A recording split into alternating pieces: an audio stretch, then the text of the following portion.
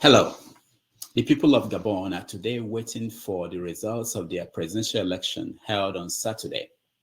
Gabon's president, Ali Bongo, hopes to win a third term in office. Ali Bongo came to power in 2009 when his father, Omar Bongo, died. In the contest, Ali Bongo had 13 opponents. After the election, the government imposed a curfew and shut down the internet in the oil-rich country. Opposition leaders are complaining that the election was not free and fair. The main opposition leader, Albert Ondo Osa, pointed out that many polling stations did not have ballot papers bearing his name. Meanwhile, President Emmerson Mnangagwa has been re-elected in Zimbabwe for a second term. The man known as the Crocodile won 52.6% of the votes, while his main challenger, Nelson Chamisa, got 44%. International observers say that the election fell short of the democratic standard. Since 2017, when Mnangagwa took over after a military coup removed Robert Mugabe, Zimbabwe had fallen deeper into poverty. Last month, inflation was 101.3%, and only 25% of Zimbabweans hold formal jobs. In Kenya, the transport minister has sacked the head of Kenya's airport authority due to power outage at Jomo Kenyatta International Airport on Friday. Passengers were stranded at the airport for hours in long lines. The airport had no backup generators. The two backup generators provided for the airport 2 years ago were not yet installed. Tourism is Kenya's top source of foreign currency and accounts for 10% of the country's GDP. It is 4:30 p.m. in Lagos, Nigeria, 6:30 p.m. in Nairobi, Kenya, 5:30 p.m. in Harare, Zimbabwe, 4:30 p.m. in Libreville, Gabon, and 11:30 a.m. in New York City. Wherever in the world you are watching us, welcome to another episode of 90 Minutes Africa. My name is Rudolf Okonkwo. My co-host, Chido Onoma, is on assignment. On our show today, Declan Galvin, a Nairobi-based political analyst and former editor at SaharaReporters, weighs in on the impact of Brics, the death of Wagner chief, and Trump's crimes and punishment on Africa. He will also take your questions on the inner workings of the media in Nigeria. Declan, welcome to the show.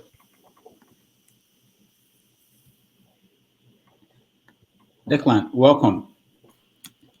Thanks, Rudolph. Thank you.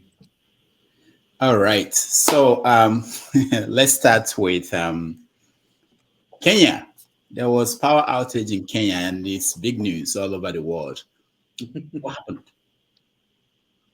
So I'm not entirely sure. I don't think we know what specifically happened, but we know that the country was thrown into a national blackout for all of Friday, a great deal of Saturday, and even in the evening, last night, it was still kind of turning off and on.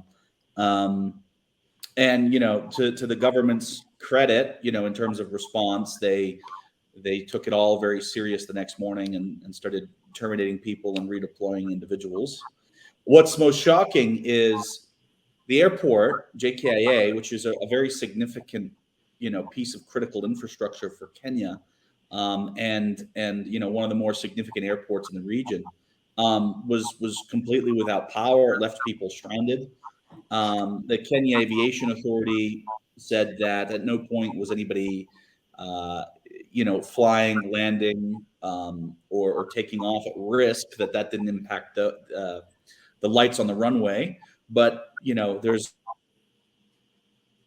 very embarrassing videos of throngs of people using cell phone flashlights to navigate. And it's terrible because Kenya is a serious country, and it's not.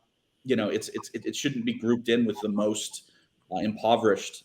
It shouldn't be grouped in with countries which need a lot of additional capacity building and institutional maturity. Kenya is really well put together, and so the fact that they did not have redundancies in place for that airport is shocking. And it makes you wonder how many other lapses there are at the airport. So I was in Kenya in 2017, and I noticed the airports, unlike most African airports, the security is very tight, and your car has to pass through whatever vehicle you're in, pass through security. How, without lights, how did they do that? What did everybody stay out of the airport for hours? What happened? So I don't actually know, but what transpired was everybody got stalled and stuck. Whether people were moving in and out, because I know the barrier that you're talking about. To a certain extent, they probably were, but at a certain point, when there was no flights coming or leaving, nobody was moving at that point. There was no place to go, which is to say, that's a huge concern. So Kenya fought very hard to be able to build its security up to the point where it can have direct flights to the United States. It's a huge economic advantage for Kenya. And so, yet we still have these problems, and that's going to be raising questions. How common is that, power outage in Kenya? When I was there, it wasn't for like 2 weeks. I didn't notice any. It happens occasionally. Certain times of the year is more frequent than others, but it's certainly not like Nigeria, right, where it's a multi-day occurrence. So it's pretty good. It's pretty steady. It's not like South Africa. So if you look at like the big countries, from the size of economies, Kenya's infrastructure is far and above better than those in that peer group. Is there any reaction from William Ruto, the president, so far? Just people around him are all furious and embarrassed, and there's no way that the transportation secretary Merkelman would have swung into action aggressively as he did without the blessing of the president. So definitely Ruto, who's under a lot of pressure, right? As time is going on nationally, a lot of people are wondering whether this government can manage the affairs of the state. And then, so just as all of that's coming to the fore, we have this very embarrassing blackout. So no question, Ruto is livid and wanted decisive action. Now, something else failed. The financial transaction system. What is it called again? I forgot. In Kenya, failed during the period. Is that connected to the power outage? So it would be. And look, so Kenya's been having a lot of suspicious delays in a lot of its financial activity. Some people are wondering whether it's kind of a result of some of the cyber and DDoS attacks that happened against the country a couple of weeks ago, whether the banks and other financial institutions or like M-Pesa are kind of fortifying their security as a fallout. But there's been a lot of other delays. And then we have this big blackout, which of course would have then impacted. So if the power's out, then it's going to impact internet connectivity. It's going to be impacting the use of telecommunications. It's going to slow things down, and that will inevitably have an impact on the ability to conduct financial transactions. Mm-hmm. Okay, let's go to Zimbabwe. There was an election, and the result was announced, and our man, the crocodile, won third term. What is your take on that? Oh, second term. Yeah. So look, no surprise in terms of any of that. It was of course there was systematic irregularities. There was intimidation of civil society. There were suspicious patterns in terms of the rate at which presidential results were being announced, where MP races weren't necessarily being announced at that same pace. So lots of the typical manipulation that we've come to associate with Zimbabwean elections. Yeah, but now we can say it's not just Zimbabwe. In Gabon, exactly the same thing that plays out across Africa. There will be election. The opposition will say, "Oh, this was rigged." no more complaints like my name was not on the ballot, and so is anything changing across Africa?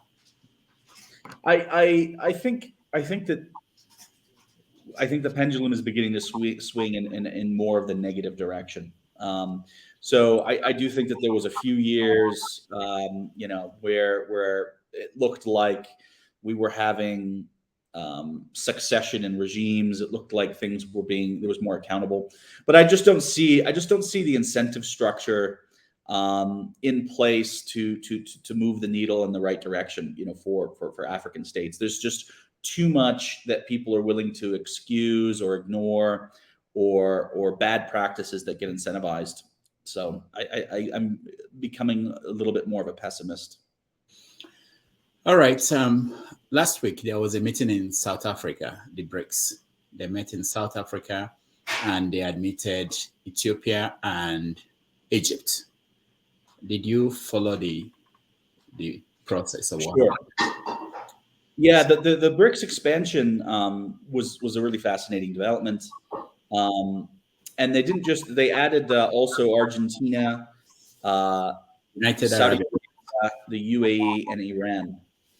And I think that one of the so if we just look at Ethiopia and Egypt, no pun intended, I think that the key reason why both of those countries were admitted is distilled down to water. So if you look at the tension between Egypt and Ethiopia, primarily it's focused on the Grand Ethiopian Renaissance Dam, which is basically leveraging and utilizing the Nile in order to kind of promote Ethiopian development and whatnot. And Egypt has historically been very, very sensitive around how people deal with the Nile, because they see this as their lifeline, and it's essential. So anybody who's going to be damming or impacting the flow of that water, Egypt gets very upset and hostile towards. And it's not just been Ethiopia; it's also been, to a certain extent, Uganda.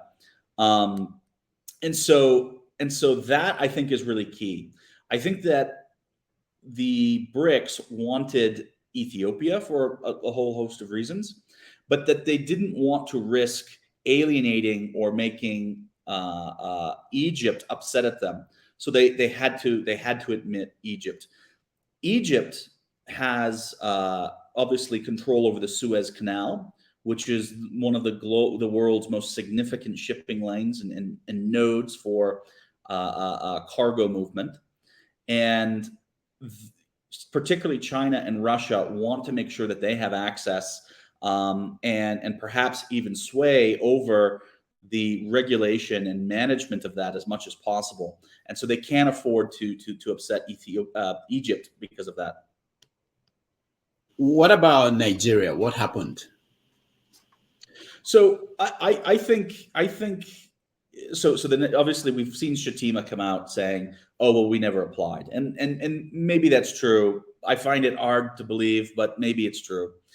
It doesn't matter, because the decision, at least according to my assessment, on which countries to include had more to do with trade-offs than actual people bringing in an enormous amount to the table, right? So Nigeria, I don't know what Nigeria would necessarily bring. There's some things that it could bring to the table, but they already knew that they wanted Ethiopia, and they admitted Egypt to just make sure that they didn't upset too many people. If we look at the inclusion of Saudi Arabia, UAE, and Iran, the one country out of all of them that was recently admitted that can really call this a major victory was Iran. So Iran has, of course, been alienated in the international system, led through U.S. sanctions. And this inclusion is really one of the most significant multilateral institutions that Iran is now part of. And because of a lot of the financial sanctions, which denied Iran's ability to use SWIFT in its banking, that's basically how a lot of international financial transactions gets moderated, is through SWIFT. They could potentially be a really key player in finding an alternative to the SWIFT system, which is what China and Russia both want to do. So including Iran also means that you need to include Saudi Arabia. Otherwise, you're going to be picking sides on the kind of the Gulf state divide. And Saudi Arabia does bring quite a bit to the table in terms of petroleum products, in terms of capital, in terms of having a really kind of interesting foreign policy presence. So all of that really interesting diplomatic stuff that I've just highlighted, where does Nigeria fall into that, right? How is Nigeria actually kind of involved in big state politicking? Why?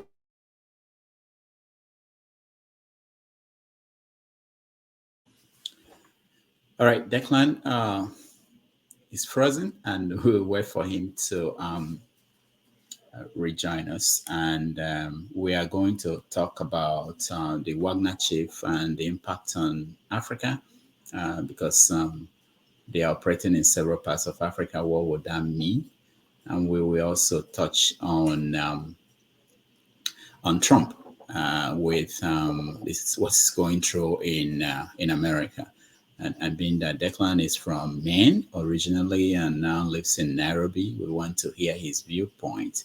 I think we will get to all that, and of course, you have an opportunity to question him, and if you have any concern, even if it's based on his work when he was with SaharaReporters, and we hope that some of our people who were interested in talking to him last time he was here will be able to join us. All right, Declan. Sorry for interrupting. Yeah. So just to highlight, because I'm answering your question, but in a roundabout way. Nigeria, if you look at all of the big stakes at play within why certain members were included, it makes sense that Nigeria would not be included because it's there's no big stakes for them. There's no massive contribution that they'd provide. And it's clear that Brics, core members wanted to be highly selective in how they brought people in and not to upset people along the way. Do you think that this will change the geopolitics of Africa, that Nigeria not being there, or that the people who are there, they have any advantage when it comes to African politics? It'll have, of course, some impact, but it won't reshape anything. I think in previous conversations, you've asked the question, does Nigeria need Africa more than Africa needs Nigeria? And my answer is Nigeria needs Africa more, right? The continent will move forward whether Nigeria is along or not. There's only a couple countries in Africa which were admitted. Many more were not. So I don't think on that front there's going to be much of a change. Secondly, South Africa has been a member of Brics for well over 10 years, and yet it is in probably its worst management, financial, economic, governance state since the end of apartheid. So it's clear that Brics is no silver bullet and will lift countries out of problems or despair. Yeah, talking about what could change, do you think that if they succeed in providing an alternative to the dollar, that will make an impact? Yeah, it would. However, I think that we're many, many years off. All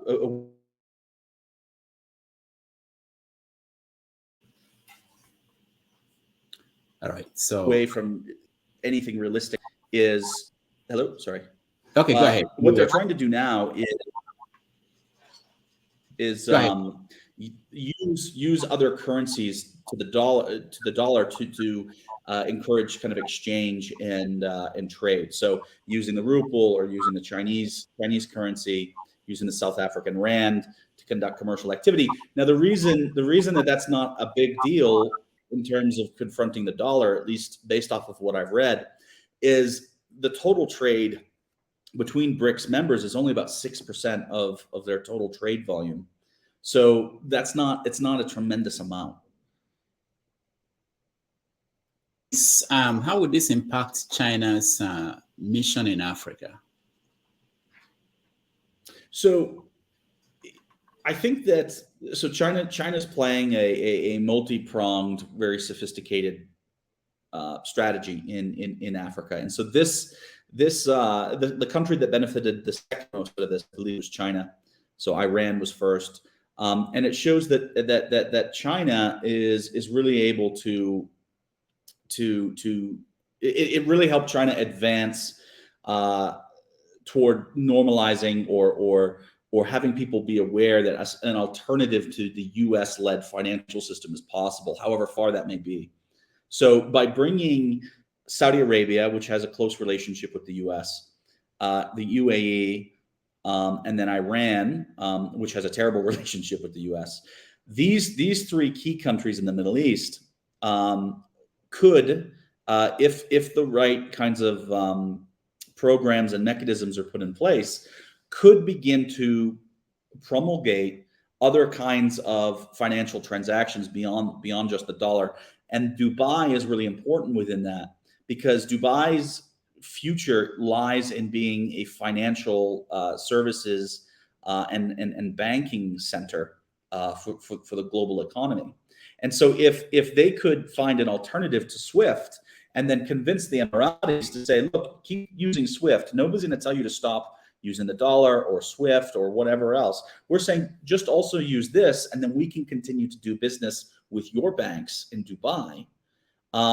Then all of a sudden you start having kind of a toehold into eroding what would be a U.S., overwhelmingly U.S.-led global system. I know I'm talking more about the Middle East, but there's a reason for that. The answer to your question actually does not lie as much in Africa as it does the Middle East.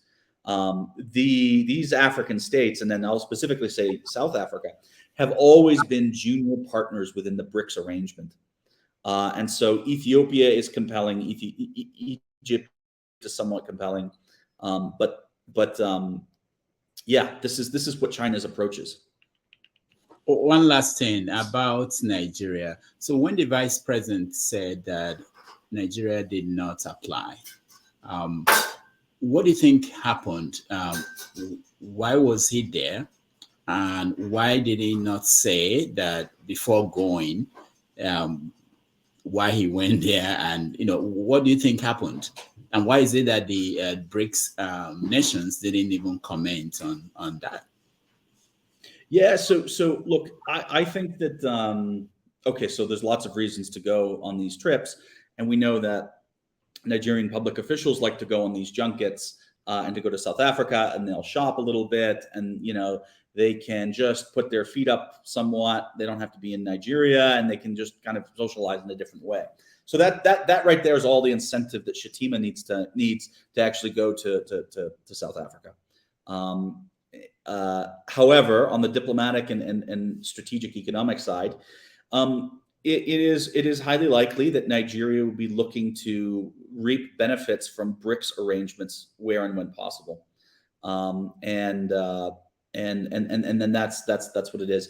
I'm not sure if specifically China and Russia nodded to Nigeria before the BRICS summit, saying, "Look, you're being considered." The sense that I get, I would hope that Nigeria knew that they were not high in the ranking of new BRICS membership ahead of time, because there's so many pre-meetings and arrangements that's necessary. So I would hope that it didn't come as a surprise to anybody, but then again, I don't know. All right, let's look at West Africa, what's happening in Niger Republic.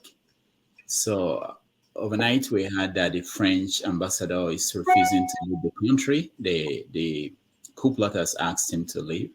We also know that Tinubu, the president of Nigeria, is saying that he's the only one stopping ECOWAS from moving in. What do you think about these two? What do you think? No, okay, so I think that Tinubu and his administration, they're certainly flapping. Nigeria has a whole score of challenges and problems that any administration, whether you think Tinubu is ready or not, but any administration would have tremendous difficulty in managing this. But he's an old man, and I think he's weak, and I think his government is weak, and it's important for him to appear strong, and that kind of rhetoric from the Nigerian head of state, one of the key anchor states in ECOWAS, could serve that domestic agenda in one way or another.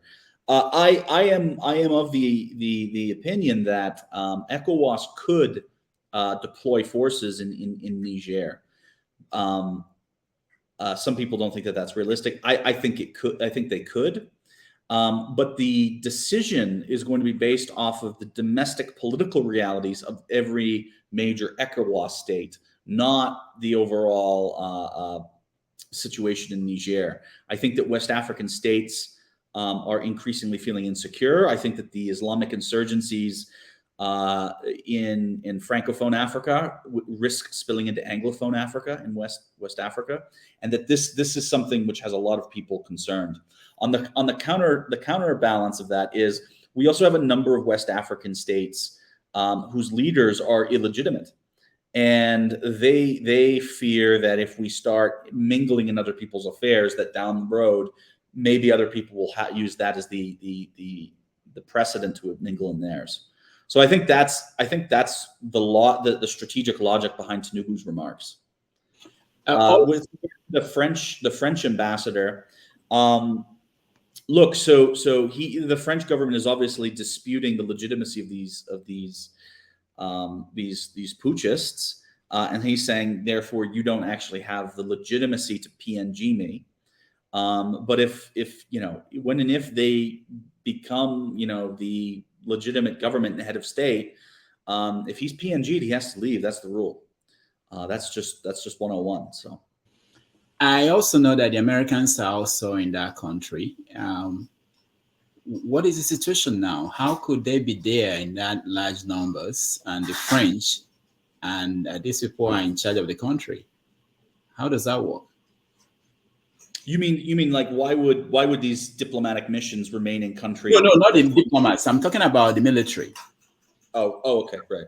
Yeah. Look, yeah, you're right. The U.S. has a pretty kinetic military installation in Niger, which has been used as a staging ground for drone operations. And if you remember, a few years ago, several U.S. military soldiers were killed in Niger. And so yeah, the U.S. definitely has a presence there, and the fact that the country's been overtaken by putschists, coup, basically coup. They're not coup plotters. It was successful. That's awkward. The U.S.'s position would be, we're not going to retreat away from anti-democratic activities. We have significant security investments in the country, which we will remain and oversee. But this is messy. It's very messy. So if they ask the Americans to leave, do you think the Americans will resist? I do. Yeah. They will say no. So if they were to, I think they would. They would say no on if they say get rid of the embassy. The U.S. would resist, and for the same with likely the same line of argument that the French have been using. Maybe they would get rid of the ambassador and they would just have a charge d'affaires in place. But yeah. All right. So now, what do you think will happen next? What do you think will happen, and how would that be resolved in the Niger Republic situation? We know that Wagner Group were there, and now that the chief is dead, what is the impact? So okay, with Prigozhin's elimination a couple days ago, this does not. So just take the personalities out of it. Russia has an embedded interest in finding ways to circumvent both sanctions that have been placed on them, as well as a way to kind of enrich, the oligarchs and sycophants around Vladimir Putin. That is very much how the Russian state operates.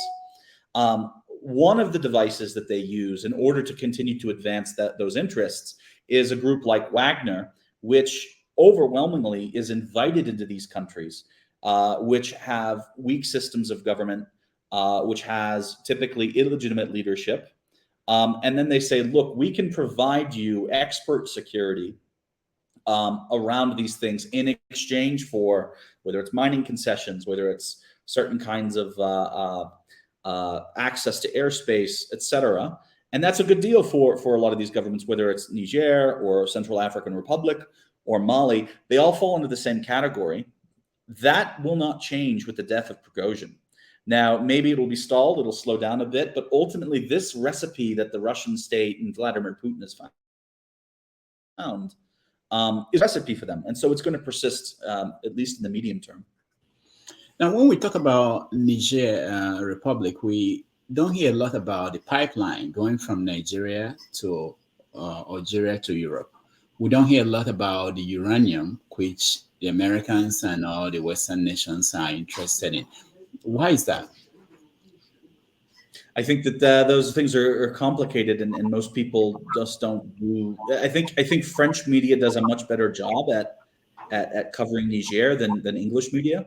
But you're right. I mean, these are critical elements of where Western and Eastern interests, for that matter, are in Niger.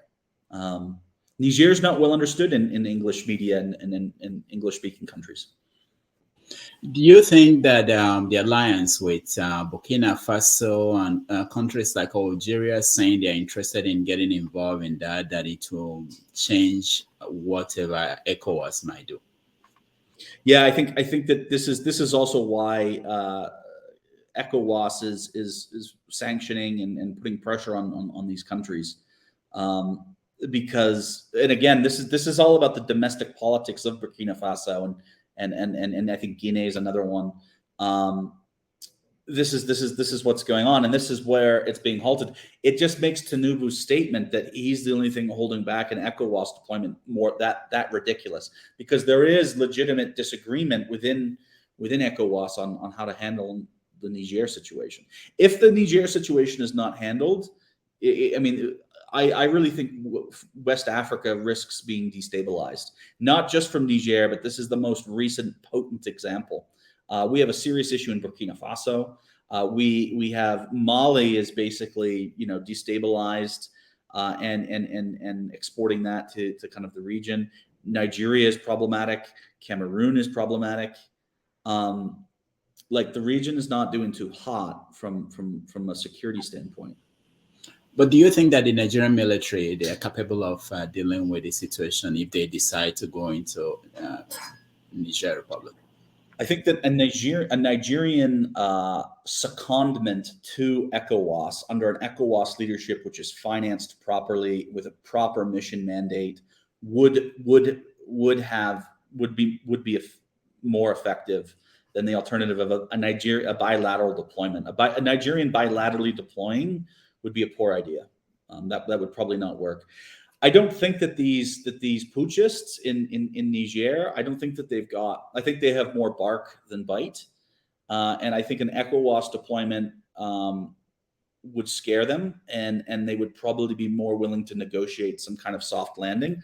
If you remember, I think it was 2016 or 2015 in Gambia, when Gambia had its election, Yahya Jammeh lost to Adama Barrow, and at first he said he was going to step aside, and then he says, "No, I think I'll stay." And ECOWAS was going to deploy, and that was going to come with the assistance of Senegal. And when Senegal began to move its forces closer to the Gambia border, and they basically issued Yahya Jammeh the ultimatum, that's what made him leave more than anything. So I think a similar scenario could play out in Niger, but it would have to be well managed, and I think it's more complex. All right. For our viewers, in another 10 minutes or so, you will have an opportunity to join us and talk to Declan. Let's come back to your former country, America. Your former country, America. So I know you are following what's happening with the former president, Donald Trump. What are you seeing as someone who is outside of America? How is that playing out in Kenya? Look, so I think that I think that the majority of people that I hear from here think it's all funny and ridiculous. I mean, it's all very it all sounds like African politics. It's all something that we're familiar with if we study what's going on here. And people have in their heads built up that the United States doesn't really do this, right? That the U.S. has decorum and it has democracy and it talks about constitutional practices, and yet you have the former head of state embroiled in all this legal drama and breaking all sorts of really sensible laws, and withholding property that doesn't belong to him from the government. It's all very familiar, and I think people find it funny overall. I mean, yeah, so that's what it is. It's all embarrassing, actually, is what I think. But someone like the former president of Angola went through something like this after he left office and actually handed over power to someone he trusted. Now, someone like Museveni in Uganda, watching this, do you think he's worried about what might happen to him when he leaves office? Museveni. Yeah, definitely. Yeah, look, so this is something that all leaders who've managed the affairs in a corrupt way worry about. Trump included. So yeah, Museveni is frightened. Same thing in Zimbabwe. Same thing with the governments in Nigeria. That people are always worried that they'll get pursued after office, so they don't leave. All right. What about you? You're from America. Do people meet you and say, you're Americans, what's going on in your country? And because I know that there are some stories out of Nigeria that when people see them here in America, they come to me and say, what's going on in your country? What do people say to you when they see you? They ask me what's going on, and I just tell them that I've abandoned it, and I'm a refugee in Kenya. So they ask, and I provide them, the same kind of response that I provide to you, that the guy is guilty, and he had many more chances than the average person to change his ways and to avoid the worst of it. But I'm proud that we have institutions that are pursuing these people, and I'm proud that there's still elements of our citizenry and of our and bureaucrats within the government who do what's right by the rule of law. I'm very happy for that, and I feel bad for them that they're getting beaten up.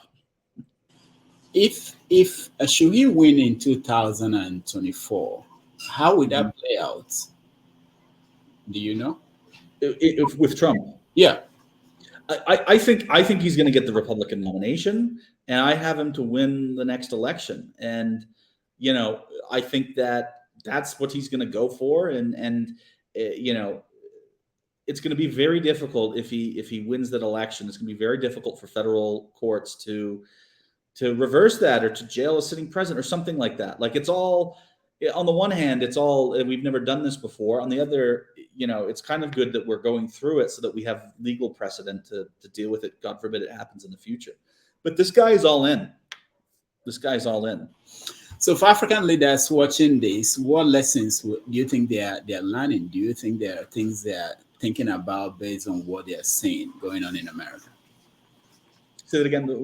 No, African leaders who are watching what's going on in America, what lessons do you think they are learning, and what do you expect them to do in reaction? Because that's typically how it goes. This really does erode, American credibility.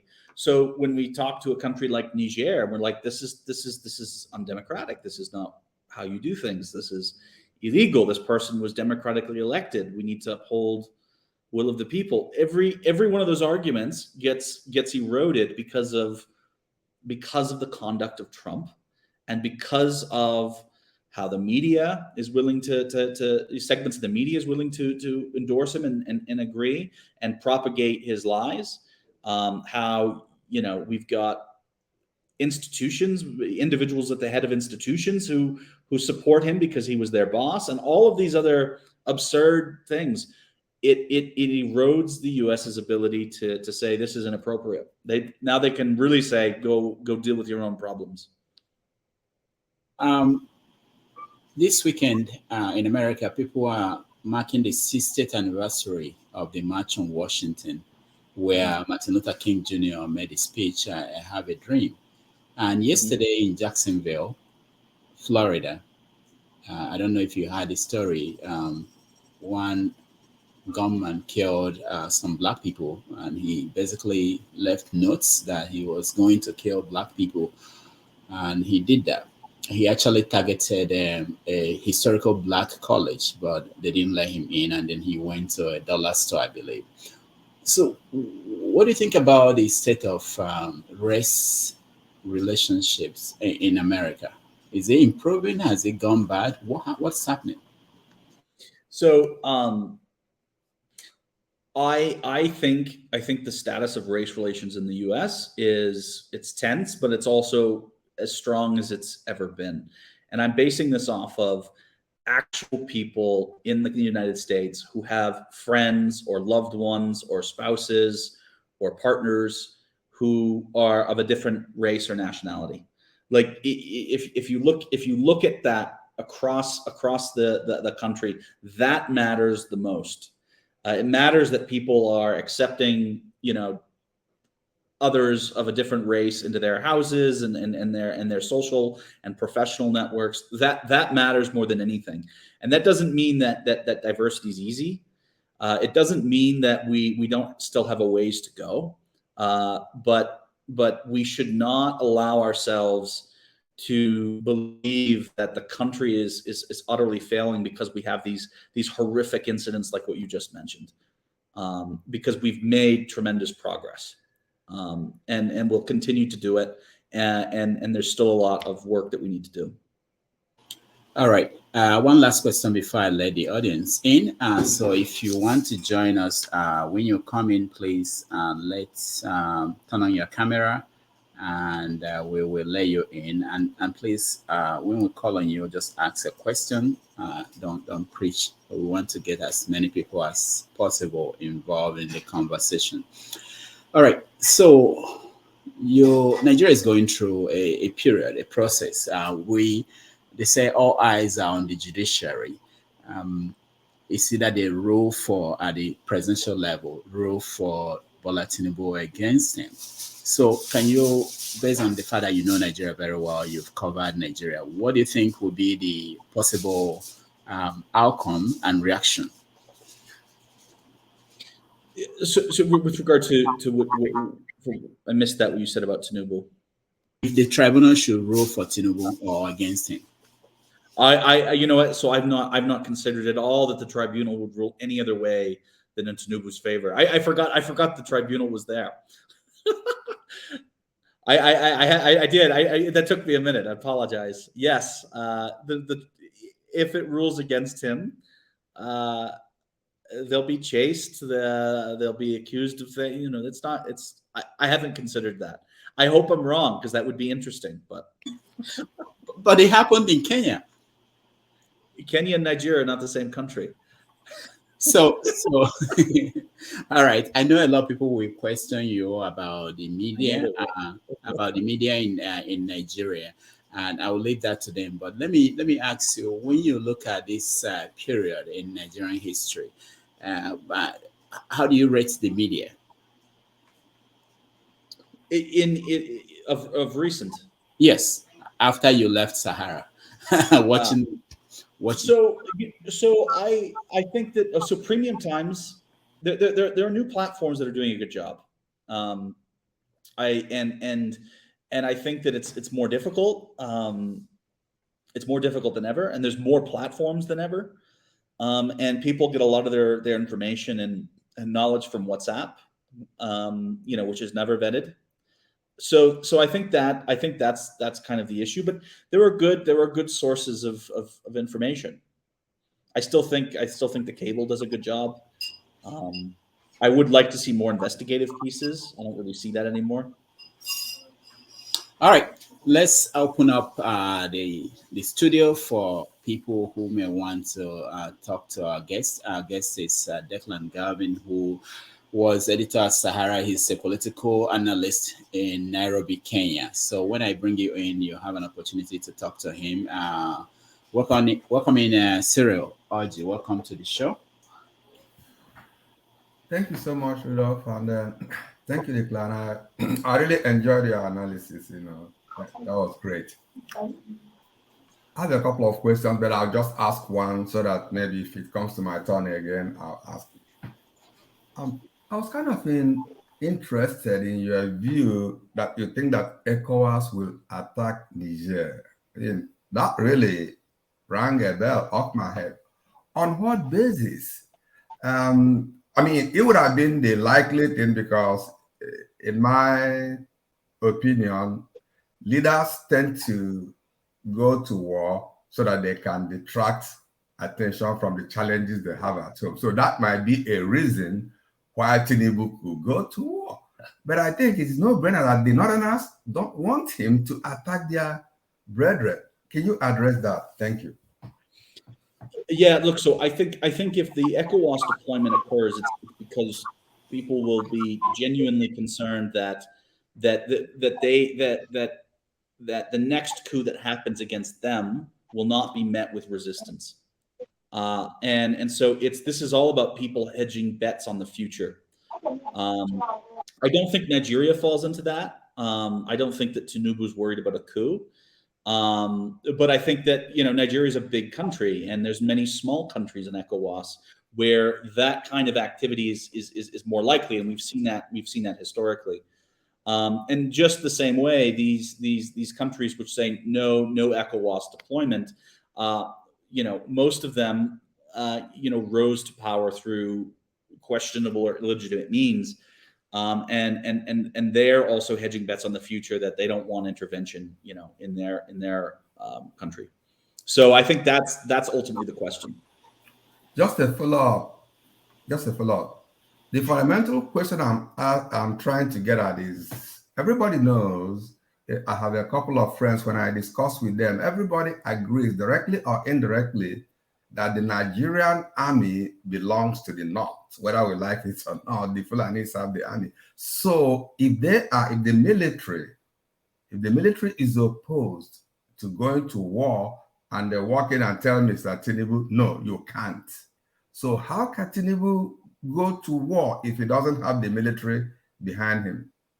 Thank you. Yeah, and I think that ECOWAS will look to build, a force to deploy.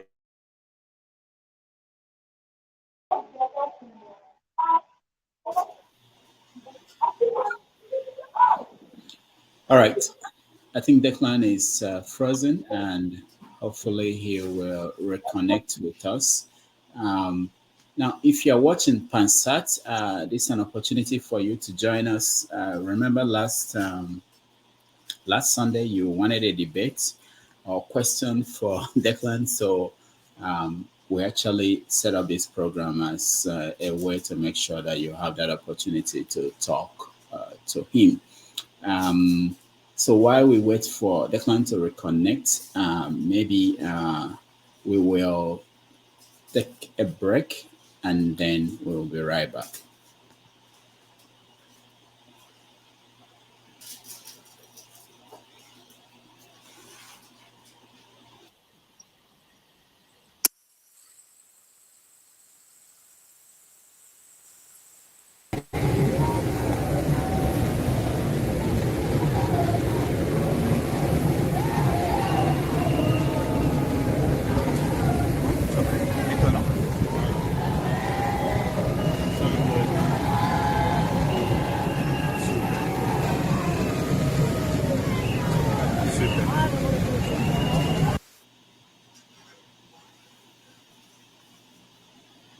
All right. Sorry, Rudolf. My internet went down. Yeah, I could see. All right. Welcome back. And then let's go to Tone, you're next.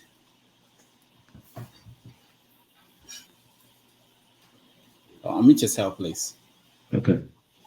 Hi. Good day. It's afternoon here in London. Right. Question is to Declan. Declan, you declared so calmly and confidently that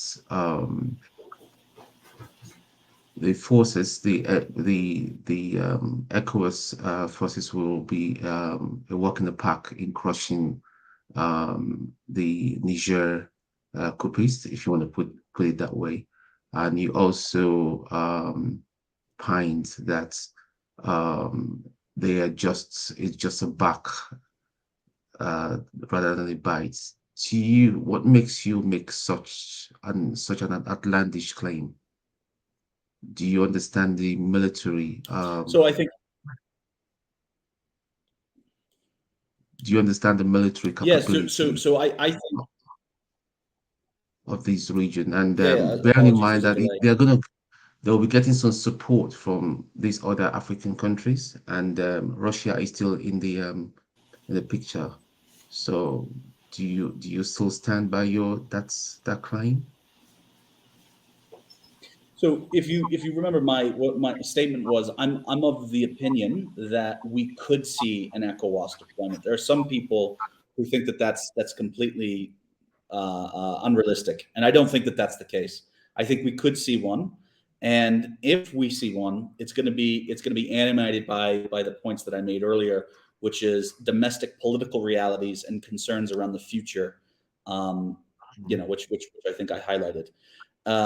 In terms of the military capabilities of ECOWAS, those are there, no question about it. ECOWAS has member states and standing forces that are able to do something like a deployment to Niger. It's just a fact. It's happened. There have been ECOWAS deployments in the past. There have been secondments for peacekeeping and stabilization operations.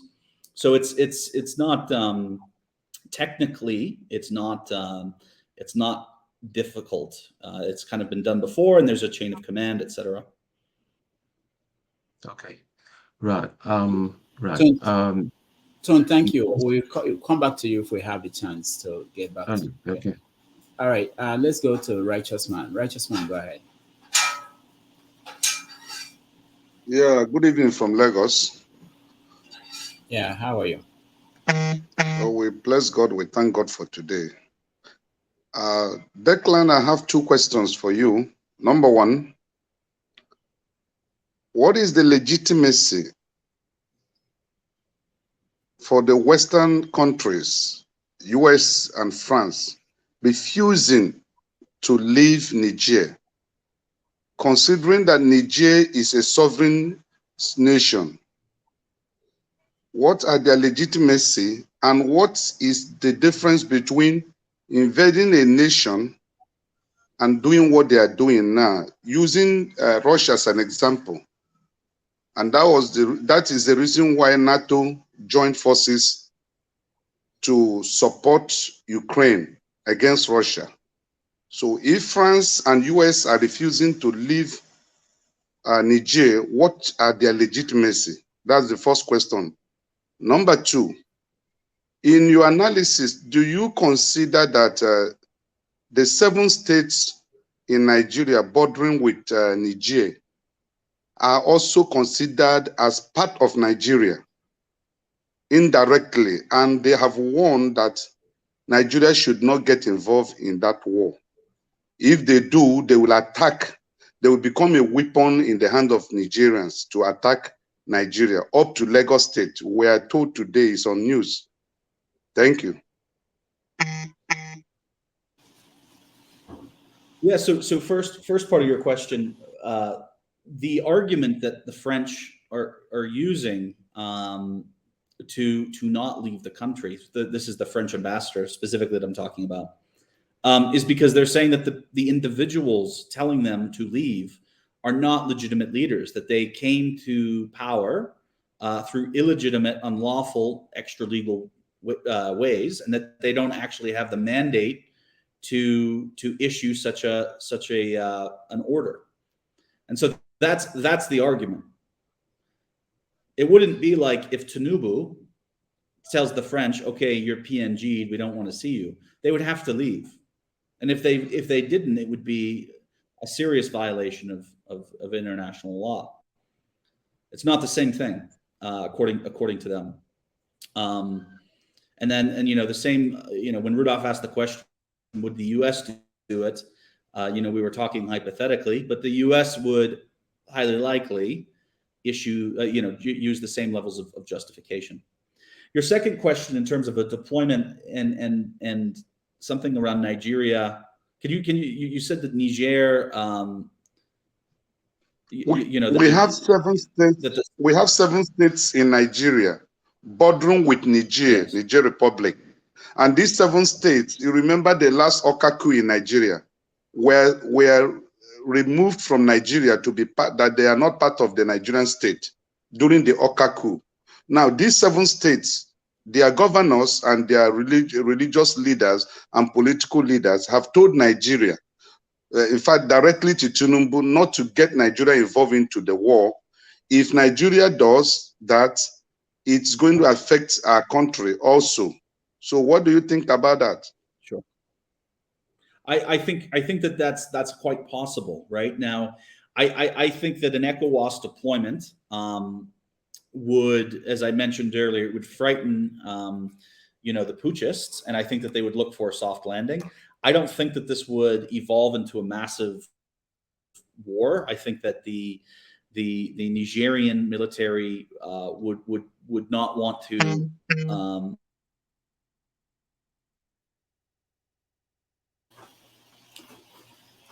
All right. So once again, I think Declan is internet is frozen. Can you hear me? Okay, go ahead. Sorry, it's probably what I mentioned with the power and the issue with electricity. So yeah, so look, that's the answer. I don't think that it would be a rough and tumble war if ECOWAS deployed.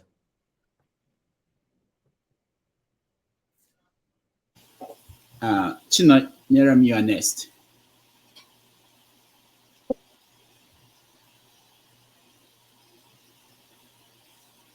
We can't hear you, Chino Nyeram.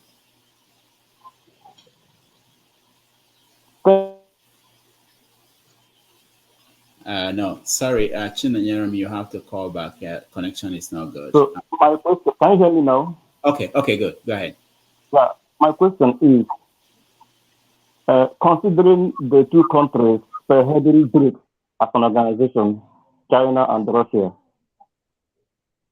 Mr. Declan, do you think Brics as an organization poses as much threat as popularly conceived they do to America in particular and NATO in general, in both their political and economic hegemony? Do you really think Brics as an organization, considering the 2 countries spearheading it, Russia and China, do you really think they pose as much threat as popularly conceived they do to America's political and economic hegemony? Thank you.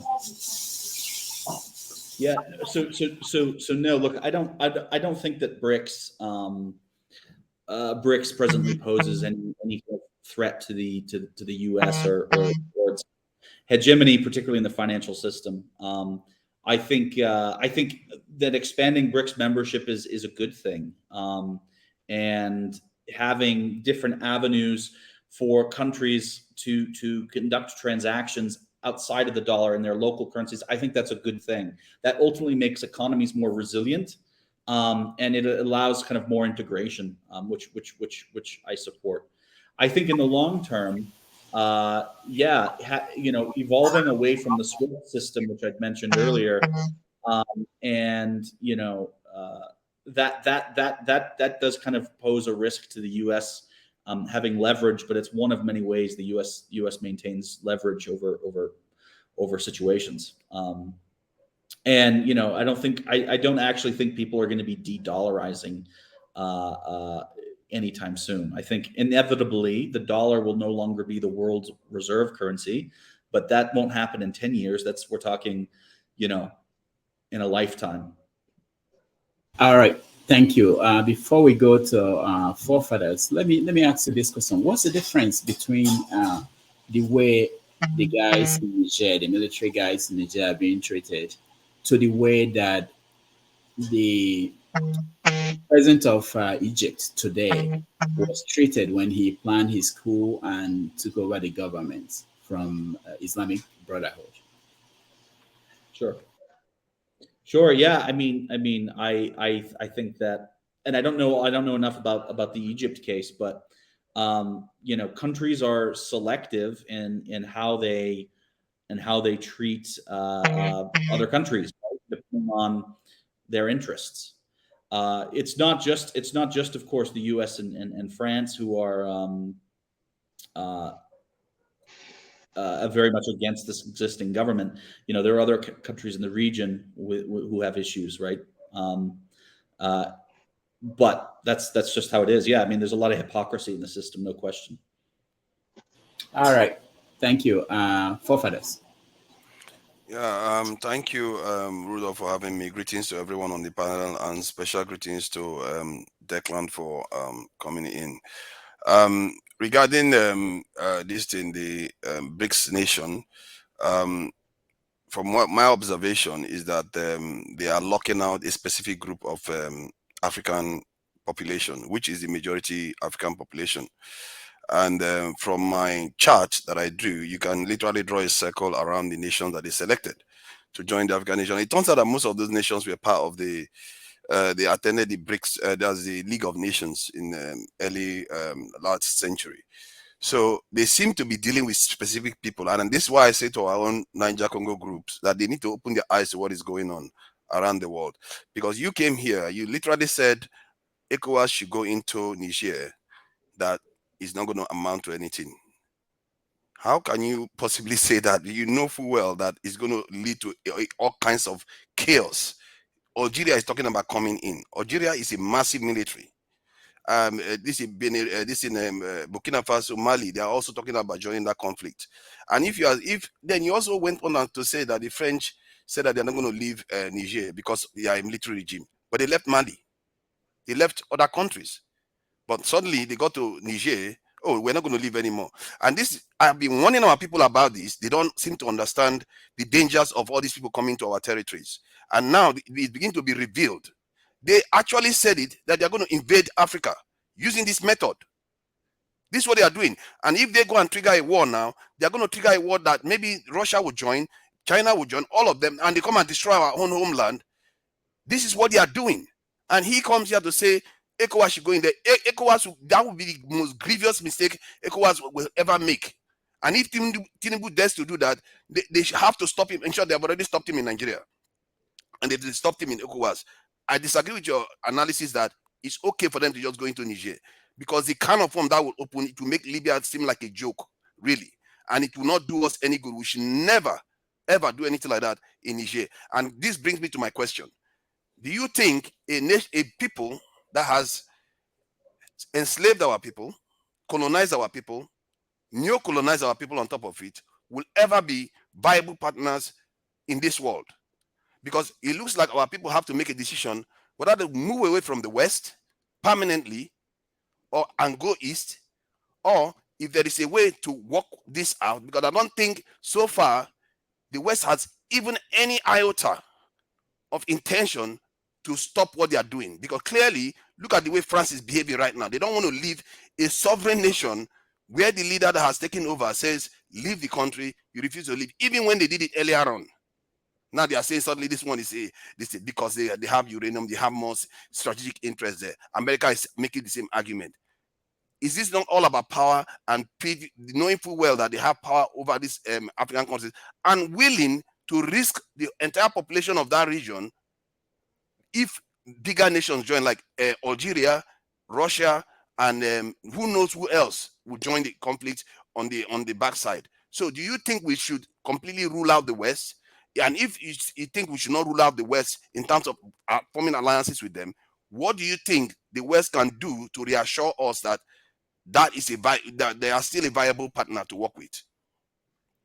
Sure. So before I answer your questions, I never said that I thought ECOWAS should invade. Never once did I say that. What I I thought you said said, they can go into deploy into the country. I said that they technically can. That didn't mean that I think that they should. Right? Right? I don't know. I don't know what the difference is. The I don't know difference what the is, difference is. the difference, and again, what I had said was, people are saying ECOWAS can't go in. They could go in. It's fully within their remit to deploy. That's a completely different statement than me saying we should have Niger invaded. And so that's a huge difference. But I didn't hear you say the opposite, though. That's the other thing. I didn't hear you say Niger should not be invaded. So because I'm giving an assessment, I'm saying this, a lot of people say that this isn't possible. And I said, actually, I hold a minority view, which is that ECOWAS could invade. That doesn't mean that I think that it's a good idea. Exactly, but you didn't say the opposite, that you don't think, because what you are painting, you're painting a picture that it's okay for them to do it. So forefathers, then don't assume that that's what I thought, because it seems like you based a lot of your subsequent thinking off of something which was never stated, which is fine. You don't have to state it. You don't have to state it. It's the impression you are living with people. If you didn't know that, I'm just leaving that for you right now. You are living the impression that it's okay for them to go in, but not okay. I think anybody who listens says that I'm fairly measured in what I say, and then when I want to offer some commentary, I'm pretty clear on that. Anyway, now you understand, which is fine. In terms of your question of does the West actually represent kind of good partners, or is this a region which African states should partner with? I think absolutely. If you think that one side, East or West, will not advance their interests as much as possible, then that's a joke. Every state who's serious in being involved in diplomacy and strategic economic engagements are going to advance their interests as far and as much as they can. If you see that as exploitative, then my suggestion is that we need to really actually make sure that the governments in Africa or anywhere else are in a position where they're actually going to be able to kind of push back and also play some more serious diplomatic games and not allow for this exploitation, because I don't think that that's the way things are going these days. I get what you are saying. However, given we've seen the relationship that Russia has with Iran and Syria and other countries, they've maintained relatively benign relations in terms of not exploiting those nations. And we've seen other relationships that China has had. Compare that with the relationship that Western people have had, including France.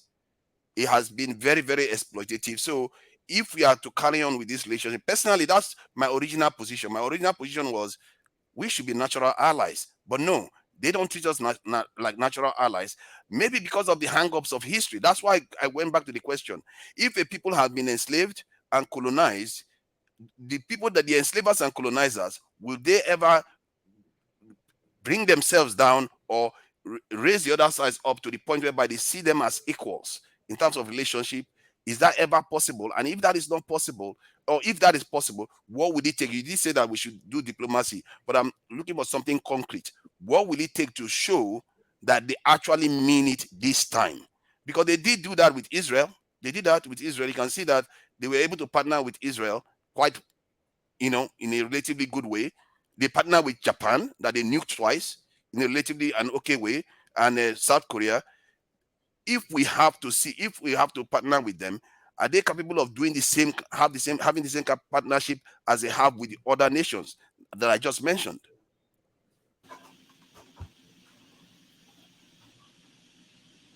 Declan.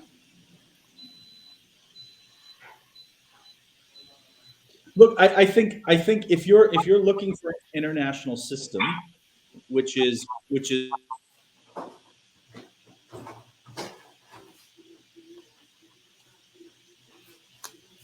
All right. I think he's frozen. Can you guys hear him? No. Okay. I cannot hear him. So we'll wait for him to rejoin us, and and continue the conversation. I also we want to know. I think there's something that I think is actually not talked about a lot, which is this the end of colonization. If this is the final battle for Africa to be truly independent of either the West or the East, and how is that going to happen? So I think that's what hopefully that's my reading of where forefathers is going to. I don't think that both the East and the West are that they're basically going to be partner without their interests. I don't know which one is better. I don't know if I would say that China and Russia are better than the West, but we've tried the West, and we know the results, and we also know the result of what China and Russia has done with other partners. The West, they are capable of doing it. We've seen it with Japan and other nations like South Korea and Israel. But it's just that with us, maybe because of hangover of history, they just seem to be incapable of doing it. all right, let's hear Declan. Sorry, yeah, I don't know where I dropped off. Look, so I think if we're going to be searching for an international system that's devoid of racism, we're going to be looking for a long time. The reality is there's an enormous amount of racism within the diplomatic sphere, which is it's totally unacceptable, but it's there. It's a reality, and it's not just West versus Africa. It's not just white versus black. I have spoken to African diplomats who have terrible racist things to say about Asians. So this is part of the system that it is, and I don't like it, but that's how it is. I think that probably the more productive way is to look at building economic and political relationships is to look at it like a balance sheet. Like, what do I get out of this engagement? Does this actually fit within kind of my national strategy and the development agenda? That's the way to do it. And you don't always have to like your partners. What you have to do is you have to have a balance sheet and a partnership that makes sense to you and that can be sustained. I think the rest was probably going to lead you astray. I agree with you on racism. Racism, I don't care for racism. It doesn't matter whether they are racist or not. The important thing is whether you can partner with people. Like I said, they partnered with China and Japan. They partnered with South Korea. They partnered with Israel just fine. And my issue is I don't think it has anything to do with racism per se. It just has something to do with what you are already used to doing, what is already baked into the bloodstream.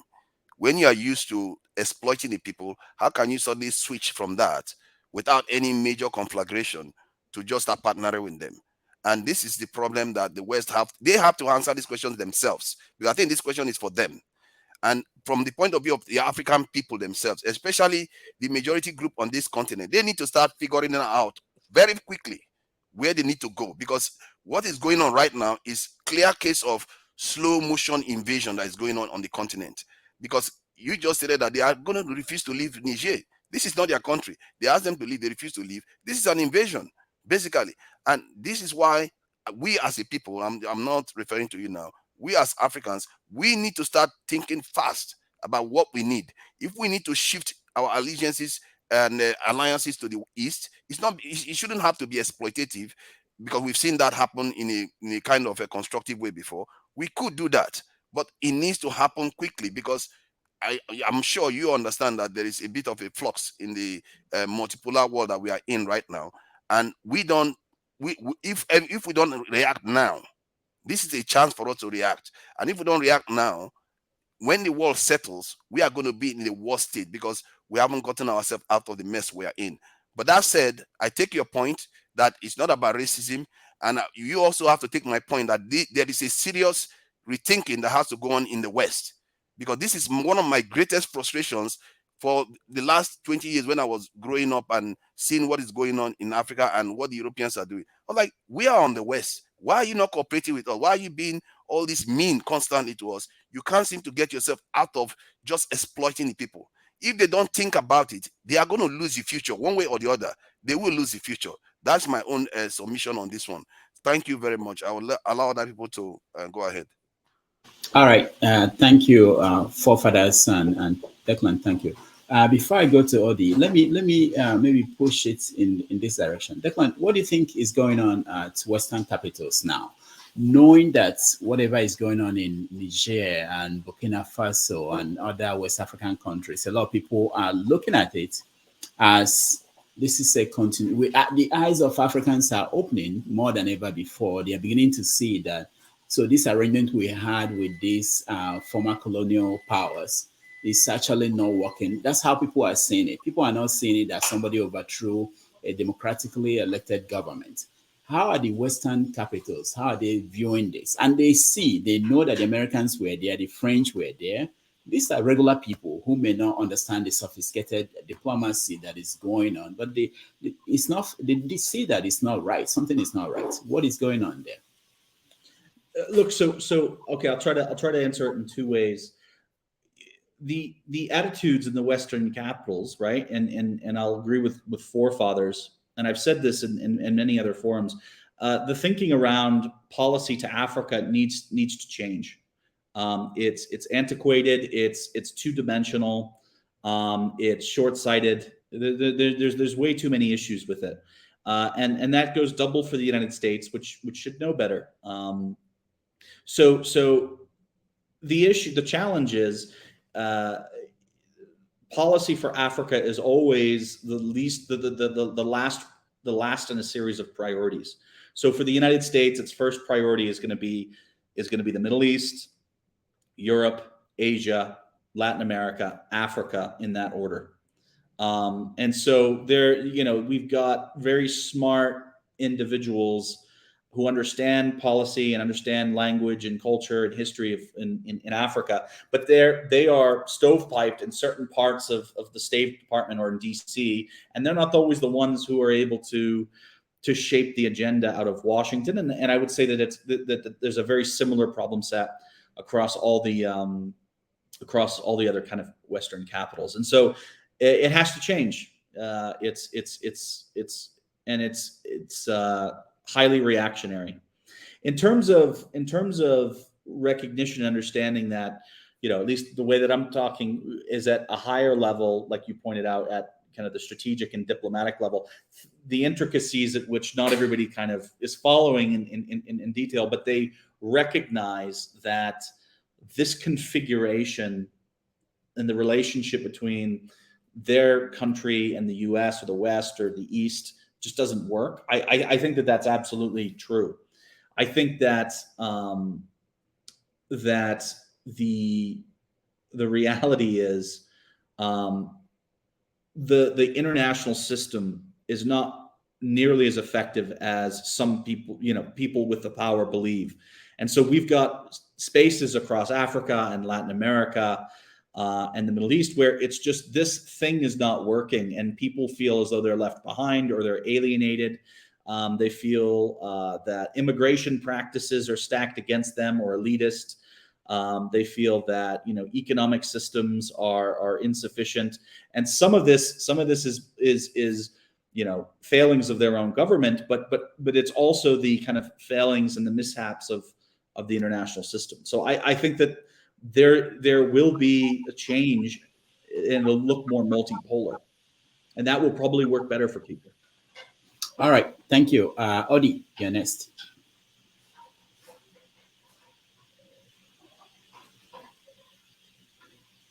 Unmute yourself, please. Thank you, Dr. Damages. It's always very nice to be here, Declan, I think this is one of the most insightful, analysis I've heard. Someone I actually do agree, many things about what's going on, African policy of the West, and the forefathers. I'm very happy for the things you brought to the book. Here's my own, my question for Declan was going to be on the Western African policy, but I like how he analyzed it and, very honestly putting Africa at the bottom feeders, right? I disagree with forefathers when he said this is not about racism. I think Declan kept trying to stress that this is about racism. He doesn't support it, but this is what it is. You know, I've been reading a lot about the First World War. You know, most people focus on the Second World War, but the First World War shaped the world as it is. You know, in Africa, we keep crying about how the colonial masters sat down and in Berlin and drew our maps.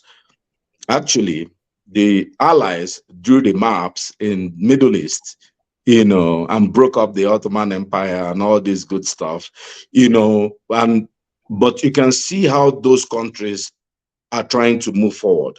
And this builds into what Declan was saying about how does the West view, you know, the priority, what's the priority for them for foreign policy. Now, what may have changed, and this is why all these discussions become very important, because, you know, people need to know. Somebody mentioned something about the internet. You know, the archaic way that the West has seen Africa cannot continue, right? You know, 120 years ago, there was no Igbo man maybe in American soil, like, you know, educated, gone to university and all that, or Hausa or Yoruba. But many of these things have, you know, yeah, Declan, where did he go? You know, many of these things have really, really changed. There's Yes. there's no point carrying on when he's not here because he's not going to hear you. Okay. See, Yeah, let me just talk around. About the racist thing that you say you disagreed on.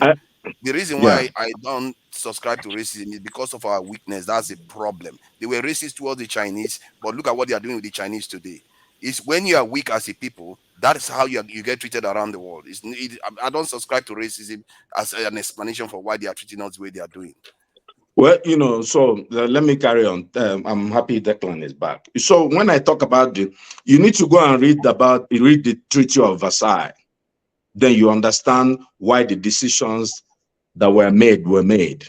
You know, when you read when you understand, you know, the Turks had to fight their way to freedom from the Greeks, you know, essentially in the First World War. That's why you have Ataturk, and then you have Turkey as a country now. Turkey as a country would have been under Greece. But we'll, you know, let's come to Africa. You know, my whole issue is Nigeria is a huge country. Nigeria has sent a lot of diaspora, very educated people all over the world. The idea to continue to see Nigeria by the West, to continue to see Nigeria as that West African, you know, colony, you know, and by the way, forefathers, I disagree with you when you say neo-colonialism. There is colonialism in West Africa. It has not changed. There's nothing new about it. You know, people keep throwing about these terms. If, you know, the foreign reserves or foreign, you know, input exports of, you know, about how many West African countries, 50% of it are housed in Paris. What could be more colonial than that? So, and these people decide who becomes, you know, the leaders of these countries.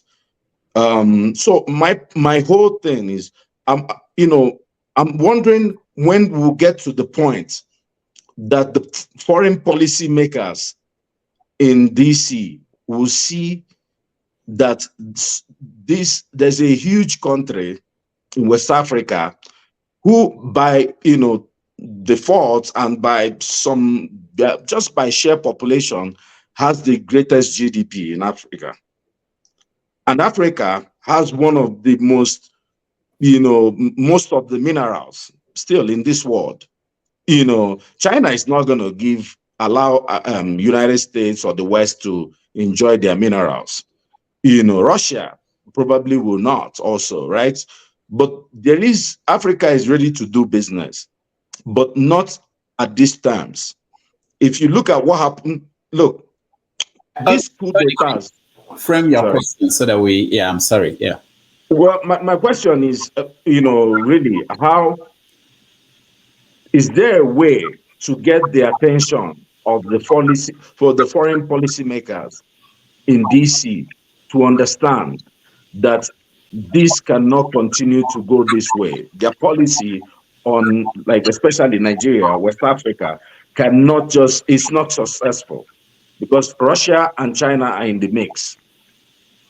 All right, thank you. Declan. Yeah, so I sorry, I got my internet dropped in the middle of what you were saying. Here's my big thing. Look, I don't want to be misunderstood on this point. I don't think that foreign policy or diplomacy between countries is overwhelmingly driven by racism. But I would not deny that racism and prejudice and a whole range of other social ills are part of how people relate country to country or person to person at a diplomatic level. And that's unfortunate. That's I just want to be more succinct on that point. I would also say, it's at least clear to me, and if I put like an academic hat on, that the international system that we all operate in, and we brought up earlier about how the boundaries of Middle Eastern states and of course in African states were drawn up by foreigners, before or after wars. That there we do have an international system based off of the legacy of racism and domination, and I think we'd be foolish to not think that is one factor out of many that shapes relations. I think we can overemphasize these points and say, well, the reason we have these issues is because of racism and colonization. But I think a lot of that's also an excuse. I think that there's been enough time that's moved on, and that there is enough good people and educated people and creative people who can work through these issues despite those historical injustices. All right. Let me just say that for those who are in the studio, please turn on your camera if you want to ask a question, and sit up and dress up. There are people who are not dressed up, who are not sitting properly. People are watching this across the world. So that's why if you wonder why we're not bringing you on, that's why we're not bringing you on. I will also get people the chance, if there are not people coming in who are in proper situation, we will give you a chance for a second chance to ask your question again. But Declan, let me ask you this question. Now, the forefathers talked about partnership, the way there was a partnership with Japan and maybe South Korea and Israel. We know that during the Cold War, the kind of partnership with someone like Mobutu and all the leaders in Africa, the West was just interested in having someone that would be there and making sure they get what they wanted. But what will you say about the partnership, the kind of partnership we see with Paul Kagame in Rwanda? What is it? Is that a kind of model that we could see across Africa with emerging leaders from the West, or is something going to change dramatically as a result of the new awareness that we are seeing? Look, I don't see Paul Kagame as enormously unique as a leader compared to kind of all others on the continent, right? There's definitely specific historical realities in Rwanda. There were relations, the U.S. in particular. Hello, sorry, did I drop? Hello. Yeah, you are back. We can hear you now. Go ahead. Sorry, I'm glad I didn't cuss, because that's what I did last time I dropped. So look, I don't think Rwanda is that unique in terms of how the U.S. treats it. I think that maybe the U.S. Has given Kagame more passes than other countries, but it all feels very similar to me. There's not a lot of variation in terms of some of these leaders. All right, thank you. Sams, welcome to the show.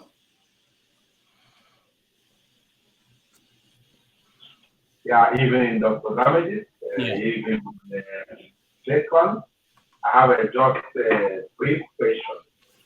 Mr. Declan, are you, as an African expert, are you aware that the former president of Nigeria died 5 years and was still in the office? Are you aware of it?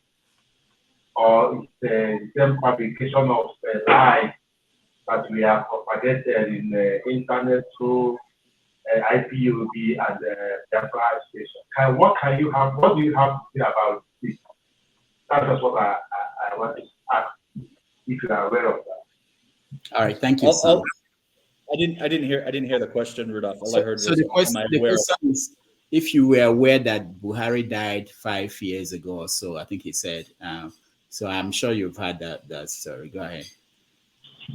Yeah, I mean, I don't think that's true.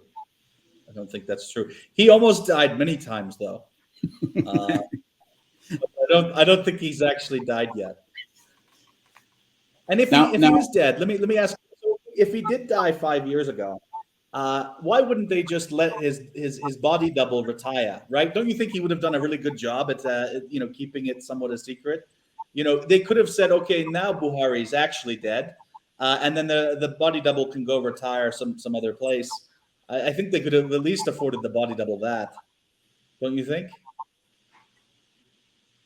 I don't ask you because it was in the public, and anybody with common sense and the brain still in fact would see that if you know Buhari before and know Buhari of late. But that is by the way. Let us come to the contemporary news. I have a fast question to you.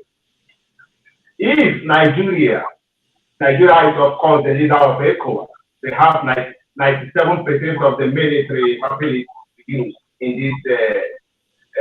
If in case they will invade Niger, do you think, because Nigeria is the biggest country in that part of the world, do you think Russia, as a country who has a long years of animosity with the British, and you know that the Brits are taking a lot from Nigeria, most especially, do you think Russia will support any country or any agitational movement in Nigeria to make sure that Nigeria is dismembered? Will it be of Russian interest to do this? Please, may you answer me? Thank you. Would it be in Russian interest to dismantle Nigeria? Is that the question? Yes. No, I don't think so. I don't think that.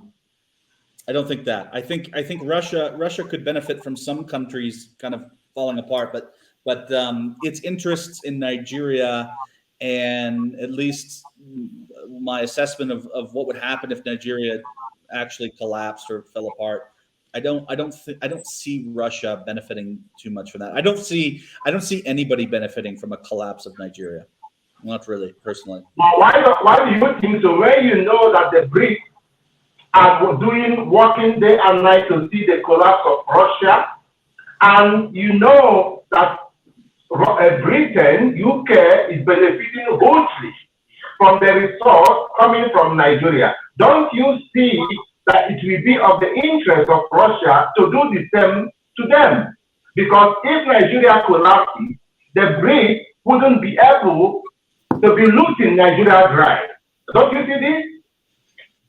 I also don't agree that I think you said it was the British. I don't think the British want Russia to collapse.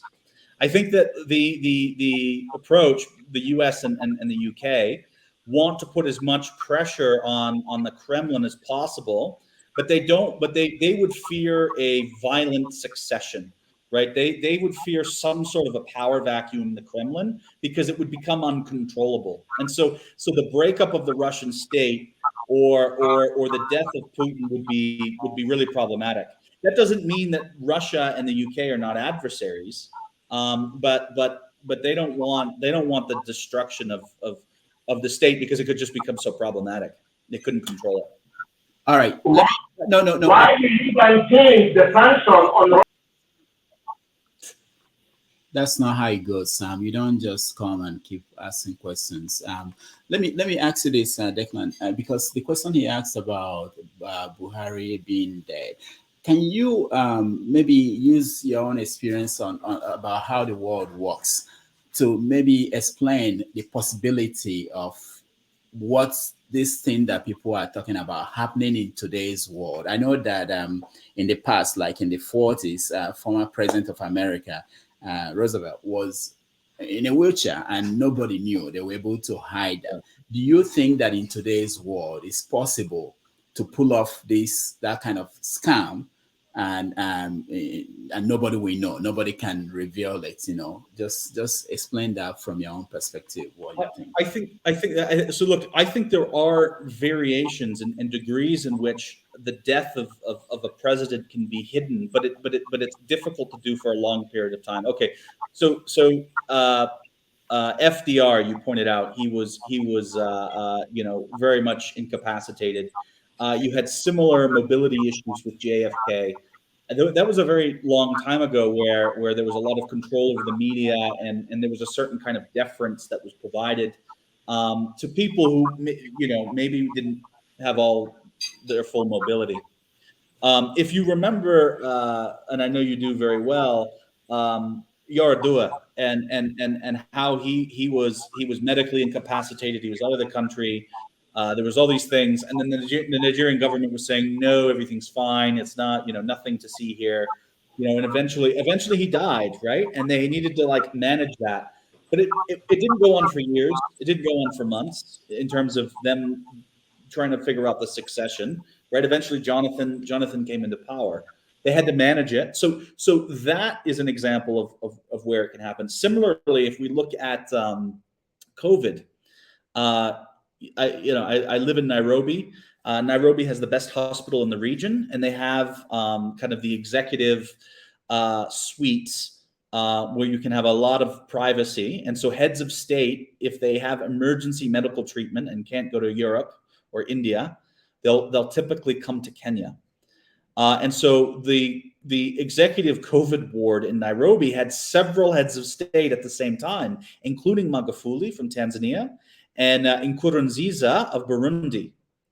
Nkurunziza reportedly died from COVID in Nairobi. He was then brought back to Burundi, and then they said he had a heart attack. So they concealed facts around it, most likely.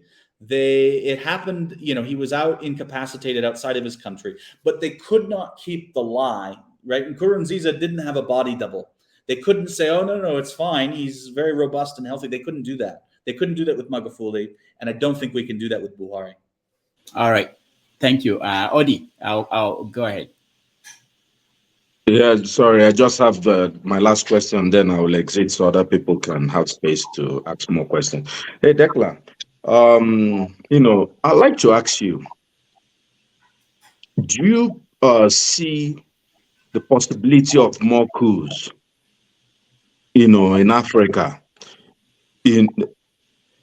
given where we are in recent election in Zimbabwe, Gabon? Nigeria is still in flux, depending on what the judiciary says, because, there's a lot of, Africa has so many young people, and people are really agitating, seeing military option as a revolutionary kind of option. But let me have your take on this. I do. I think coups are back in vogue. And I think we're going to have them in both Anglophone and Francophone Africa. So it's a concern I have moving forward. All right, thank you, Prince Akwachi. Welcome to the show. Yeah, good morning, Rudolf, and good morning, Declan. Pretty much, I think I will pretty much the question I have is so much associated with that OD. However, I just want to say this. I'm somebody that never believe in blame games. Rather, I would say, is there a way that the West can help Africa in the sense that when you look at things that is happening with BRICS right now, it's gonna be devastating that most African countries will want to align with BRICS, whereby we know what China and what Russia is all about. You know, it, I want to see some, the G7 coming up and, kind of like if it means appealing to Africans, make them see the sense why they shouldn't go that way. That would be much better. So that would be my question for now. Yeah, I think that it's clear, and I'll bring up cryptocurrency again I'll include that as an example.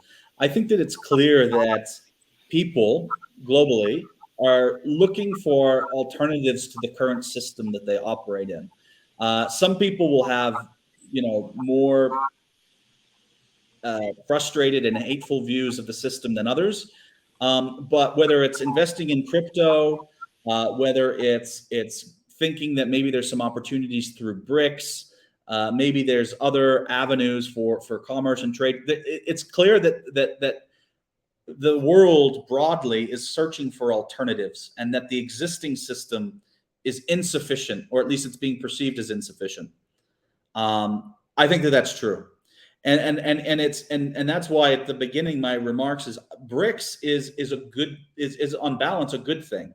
I don't necessarily think that China's agenda is good. I don't think Russia's agenda is good, but it is good to have multilateral institutions that bring countries together and find ways to make trade easier. I think that that's good, and the U.S.'s position on that is good. I don't think that DC is freaking out about BRICS. I also, we've seen that, 20 odd countries, applied to BRICS, and, only a few were admitted. I'm not sure how many of those countries actually know what they would get out of BRICS, right? Like, I'm not sure if they know what the currency, the currency revenue agreement. I don't know if they know what the new development bank is. I don't know what they think their obligations are in terms of contribution to the new development bank. Of course, it's much smaller than the World Bank, but whatever, it's there.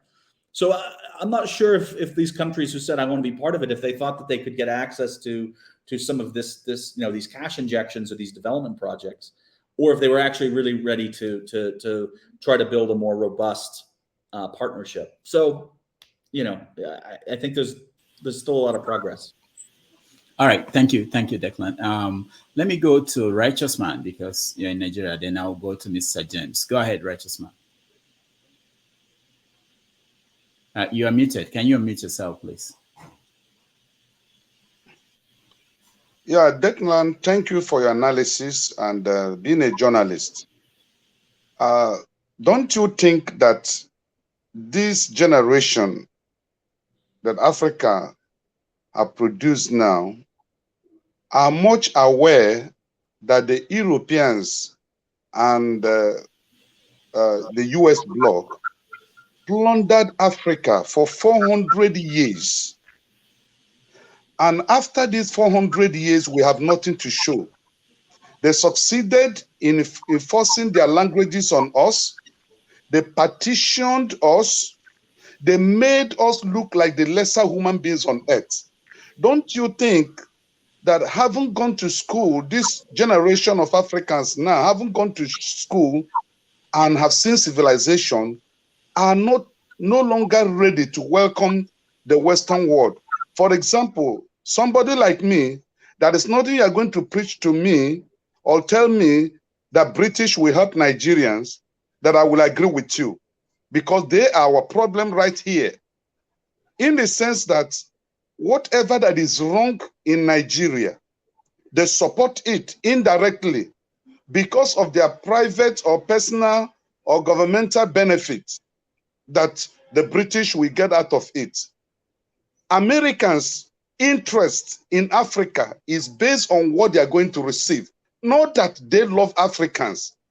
Can you explain to me why, as a member of Commonwealth, I need a visa to travel to London when Nigeria is a colony or was former colony of Britain, but I need to get a visa to get to Britain, while it is easier for an American to get a British visa and fly in and fly out there. So back home here in Nigeria, I want to tell you the popular opinion. I'm not talking about Nigerians that are living in the Western world. Back here home, Nigerians believe that the Chinese, who never plundered us, who never enslaved us for 400 years, who never demarcated our lands, who never took the fairer part of our nation, and the Russians will do better than the Western world. Let me give you an example. I asked you a first question. What is the difference between the Russia invasion of Ukraine and America and France resisting to say they must remain in Niger? For goodness sake, can any African ambassador in any nation in America, the Americans or Europeans, when he is asked to quit, will insist that he's not going to go? They have no legitimacy, and they can't tell us a government that is legitimate. We, the people, we, the owners of the land, decide and determine who is legitimate with us. Because the democracy the Western world is selling to us here is not the same democracy they are practicing there, and they back it up here. That is why we have the fraudulent election we have in Nigeria, that a lot of lives were lost. And the Western world backed up this government, sent the congratulatory messages to him, and they are sending the ambassador and high commissioners to Nigeria to negotiate business with him. They don't even care what happens to us. So please, I still ask that question. What is the validation of France and America saying they are not going to leave Niger? Can a black man do that in the Western world? Thank you. Thank you, Right. So Go ahead. look, so there was, you did ask several questions. Again, I've answered, to the best of my knowledge, why France, the French ambassador, is refusing to leave Niger. I don't think the Americans have been asked to leave, and if they have, and I missed that, then apologies for the oversight. But you know, that's the justification as far as I understand, and that might make people uncomfortable, you know. But that I understand is the justification. Is the justification right? So no, yeah, I think it is. I'm okay with the French ambassador saying that you are an illegitimate government. You overthrew the one that was elected because the guys who are currently. But they left Mali. They left Mali when Mali kicked them out. So there is already precedence. Why would the French ambassador say? Sorry, righteous man. They left Mali when Mali kicked them out. They recognized the coup leaders, and left. But Niger, they refused. They used a totally different. So that's inconsistency. And I'm surprised you are supporting it, knowing full well that they left Mali. Not to interfere, Declan can answer any question, but I think he mentioned that there is hypocrisy already in the international arena, and we know, when I talked about what happened in Egypt, where there was a coup under Obama, and Obama didn't want to say that it was a coup because the person removed was the person they wanted to get out of the place so that they will have someone they, you know. So it's common across international, and that's what I'm saying, that Africans are becoming aware of these things more than ever before, and Africans are most likely going to react. And I think part of the expanded conversation is that maybe with the advent of this Brics, it will also make the West adjust their policies, because they now see there is an alternative that people might consider in Africa, and regular people and even policymakers. So I think the world is in transition as we speak. But having said that, let's go to, I'll come to Mr. James and people who are yet to have an opportunity. When I go to James and AY, then I'll come back to you, Tone. I see you there. And RG, I'll come back to you. All right, and Mr. James, go ahead. Mr. Rudolph, yeah. I'm badly disappointed. Let me confine me to the background. Thank you so much. You disappointed about what? No. I don't want to talk too much. All right. All right. Thank you. Let's go to AY. AY, go ahead.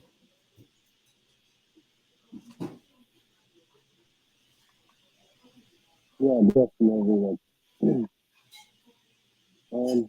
AY, can you speak up? We can't hear you very well. Yes, can you hear me now? Okay, your audio is not as good as it could be. Go ahead. Yeah. It sounds muffled. It sounds muffled. Yeah, when you put all these fancy things in your ear. Hello? Yeah, good. Yeah, it's new. I need to change it. Good afternoon, everyone. Go ahead. Yeah, I'm just coming. To be honest, I don't know the details of what you guys are discussing. Okay. Where is the guy? Did he disappear? Oh, you made him disappear. So he's representing the West. I like the way everybody's trying to get him to answer for the West. And of course, actually, I wanted to actually ask him a question, right? Representing the West. Yeah. Okay. Well, welcome back. Is it Declan? Is that the name? Yeah, Declan. Yeah, go ahead. Hi, Declan. My question is, I just pick a hole in what you said. You are supporting France not to leave Niger. I'm not a supporter of the coup, but to be honest, I think France need to respect the owners of the country, no matter what happened.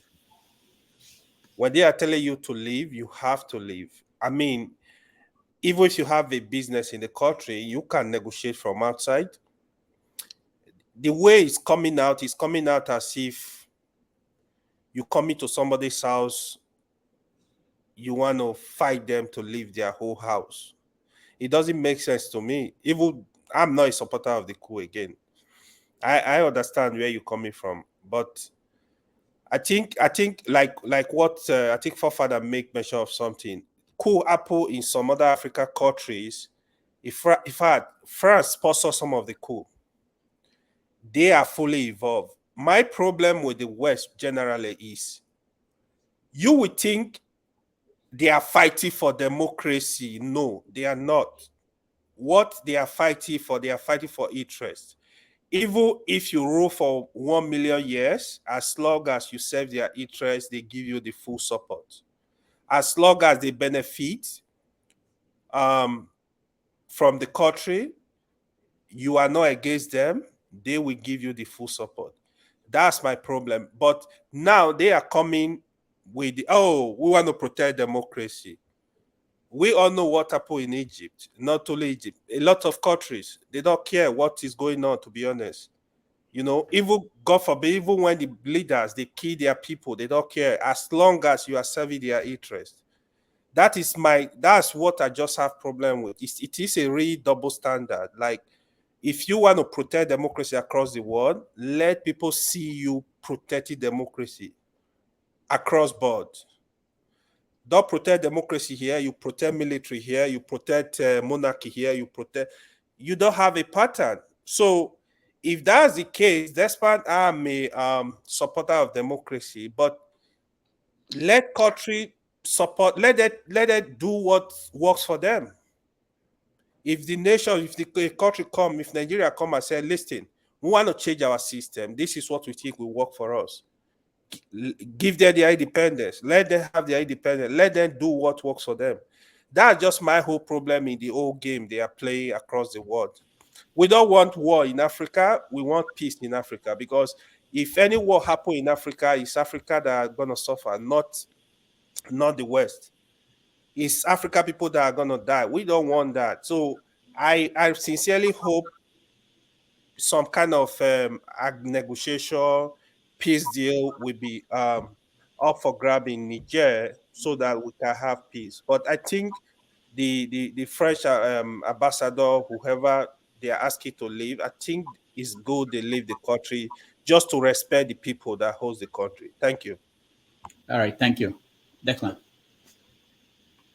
Yeah, so I mentioned earlier that I'm concerned that we're going to be seeing many more coups across the continent, in all regions, not just West Africa. And I think that we need to make sure that we're not incentivizing or rewarding that kind of behavior, right? I think that's something everybody in theory should be able to support, that if you have a government in place, that military takeover of that should usually be dissuaded.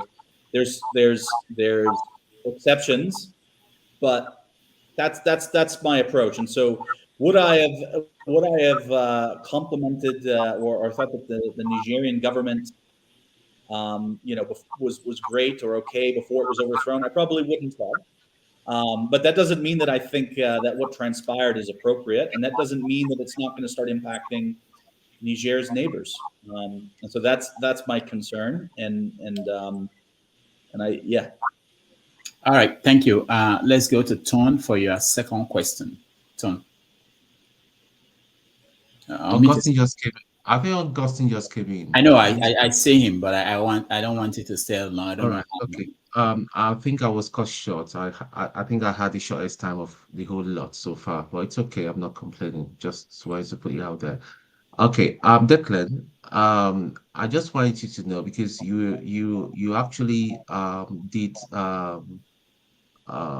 talk down on the military might of the resistance if this war should go on. 1989, the Liberia War happened. Okay, I was there.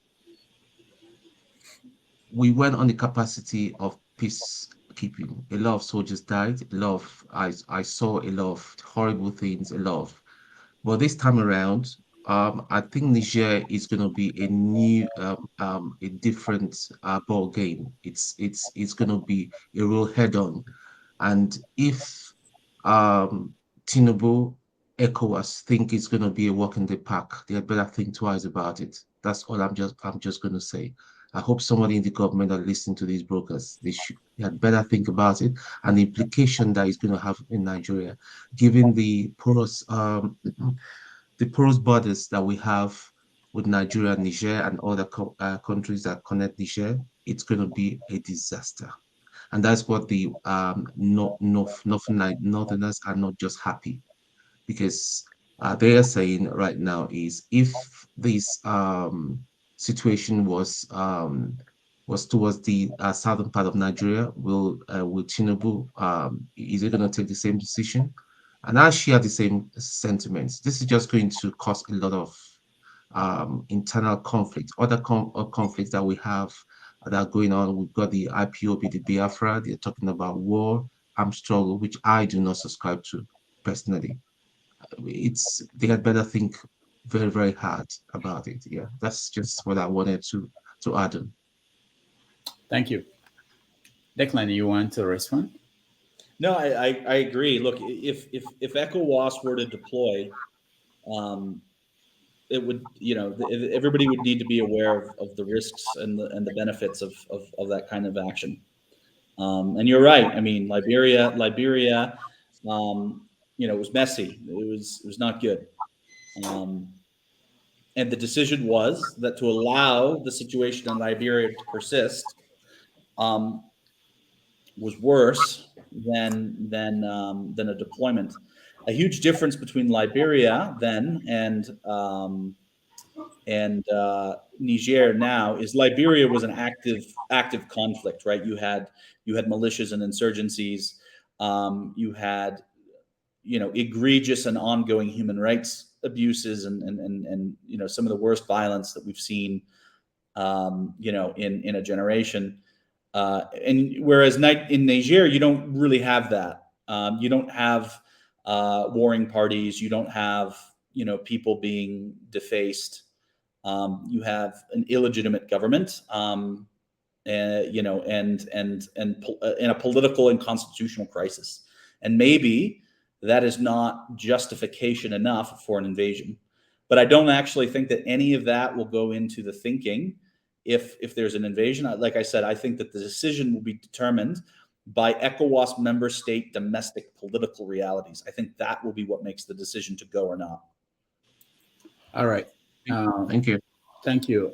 Austin, you're next. Nice to see you again, Declan. I just wanted to ask a question.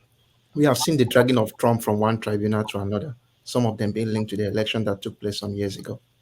Now, if I try to read the body language of the United States, generally they will always want to have somebody who has clean records at the top of affairs. But why do you think the United States is so bent on refusing to release Tinubu's details? Why do they want not to release it at all? Because if you look at the body language, they don't want to do that, even if the court forces Chicago University or maybe other institutions to get those documents. But I think the powers that be will not want it. Why do you think that? It is that they have some special thing to hold the man to ransom sometime when it comes to negotiation? So no, at all. I don't think that at all. I think that they're not releasing it either because they haven't fought to get it. There's nothing there, or they don't care. I'll give an example from my days when I was at Sahara Reporters. Remember when the NDLEA assaulted Baruji Kashamu's compound in, I think it was Ogun State, I forget which it was. No, it was Lagos, right? It was his house in Lagos, and he was senator from Ocean. So this was NDLA attempting to arrest Kashamu, and he was going to be extradited back to the United States for narcotics-related offenses. In what is called extraordinary rendition, which, it's a complicated thing, but the U.S. allows it. A lot of people would say it's hypocritical. That's a separate conversation. When I was trying to follow up, because I thought this was a fascinating story, I was following up with Justice Department contacts, and ultimately I ended up connecting with the right people out of the Chicago offices. And most of them had no idea this was going on. They literally don't care. It is just another criminal that they're trying to extradite so that they can prosecute them for offenses that had been going on. Tinubu's records, whether they're police records, arrest records, university records, no one cares in the United States. There's so many other problems in Chicago and Illinois and DC than Tinubu's anything. That is probably the reason, I'm sorry to say. So if I must add to this a little bit, a case where it's not your problem, but I know that sometimes if you go to a school and say, please, can I get my certificate for this and this, you'll be given some listening ear.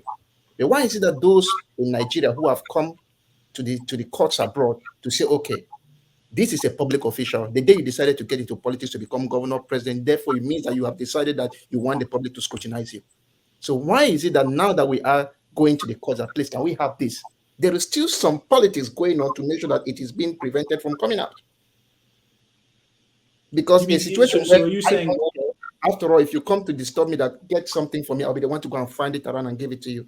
But a situation where public, generally in the United States, the institutions we know that they should be responsible enough in such a way that somebody asks for something from you.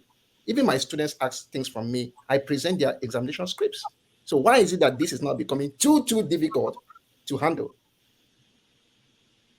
Do we know for a fact? I mean, Rudolf, maybe has a journalist or a reporter gone to University of Chicago to try to get his records? Like, has anybody documented that, or because that would be a fun? I mean, I think that's fun. That's interesting, and I don't know what would come out of that. What I'm telling you from because you're asking the question, is the U.S. what is the U.S.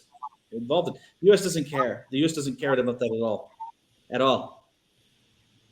Sorry, I'm going to disagree with that. I don't think the U.S. doesn't care. A fly on the wall in the meeting, right, with State Department and the Department of Justice and a senior person at the Africa desk, and somebody says we need, we're going to table this discussion on Tinubu's college records. I would love to see how quickly that person gets chased out of the room for tabling such a silly request. Nobody cares. All right. So let me go to Orji before I go to Dan and Chim. Cyril, Orji, any second question? Okay, thank you. I wanted to my first question is really not a question, is a comment. Because I've sat here listening to people blaming the West as if Africans, we are just whatever the West tells us to do. Why can't we do some introspection? Okay, so if we can't put our house in order, why do we keep blaming America? Take a look at the last election. I mean, if we had done our election and then released our results, but again, it is a sort of catch-22. So what is going on, in my opinion, is that the West supports weak leaders that are compromised. So Declan, when you say, oh, that nobody cares in the State Department about Tinubu's certificates, I respectfully disagree. They will want to put in a compromised person. So, and that's why they are pushing him to go to war. So that's it. So, it's a comment that we should do some introspection, take care of ourselves before we start blaming the West. But at the same time, I understand that the West wouldn't, let us, because if they let us, we will elect good leaders. Once we want to elect good leaders, they will not allow us. So let me use that to sort of segue into the question. What do you think about the current, judiciary process in Nigeria? And I will tell you what I think, and then you can tell me yours. Mine is that in the end, they're going to say, oh, there were so many irregularities in the election, but we don't think it is enough to have changed the outcome. What do you think? Thank you. And please, after that, I might have to drop out and run some errands, but I'll come back later. Thank you. That was my question. All right, thank you, Orji. Let me say before Declan, I think he answered it during our interview, the question about the judiciary. But let me help to reframe the question about the reaction of the West. So Declan, you're looking at it from the State Department, let's say State Department. But what about the intelligence community? Don't they supersede the State Department in terms of how the kind of role they play in determining who is leading countries and the kind of people they prefer? I know they work hand in hand with the State Department, but also I think they have their priorities, and sometimes it takes precedent. I don't know. What do you think? Yeah. So look, you're right. Like our foreign intelligence services, and there's many, are help shape policy, right? That's a key mandate that they are to inform leadership decision making, and that includes State Department, and also because U.S. policy to Africa is just not a priority for DC as high as it should be. Unfortunately, one of the results of that is defense and security concerns end up being a leading kind of component to how the U.S. frames and thinks about Africa, and that's one of the reasons we have kind of a range of problems that we've had, and why people feel the U.S. is trigger happy when it comes to the continent.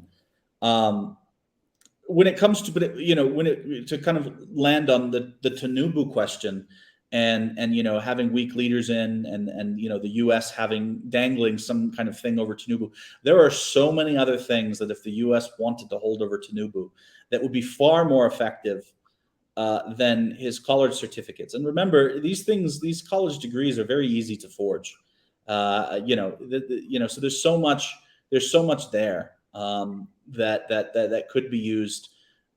This crisis of certificates, it's not something. It's an interesting feature in politics in Africa. We don't see this kind of discourse in Europe. When I was in Asia or Latin America, we haven't heard that, but I see a lot of this talk in Kenya. And I know all about the certificate stuff. We had the same thing with Buhari. We had the same thing with Shaware, where there's all these allegations that they don't have the right kinds of certificates and papers be able to sit for office. But from the U.S. perspective, there's so much better stuff that if they wanted to dangle over Tinubu, they could. I have a question. I have a follow-up question. No, hold on, AY. Let's get to Dan and Chim, and then we can come to you. Dan, go ahead. Yeah, good evening, darling. I was enjoying what you're saying, and I want to say greetings to every other persons in the platform. You know, well, for me, listening to your analysis about African issues and French people not wanting to leave Niger, I think I have the same view as you, because I always make the argument that African problem has nothing to do with the West, and so many people are against it. Many brothers don't like it when you come with that view, because as I always say to myself, we are grown up, we're educated, we have our own say, we have also the raw materials, whatever they think the West wants from Africa. But the people in front of us, the people who work for us, they should be blamed more than the West, because they are representing us, but the deals they are giving to the West doesn't reflect we, the Africans. They do it probably to have the money in their own private pockets. So sometimes, I saw that you made your own analysis. There are so many people who say they disagree with you, but I really support your own point, because sometimes we have to take our own blames, not just blaming the West of everything that happens in Africa. This is the point I want to make. I don't have a question. Thank you. All right, thank you, Dan. Chim, Yones. Good day to everyone. Thank you, as usual, Rudolf, for putting this together. I totally disagree with. I wasn't here at the beginning, so I didn't quite catch everything that Declan said. But I disagree respectfully with the concept of the West has no dog in the fight. They have a dog in the fight. In fact, they intentionally throw in a dog in the fight. So it's not about even owning a natural dog. They intentionally throw in a dog so that they can be involved. I mean, if we're grown up, whether it is the Caribbeans or Africans or any nation, so why can't Cuba? Why was it an abomination for Cuba to have Russian missiles sitting in his country? Why Cuba is Cuba. Why is America afraid about that? You know, so, and I haven't heard, you know, in this talk about double standard, which the United States is terribly notorious for. I may not necessarily be a certified international relations expert, but I follow politics a lot. And the truth about the matter is, Khashoggi, in the issue of Khashoggi, I'm yet to see the huge weapon, the hammer that the US slammed on Saudi Arabia. There was none. There was absolutely none. Khashoggi is dead. He's gone. And the US and Saudi Arabia are in their perfect romance back again. No one even talks about it anymore. So it's a convenience of interest. Listen, I have no problem if the American policy is national interest, override whatever you guys do, we don't care. But once it touches our national interest, we'll step in. I will accept that. But to be in the denial, to tell me that they don't have a dog in that fight, they choose to have dogs in the fights of nations. And it may sound conspiratory, and I agree. We may not have all the facts and that data. I agree. If you accuse some of us of doing that, perfectly okay. But to tell me that the United States, and in particular France right now, is not pulling strings. You know, it may sound crude to say that, but there's strings they're pulling and trying to get their way in Niger. And they have that over Tinubu. Tinubu is desperate for legitimacy. He's very desperate for legitimacy, and he will do anything to please the Western nations to give him that legitimacy. Let's say for purpose of conversation, you know, that they don't have anything against him, but he wants something from them. And in wanting that thing from them, it's a leverage. They're now pulling.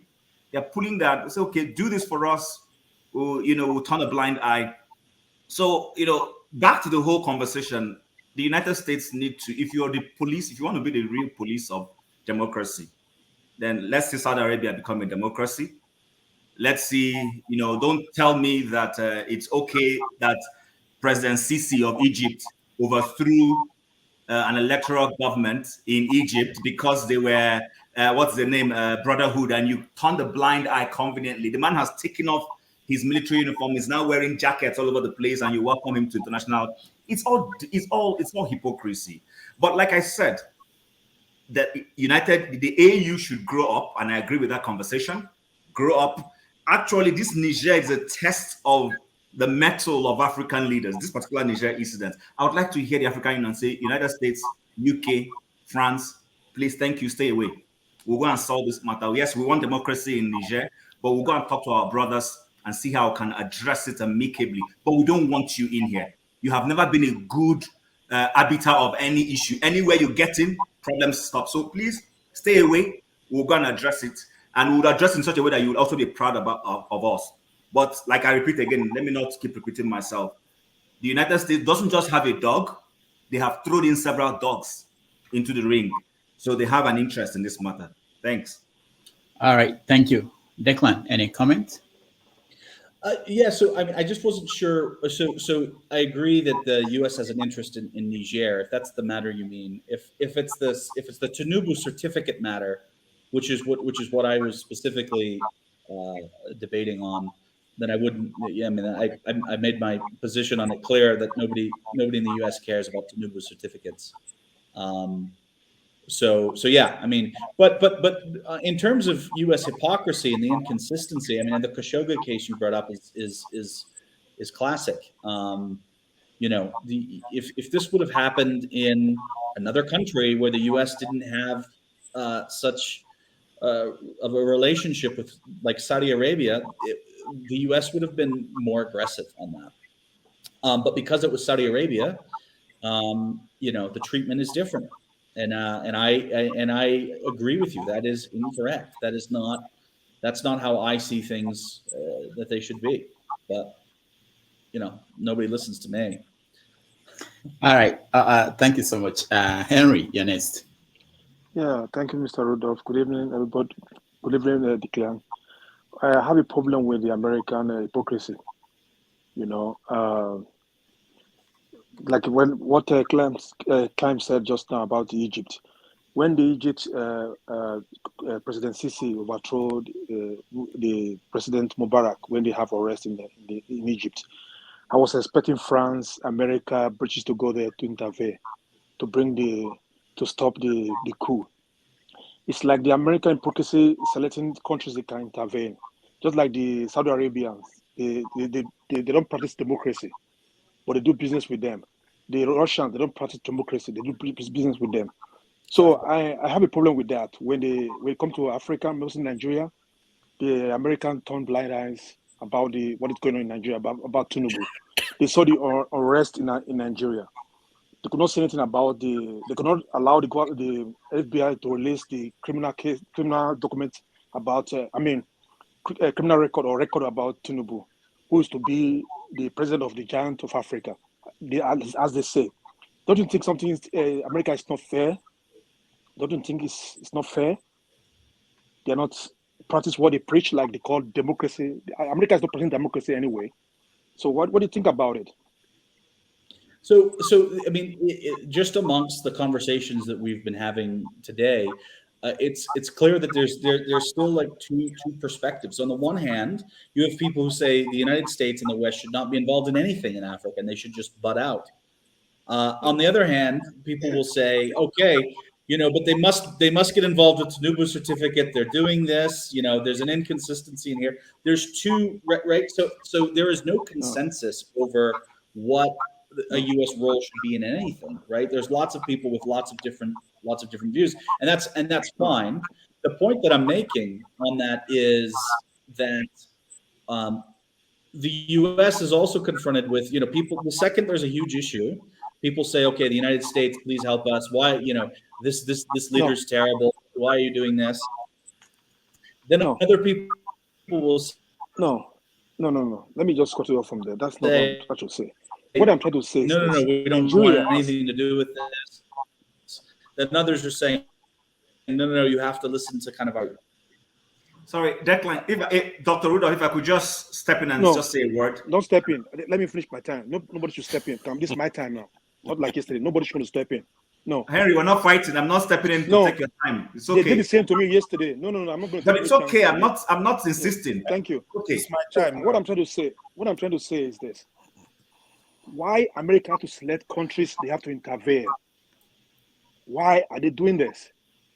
Okay, now you want to tell me now Tinubu criminal record is not allowed to bring to send to give it to the opponent or to give to Nigerian citizens to know the record of the criminal record of Tinubu. Why the FBI is hiding this secret about it? What is the reason why they're hiding it? They have to select countries they have to intervene when the citizen need to know the background of this so-called president they have right now. Why? What is America hiding? What are the governments hiding for about the secrets of Tinubu? Why are they hiding it for the Nigerian citizen to know? Why? Thank you. Thank you, Henry.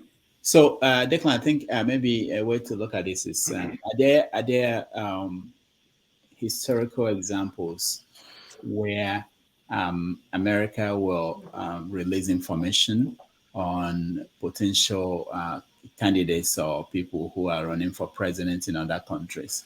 And I don't know if they do something like that, they do it publicly, and so maybe you can take it from that angle.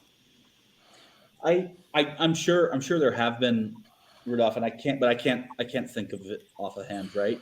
Because my expertise is not Europe, for example. I understand what Henry's saying, and I've heard these allegations before about Tinubu's drug arrests in Chicago, his records. And if you remember, for those people who were here last week, when Dr. Wumi was on, I specifically asked Wumi, I said, tell me what you know about Tinubu distributing cocaine in Chicago, right? Because I'm also interested. But I do not think that it's important enough to the U.S. State Department or the Department of Justice to hide, Tinubu's fake certificates or non-certificates and stuff like that. And he's only been president recently. There's lots of other, he would have been able to, when he was governor of Lagos, it could have been released. There might not be something there that people are hiding. They may just prioritize it. I know that comes as a surprise. Rudolph, please, 30 seconds. Rudolph, please, sorry. 30 seconds, please. Pardon me. At this point, I'm going to disagree. Rudolph Miloko. All right. No, hold on. Hold on. Let Henry 30 seconds. What I'm saying, they should release the criminal record of Tinubu. What I'm saying, everybody have criminal record. If you have criminal record, when I went to America, they check. I passed through the security system. They check my record. I'm clean. I have to go. But why they cannot give us information about it? If FBI said in 2026, this is what I'm saying. I have a problem with that. Thank you. Okay. All right. Can I just say something? I have a question for you. All right, hold on. Let's go to AY now. Rudolph, I have a question for you. Why AY? Okay. I'm coming. I know Ike just came in now. Ike na San Antonio. Relax. Rudolph, just came in. Yeah, go ahead, AY. This question is for you, Declan, and any other person that can actually answer the question. All right. I want us to actually look at this issue objectively. First of all, I know the Tinubu drug case, right? Yeah. Obviously, there was payment, like a settlement, which I think that's a record right there, right? So we as a nation, how does it affect us? Like when you look at Nigerian laws, how is it supposed to affect us? Affect, like, can it disqualify somebody from being a president? That's one. The second thing, the other record people are asking, like criminal record.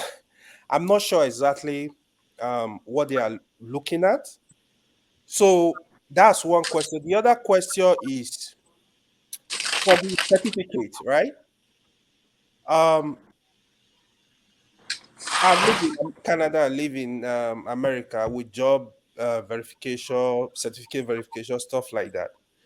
I think when they do certificate verification, basically, you go to school, ask for, okay, which course did he study? Which year did he graduate? What degree?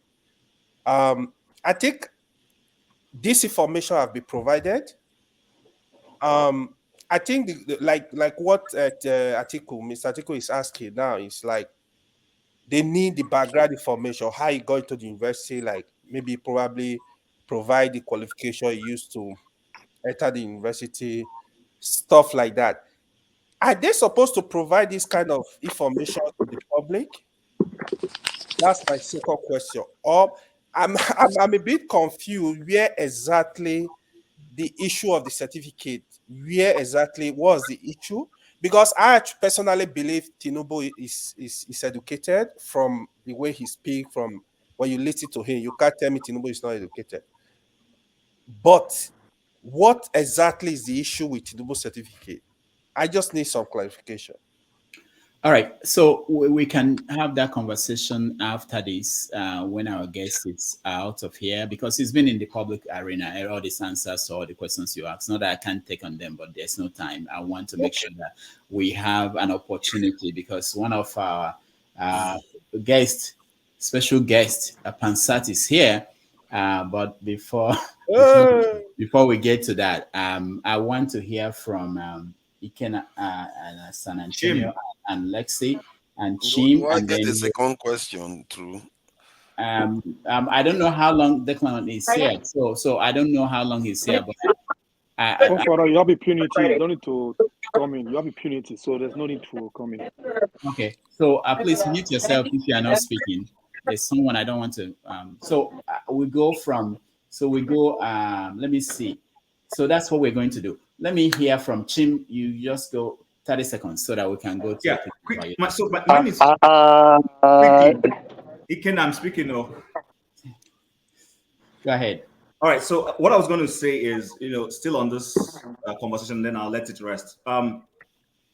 Nigerians. So Declan, Nigerians are not putting the responsibility on the US. No, we're not. What Nigerians are saying is, America, we look up to you. We love your democracy. We want to adopt democracy in Nigeria. And we just want you to help us with a little leverage that you can offer to help us get a decent system like you have in your society. So basically what Nigerians are asking for is, this man was in your society. Just the way you're dealing with Donald Trump. Before he ran for election, you wanted to see his tax returns. Those things would help inform the citizens as they vote. So we know this man spent a substantial time of his adult life in your country, and you have data on him, his educational records. Our society constitution says there are certain things that a would-be president shouldn't have. We can't have that information unless you give us access to those things. And by the way, it's been done before for Nigeria. Atiku Abubakar, when he was trying to run for 2007 election, his then boss, Obasanjo, used that leverage against him in the US. That's what they used to push him aside, and consistently used to push him aside. We've heard of the Senator Jefferson or Representative Jefferson, whatever his name is. So these things are not new. But what seems to be happening in the case of Tinubu, which is fueling this conspiracy, is, I accept it's a conspiracy, but it can be a true conspiracy, is that there seems to be this body language from the US to say, you know what, we can exert some leverage on this man if he sits on that throne. So therefore, we can withhold certain information that will make it impractical for his people to say we don't want him. That is what it looks like. So that is, I just want to correct that impression that America has, that they can do something to help Nigerians and to help our institutions. Unfortunately, they seem to be holding back. That's what it seems to be from the Nigerian perspective. Thanks. So to just push back on that, I understand that that's your perspective, right? But the point that I was making earlier is there's somebody else who could easily say, no, the US shouldn't be issuing these things. They're meddling in our affairs. Why would they come out and damage Tinubu in this way? There's a third person who will have something completely different. That's the only point that I'm making, is when it comes to people and their perspective on what the U.S. should or should not do, there's just an enormous amount of variety, and ultimately you're going to piss off, at least 2/3 of the people, and that's just what it is. That was the only point that I would make. All right. I would like to say something about that, by the way. Oh my God! Outside. Oh my God! Not now, Pansat. We are going to Ike now, San Antonio. So thank you, Dr. Jacqueline Damages. Thank you, everybody in the seat. I think all of us are saying the right things. But for your information, when you apply for a job in America, you sign for them the privacy policy. Give them, when you sign the privacy policy, give them an opportunity to go and check those things. If you don't sign that privacy policy, they cannot check those things. So the leverage our now president have is that he have to give that privacy, he have to sign that for them to give that opportunity to go and check that. And that is what he decided not to do. So because when you talk about in America, oh, why are they not giving us opportunity? Man, that is privacy case. That is 100% privacy issue. Because for you to get access to my transcript, to see my transcript, you cannot get it in any college unless I give you the right to go in and get that transcript. During clearance, during security, during job interview, even the jobs, they don't even look at your transcript. Certain jobs don't even look at your transcript. What they look at, did you graduated in this college? If you graduated, when did you graduate? To make sure that what you said is correct. But remember, America is looking for the interests of their people. They are not looking for interests of Nigeria. Nigeria is the one who's supposed to look for their own interests. And why does Nigeria need to look for their own interests? Number one, we know that Tinubu forfeited $460,000. We know that. That is in public domain. We know that. But where Nigeria have to play a role, does that affect him not to be president of Nigeria? That is Nigeria. That does not have anything to do with America. Exactly. But if America have anything on Tinubu, it's a leverage for them to get what they want for the interest of their people, not for the interest of Nigeria. But one thing America have too is rule of law. They can go inside the rule of Nigerian, like Atiku is doing now, can go in and sue to get that information. But at the end of the day, let the court decide on that. Then, Dylan, what you're saying is correct, but I believe America is looking for their own interests. It's up to Nigeria to say, no, we can't do this or we can do this. America cannot come to Nigeria court system and determine what the court system will do. It's up to Nigerian system, because America is not the people that rig the election in 25th of February. It's Nigeria that rig the election. It's Nigerian people that put Tinubu over there.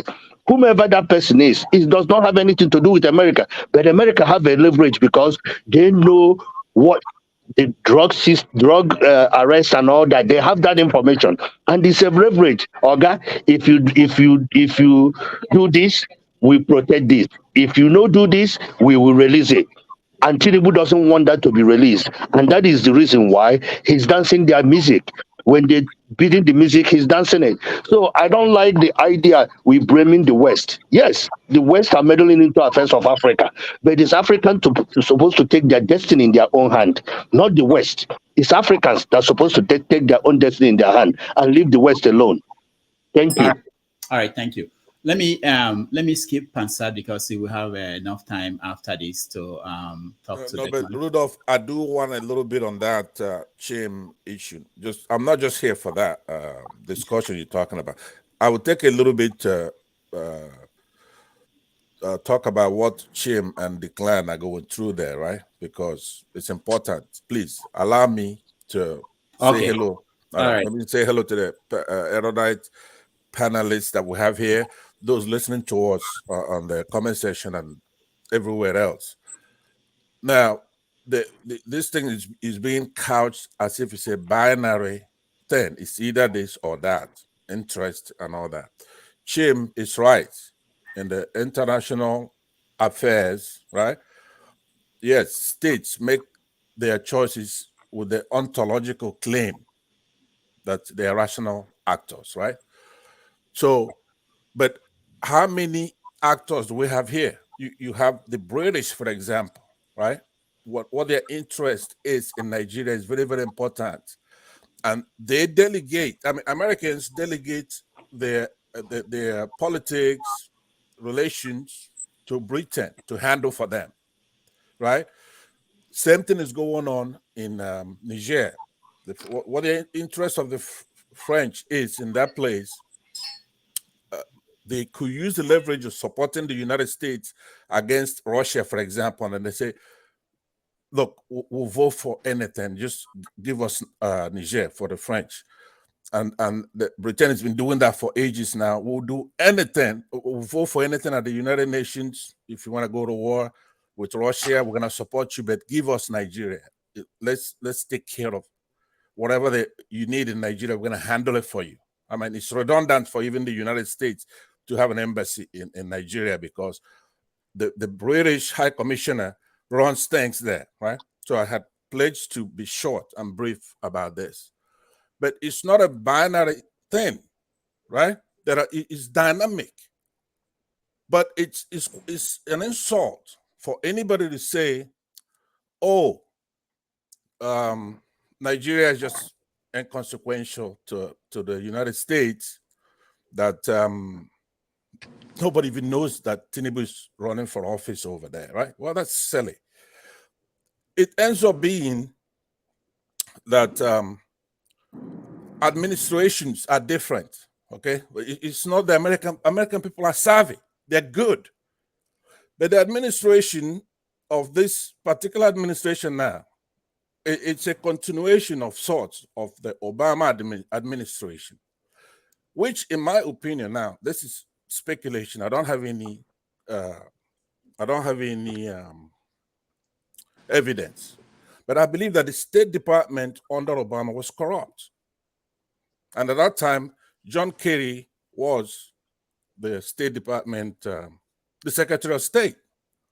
And since then, they managed to help take us from the fire and put us from the frying pan and put us in the fire, because you had a young, albeit naive Jonathan from a minority group in Nigeria, by serendipity became president of Nigeria, right? But he's running against a thug, a known military coup plotter, mass murderer, Islamic fundamentalist Buhari. So now you use your head right now. I know that we're talking about rational outlooks here, right? Who do you think the United States supported in that contest? And you couldn't support Buhari without being wrong, corrupt, stupid, and otherwise. So, I mean, are we dummies here? They stayed there, they stood there, and Buhari emerged as president of Nigeria, beating out an incumbent Democrat, gentleman, right? So, since that time, now there's been an intervening period that we could have rescued ourselves. That's when Trump emerged as president of the United States. Now, Trump. Pansa, can you summarize, because you don't go into history? We know what happened and the process. Is there any question for Declan or any comments so that we can go? I want to hear from Lexi. Okay. So, Declan, in a couple of minutes, I'm going to ask you a question, and it's a friendly fire. I don't have any beef with you. It's not like you don't know, but you don't know everything. Let me first of all ask you: do you know everything, Declan? Do you know That's your everything? question. You have one shot, and that's your question. No. I mean, I'm trying to, have a parameter of your Oga, claim, we don't right? got all day. Ask your question like everybody don't Ask a ask. question, please. Time is going. Pansat, if you can hold on, okay. Let me go to Alexei. That's what I wanted to do initially, so that I'll give you. You can try to be respectful. I'm not here to. Oga, I'm not disrespectful. If you know me, what I just said, other people speak, and when it's your turn, you speak. When you speak too much, we tell you that you're speaking too much. You didn't answer any question. You lecturing us history. You have to do it respectfully. That's what I'm saying. We are all waiting. Don't talk to me anyhow. Thank you. All right. Hold on, guys. I can reach out and talk to you no matter where you are. Oga Chief, I apologize. Igwe, I'm sorry. I for disrespect. Kabiyesi, I'm sorry. All right, guys. Hold on, everybody. Pansat, just hold on. Lexi, welcome to the show. Thank you. Can you hear me? Yes. Clearly? Yeah, go okay. ahead. I salute everyone. I salute you, Dr. Damages, and I salute Declan again for being with us today.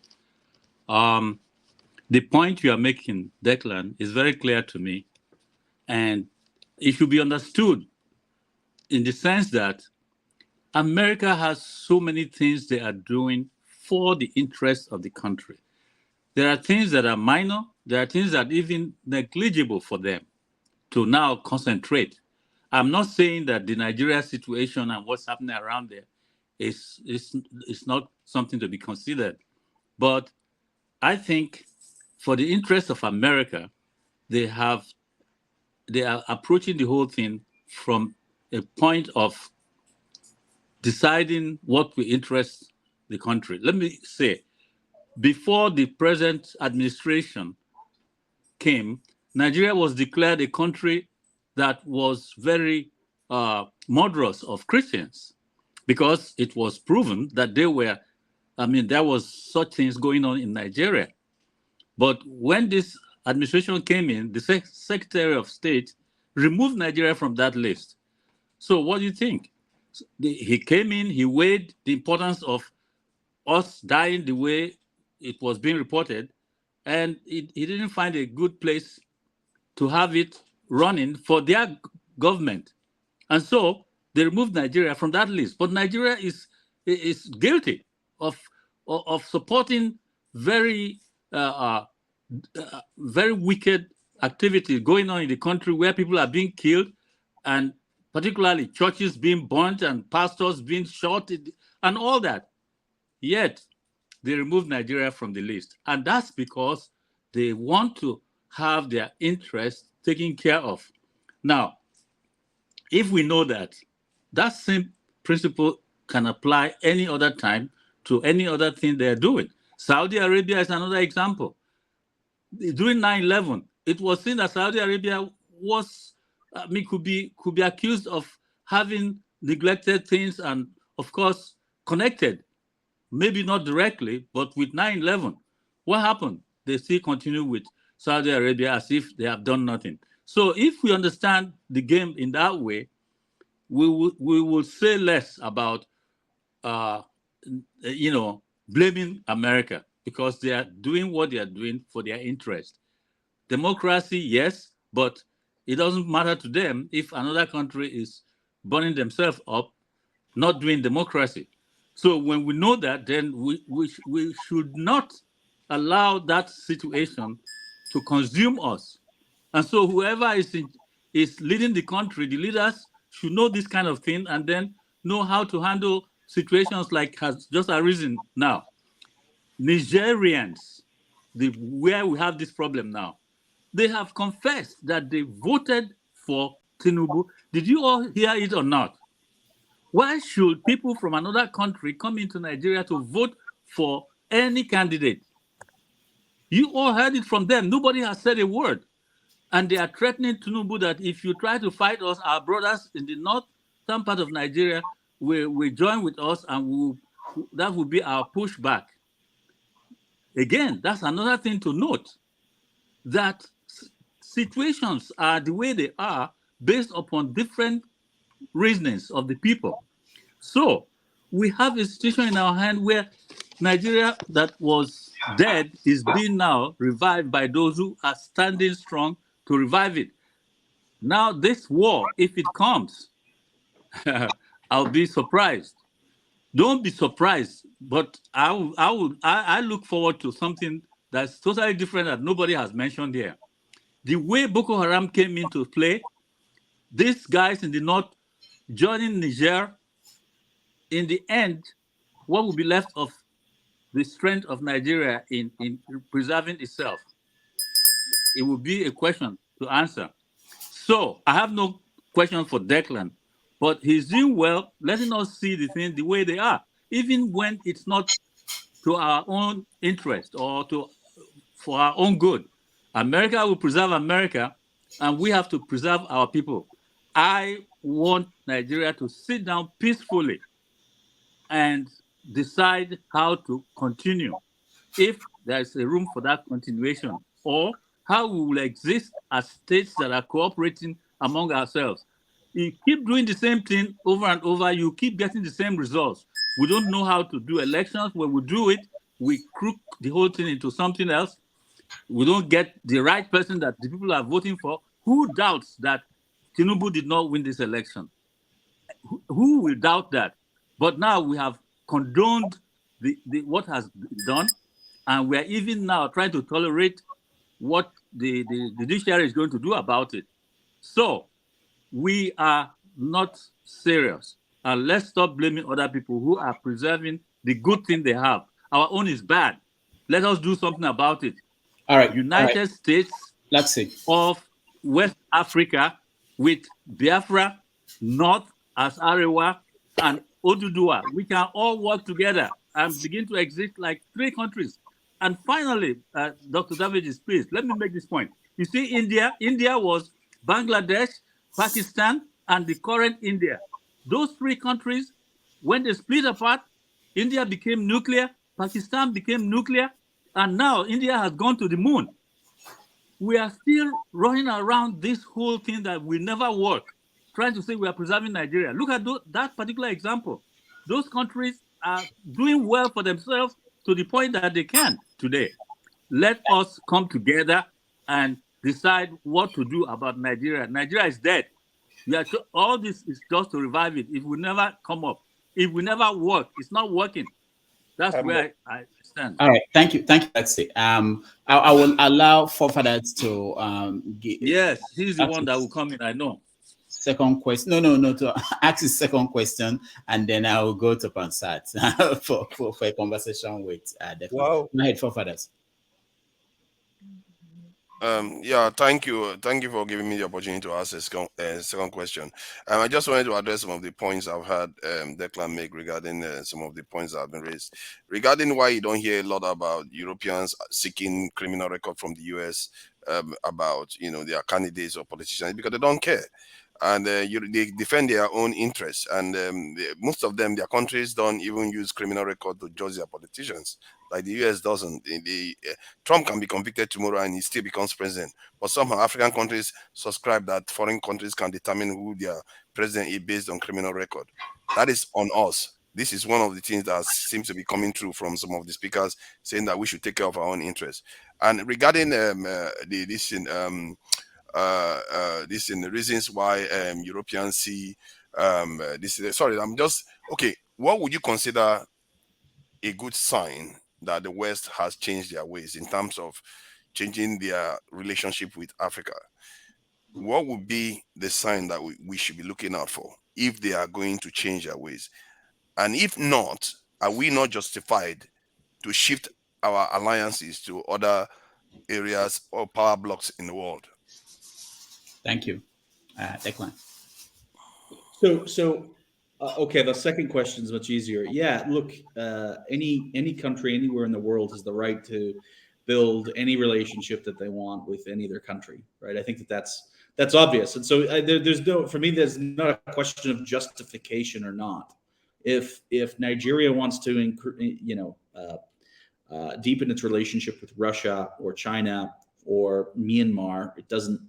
There's nothing that needs justification for them. The first part, so this is. I know we talk about Africa, in a casual stroke.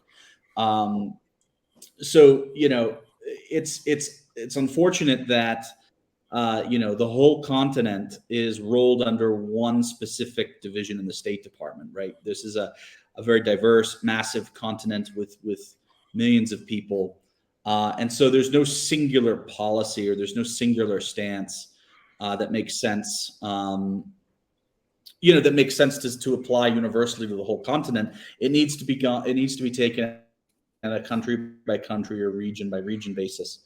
For me, the indicators that I look for the U.S. to actually improve, to show that it's serious about its diplomatic engagements. First, we need to invest in deeper prioritization of a lot of the issues that we're talking about and a lot of the issues that the U.S. embassies across the continent have in terms of policymaking discourse in D.C. So that there just needs to be a better appropriation of resources in DC that shows that this is a priority, to raise awareness, because the truth is policymakers in Washington just don't know what's going on. Those people who are responsible for Africa know about Niger, but the majority of people don't, and that's an enormous obstacle. There needs to be more free trade agreements, and there needs to be more emphasis on the Africa Continental Free Trade Agreement, and supporting those initiatives. I think that there needs to be an improvement in terms of managing the impact of increased interest rates and how that begins to impact central banks in Africa. That's an issue that is really technical, but one that doesn't receive enough attention. So if they start doing those things, and invest, more in telecommunications deals, then I'll actually think that we're taking the continent serious. Sorry, let me sorry for insisting. Just two things. If they invest in telecommunication, it doesn't mean that they cannot take all that back. My concern is that if they don't invest in defense and strategic technological exchange, all they are giving to us is trinkets. And secondly, the Black population in America, how is it that they have not shifted America's policy towards Africa to be somewhat from being totally pan-European to be somewhat slightly pan-African, given that they make up at least 13 to 15% of the population of the country? What was the last part? The last part. Say that again. In terms of making it more. Yeah, the Black population in America, because America technically is just a pan-European country. Let's not make the mistake about that. That's what America stands for. And how is it that a major population in that country has not managed to nudge it to being somewhat pan-African in any way? Because the majority of Black people do not really recognize or claim a political or social affinity with the continent. They know that there's an incredible history of slavery and exploitation, and obviously they're aware of that. It would be ridiculous to assume otherwise. But they don't consider themselves African. And we've had other conversations, and I know that we're at the end of the show now, so it's hard to talk through. But one of you don't know what you're talking about. It's not you can't tell. No, that's wrong. He can't say Black Americans don't consider themselves Africans. That is bullshit. He doesn't know. He has no way of knowing anything like that. Can you listen to me, Pansat? He said some of them, some or majority, something like that. Even with that qualification, it's still wrong. Pansat, the first thing to know is Black is not monolithic, right? But that's not the point. That's not the point. You cannot come here. All right. So this is what we're going to do. We're going to take a break. Our guest has been here for 3 hours without a break. We're going to take a break, 2 minutes, and then Pansat and Declan will take. I hope, Declan, you are just for a few minutes. I could do a few minutes because you asked. Okay. All right, please. Just a few minutes. So let's take a break, and then when we come back, it will happen. All right. It must be good. No, nobody wrong with this. Somebody asking for where you do your course and you are sure you did your course there. I agree with you. But a lot of what we hear, because you didn't hear this direct from Tinubu, because you know lawyers are very funny. Sometimes lawyers will say, you must not say this. I mean, you know what is happening to Donald Trump right now? Donald Trump that guy is walking himself to jail. And he is coming down to say that, oh, well, it was my lawyer who said it. It was your lawyer who said it. It was your lawyer who said that you should march people to the capital and stage a coup. People who stage coup in Nigeria, they never live to tell the story. That's what I tell them. They never live to tell the story. They are summarily tried within a short time and sent to jail or made to face the firing squad. That is the way it works. But it's only in America where somebody put a gun to your head and you say, all right, well, you are quoting the First Amendment right. What is First Amendment right? What is it? I don't understand. So I don't know why he's denying Atiku the chance to go there, because the news media, they tell a lot of lies, things that are not true. I knew this man went to Chicago State University. I knew that. I won't lie to you.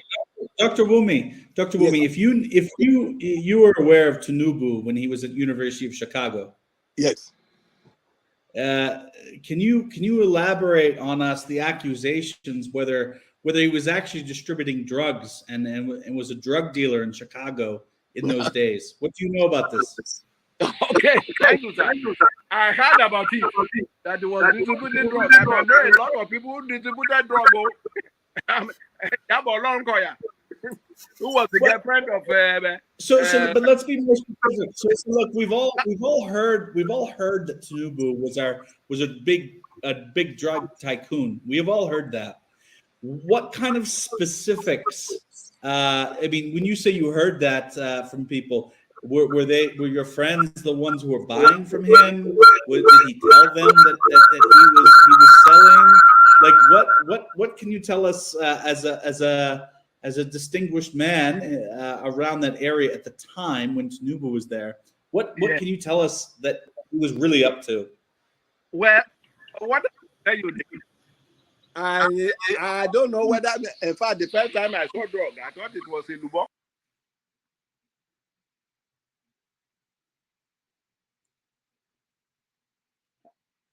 All right, welcome back, everybody, and I hope you can see me. Welcome back, everybody. Last week we had Declan was part of our conversation last week, and there was a time that Pansat came on, and he was asking questions about the media and the time that Declan was editor at SaharaReporters. So I offered him a chance to come back this week.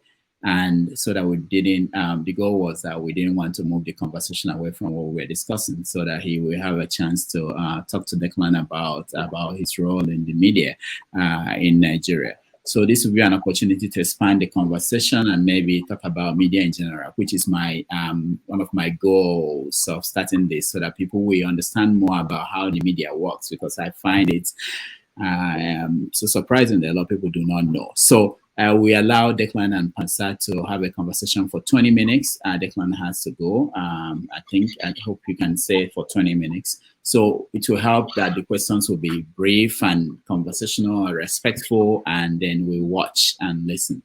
All right, Pansat, you start. All right, thank you very much. And again, hello to everybody in the panel. Declan is a media man. I'm not a media man. I only pursue the truth. That's very important to me.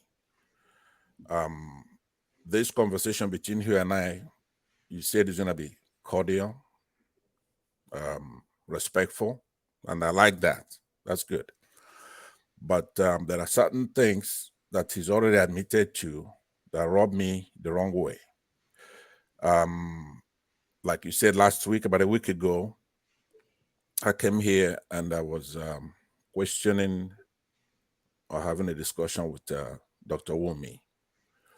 And then the SaharaReporters organization came about. I don't know Declan from Adam, right? I don't know who the hell he is. But it ends up being that he was an editor at SaharaReporters. Now, there was a very nasty article that was published in the SaharaReporters about one of our public servants, Dora Akunyili of NAFDAC.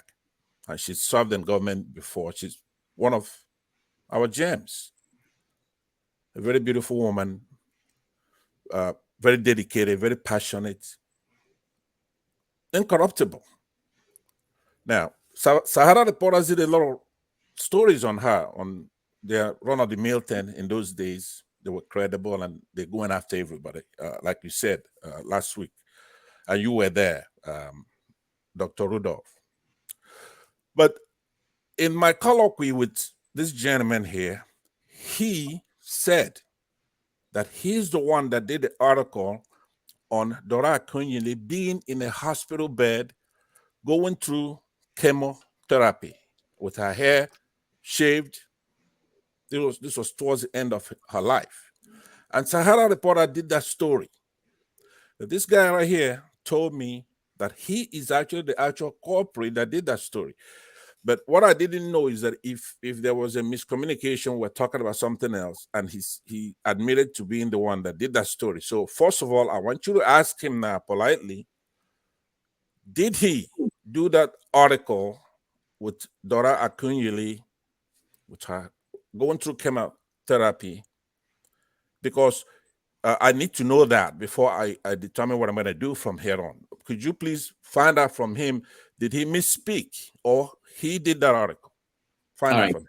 All right. Thank you, Declan. So what I said was that I did the one on Dazani, Alison Dazani Madueke. That one I know I did. All right. Hold on. That's all. Hold on. Please. I'll clear my time. He answered my question. No. Ansat, you have to he just don't speak and then let me control the conversation. Let him finish his thought and then so it will go ahead, Declan.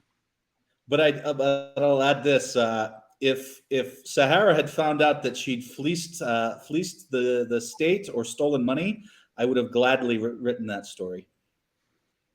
All right, go ahead, Ansat. All right. So again, I'm a fair man, right? So I gave him a chance to get his head out of his ass, right? Which he did. Ansat, there are rules here. Be civil, please. Yeah, I'll take that back. Okay, I'll take that back. What I meant is just, I mean, it's funny that you kids, you cuss all the time, and sellers, most of them, 99%. Okay, so what I was saying is that I gave him a chance not to judge him just based, he could make a mistake, and I thought he did. Because nobody who would do that article could come on TV and say, look, I did that article. Because I'm trying to find out who did that article. Right? That article went over the line. I'm trying to find out who did it. And he said he did it. So it's like, I wanted to see if he did it or not. Because if he did do that article, he just said that he could have done it. I don't even think he read the article, probably, because who's going to say, I'm going to do that? Because I know SaharaReporters, they in the earlier part of their thing, they were going after corrupt politicians, and that's good, right? And they did it unfairly sometimes, but that's not my issue. But no African, I know, with all our foibles, would go into a hospital where a woman, one of our public servants, one of our better public servants, is going through chemotherapy, invade her privacy, and take those pictures and publish those kind of articles with impunity. Not with where I'm concerned, because I'm still going to find who did that. So I was giving Showore a break after this last weekend. I was saying, okay, now that makes more sense. I was in another show, and they saw a little bit of that. And Declan, that's the only thing I have to say. Since you have denied doing that article, But still, shame on you for being an editor in that organization and having them do that article, right? I want people to go pull it up and see it. If your blood doesn't boil, right? I don't want you thinking because you fight a good fight, you want to end corruption, but you just can't come there and pick our daughters, our mothers, and publish whatever you think you want. 151 articles on Ngozi Okonjo-Iweala. So now my question, let me ask. Pansat, hold on, before you go there, let me just say that you are not sure, I'm not sure, when that article was published, whether Declan was the editor at that time. So we have to make that clear, because you are saying shame on you, and I don't even know the article you're talking about. But before you can say that, we have to be sure that he was the editor at that point. I'm pretty sure he was. Okay. How do you know? Sure. When was he editor? Can you tell me, Pansat, when he was editor? He just said, let me tell you how you place things, right? He just said on Desiani, right? Yeah. That one that he did. Yeah. That was also shabby. That was also unfair. Yeah, right? But no, go back to Akunyele, the one you are saying. How did you know? But it's the same period, right? How do you know what period? I just told you when Desiani was in Jonathan's administration. I'm going to tell you. Pansat, yeah. Let's he was petroleum minister. She just said it. So you place it in Jonathan's administration. Pansat, we don't have a lot of time.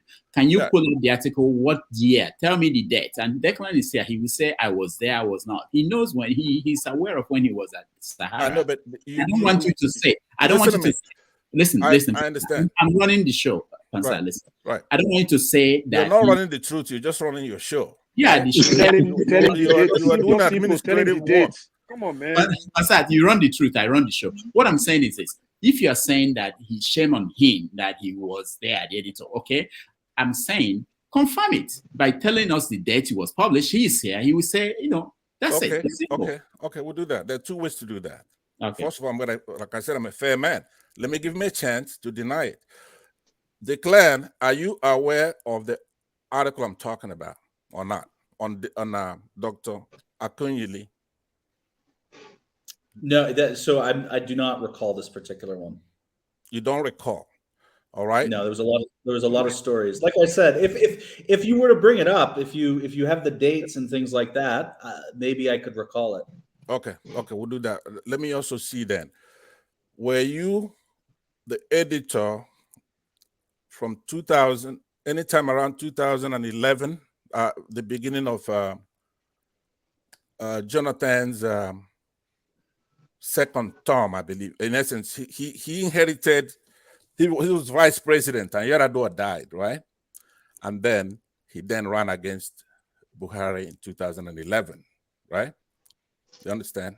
That would have ended in 2015 when he what are the dates lost. Asking? So were you there in 2011? No. Were you there in 2012? No. Were you there in 2013?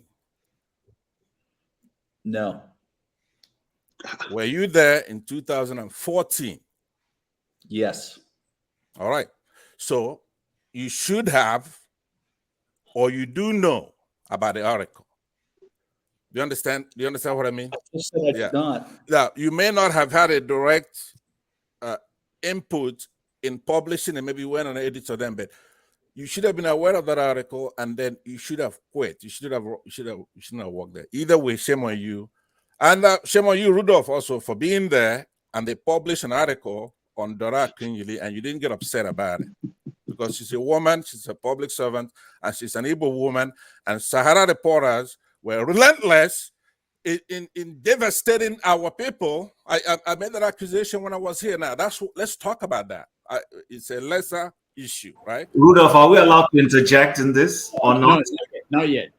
So Rudolf, can we come in fast? Yeah, because doctor, I don't understand. It doesn't seem to be serving the audience. I mean, this is totally a private thing. No, it's not. It's not private. Let's because I've had because Dora Akunyele has relatives who may be on this platform. I don't think they will approve of this right now. Who has relatives? What are you talking about? Dora Akunyele herself may have relatives who are on this also.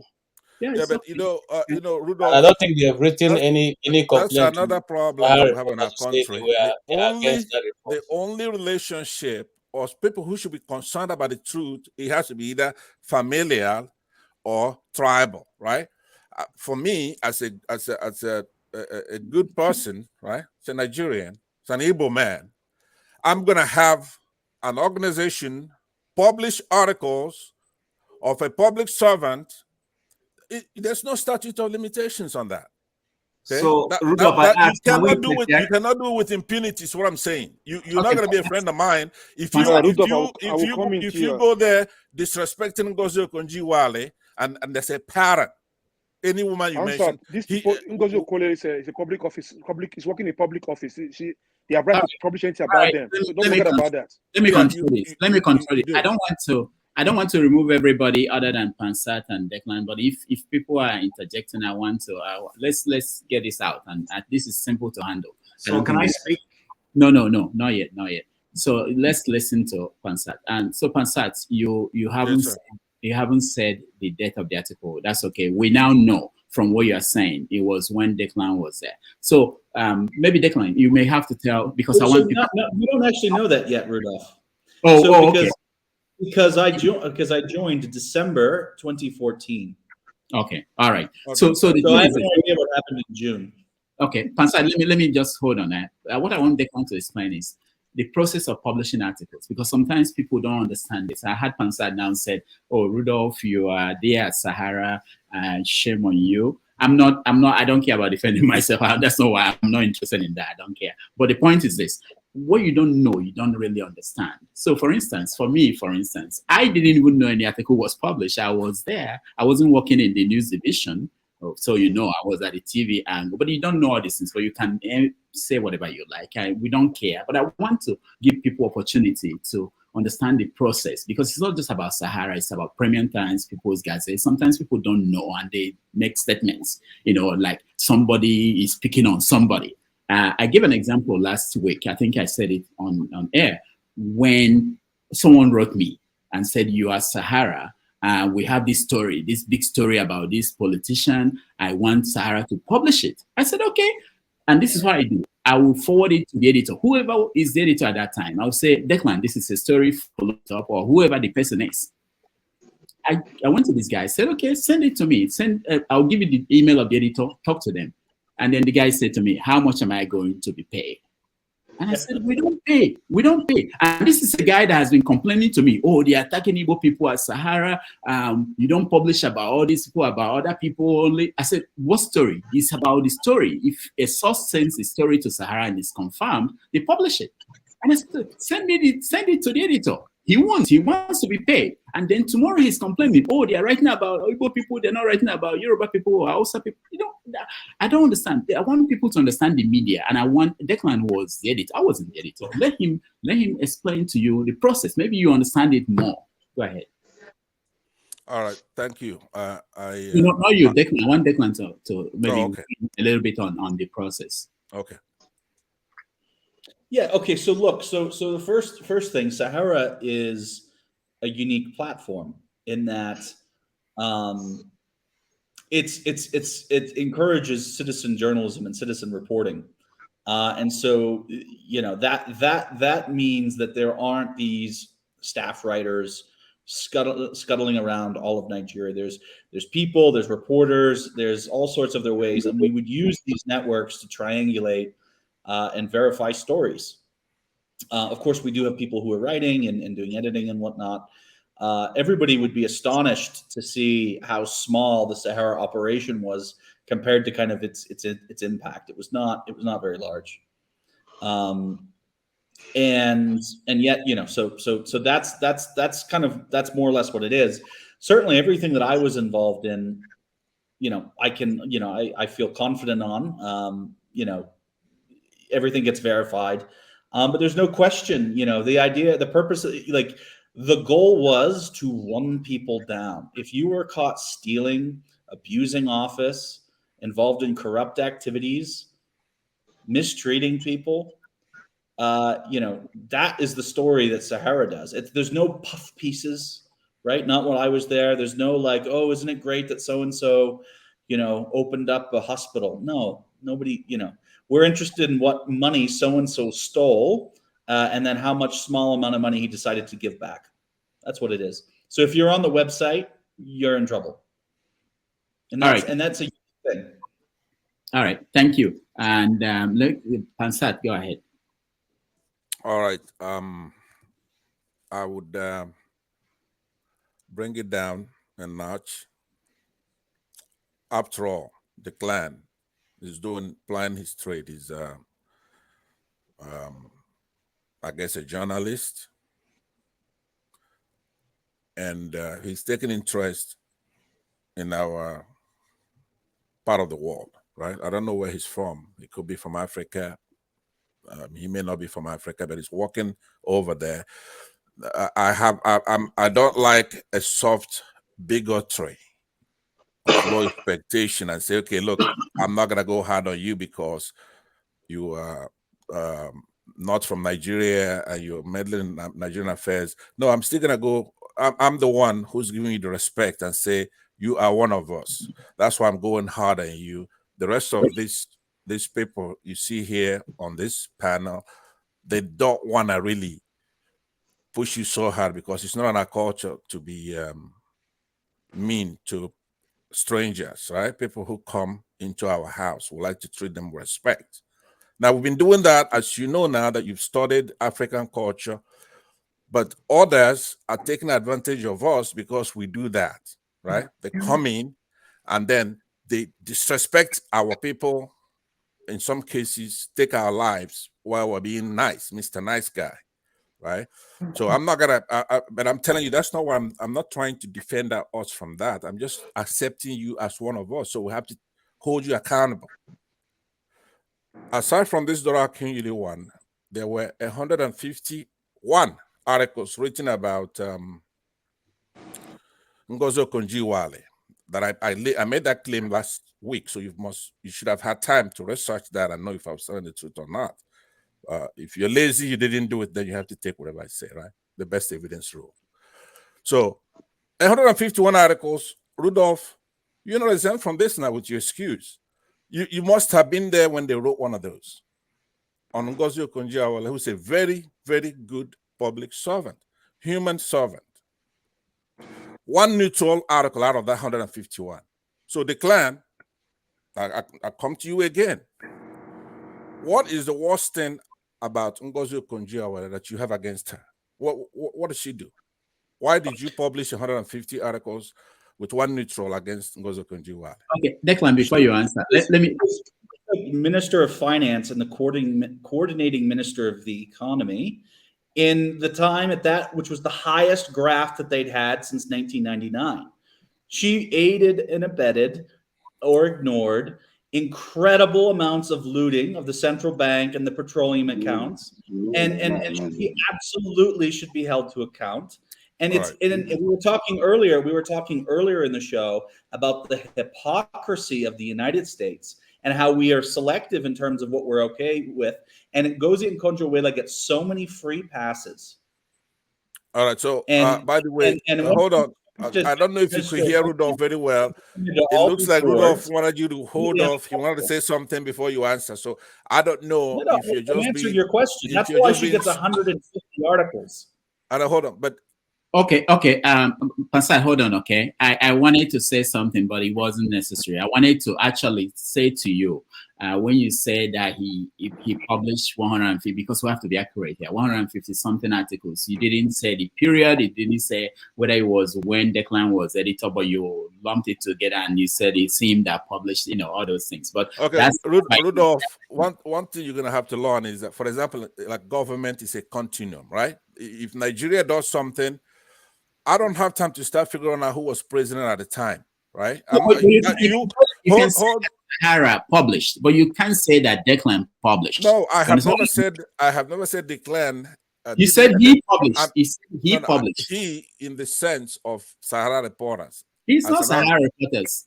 No, he was there for a period. Okay, so let me make that clear. Whenever when I say you did this, I'm talking about the organization, and I'm holding everybody.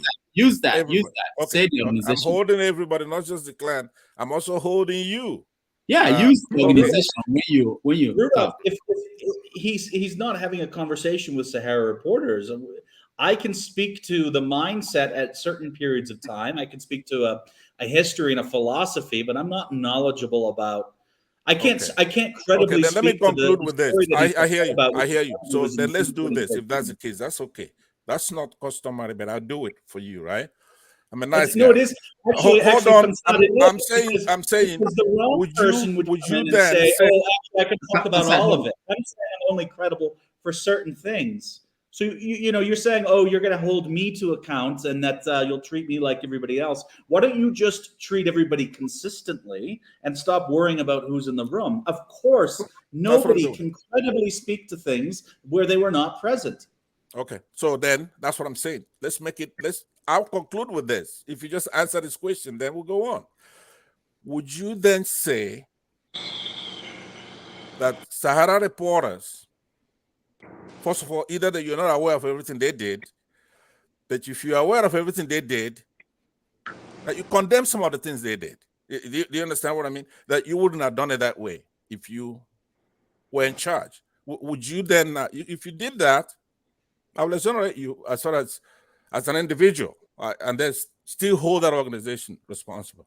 So would you say, number one, either you don't know everything they did, you didn't participate in everything they did, but as far as you're concerned, they didn't do everything right? Go ahead. In terms of the reporting coverage while I was there, I support everything, and there's certain stories that I wish I could have pushed out, but I couldn't verify. So I would have liked to go harder, Pansat, much harder. And these stories about people who are in the hospital and their last leg, I don't care at all. If you looted money, as far as I'm concerned, name and shame.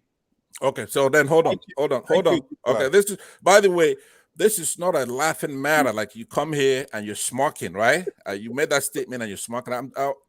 I'm trying to tell you that I'm very serious here. I'm not here to play with you. It's a and public laugh office. around. We cannot think about them. Yeah, please So, shut your mouth.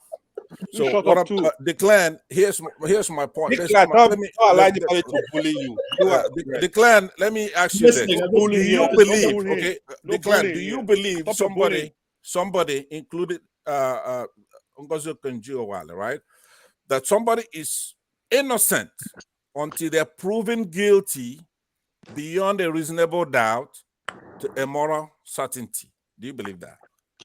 That somebody's innocent until they're proven guilty beyond a reasonable doubt? So just yes or no? Yes or no? I'll answer exactly the way I want to answer. No, Rudolf. Rudolf, you can't say yes or no. You can't ask a question and say yes or no. That is a yes or no. That's a yes or no. No, you are not serious then about if you are saying yes or no. Let me just say Rudolf, the thing is that Pat doesn't know anything about journalism or reporting. So if he did know these things, then he would actually understand that the threshold of evidence for journalism is not the same as the threshold of a criminal court. So innocent until proven guilty under the court of law. But when you're actually talking about journalism, if you can show that you are deliberately not defaming somebody, which means publishing knowingly false information with the intention of inflicting damage on that person, you can publish. And so, okay, no, hold on that. Rudolf, please ask him. Let him finish, Pansad. You have to let him finish. No, I said it. He just, he mentioned earlier, it's important to come here and not be lazy and do research. But I would have thought, Pansat, that you know the basics of journalism before you start indicting it. Okay, but that's what I'm saying. That's what I'm about to say to you. Let me say something. We are ending it here, but let me say something. The reason why I allow this to happen is because Pansat is just one person, but there are a lot of people like him out there who conjure things, they imagine things, they don't understand the media. And I will continue to bring people from the media, past and present, to come on this platform and give people opportunity, especially if you want to know how it works. Not if you want to continue to imagine that this is what's going on. KJ is here. I will allow KJ to say something because he was in And the but let me answer the last thing he said. He says I should know more about journalism. I do know more about journalism. You cannot, if you want to say somebody allegedly did something, right? That's fine. You could use the standard of prima facie, right? As a journalist, do your reporting, but you can't categorically come and say somebody is guilty of this, they did that, unless you have a conviction to back that up. But you can allege as a journalist and say somebody did something, he's alleged to have done so and so. You have to be responsible, right? You don't have carte blanche. All right, Under the code of journalists here. Ansat, thank you so much for thank you. indulging us today. I hope you learned something today, Declan. Next time you have to get the date of the article. You have to get the date next time. Get the Can date of the article. I just put in one word? Yeah, I will let KJ put in one word. Declan, I wanted to put in a word. I appreciate your response and your patience. You see, sometimes I'm trying to look for the right word. If anytime just your last words were very well. I mean, they are like a chat buster for this conversation. Sometimes people think that the same thresholds what you use in the court, that's what you use in journalism. It's not the same, and just like you rightly explained, if that was not real, there would have been so many people going to court because they feel like some part of the publication is not in their favor, and so they can go to court with it. I like your patience also. I mean, I lost mine. When there's some question that I think shouldn't be necessary. But here is what I want to go to. Because you work in a media doesn't necessarily mean that you know exactly whether it be it print or be it digital, TV. online. Yeah, you don't know everything that's going to go on. You don't know all the people who. In fact, sometimes you only get to know certain information because you are friends with the writers or with the reporter or with the person handling the program. That's the only the only other way you know. If not, you'll be sitting right in your house and you see the story just like any other person will have seen it. And there's nothing you can do in that sense. It's not your media. You are maybe just a partner or you're even an employee. Okay, in such a way, the only person who can actually know exactly what goes on are the gatekeepers, and even at that, sometimes they are also they're overruled by the owners of the company. If for instance, take example of this day, and look up and I want something to publish, okay, in Arise News, for instance, and you want that topic to be discussed, Donald Abati and the rest team cannot stop it. Okay, if you stop it, the next day you are gone. You are there at his pleasure. So sometimes, see, these things, like the question I asked, I mean, look, anybody could have written those stories. And I read the story of Dora Akunyele. I saw those pictures and all that. I don't see anything wrong with it. In fact, if there was anything about it, it even gave the Nigerian people an insight into what she was going through and drew a lot of sympathy for her. And that's how many people get to follow her to the end of her life.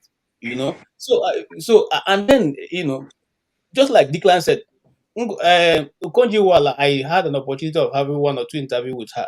And the first time I went to her office, the door was as open as Lagos Highway. She never locks her door, and we asked her, "Why don't you lock your door?" They said no, she doesn't want anybody to think that there's any special thing that she do in the office. Her office door, her seat is right directly. Once you enter the secretary's office, she can see you. So when she sees you and you wait there for like 5 minutes, you ask the secretary, "Why is he still waiting? Let him come in." Okay, that was the open door policy she ran. But will there be some things that went down with that she couldn't control? Of course, yes.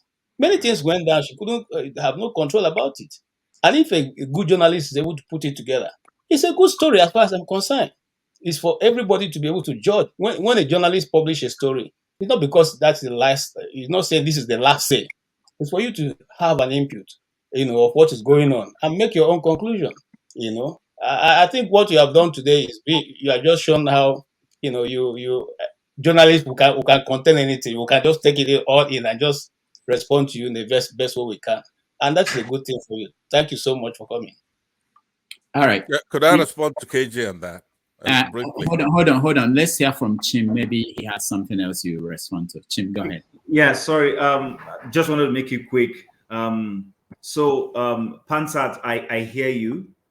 I'm happy for this forum because we're able to ventilate and keep things real, and that's the beauty of being. Even though I was losing my patience to like KJ, and I was wondering, I was going to ask Rudolf, why are we having this conversation? But that's the beauty, and I want to appreciate the organizer. So the other thing I wanted to say, incidentally, Declan is not here. So the thing is this: as much as either it's Ngozi Okonjo-Iweala or Dora Akunyili, as the reference conversation is right now, they are public officials.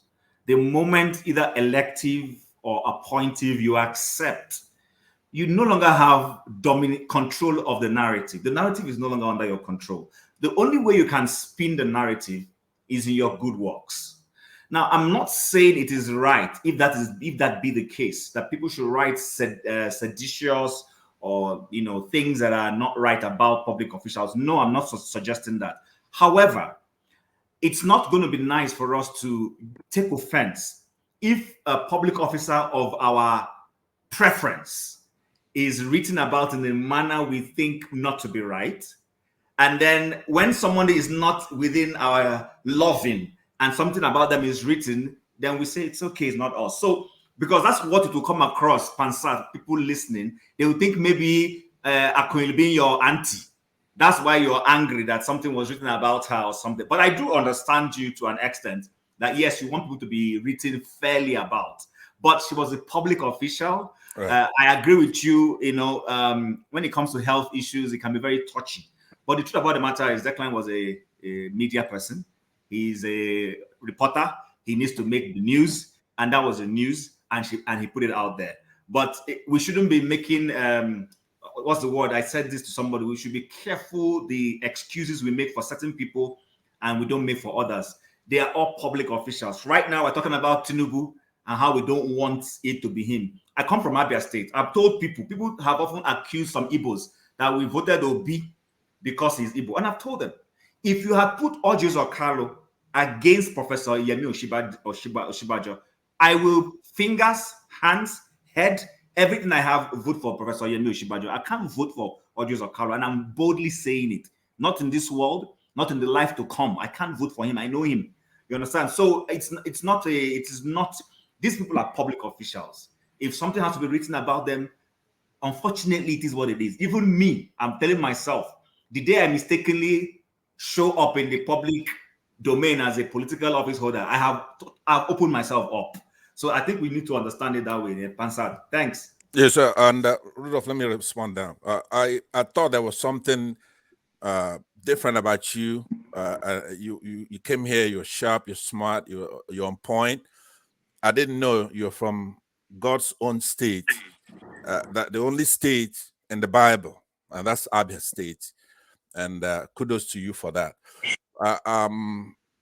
But let me say to you that just because somebody is looking in to find the truth, I'm not advocating for Ngozi Okonjo-Iweala or Dora Akunyili because I have a familiar relationship with them, with my auntie, my sister, or whatever. Maybe she could actually be my daughter. I don't know how she is exactly. I'm an old man, right?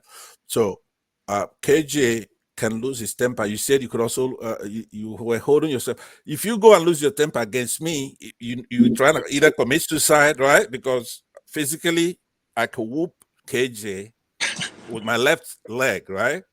And I'm strapped too. So what are you losing your? What are you losing your? You're losing your temper because I'm trying to find out the truth about somebody publishing something about some of our. Not my temper. I wasn't losing my temper. I said I was getting impatient. Okay, no. Okay, I got you. Yeah. So look, I love journalists.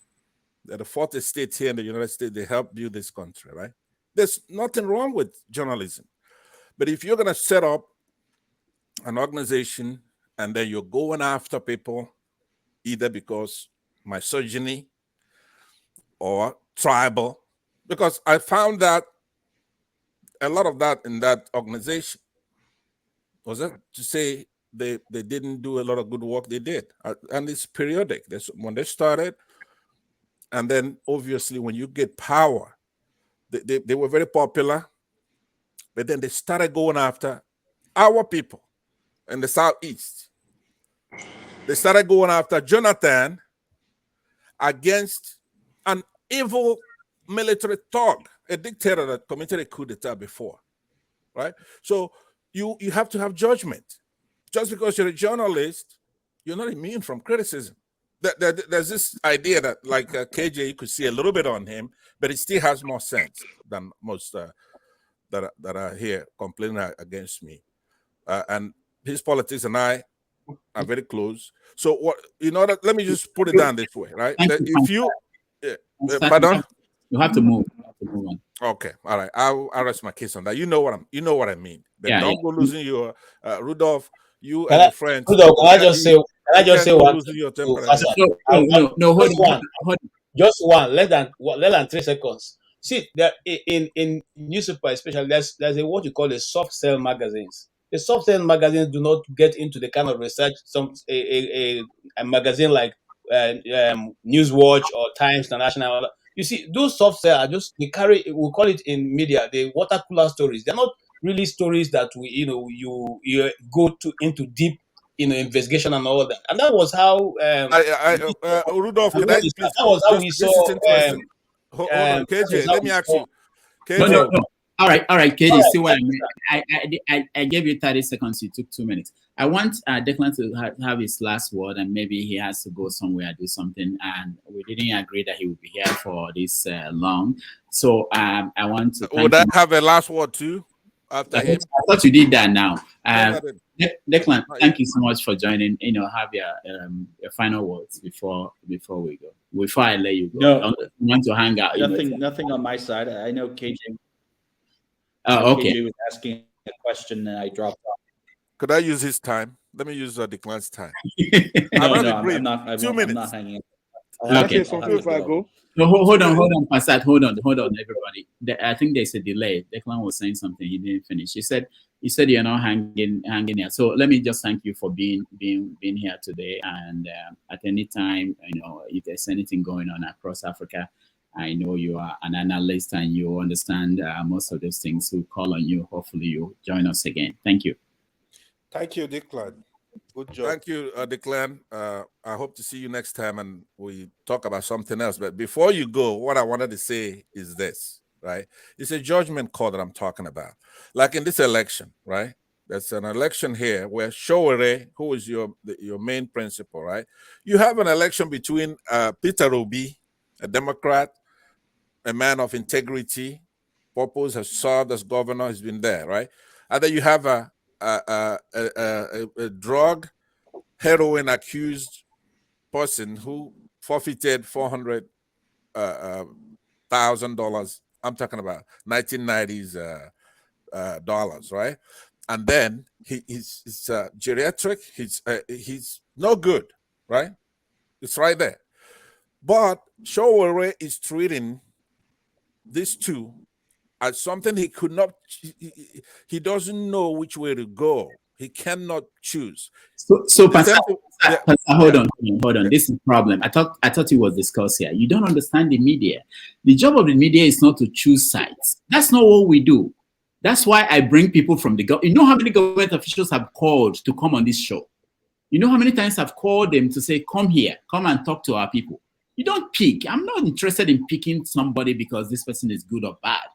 We are covering the story. Anybody who is from any side of the story, we bring them. We talk about them. That's all.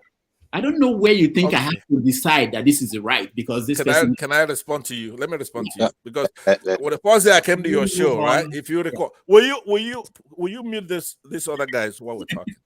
So Rudolph, what you just said there, it really irritates me because you made the same statement. If you recall, the first time I came here, okay. So I said that you have a room to play with when you're talking about good versus bad. Okay, you could do what you could choose anywhere between those range, right?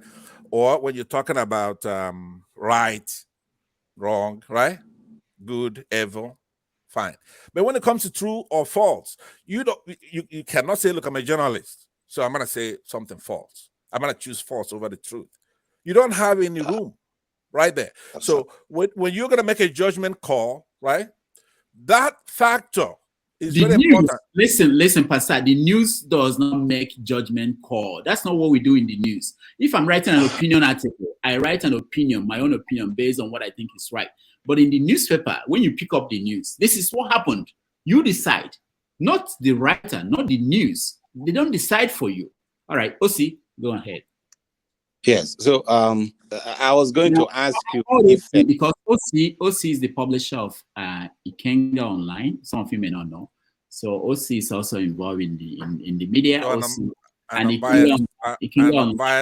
unbiased person, right? So Ikenga Online is the only online paper that is covering the Southeast. So Pansat, you may listen to OC. Go ahead. Yeah, thank you so much. It's been an interesting conversation. But I was beginning to think that to get more airtime with you, Rudolf, somebody has to be a renegade, because I honestly don't understand why Passat is having all the time. It's not like, I don't see anything that, he's bringing to the table more than every one of us. I also have to say that there's something to be said about decency. Whether we are in a public office having this kind of conversation and all this, it has to be conducted in such a way that everybody is mutually respectful to each other. I haven't seen that, honestly, with the way you've conducted yourself, Pansat. Even though you have most of the things you raised, it's safe to say that it's something that bothers you. So I don't mind you saying that. But you have to, be a little bit more respectful of people when you are discussing with them, not in a condescending and patronizing way. But anyway, that's. But you mentioned my name, so I have to respond, right? Yeah, let me finish. You have to be fair, right? So you mentioned me, you have to let me respond. Let him finish, Pansat. You have to learn. Let him finish. You are here. You're not going to. I think one of the biggest problem we have in Africa is that, instead of relying on institutions, we always rely on somebody's celebrity power. Obviously, Dora Akunyili is somebody that we all respect. That is not to say that she's infallible. That is not to say that she's the Pope, that, she can never do any wrong. If you believe that, I don't think you're even doing a great service to her own legacy. What the news, the essence of, media organizations, which you rightly describe as the fourth estate of the ring, is to make sure that everybody is held to account. You are aware. Listening to you seems like you live in the US. So we could see what happens in the political space. Okay, we could as well say, oh, nobody should criticize Trump. His supporter says that. Is that how is that how America should be run? No. Everybody, the moment you take up that position to be in a position of public trust, you make yourself open to all kinds. Because sometimes it doesn't even mean that some of the things you do, you did it out of just outrightly, doing things to harm the people. But as a human being, you're liable to make mistakes. Now, the essence of the magazine and everybody else is to make sure that they call your attention so that tomorrow when you want to make any decision, you sit back and know that, okay, somebody's going to be x-raying what I'm doing.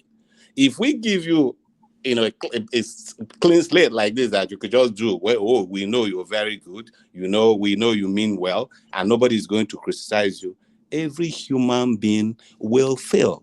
That is why they say when you are a leader and all you have around you are people who are going to say yes to whatever you do, then you're not a good leader and you're bound to fail. Okay, I'm not going to take up all the space, but this is what I just wanted to share. Are you sure? Thank you. Are you sure about that?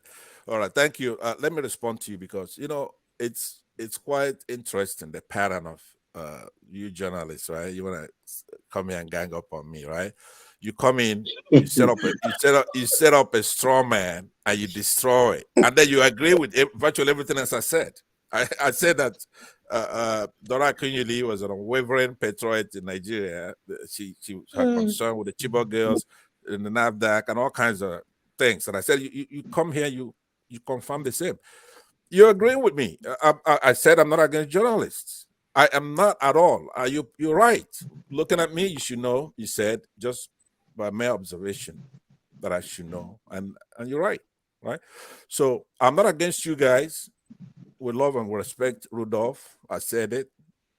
His friend Okonkwo, it's a great guy. He was here and he spoke in moral clarity, right? In those things, but you can't hide. Some journalists try to do that. Try to hide under journalism, right?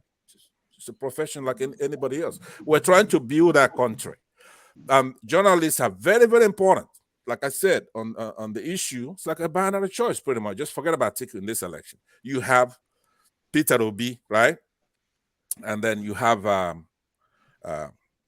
Tinubu, right? This is not about journalism. This is about judgment, about our country. Rudolf is a very important, people love him from all tribes in Nigeria, right? Assembled here. His hands are tied. But there are issues that are about true or false. And then actually picking the topic that you want to pursue, that's a judgment to be made. Are you going to pursue this heroin dealer and find out his certificate, his friends, where did he go to school? Are you going to go at it? It's like United States. You see them here. They're pursuing Trump, but fortunately for Trump is not what they're trying to portray him to be. Trump is an honest man. They want to make him to be a liar, right? Let's go next. Let me say. I did that on purpose. Hold on. I did it on purpose. Let me say this. Hold on, because we don't want to come here. We just want to talk about Declan and SaharaReporters. That's not sexy, right? So you're gonna say, "Oh, Pansat is boring," right? But let me give you a little thing to chew on. I'm saying, listen to me.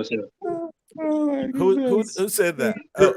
Henry, you and I normally our policy is the same. We should educate Rudolf. We should educate Pansat. Pansat, do you realize that when the Dora story was published, Okonkwo, who you just lionized as this great guy, he was at SaharaReporters at the time. Right. Is that go and read his articles, right? He was there. I'm not saying you're guilty by association. That's why in your case, I came no, that here, didn't come across at all. I came here and I opened the lid and let you out because you were boxed in. You were in trouble. The whole world were looking at you as the publisher, the particular guy who wrote that article, right? But I came here and I let you out. Look at the comments, my friend. No. I said to Dr. Wumi, you have a lot of wayward people in that comment section, a lot of kids, a lot of youngsters, right? All right, Pansat. Just because of my age, and they're gonna be knocking me because of my age. That's how wayward they are. Pansat, thank you. Anyway, thank you very much. Thank you. Yeah, we appreciate you today, and we appreciate your contribution. And let me say something before I go. Let me say something. Henry, go ahead. Yeah. Rudolf. You see, hold on. Hold on. No, see, hold on. I just make one small comment, right? Okay. Rudolf, okay. To you. See, Rudolf, you owe everybody on this platform apology. Even the viewers, you owe everybody apology. What? People commenting, you owe them apology. No worry. I don't know why. I'm just telling you, you owe all of us apology. You owe the commenters apology. You owe the viewers apology. That's it. All right, thank you. Henry, go ahead.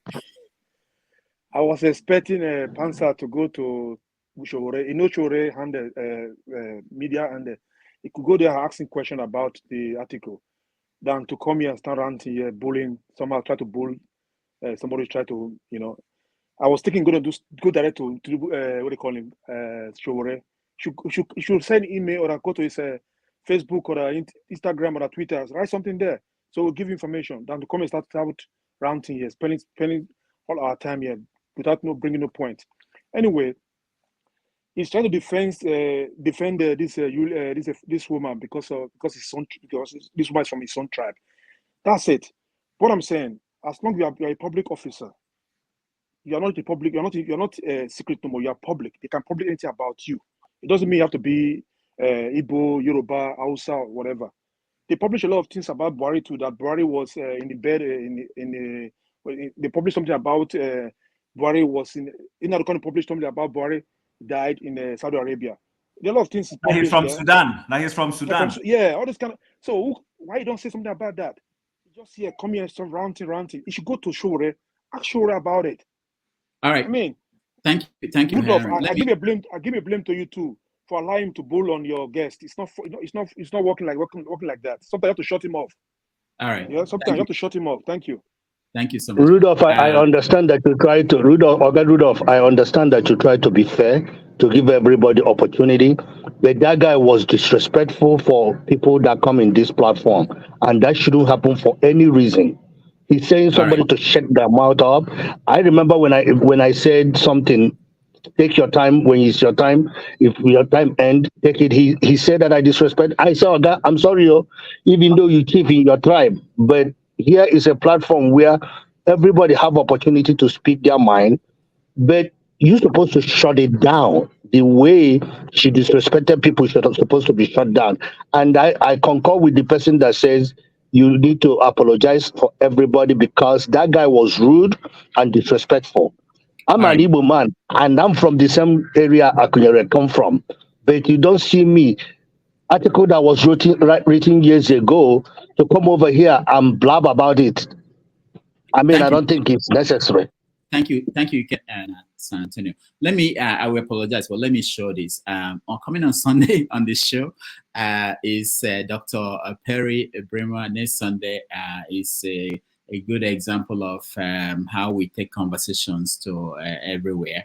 And he will talk about where religion survived the advent of AI, and is ChatGPT afraid of the Quran. And next month, which is September, we have people like Chidi Odinkalo is coming, Okendibe is coming back, Professor Niyo Shundere is coming, and we may have Maegun coming on the show in September. So we'll have interesting conversations. But let me just say this. One of my goals is, if you guys know Pansat, I think more people who are complaining about him, not that we encourage people to behave the way he does, but he actually did better today than typical. I can play you some past videos of him on this program where and we had costs in the past to remove him, and we do that. But the point is that I think it's more important that we allow things to come out in public. The people can judge from what they had, what they think is appropriate. Sometimes if we shut someone down, people might think that that we are trying to prevent them from revealing something wonderful. But I think reasonable people can understand from what happened today, who has more points to give. So thank you guys. But if you feel offended, wait. But hold on. Oh, okay. If you feel offended, I'm sorry. Things Thought you are running away. No, I'm not going away. I don't have anybody to replace me yet. Things like this will happen now and every now and then. But let's hear from who is new here, who hasn't said something. I'm new. I've not spoken. I think everybody here has spoken. Okay, let me just go to Righteous Man. Righteous Man has been. I know. He's in Nigeria. Let me hear him. Righteous Man, go ahead. You guys don't pay for cable. He pays, I'm sure, a lot of. Go ahead, Righteous Man. Yeah, Dr. Rudolf, I think we that are back home here, we deserve your apology. You know that every time I join your show, I spend nothing less than 8,000 naira in buying data. Wow. Any day. Yesterday I spent 8,000. Today again I bought a data of 8,000 just to be part of this show. But in most cases, you just relegate me to the background. I don't even know what is going on. So it's not actually being fair. Anyway, I think the appearance of that very man, Passad, it's not as if he's bad, but I think as the anchor man, you should manage the time so that it will not resort to unnecessary argument and disrespectful from any commentator or anyone that is contributing. Just try as much as possible to manage the time. It is the time you will use to cut off some of these excesses. But if you don't do that, I know human being what we are, we'll go to any length to, prove who we are when it is not necessary. Actually, there was a statement he made, which I concurred. Most of the problem we're having down here comes from the journalists. They don't give accurate report of issues. And for example, the Diziani issue of having a gold, is a diamond, breastwear. Yeah. If I tell you, I'm from Imo State. Those of us, the area we do business and it's a multi-tribal ground. We were really kind of bullied that Igbos are reckless, Igbos are thieves. How can a woman spend money to buy a diamond brazier and all that, And it was SaharaReporters that broke that news. And we don't know, nobody can of a truth say whether that woman owned that or not. And up to today, nobody has been able to come out to say she owned that or not. And that was the story, and it was a kind of a bad baggage on us down here, that it was affecting us based on, Nigeria. Let's not deny that Nigeria is built on sentiment of tribes and religion. There is nothing anybody can do about that. As much as we try to make sure we play down on it, at any good time, it rears her ugly head to show that it's something that is not going to go out. Let me give you a short example. My wife was driving and had an issue with her car along Aswani Road. And she was trying to get rid of what was wrong. And last my people came to her and they spoke Yoruba to her, but she doesn't speak Yoruba. And they told her motto. So she called me and informed me what happened. She had a bad thing coming up on the dashboard of her car, and she needed to stop to check what was wrong. And she was not obstructing traffic. She parked by the appropriate place she's supposed to park. But when they came to her and spoke to her in the language that she doesn't understand, she became a victim. They told her vehicle, when she called me, I came into the place and I was asking the officers that got the car towed, can you tell me what sin or what crime she committed, that she had a broken down vehicle and she needed to put it right? And then you towed the vehicle and charging about 120,000. I have to call my lawyer and inform my lawyer. So my lawyer came there and we dragged that issue. Now, if she had responded in Yoruba language, I'm telling you, they will even assist her to get that motor done and let her go. So the issue of Nigeria, tribalism and religious sentiment cannot be ruled out. So when journalists are reporting issues, please, at least if it's not going to be 100%, let it be at least 70% that people can look around it and say, yes, this is correct. So that's just my contribution. Thank you. All right. Thank you, Righteous Man. We appreciate you and the fact that you rejoin us from Nigeria. I have a little comment. KJ, drop your hand. KJ, No. Sorry, I just want to tell Mr. Righteous Man that we actually spoke on that Brazil thing on this program. And I said that is one thing I hold the EFCC chairman, now gone in detention, right about. He came and he said of the truth. We asked him. He said of the truth. He has looked through their shop, their warehouse and all the places where they keep things. There is nothing like gold brazier. There's nothing like gold pants. There's nothing like gold wristwatches. All those, those things they published about Desiani Alison Madeke was not true. That's what Bawo said. That she has not been able to see any one of those evidence. None, not one. Okay, but again, you see, the press didn't carry that. Of course, when I say the press, the television and all the rest didn't carry that follow-up, except when that interview was granted and it made those assertions. So I think the press tries to we try to balance it out. One thing you want to talk. You don't talk 1 million things. To balance it out. Sorry, I'm true, sir. Thank you, sir. You're a journalist and politician. What's the difference? Yeah, hold on. Okay, hold on. Let me say, of course, the press is not perfect. and the press will reflect the society where they come from. But the important thing is this: it didn't come up in the conversation we had now. If something wrong was published about you, you have the right to challenge it, and people sue the press. Okay, so it's not like the press that once they publish something, there's something you can do about it.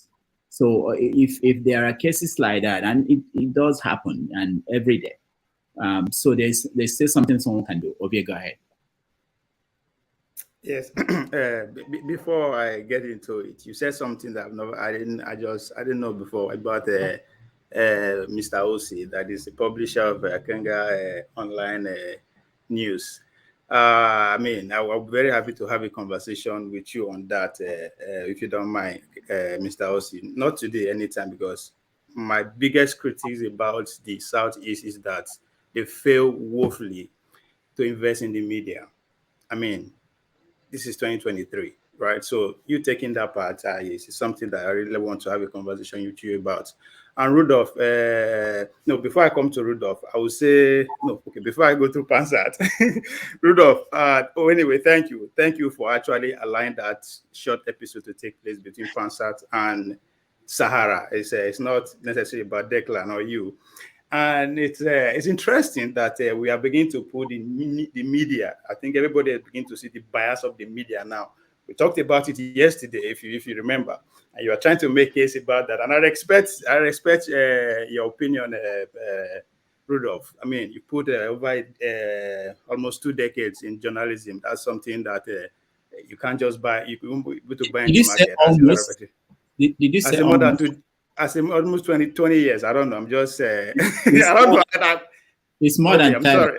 Don't say 20. So, good. It's not. That means not even available in my service.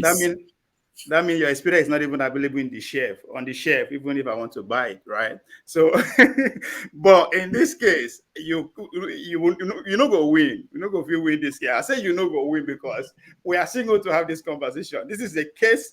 Officially established a case between SaharaReporters and Pansat. So now let me come to Pansat. Pansat, I am proud of you today. I am, for real, from the bottom of my heart, I'm proud of you. And for that, on your behalf, Mr. Rachos, I will pay for your next weekend data to join us again. So on behalf of the Pansat performance, right? Pansat is not, what Pansat is saying is not about Declan. Of course, Declan happened to be the center of the conversation. Who is better to be on the center of the conversation, if not an editor, right?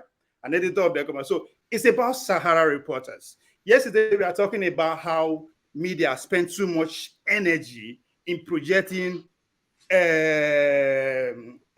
distractions, right? Instead of giving us what really matters, what every Nigerian is feeling, they are giving us how the elites who predominantly own the media, whatever they want, that's what they are saying, right? And that's exactly what Pansat is trying to say.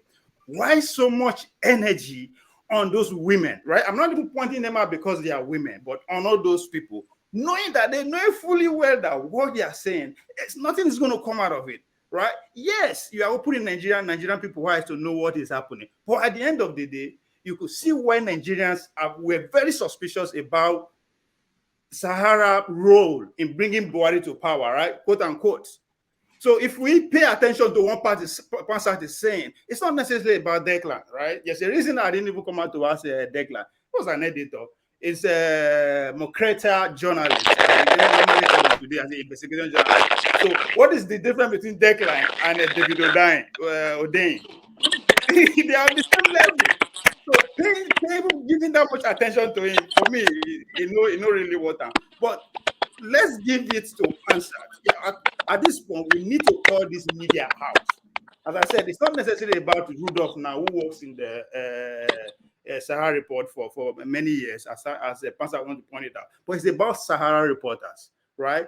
But I mean, again, I'm not downplaying their impact in the society. We need them. But they are not above calling out. They are not above criticism, right? Where is SaharaReporters now that since after all those people are gone? Our Nigeria are not better all of a sudden. So I totally understand where Pansat is coming from. And again, if Declan is an editor, he should be able to account for everything that he signed for or signed to in the past. And again, for him to actually accept to work in SaharaReporters, that means he accepts the ideology, including everything they've done in the past before he got into SaharaReporters. So the idea of asking him when he joined SaharaReporters does not count. You accept to work there, that means you accept everything that they've done, good or bad. Thank you, Ovie. Thank you, Ovie. Let me say a few things. One is, I'm happy Ovie is in the media space now. You have all the politics, so I hope you will now make the corrections that other media they are not making. The other thing I wanted to say is that nobody noticed something that happened here a few minutes ago. The fact that people in the media can actually take it, quote unquote, take it, unlike some people in the public space. And that's how it is. That's how it should be. You know, if you're in a public space, you are a personality, you are in politics, you should be able to, people should challenge you. Nobody's saying, the media has never said don't challenge us.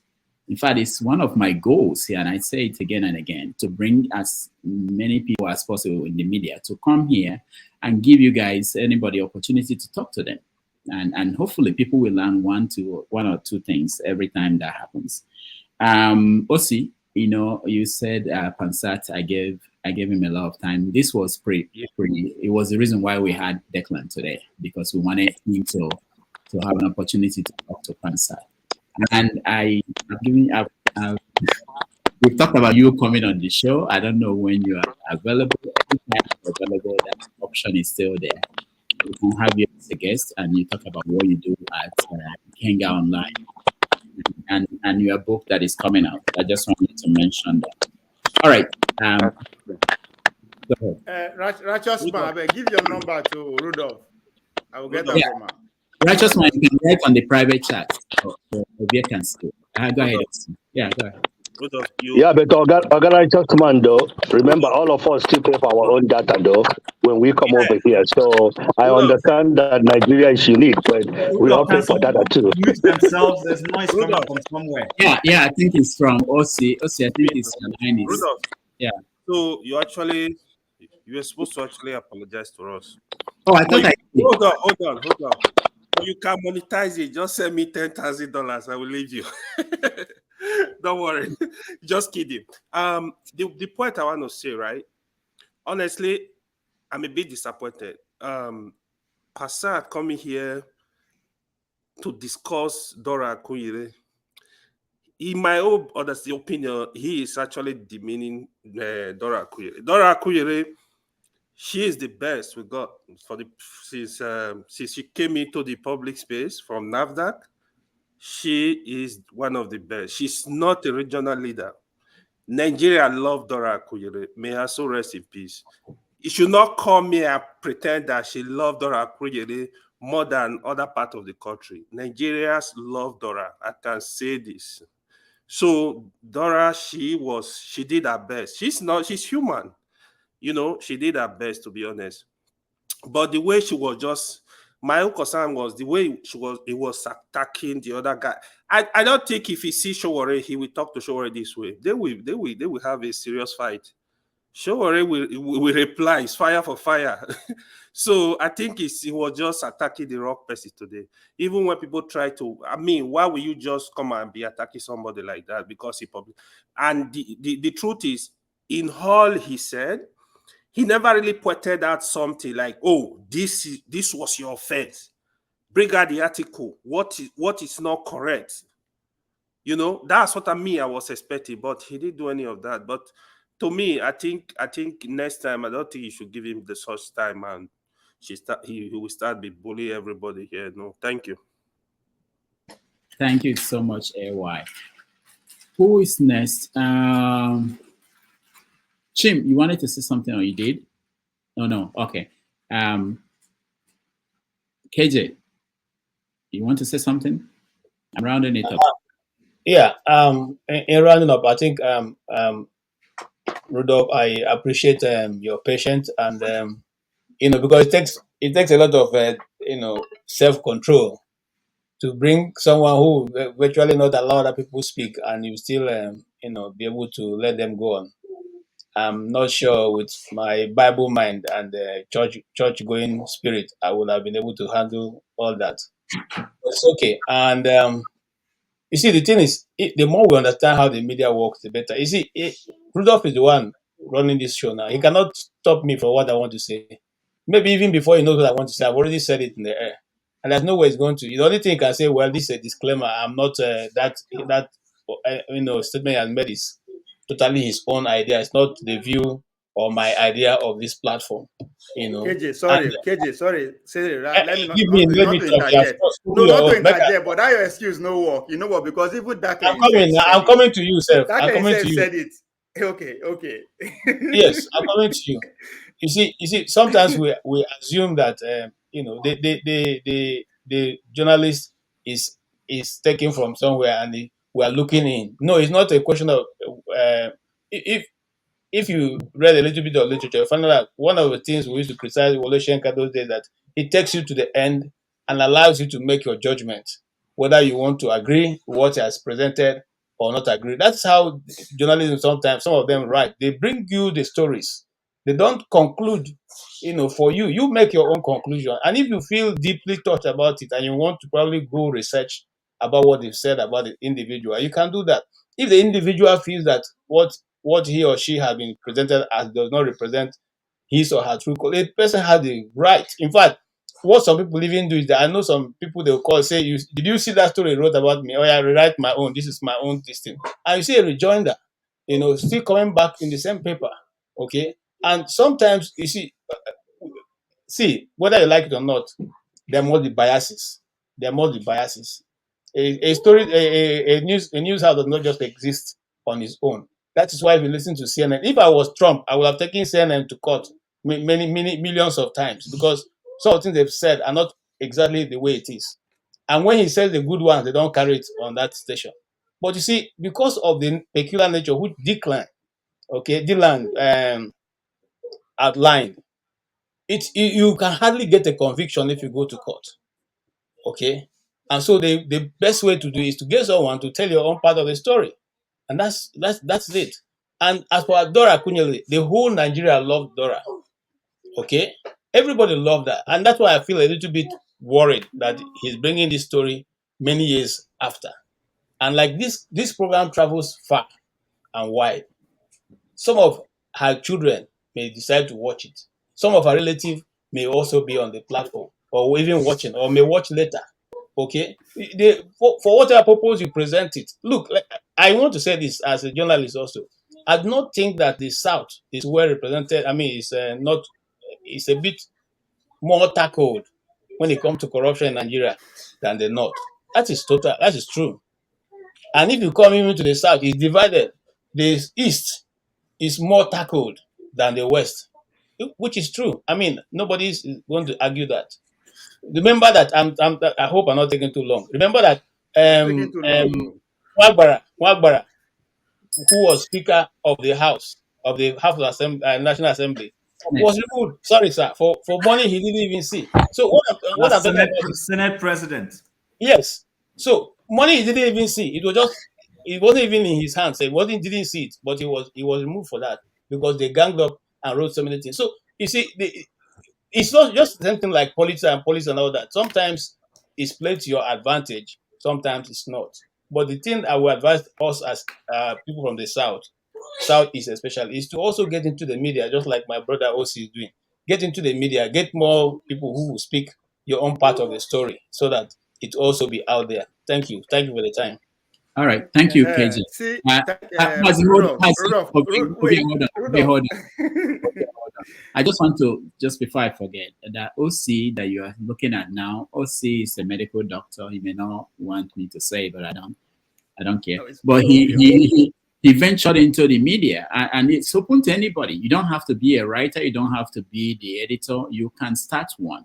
So when there is something wrong in the media and you are pointing fingers, you can start one, and maybe in your own organization, you correct it.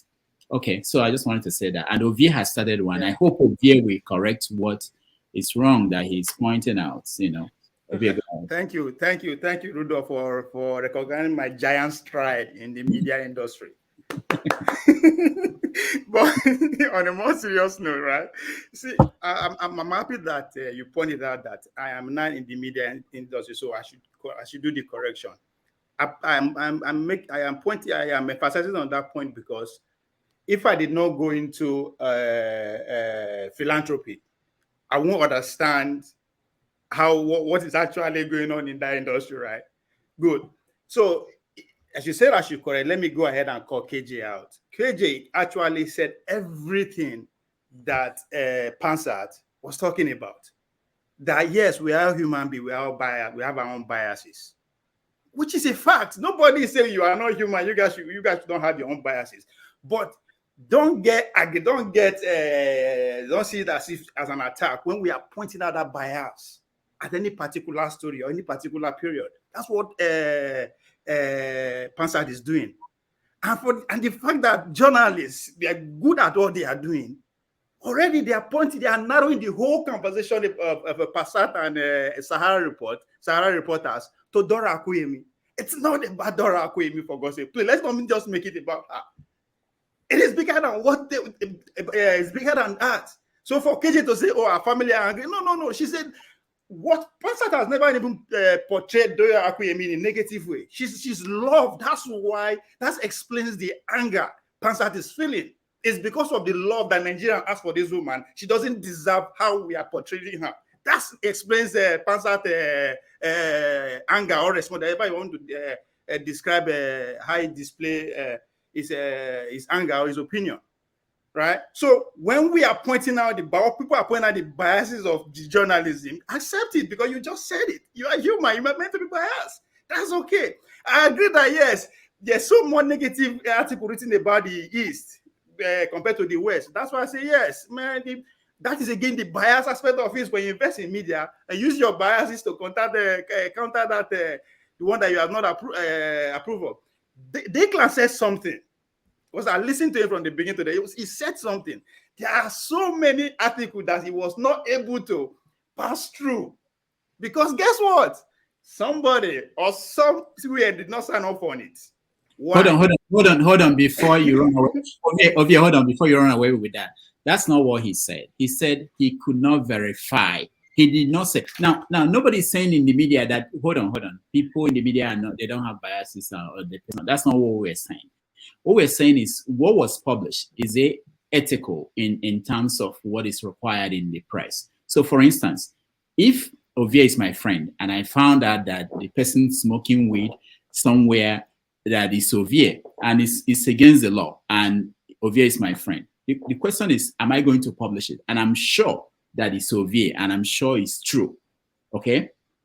So when you're talking about, there are two different things. When you say, like Pansat was saying, that judgment call, that you have to judge when you are deciding. And then the other thing is very important that you are playing. I think you are misunderstanding.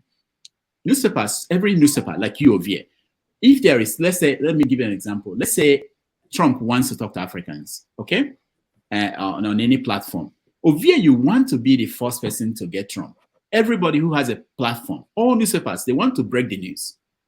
Everybody, okay? So when the news comes, the story comes, the decision to make is, it's not about who nobody will say, I won't publish it. People will want to publish it. It's about who will be the first to confirm the story. Yes, and the other aspect of it, this is the one that you're missing also. People leak stories to the press. Most stories you see were leaked to the press. And I've said this on this platform, that if you become reputable like Sahara, people will send the stories to you. I've been in an office in Lagos and people are looking at me and telling my friend that they will tell this to Sahara. They didn't know I work with Sahara. They didn't know me. So people send stories to media organizations that are reputable and they help to verify it. Now, if I'm getting stories about people from Kano, because I have a source in Kano who is sending it to me, I'll be publishing stories about people from Kano. If people from Kano are angry that I'm publishing stories from Kano because my sources are sending me stories from Kano, let them send me stories they know from Akwa Ibom. I will publish it. If I don't publish it, listen, this last one. If Sahara decides not to publish a particular story, they have Vanguard there. Vanguard will gladly publish a story if you can give them the evidence to justify publication. So people make it look like there are some media houses that are not interested in publishing stories. We don't have any alternative, or you know what I mean? Yes, I know what you mean, Rudolf. Context is very important here, Rudolf, and you agree with me, right? Pansat again is not saying write or don't write about this person, or why did you write about this person? He's talking about the context of what is written about that woman or about the particular person he's pointing out. If you write article about me, say, oh, I did smoke weed, right? Depends on what you wrote about, it depends on what you wrote, right? If you say, okay, they smoke weed every day, that's all it does. Okay, that's why maybe I'm not okay. If father say, that guy don't get sense again, no, everything with that, because of no make and get sense, so now context here after, which one I go there angry about? I have every reason not to be angry with you, but to be angry with this person, right? Now, so, I agree, say, so now context, he was angry that that woman was actually in a dying bed, right? Going through the worst, the lowest moment of her life. She doesn't deserve that. If we want to actually narrow it down to do that, that's why it's not about her, right? What sponsor is trying to say.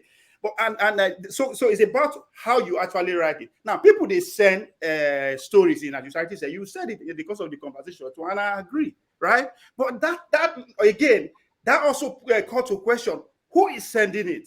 Why is this person sending it, right? And when I say, oh, somebody has to sign it off, I don't mean it literally. He's an editor, right? Just as you said, if I send you article about Niger, right, and you have the right to publish it, right? After all, it's coming from a reliable person, a human being, and I can say, oh, I know Niger virtually, right? So that's credible. But what you said about that article, that's a different thing. So right? It might not be your opinion. It might not be your opinion, but you are the editor. But most importantly, you are the publisher of that story. SaharaReporters in this case. Okay. You're talking about context. I don't remember this Akunyele 10 story. But if the context is that Akunyele is sick and nobody knew about it, okay, and she's hiding that she's sick, the media has a right, if she's a public official, a government official. Well, listen. The media, in fact, everybody would be like. I give an example. Remember the governor of Ondo State? He was hiding that he was sick. At a point, the media, they were trying to find out where is this man. If they get any picture from him, whether he's in they'll publish it. It's not about it's not about sentiments. No, I think most people. That's what I'm saying. That's what I'm saying. Talking about right, Rudolf. You have it's not as I say, it's not about you or Declan. SaharaReporter has the right to publish anything they want to. So does the citizen have the right to actually criticize it whichever he or she wants. Even that is it. Hold on. What is the main cardinal of a journalist? A journalist is for you to put story out there. How it is for people to now decide how they want to follow, right? That's why I criticize people like Rufai every day. Nobody cares about your opinion if you work at the Arise News. Go start a podcast. Go start your platform. Put your opinion. Is your concern that the reporter misreported the case against Dora Kunyili? No, it's not my concern. Her condition wasn't right at the time. It was a question. No, I think what I'm supporting Pansa here is that he has the right to actually via his concern however he wants it, right? He is just asking an editor of SaharaReporters that why did you guys write this article? He has the right to ask. However he wanted to ask, he has the right to ask, right? It's not left for you to answer him or you don't answer him.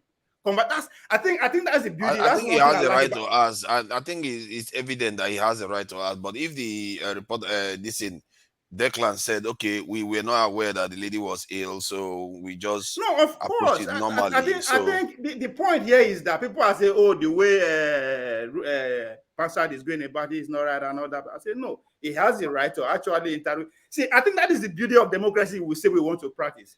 The beauty of America is that I can stay in America and criticize her from head to toe, right?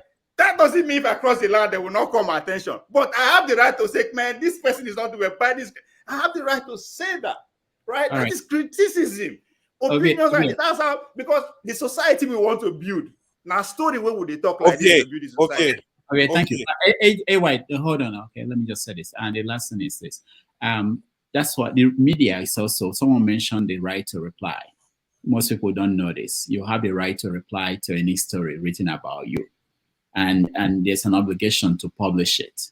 Okay, and Pansat requested this conversation, and we allowed it. We are not media. I don't think media is afraid of being criticized. The question is always that everything should be respectful and people should be cordial. That's all that we ask for. We're not saying that anybody's above being criticized. And the comment section in today's online media is out there for people to comment. I've written things that everybody will abuse me, and it doesn't mean you shouldn't write. It doesn't mean anything to. And if you're in the media, you're used to that. After many years, you're used to people, condemning you. Igbo Basics, yeah. That's the final say. I'll hand it over to forefathers. I have to go. Igbo Basics, go ahead.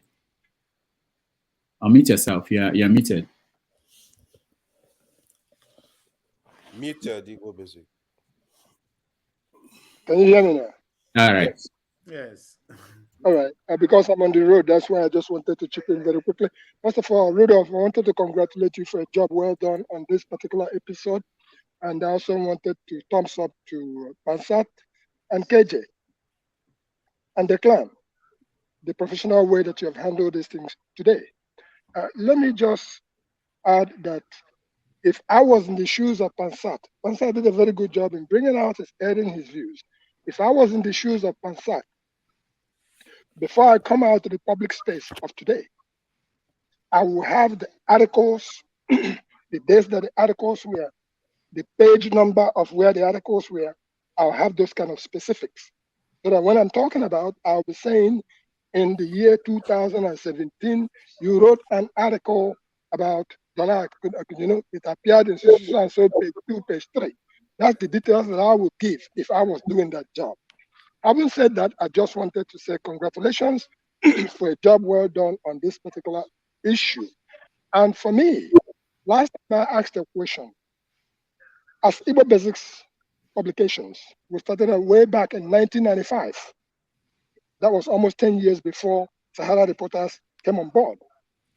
Sometimes people wonder, why do we continue and we have not folded? Consistency is what it is. And for the job that this platform is doing today, it will outlive those of us who participate there. That's our prayers, that it would outlive us. But in so many ways, I can tell somebody, please, calm down, without telling you shut up. I will still accomplish the same thing. And I can also allow you to say everything you want to say, thanks to my late friend, Professor C.C. Nwako of the Graphic Communications Technology Department at King University. He taught me that, because if I go into a meeting with Professor Nwako, if I'm trying to say something, sometimes he'll pinch me. If I'm trying to say something, sometimes he'll kick me. Then I turned around to him. Eventually I said, why are you doing this? He said, up here, land there. He calls me up here. He said, wait, let them land. What did I learn from that? He said, you can allow somebody to say everything they want to say without responding. The person is expecting you to say something, but because you have not said something in challenge, the person is going to present the case, prosecute the case, judge themselves. You still haven't said a word. Contradict themselves if need be. So my only 10 cents for the today's conversation, it's an article well done. I once wrote an article in Igbo Basics. Because of one word that I used, it was about World Igbo Congress. A lawyer wrote 3 pages responding to that particular article I wrote, expecting me to come and go toe to toe. What did I do?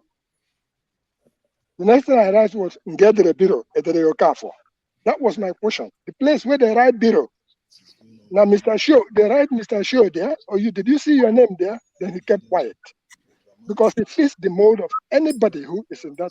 So today's presentation is congratulations, and let's do more of that. And for those who are not in journalism, either print or electronics, sometimes listen to Rudolf. Somebody once said, I'm so much a Rudolf fan. Rudolf, you are really a gem, and may God continue to give you the strength to continue the job you're doing. Thank you so very much, gentlemen. I'm going to tune out because I'm in a different place now. All right, thank you so much. I have to go. Loco, you came in and you left, but See, OVA, like there's some things you don't understand. What you are even arguing about does not even exist here. You understand? Nobody is saying don't hold the media responsible, because for me, judiciary is number one problem of Nigeria. Maybe politicians number two, but journalism, at least if I place them number two, number three, are the problem of Nigeria too. You understand? So asking journalism, holding them accountable, nobody is disputing that. You understand? I believe, let me just speak for everybody, why most people here are angry with Pansat is your mannerism, the way he talks down on people. You understand? The way he's uncivil, the way he portrays his rascality, only as if is the ultimate, is the apex among everything. You understand? Whatever anybody says is like maybe the go to number hell. one victim of Pansat Abi. No, maybe number one victim. No, I just tell you, say don't be sad. They agree pass all the time. In he say, in fact, nothing we pass never tell me, right? We never agree. But you may not know, I just focus on the point that he's trying to drive. I just focus on the point. No, yes, see, everybody though. What I'm trying to tell you, like, right? No need focusing, because everybody agrees, knows that yes, hold the media accountable. You understand? Now, like I thought that probably you felt people were accusing him or attacking him for asking those questions. No. It's his mannerism. You understand? They were, I think, was it not last two sessions or last three episodes when he was telling Nigerian man that say he carry Barretta for waste. If you see Nigerian man, you could finish or something like that. When he and Nigerian man they get argument for years. You understand? Those kind of people don't smoke Igbo. I don't understand where the damage for the system carry come. You understand? I know, yes, he asked you to for this session. Wait. Why you call the accused innocent Igbo now? It's too much. Okay, sorry, God bless. Okay, no, normally Igbo. No, dry leaf. Okay, no, normally dry leaf. Maybe not dry leaf. We use this on here. No, devil. Let's put it on there. No, but he was asking question, writing, yeah, this and that. Yeah. See, let me tell you the truth, right? He made a mistake. He wanted to talk about what's it called Desiani. He made a mistake to start with Okonkwo. You understand? No, not Okonkwo. Akunwile Dora. He was basing his argument on Desiani. You understand? It was when he later discovered that he messed up. Like, that's why he's like, he was now calling the three Igbo women. Like, I don't understand. Why are you picking interest on those three? Is it because they are Igbo? Because that's what you are making it sound He like said right now. it. He actually said it. He actually said it. You understand? And because of that, you are now offending people's sensibility. Like, why should you do that? If you're trying to drive a point, the way which you are driving the point, you now offend people's sensibility. And by yourself, you shooting yourself in the foot. Nobody will even try to see your point again because you've already offended their sensibility. You understand? And people are even trying to say something to you like the guy is a guest panelist here, is a guest. You're supposed to treat them with at least no matter what, but you are trying to put them like. This was a debate organized for both of them. This was Mr. Loki, it was actually a debate organized for the both of them specifically. No, not actually a guest hold on. See, debate is civil, not offending, try to offend anybody's sensibility. I agree. Do you understand? So, like, see, that was the reason I came in, because on a very good day, there's no question I want to ask Declan about Nigeria matter or Brics or whatever. Nigeria know that problem; they can solve it. You understand? So I look at Quebec. It was because of Pansat I came into like, man, come on, man, enough is enough now. How? As in, I could not hold it. Yeah, I couldn't hold it. I had to come and like come. That's why I said, Rudolf. I didn't make anything about Pansat. I only told Rudolf apologized to everybody. Case closed. That was my own. Just to let him know. That was my own intention of coming here. So coming back again was like to let you know that not because we don't agree what Pansat is saying, but his mannerism and his uncivilness and his rascality, that was just the whole issue of this stuff. All right, KJ, I will have to, before you speak, let me hand it over to Forefathers. Forefathers, thank you so much for standing by and taking over. But I want to thank everybody that joined us, and I will see you guys on Saturday. Like I said, for next week and next month, we have Chidodin Kalu, Okendibe, Ni, Oshundare, and maybe Mike. See you guys. Thank you. That's explosive. Thank you. KJ, it's your turn, eh? Yes, except you want to change it. The INEC now. I want to change it. KJ, journalist. Typical for us. Hold now. We finished with Declan, and everybody is talking about. Declan talked about so many other things that they're asking question about. Now it's about Pansat and his insult to Declan that we are all chatting about. Insult to everybody. Yeah, KJ, he was insulting. KJ is a journalist, politician, so it's in between. So, what did you make, KJ? What did you make of the main discussion with Declan regarding some of the questions they asked him, especially with the Brics? He was actually saying that it was okay for the French to see the this is the current regime in Niger as illegitimate, so the French should not leave. That's one of the I totally. First and foremost, as a person, he has distinguished himself. And even I will also want to commend SaharaReporters, because they came in and they were able to shoot their way to national light with very short time, and that was because of the sensational stories they reported and the way they wrote it, and so a lot of people who are looking for the truth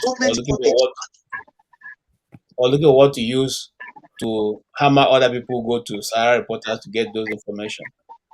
As for what he said concerning, I agree with most of some of what he said, especially the fact that he tried to say, without being afraid of whatever Passad would think, that he approved those stories and he was struggling to even publish more. Yes. Because if we are able to do that, our society will stand up straight. I know that as someone who practices in that area, some people hide, and which is what Rudolf has said. Some people hide information concerning their own people; they don't want to release it. Okay, and so sometimes you don't get enough to actually put out to the press, while others come forward with information even when not asked, they want to give. And so that's why it's a little bit lopsided. So are we talking about press issues versus foreign troops in another country? No, I'm coming to that. Another country refusing to leave. No, I'm coming to that now. I'm going to that. Okay. You see, the mere fact that the authority of Niger Republic have said you are a personnel non grata is enough for you to leave that community. There's no two way about it. It doesn't matter whether you're the one feeding them.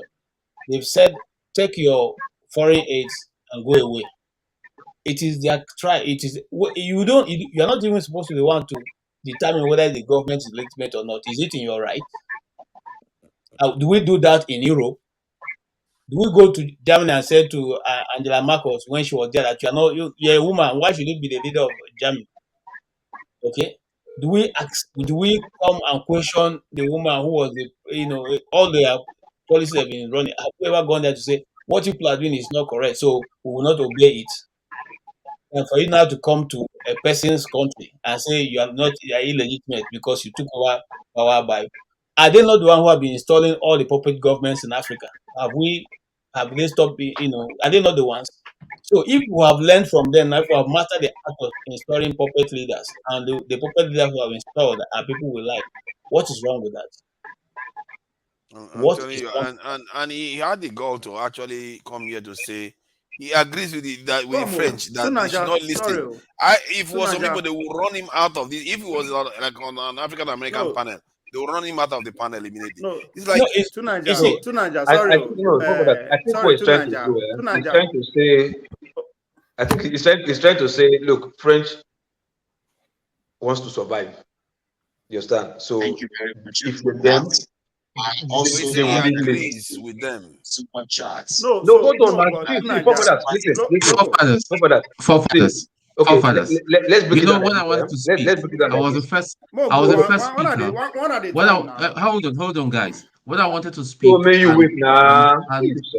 Wait. Forefather, do your job. When I wanted to speak, I was given only 4 minutes. I only spoke for 4 minutes. because of the respect I have for Dr. Damages, I kept quiet. I was shut up. But whereas forefathers went on for about 20 to 25 minutes, which I'm not complaining. It's not my platform. Yeah. I was trying to land the point, which nobody touched on, because he was so arrogant with the things that he was speaking. Well, I'm very happy that forefathers had to hold him up and stick him on the wall to tell him, hey, you don't do that. You don't. Are you trying to come and support the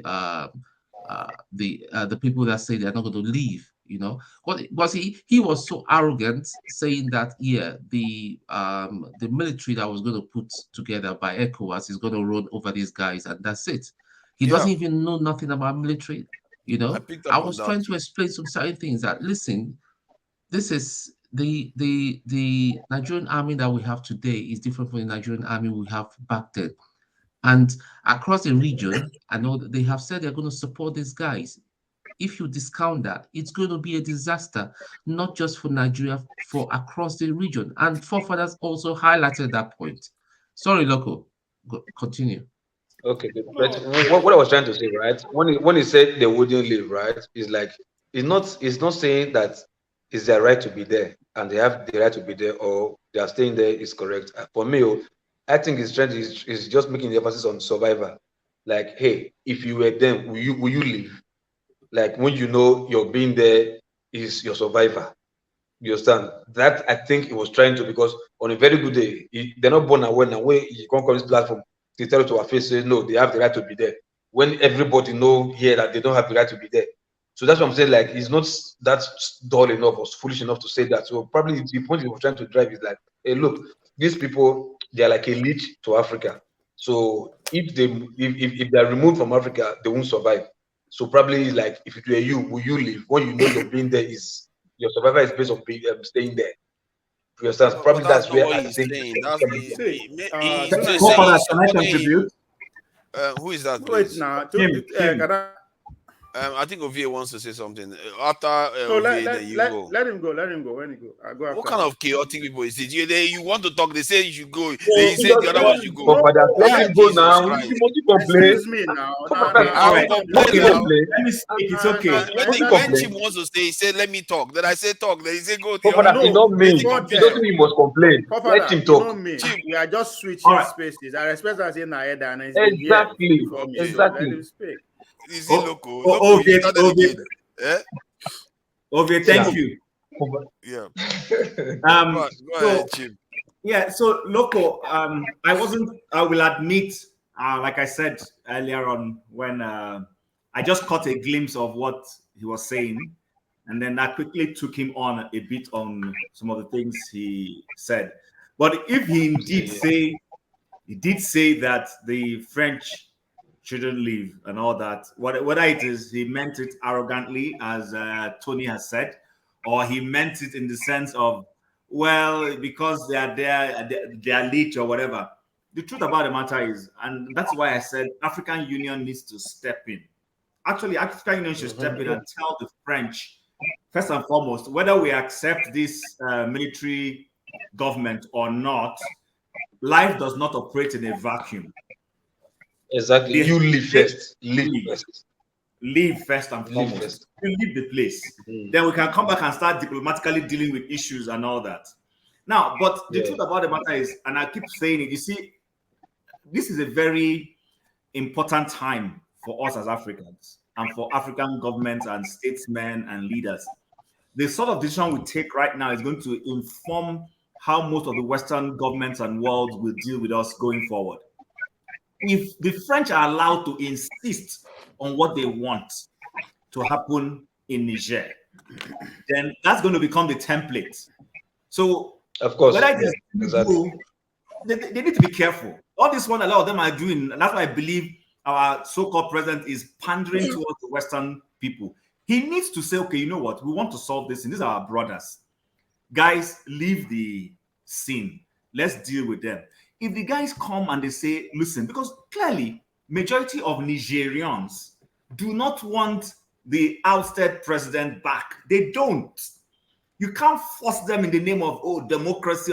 They don't want the man for many reasons. They feel he has misled them, he has misrun the society. And I'm particularly, pained that I see Western world. We're not saying people should just wake up and take over government. I'm not in support of, banana approach to life, just remove who you like. No. But the truth is, the popular view in that country is that Bazoum should go. So let Bazoum go. What I would expect if I was in a position to negotiate with these guys is say, okay, Bazoum is gone, but we will extract from you, all of you who are in the government, and that none of you is going to run for election when the time for election comes. Get that from them so that it will not be people removing kaki for Agbada. Make sure none of them run. Then they run and you do election, and they let totally new people come in, win the election, whoever wins, and then democracy starts back. But for the French to say, Agidi, we're not going to come up for this place. Whether they are in, this is not your country. It's not your country. The people don't want you. Get out of the place. And you see what really got to me was that I would respect, say, if he says, okay, because it's not a democracy, it's a military regime, so maybe the French government has the right to say they don't respect it. But the French government left Mali when Mali asked them to get out. They left. They packed up their thing and left Mali. They respected the military regime. There is nothing in Mali for them. Exactly. No, I was trying to catch him. I was trying to highlight to him how he is coming across as being a little bit shady, because the French government left Mali when Mali asked them to. So they recognize the military regime there, but on this one they don't want to recognize the military regime, and you are here supporting it. That is very, very inconsistent and unfair kind of approach, because on his own part, the very idea that they don't want to leave is bad enough.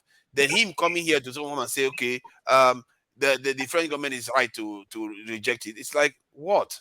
They left Mali. Every other government that takes over their country, when they ask the embassies to leave, they leave. But this is just to add one thing, for if you permit me, sorry, please. Go ahead. You remember Uganda? When the Ugandan parliament and government signed their no LGBTQ thing, and then the American government was unhappy and kept threatening them. Did you see the disrespect that the U.S. government showed the people of Uganda? They went to their embassy, knowing fully well that Uganda can't come and do anything to that embassy, and mounted LGBTQ flags. So that's why I'm saying, you see, I don't think the Ugandan embassy in New York will do similar kind of thing in in Washington or New York, whatever the embassy is. So that's why I'm saying that the African Union needs to stand their ground and say, this issue that is happening in Africa, in Niger, or even in Mali, we want an African solution to it. We will get democracy back, but we don't want you guys to be telling us it has to be exactly the way you want it. It can't necessarily be exactly the way you want it. Tim, can I interrupt you? Can I interrupt him for a minute?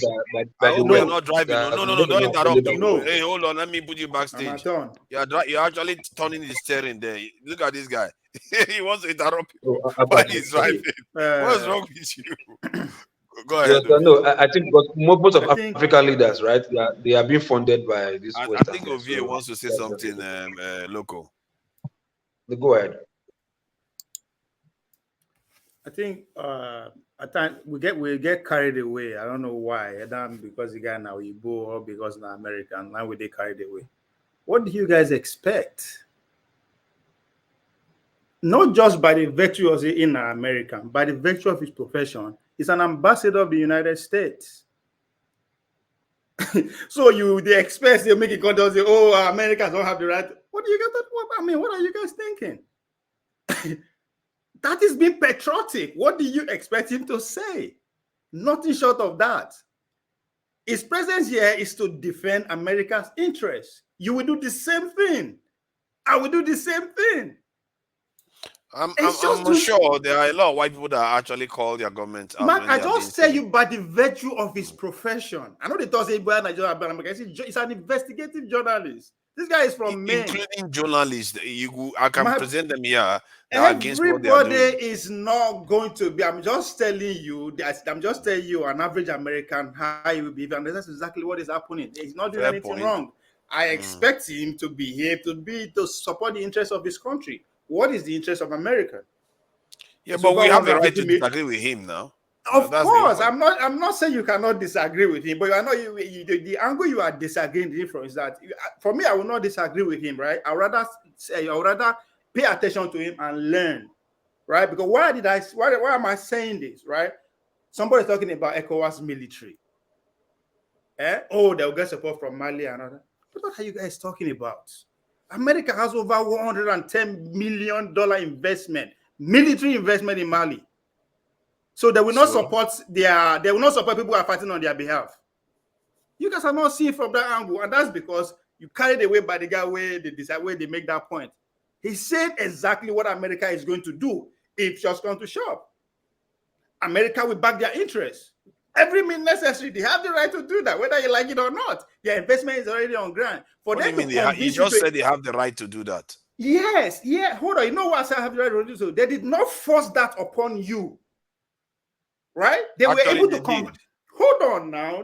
No, they were able to convince you. However, they used to convince you for them to put that facility down. Now they put it down. You want them.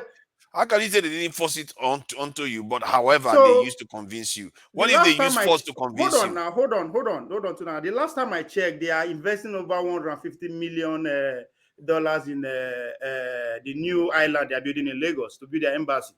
Do they force us? Were we forced to give them that? Exactly. No, that one they didn't. But what if they forced? What if they did? What if they did? That is why I will now come to your point that you've been making earlier on about the military. They were able to threaten you to do that because they can.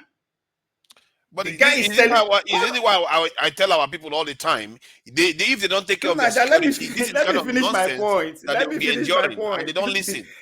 Let me finish my point. After today, I'm getting fed up with all these our fellow Nigerians that keep talking nonsense when it comes to security. They don't understand that this is very, very critical to our survival here. And this is why this nonsense is happening. You have foreign troops in your country. You ask them to leave. They say, screw you. Because you can't remove them. You don't have the power to remove them. Sorry, please go ahead. So it is not. It's not. What you should be concerned about is those your leaders that authorize those things. This is not the first time America is asking for a place. You had your time now. You spoke. You can't. See, that's my problem. You understand? Just listen. You come again to your time. Once you interrupt just like this, they prolong my this. It will take time to get back to you. They are not finished yet to say even to Nigeria no interject. Right. So the fact that they don't put their investment on ground, they have the right to defend it, whether you like it or not. They have the right to defend it. That's their investment. Right? But they have the right in another man's country. The mess you make is for you not able to prevent it from the initial state of coming there in the first place. But you don't allow them there now. They will do everything to defend it. Again, some will just say, oh, now racism. As far as I'm concerned, I call it survival. Now, when I never educate myself, I call it racism, right? It's survival. It's survival of their life. You read what I said earlier on. It's survival of their livelihood and it's your survival of their lifestyle. They have the right to go as far as they can to do it, to make sure they sustain their life. And that's why I keep saying, that is why I keep saying, hold on, that's why I keep saying when people were condemning the Fulani, so Fulani, they are colonizing people, that they take people land and all that. I say, come. In this world, the way I see this world that I live in today, if you don't have the mentality of a conqueror, you will be conquered. As simple as that. That's the reality of life. So listen to that guy. Don't criticize him. He's telling you exactly but are you not one of those people that often criticize me that I should not be advocating our military? I never criticize you for advocating it. I'm just saying, is that really the number one priority? That's the angle I'm challenging you. So right? Yes, it is. It is. So no, I mean, it's a conversation.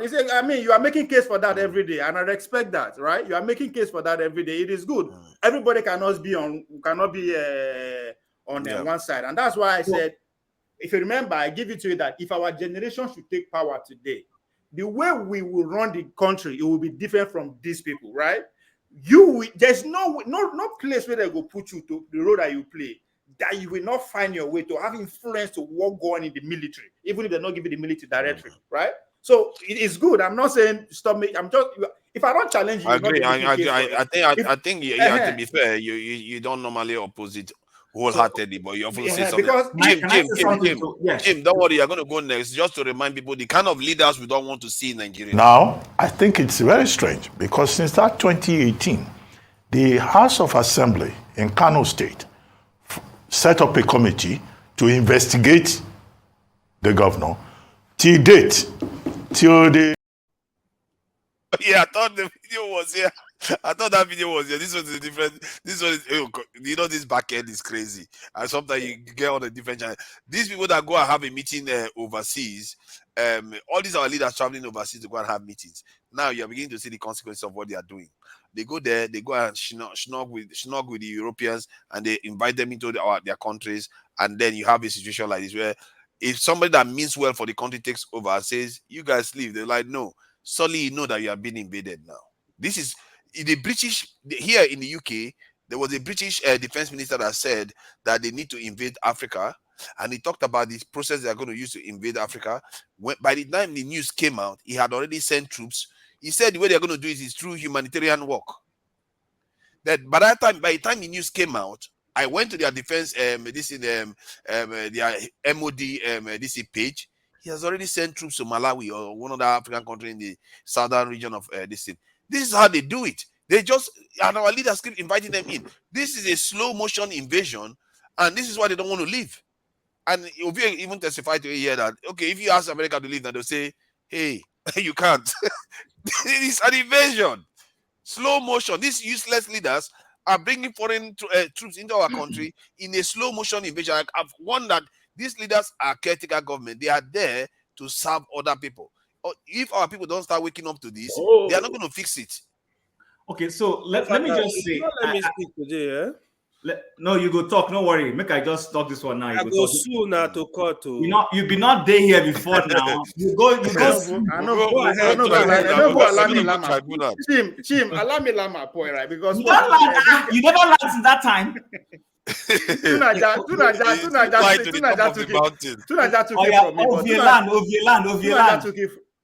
took it from me. Not the way they happen now. We be saying that today they plan now. Yeah. No be today they plan now. There is a book by one man,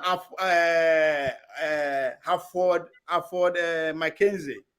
There's a book he wrote about the map of the world. They call it the World Island. Just like what Tunaja was trying to on another platform anyway. But how the world is going to look like, the man don't jot that down since 1909. the World Island, they called it. So what did they happen now? They not be saying that. They not just come out today. Matter of fact, if you hear anything about CIA, about the military industrial complex of America, if you hear anything about them, the thing don't happen like 10 years ago. What did they happen now? What did go happen 10 years? You know, go ever hear and forget all these leakages where they hear. What did they happen now? It don't happen. They don't set time on motion already. So there's nothing we can do. So that's why pay attention when their agents they talk, right? He's telling you how they will do it, right? If you not force them, it's not ECOWAS that is going to do it. It's not Bola Tinubu troop, right? They go the remote print from Pentagon from everywhere. And they go take find out. I mean, example is right there in Russia and Ukraine. And so Ukraine take powerful reach where they go keep Russia on their toes for almost a year. No. So something the engine room. That's They're my not invisible though. They will try. If you have a responsible. If you say they are not invisible, that means you are ready, you are prepared. As according to you, we need get one. Even Taliban has managed to make them screaming out of. No. That's a business run. That's a business run. Business runs. No, this one is not business runs. We are not invading America. Now this is business. The longer they fight it. No, you are invading their facility. That is the only and number one drone facility in the world. No. See, if America, you are attacking America in America, that's a totally different situation. Afghanistan. No, forefathers, all the drone operation where they don't carry out so far was carried out from Niger. Exactly. all the drone operation. All exactly. In the whole world. That's why it needs to be stopped. That place is very important. Let them go and put it in Germany. Germany is just okay. Can I talk now? Yeah. Please go ahead, Jim. Okay. So if your plane don't land now, hope so the fuel not finish before you land. Eh? It's not fully. Anyway, so I hear you. I'm from Niger Delta. I cannot run out of fuel. You know, wahala. Exactly. I hear you. I think for me personally, and I'm trying not to be emotional about it or sentimental, but I don't agree with Declan. See, so the whole thing is this. Can Niger, if Niger needs something, a parcel of land to accomplish an objective, will the United States government willfully give Niger space to do that in the US? The answer, I'm not going to wait for anybody to answer. The answer is no. I think our poverty level, and the fact that we've had leadership that is not nationalistic enough, that is not thinking about his people. For instance, like the guy in Rwanda, I always refer to. Earlier today, before I came in here, somebody sent me a past video where Kaigama was tackling. I think that was a BBC reporter who was asking him some silly question about human rights and all that. Now, just to be clear, we're not saying that whatever happened in Niger is right. But, I know the international community and the way we do things, morality is always not placed as the front burner on the basis on which we have our conversations and interaction. It's not based on morality. It's based on might. It's based on interest. So like Ovi rightly said, all the drones that the US has sent out in the past, that place has become strategic for them to do that. But if I own a property, because this ultimately what this is showing now is neo-colonialism. We're no longer, because that's what it is. If somebody came, and said, "Oh, please, I'm tired. Can I sit a little bit on your bench?" My bench, and I shifted a little bit for you to sit. And the next thing you say, that you are not sitting properly, that can I shift a little bit for you? And I shift to make you comfortable. And then the next thing you push me out of my seat. That is what I see the French and the Americans trying to do in Niger. And just because you think you already have technology to survey the country, and therefore you can decide to give them out if they do not play ball with you or give you space. I think, again, I repeat it, the AU needs to come out openly and say, America, no, you can't do this. While we do not agree with the military takeover that has happened in Niger, but if the Nigerian people don't want you, can you leave their land? Go and set up your drone something elsewhere or whatever. So this whole idea that America has a right, America has no right. It's not their soil. Because I go back, this is the kind of thing America was afraid of when in the days of USSR, Khrushchev went to Cuba, and then the Cuban Missile Crisis ensued. How is it suddenly okay in 2023 for America to have a military base in Nigeria? In fact, Nigeria should have said no when this thing was being set up, to tell the Nigerians, no, you cannot give America power to set up something on top of our head, because that's what it is. And we allowed it. So, I don't know anyhow we want to argue this, whether they are right, their yam is about being taken, or they have to, the argument that they have to protect your interest in Washington, protect your interest in Wyoming, protect your interest in Alaska. You can't be protecting your interest in Niamey. What interest do you have in Niamey? How is it your interest? So I don't think it's right. And I agree with you, Fofada. I hope our leaders are learning. See, you see this 2023 and this Niger, the way it is resolved is going to determine the way the rest of the world will relate with Nigeria, with Africa going forward. If the Africans don't stand their foot and say, we want to apply an African solution to this matter, if they concede to the way the Western world wants it, they should accept it though. Like I always tell people, if you don't like to drink Gary, don't even start at all. Don't drink. You understand? That food you say you don't like, don't eat it. Because the moment you eat it, you can't come back and start telling us, oh, you don't like it, it was for convenience. No. They should just simply say no to France, say no to America, and then go in there as Africans, talk to these guys, tell them, you know what, the world no longer wants military takeover. We don't want banana approach to leadership.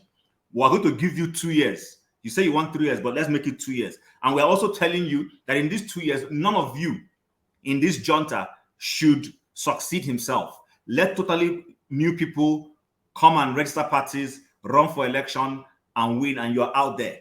That should be the best way to solve this problem for Africa. I just felt like saying that. Yeah. Fofana, can I go ahead? Yeah, go ahead, please. Oh, I should. Okay. Thank you. So I completely align with what Chim just said, right? Africa need to resolve their whole problem.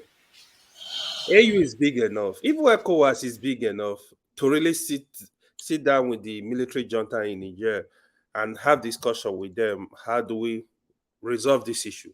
Like the statement he made, that was what I was saying yesterday. Like, okay, give that timeline. They will be accepted. They will not contest for the election. Conduct a fresh election. You know. So the other thing of you was saying, to be honest, how even if America or France, whoever, even if you invested $10 trillion in Niger, the moment they are telling you to leave, disappear. You know, I will call and say, na see finish. That one na real see finish. Will you go to Turkey and tell Erdogan, oh, Erdogan is telling you leave? You say you are not leaving? Who are you? No, because they have nuclear weapon. Yeah, when Abacha, even without nuclear weapon, when Abacha was the president, military dictator in Nigeria, if Abacha tell you to leave, you have to leave. What happened to Ram? He will take on you. No, yeah, but what happened to Ram now? hold on. So there's consequences. That's what it means. There's consequences to saying no. I'm not supporting the military coup in Niger, but the country belongs to them. Allow them to have peace. Allow them to breathe. This is the truth. Yes, ECOWAS can come in, AU can come in. We are brothers. Talk, because the war is not going to favor Africa. It's not going to, you're just going to kill innocent people, you know? So to avoid the bloodshed, have discussion. Okay, let's assume Bazoum was a bad leader. Okay, you successfully remove him. Okay, but you are not going to continue. Give us timeline. In 1 year, in 2 years, Mars, conduct a fresh election without you contesting. All the participants, they are not contesting. Allow fresh people to come in and move the country forward. So that's my whole take on it. We've discussed about it. AY, everything you guys are saying is correct, but the problem is that the people that did the coup, what is their motivation? Let me tell you why I say that. Maybe they are not getting piece of the pie.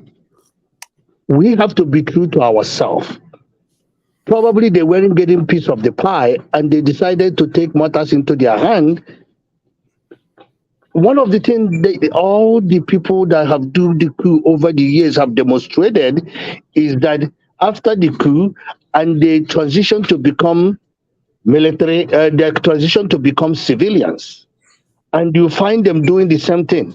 Like Buhari that did his own coup, then transition and become military head of state and become the worst military. Well, I don't know if he's the worst. I don't know. No, Ike, that's not correct. Buhari did not do a coup and transition. No. What? Well, but he did his own coup during his own time. Yeah, but at the same time, transition. He didn't do a coup that time. Stay in office, remove his military uniform, and become soldier. And that's not correct. That's well, that's okay. But for me, every country need to take care of themselves.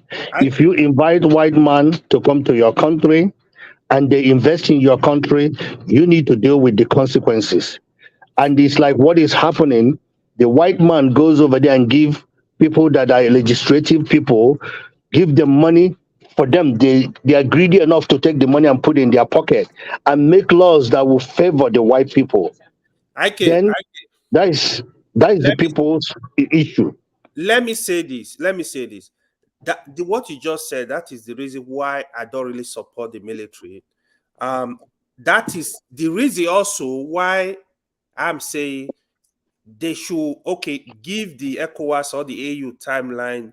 You are going to conduct the election in so time. And you are not going to participate because from history in Africa, if you go from Uganda to Mozambique to Rwanda to all these countries, if you go study all the military, even Yaya Jammeh, all the military coup, they start as they are saviors. They come, oh, we are gonna make everybody, but there is greed. They just want to get what belongs to But democracy that we are seeing in Africa, it doesn't matter what part of Africa, it's not actually democracy because somebody like this Coup we are talking about in Niger, there was no bloodshed. That nobody died. Nobody died. But look at the one that we're saying that we're practicing democracy and do election. So many people died and so many people got hurt. So those ECOWAS people that are making the rule saying, oh, go back to democracy, they are just protecting their own interests. They don't have interest of the people in their heart because they're afraid. Ike. That is actually true. That those people don't have the interests of the people at heart. See, if we are arguing that okay, good democracy and good military, which one is better? Most people will go for good democracy. But so far we don't have good democracy. But what if we have good military? Then people will still prefer good military. Anyone that is good among them, people will go for it. And when the military comes in, the problem is that you don't necessarily know what they are going to do. There's a chance that it could be good. There's a chance that it could be bad.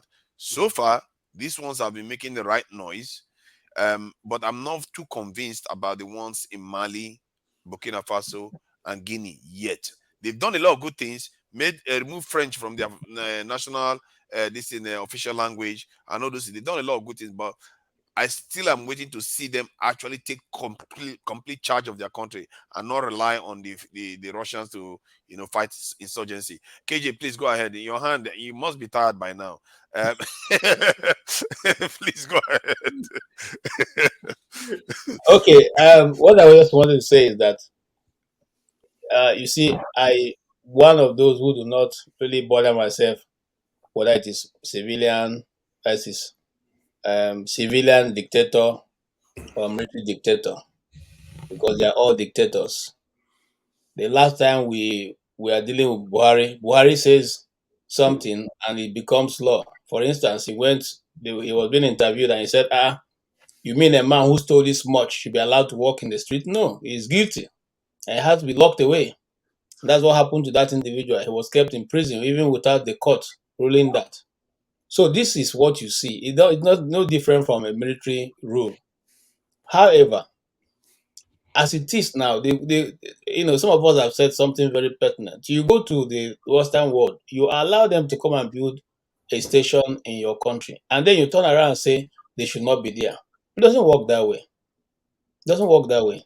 If you collect their money, obviously they will defend the interests because you collected their money, and there must have been an agreement that will be in this place for so and so years. Now, the issue that we're talking about, I see some of us, inferring that they should be given time. Who has given other people time in Africa? Why should they come to Niger now if you want to give them time, 2-3 years?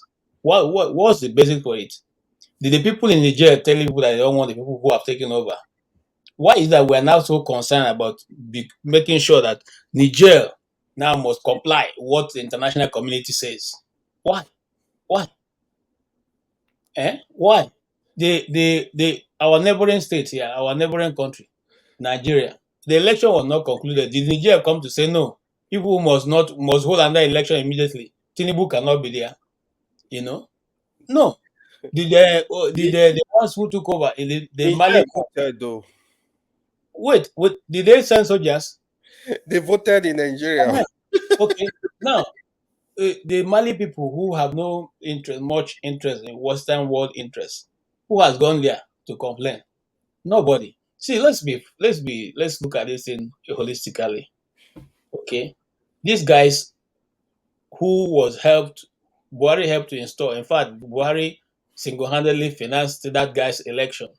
He and that former governor of that state, they were together working to get that guy involved, even though the people didn't want to vote for him. He was made sure he was there. Donated our vehicles, donated money and all that. But at the end of it, Tinubu wants to impress the world. Okay? And so you are making declaration that even America will have thought twice before saying that. With all their might, they will have thought twice before making such a move. You will invade. Is it easy to invade? I think not people's children are going to send there. And the people are coming to invade their home, will they just sit down and be waiting for you to come and invade them? You think you are America and Noriega of this thing. It won't happen that way. Okay. And you see, I keep saying this, you don't threaten the soldier man. You when you're threatening, you're just making him laugh because that's what he's trying to. He has waited all his life to either fight or die or fight or survive. So of what use is it you are threatening him? We're making his day, man. He goes home, eat very well and drink and get ready for you. So, and that is what these guys have done. And you see, it's not even going to be that easy because Algeria is supporting them. And 3 other countries in Africa is supporting. How are you going to fight it? And that guy was saying, yeah, they should go in. It's like, what kind of rubbish the kind of hell is going to open up in West Africa? It's not going to end anytime soon. Look, hell. Look, I'm telling you, go mark my word. If we make that mistake, you see the 5 northern states, they will never be the same again. I'm telling you. They will impeach Tinubu and kick him out. If they cannot do that, they will give him back with rosy treatment. In Nigeria, did you ever get some people gather you to fight you? You see, if there are 5 or 3, you are not looking for all of them to fight them. You are looking for one person. That one person you are holding down. If the rest don't leave you, this person is dying with you here. Have you seen? Did any of you fight that kind of fight when you are growing up? That's what's going to happen here. To even help you, KJ, during the Gulf War, you saw what Iraq was doing. They started. They told the Americans, if you hit us, we hit Israel. And people were like, what has Israel got to do in this matter? Simple. It is between you. Every time they said they will hit Israel, America had to go and beg Israel, even if they hit you, don't respond, because we know how they want to turn this whole thing around into an Arab war, and then once you hit back, all the Arab nations that are supporting us against them will suddenly turn around and all that. So I get you, and unfortunately, we don't have a strategic man sitting in Aso Rock. The man is only there. Let people can say what they like. It's not about hating him as a person. I've told people here, in his days as governorship, I voted for him, but I started learning better who he is. The guy is just trying to grab and create an empire for himself. He does not know what he is doing. See, it may sound conspiratory, and I agree, but it is going to be difficult for anybody to tell me that the French and the Americans don't have one on Tinubu that they are pulling. They are pulling something on him, which is why he's dancing and trying to please them at all costs. So why people are... Why we're anything to this thing? I think maybe that's why Declan said they don't even care in America. They don't even need all those things. No, I don't agree. They can influence them without any of those things. These people are already sold. There are some people on this panel that come here that they already have sold. they talk as if they already have sold already. But Father, that's where Declan is wrong. You see, when Declan tells us that who cares about Tinubu, what does he mean by that? America cares about Nigeria. Listen, do you know why this place is so strategic to them? This place called Nigeria is so strategic to them. That's why consistently they are trying to make us be at peace. Why do you want us to be at peace? Are you serious? Oh yes. You know what strategic allies look like in US? You know what they look like? Japan, South Korea, like India is transforming into now. Germany, everything America is doing is for their own interest. Every step America make is their own interest. Of course. People say, somebody was saying, why the India have changed their country. In the last 10 years, they changed their country. America go over there and invest. Let me tell you, if Nigeria become good, I will tell you, America will invest more in Nigeria and ship stuff out of Africa. It's just Nigeria is sad that we keep on putting buffoons and non-entities, people who doesn't have brain, that is ruling us. Why we have the best of the best globally, but we put buffoons and non-entities running our country. And look at 80-something years old man who doesn't have anything in the brain is running the country. Could you imagine this? Why we have able hands, intelligent people, but I still say Americans are not the one that put him, is whomever that decided to put him over there. It's Nigerians. If it's Mahmoud, it's the people. Now, I ask the question. The people that carry the ballot. The people that carry ballot run, are they buying fuel separate? Eh? Antonio, the country where you there, how many years a president there? But remember, Nigeria is running from the central, not from. How many years a president there? No. Look, you see, that's the mistake we make. You can't compare Nigeria and America. The way that this country runs Nigeria is running from the central. America is running by the local. You talk about the age. That's where I came in. You say like the age, 80 years. Even that buffoon that is in that rock, even if he's the same age as Biden, you can't compare them in the age. Oh, come on, don't do that. You, Loco, how old do you think I am? Loco, how old do you think I am? This is the thing. You see, look at my face. How old do you think I am? 45. 52. If I go to Nigeria and show you a 52-year-old the same age with me, you will be like, what the heck that happened? Hold on. I want to say something. You see, if we're talking about the governance system in Nigeria, it's full of all kinds of issues. And I'll point them out one after the other. Now, in the first place, every agency of government is being controlled from the center, vis-a-vis under the president. Whether it is the Department of Justice or Police or Army, all central under him. In fact, majority of the agencies are run from the presidency. They are part of the presidency.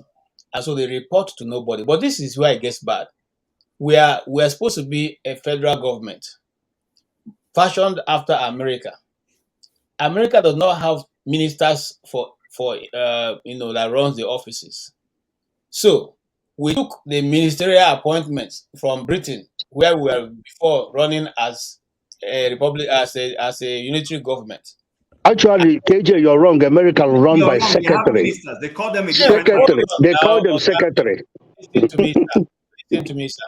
Listen to me. You see, don't be in a hurry to correct me. Just listen to my foolishness.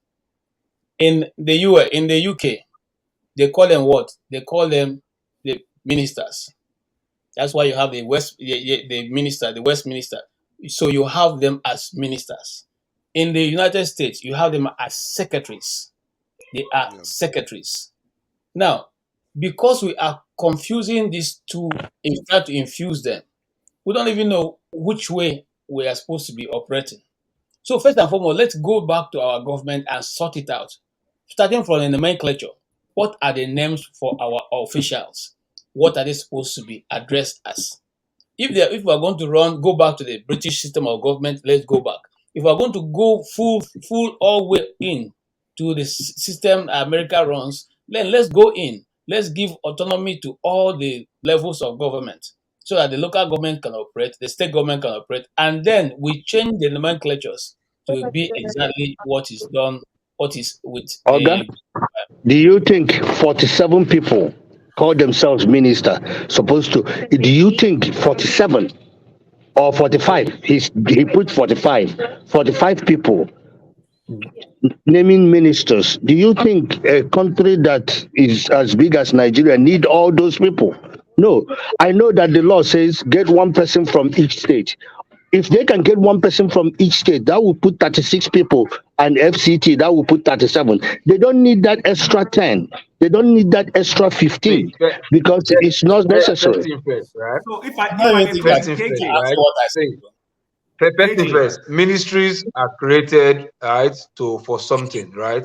But in Nigeria, The ministries are created to settle some people. You understand? It's as simple as If you look at ABC. most ministries, you understand? Hold on. Most ministries, right, can do the job of other ministries. You are just duplicating ministries to settle some people's places. Now, because you've now duplicated them, you now bring a new law to say, okay, federal character, okay, let's bring one minister from each state. You understand? And like, I don't understand, why do you need minister from every state? I think somebody was even telling me, like, American, they have 15 ministries, 15. As big as They didn't even have up to that. Probably that is 15 Secretary of State. Somebody did research and told me it's 15. Okay, but regardless, now you said you are bringing ministry. You first of all ask, okay, what is the purpose of this ministry first before you create something? But you just feel like, oh, Ministry of Enjoyment, Ministry of Interior, Ministry of External, Ministry of, why can't Ministry of External and Ministry of Interior do the same thing? What is Interior that is so big that External cannot accommodate? You understand? So, but like, because of those kind of ministries, it's the way to. Sorry, I just wanted to say something before I forget, if you don't mind.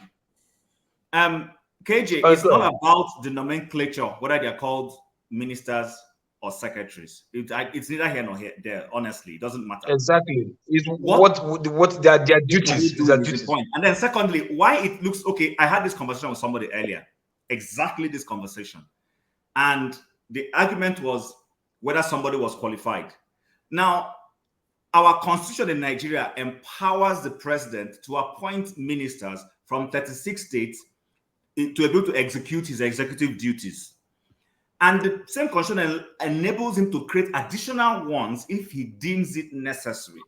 So it is that constitution that is a problem. I haven't read the American Constitution to know whether the Constitution empowers the president to create more than 15 or to stay within 15. I don't know. But the problem we have for me is not the nomenclature, like I've said. Problem I have is that our leaders are so focused on the political part of things, like Loco rightly said, settlement, rather than saying, this is my agenda. This is what I want to accomplish. And therefore, in accomplishing this, I need to have this X amount of ministers. For instance, this era, we do not need more than, even that 36, we don't. The economy is bad. It's too much. We need only half of them. And each of them, did you see Wike talking about the Lexus they gave him? That is not 300 million naira. Did you see that video? And that buffoon have to take a tyrant. I call him a tyrant. Have to take people and go and show the Lexus. People in America pay monthly payment, almost $2,000 monthly payment to have, and him, they give him the high level of it, and he's saying that he doesn't have bulletproof. What about the registration number? Wait now. What about the registration number? Hold on now. Minister Let's 001. because they are busy saying that the car has bulletproof. He's trying to tell you that it's not bulletproof, and you're having issues. It's not bulletproof. Ike, I think sometimes you're just criticizing Nigeria just for the sake of it now. That is not true. It's a country. Oga, I love Niger. I love Niger past you. I love Niger past you, Oga. Yeah, you do. But that's why I say that some of us are already compromised without even knowing it, because some of this we are doing. We are just bad-mouthing the country. Me, I don't like some of the things Wike does too. I don't like so many things. Tinubu is a horrible governor on this in commander-in-chief. The way he has been running the country so far, whether it's 50 or 60 department, these ministers he has, the question is he doing it for the right reason? Is he governing the country well? I have not seen any proof of that. That is my biggest problem. All this stuff we are talking, it doesn't matter whether it's military or we don't even have luxury of type of have you ever seen me do party politics? I don't care about party politics. I don't care about anything really. All I care about is our survival, and that is the only thing we should really care about, because right now the luxury of all the others is just a distraction right now, and I think we don't even know that. We don't even know that, because if you look at the way other people got out of the mess they are in, they were suffering like crazy, and they were still focused. We are not even close to their suffering level. They were giving rations of food. I think Nigerians are talking about petrol price that just increased. In China, they were giving rations of food. Millions were dying from starvation, and they were still marching forward because they had a mission in mind. And we don't even come close to having that kind of determination. No wonder Declan can come here and say, oh, they should march into Niger because our people don't have the resolve. It's okay. Nobody cares about Tinubu. And maybe nobody truly cares about Tinubu because they know we are easy. I've seen it on, it's online, actually. It's not even hidden. In the African website, if you go and read one of the documents they wrote about Africa, they said with very little men and very little resources, they get outsized returns. So it tells you that they don't regard us as anything. Like we are so easy to manipulate. And the reason why that is because we are not in the head space. Our mind, we are not even close to where we need to be. We don't know, we are not prepared for the hardship it's going to take to get out of this mess. If you think this what we are facing now is anything, we have not seen anything. This one that France is saying they are not going to get out of that country, America is not going to go anywhere, that is nothing. We are going to meet serious problems sooner or later. The only problem there is this. I think that was what Declan said. Nobody cares about Tinubu, right? Like, nobody cares about Tinubu. I think it's correct. They only care about our resources. Everything. Tinubu says there's no bulletproof in his car. Wike said there's no bulletproof in his car, and he's trying to explain to people, and they're criticizing for that too. Forefather, let me say something. Doesn't make sense. Forefather, let me say something. You see, Ike, and Chim, the truth is, I understand the point where you guys are coming from, probably to save costs. To me, the reason why I'm just looking, the problem we have with the government is, any government that is coming, is they don't, if they have a plan and discuss with Nigeria, trust me, Nigeria will listen. For example, I used to have this thinking, if I'm in charge, for example, even if I want to achieve, Nigeria is not America. We have a lot of work to do, right? If a government that is really serious, you want to have, say, for example, I need 3 ministers of work in Nigeria because of the work you want to do. You want to make sure we are not getting results. This is just the problem. Me, I don't, if you like, let's have 100 ministers, but are you doing the work? That's even my own question. Get it done. Even if you have to, if you want to have 10 ministers in each state, good, don't worry. But are you gonna, what do you want to achieve? Do you have a plan? It's just more like you build a new building. You want job to be done quickly. Instead of hiring like 10 bricklayer, you add another 10 because you want the job to be done on time. So, but my own pain. It's wrong. Hold on, Pokoli. Hold on. Finish. I'll tell you why it's wrong. My own pain is the job. They are not doing the job. It's just my pain.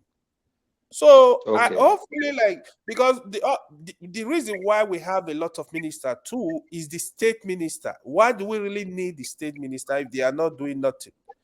You know, just like what somebody said, I think what they are doing is just more of politics.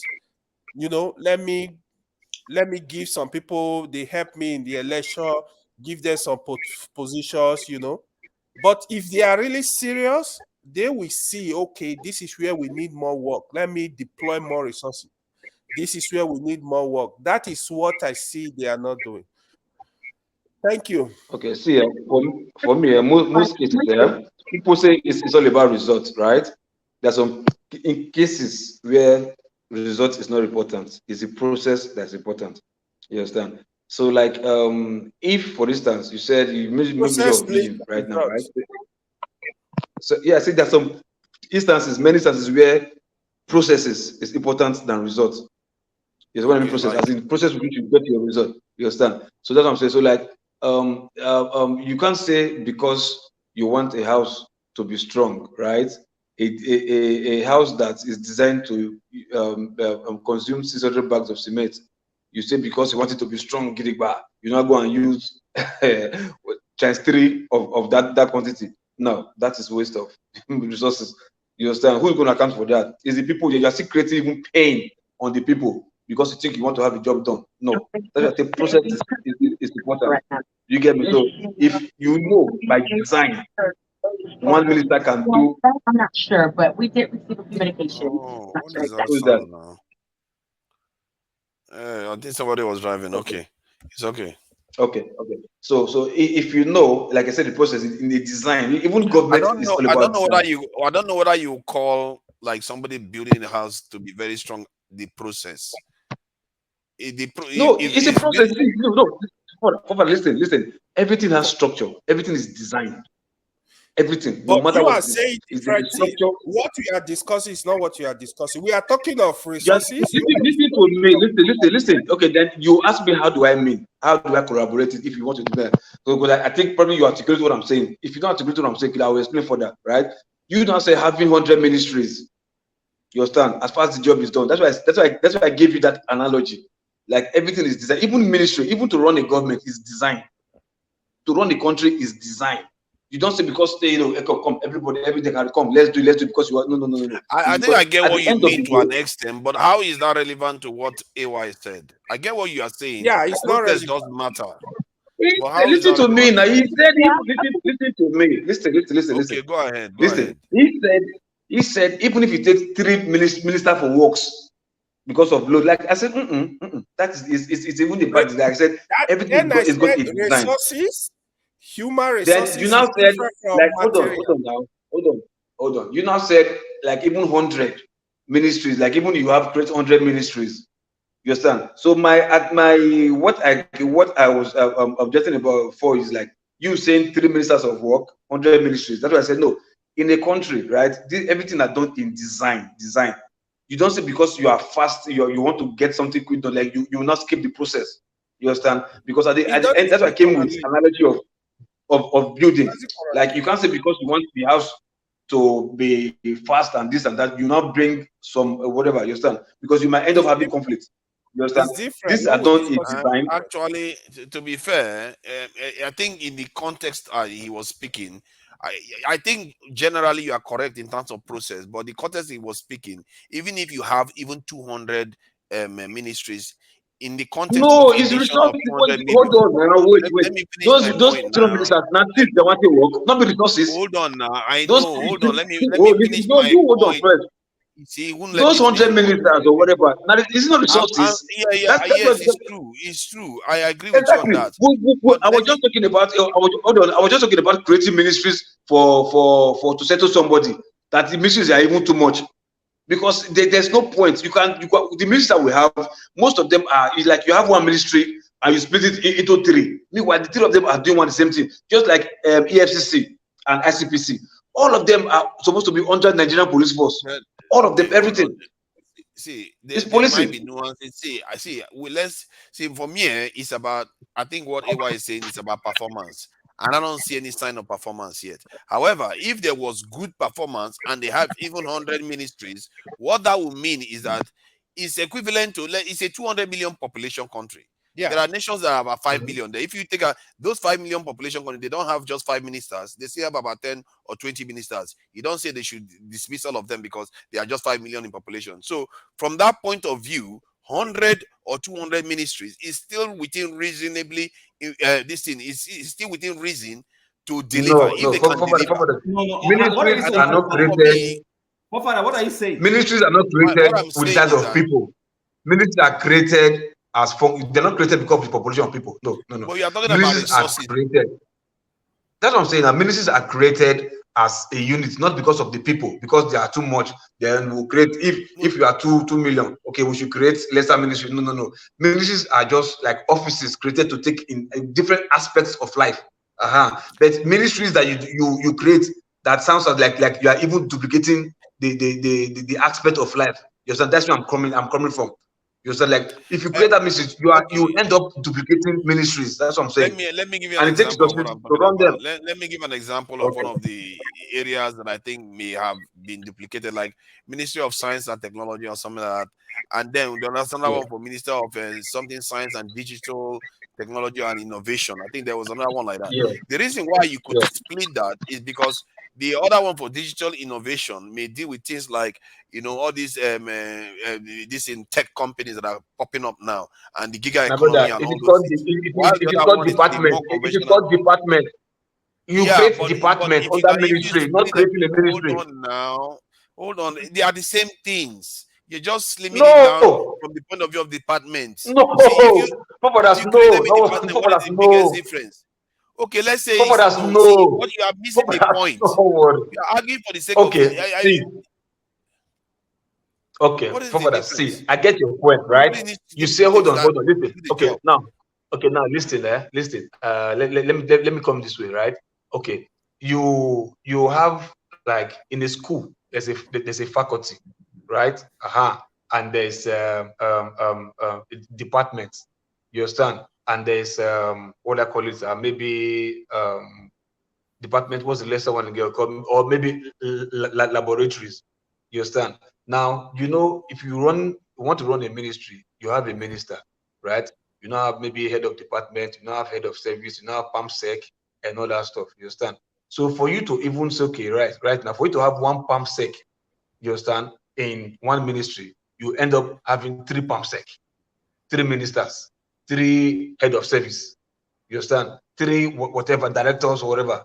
You understand? So you're not because you think you are big, maybe trying to expand one supposed lower department or small department. You end up creating the resources, because on a very good day, if you are a minister and I was supposed to be an HOD, then you're not promoted to a minister. What stops you for paying me the ministerial allowance that you are giving that supposed minister? Meanwhile, I was supposed to be an HOD. Meanwhile, if I was an HOD, I would have let me even say this. Sorry, let me even say this. We have the Ministry of Police Affairs, right? Yeah. And then we have the Ministry of Justice. Everywhere else I know, including the United States and the UK, the minister or the Ministry of Justice is a housing body that controls all the court systems and the police. So those who run police system are under the Minister of Justice. It's the same thing. So they are giving them, fine, maybe in the UK, police is under Home Office, fine.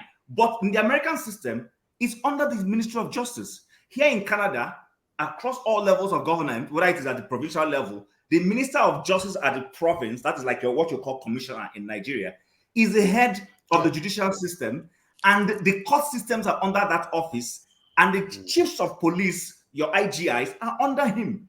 Why are you now having a minister of let me explain something? Let me explain something. I think I need to explain what I hold on, AY. Let me just see what I'm perceiving from all this. Is that sometimes we forget that there are stages that nations go through. Like in Nigeria now, when Nigeria was created, oh my God,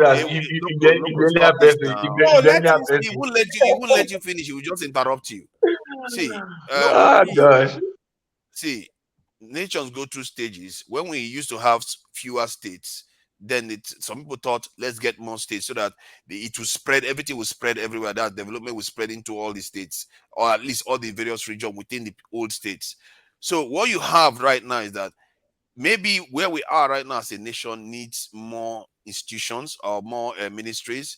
Then later on, then they make them more efficient. They go back into this in a single institution, because what tends to happen is that when they are too big, already our ministers are a little bit out of their depths. They may not be able to run.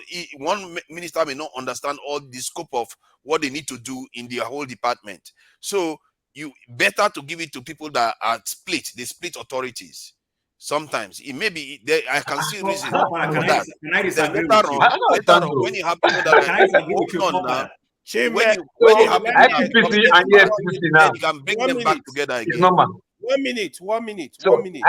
ICPP and EFCC is normal. It's normal. That's how I see it. Hold on. Let me clarify what I earlier said. I think especially local P is confusing this thing. Here is my point, right? See, you have to look. It's just like if you are a researcher, for example, you have to identify your problem, right? So the problem of Nigeria, okay, if you are a president of a country, a developing country for that matter, you really look at the issue critically. Because I believe for Nigeria to change as Nigeria is today, you have to do something really different. It could be a short term. Here is an example. What I really want to say. for example, we have 6 geopolitical zones in Nigeria. Let's say you have the money, you have a big plan. Listen, I want federal road, federal project in all the regions. Massive construction for the next 5 years. Now, I need 6 people to be minister in each zone. I want this job done. There will be more like, we cannot be looking at, if you don't live in winter area, do you wear winter jacket? You have to look at your problem. If you can give us 6 ministers of work, and by the end of 4 years, hold on. These jobs are completed. These jobs are done. Nigeria will be happy. We are not interested in how many people that. Sorry, I need to cut in. Sorry, pardon me. I need to cut in. This is a fantastic I start to be corrected. This is just opinion. This is just good. It's a fantastic conversation. Okay. So, nice one. Let me say this. Let me say this. There is nothing peculiar to us. The only peculiarity that is to us is our diversity in terms of ethnicity. But when it comes to the needs that the American citizen needs, that the Japanese or Singaporean needs are the same. It just in phases at the time. You see, I've listened to the Singaporean prime ministers over time, whether it is Lee Kuan Yew and all that. When Lee Kuan came, Lee Kuan was an intentional dictator, intentionally. Why? Lee Kuan inherited a Singapore that was poor. He inherited a Singapore.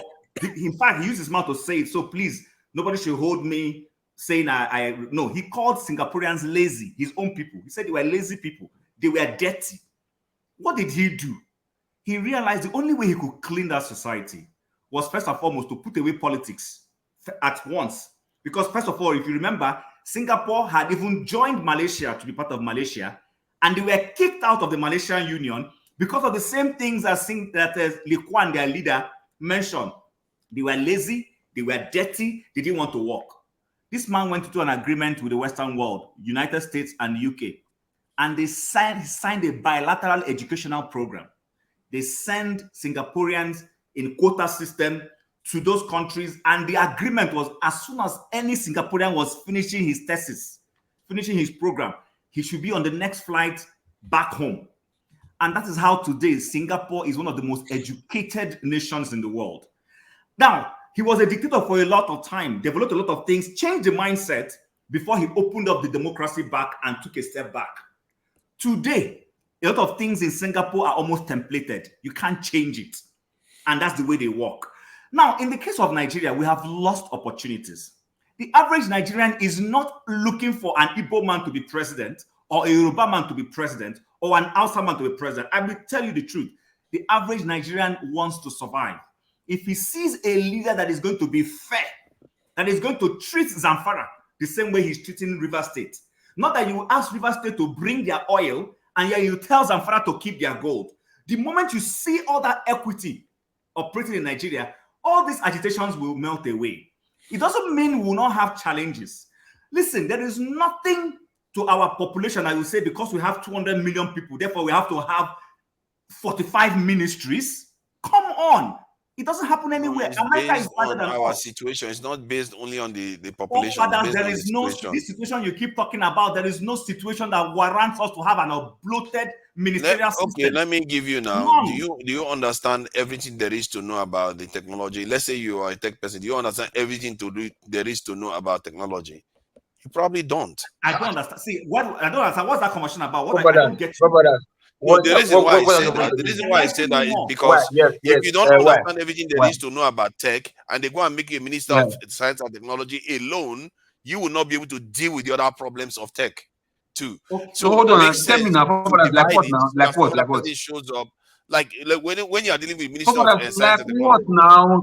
Like what? Give me an example. I'm trying to give you an example. Let's say you are trying to do this research at universities, and you want to sponsor research, or you want to build this in industries in Nigeria that actually industrialize the country. That is technology. But when it comes to digital economy like cryptocurrency, this in payment systems, what they call it, app, this in app like that is involved in the giga economy. You may not understand anything to do with that because it's relatively new. So you need somebody that is specialized in that to maximize the outcome from that area of technology. well, hold on. So this is what I mean. To create a department under the ministry. But you know how Nigeria works. The guy that's in charge of that ministry will suffocate that this thing because he doesn't understand it. That's what I'm telling you. Loco, you know this really well. If you put that department inside another ministry, chances are that the person that is in charge of that ministry that doesn't understand it will suffocate it. Now, see, like ministry, ministry for works. Let me put that way, right? Yeah. No matter how the minister you bring, right, you appoint, at least the director for works definitely have a high degree of engineering background. Engineers must be like engineering background. You can't say because yes, you carry one lawyer to become Ministry of Works, then the director for works in the ministry, you understand? Now you have minister for works, you have director for works. You get my point? Or commissioner for works, you also have even director for works, whatever ministry, whether state or federal. No matter that director, right? He's the one that has the technical know-how of, as he is the round peg a round hole or square peg a square hole. You understand? Why the one that is reporting to, which is wrong, which is based on political appointment, you understand? That might be round hole in square peg or round peg in square hole, whatever. You understand? That one is the one that might come from anywhere. But you see that department that's rolling the shot must be, you understand, must have the prerequisite of whatever it takes to become that department head. You understand? So if, for your instance, now you are saying, oh, new technology, we are going to this, we are going to that. You understand? You want to create a new ministry. You understand? That means you are something that you know is related. Like, okay, let's put it right now, like chemical and petroleum, something like that. You put them maybe under one faculty, but they will now have different head of department. But you can't say no because you have petroleum engineering and you have chemical engineering. No, let me go and create a faculty of petroleum engineering. Why there's already existing faculty of chemical engineering? Local, to even help you. The Ministry of Defense. The Ministry of the Defense already. Sorry. Let me ask you now. Hold on. Let me ask you. That's what I'm saying now. You can't create a faculty. You create ministry. A department. Not faculty. You create department. Why is it that you don't want me to ask simple questions? Okay. That's what you said, that you create a department. What if you don't decide to create a department and create a ministry? What is the big difference? There is a big difference. Because, okay, what is it? Okay, a ministry, right? There's on anagram. You know, there's every ministry, every whatever office has company or whatever has an anagram, right? So once you create, what's it called? I don't know. You know, this onogram English, I don't know what it means. Organogram. Organizational gram. Yeah. That's in from office with Brics, whatever. Brics is different Brics office, whatever. The organization has that too. That's a department has that too. The department that's what I'm saying now. Has everything that you are describing my point. Okay, listen. Okay, now because of that, right? You still have what's it called?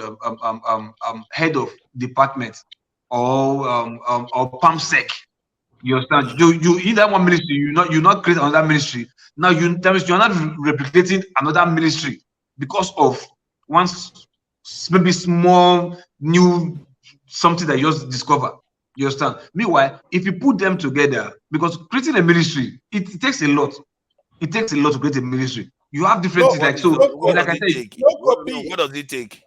Does it take any special document? Tell me what it takes. I don't understand why you are making a big fuss out of it. Forefather, let me give you an example to help. Let me just say this to help. Listen, in the Ministry of Defense, so this is defense. You have a minister. But we know that in the Ministry of Defense, technically we have three arms of the armed forces: the Army, the Navy, the Air Force. In advanced nations like the US, they now have other forces. They have all these space, whatever, and all those things. They all come under the Ministry of Defense. You do not have a Minister of Defense Army, Minister of Defense Navy, Minister of Defense Air Force. You have one Minister of Defense. Then you now have the Chief of Army Staff on the regular side, but in terms of the bureaucracies, you would have maybe a civil servant. I don't know what they call them in the US. Are you trying to tell us to replicate the US here? But listen, hello, Mr. Forefather. We are learning, and you learn from the best. You learn from what is working. What who told you that that is the best? Right now, that's what you're doing. You follow the presidential system. In other words, you admitted. Every nation is unique. Every nation. Forefather, I agree with you. I'm not contesting that.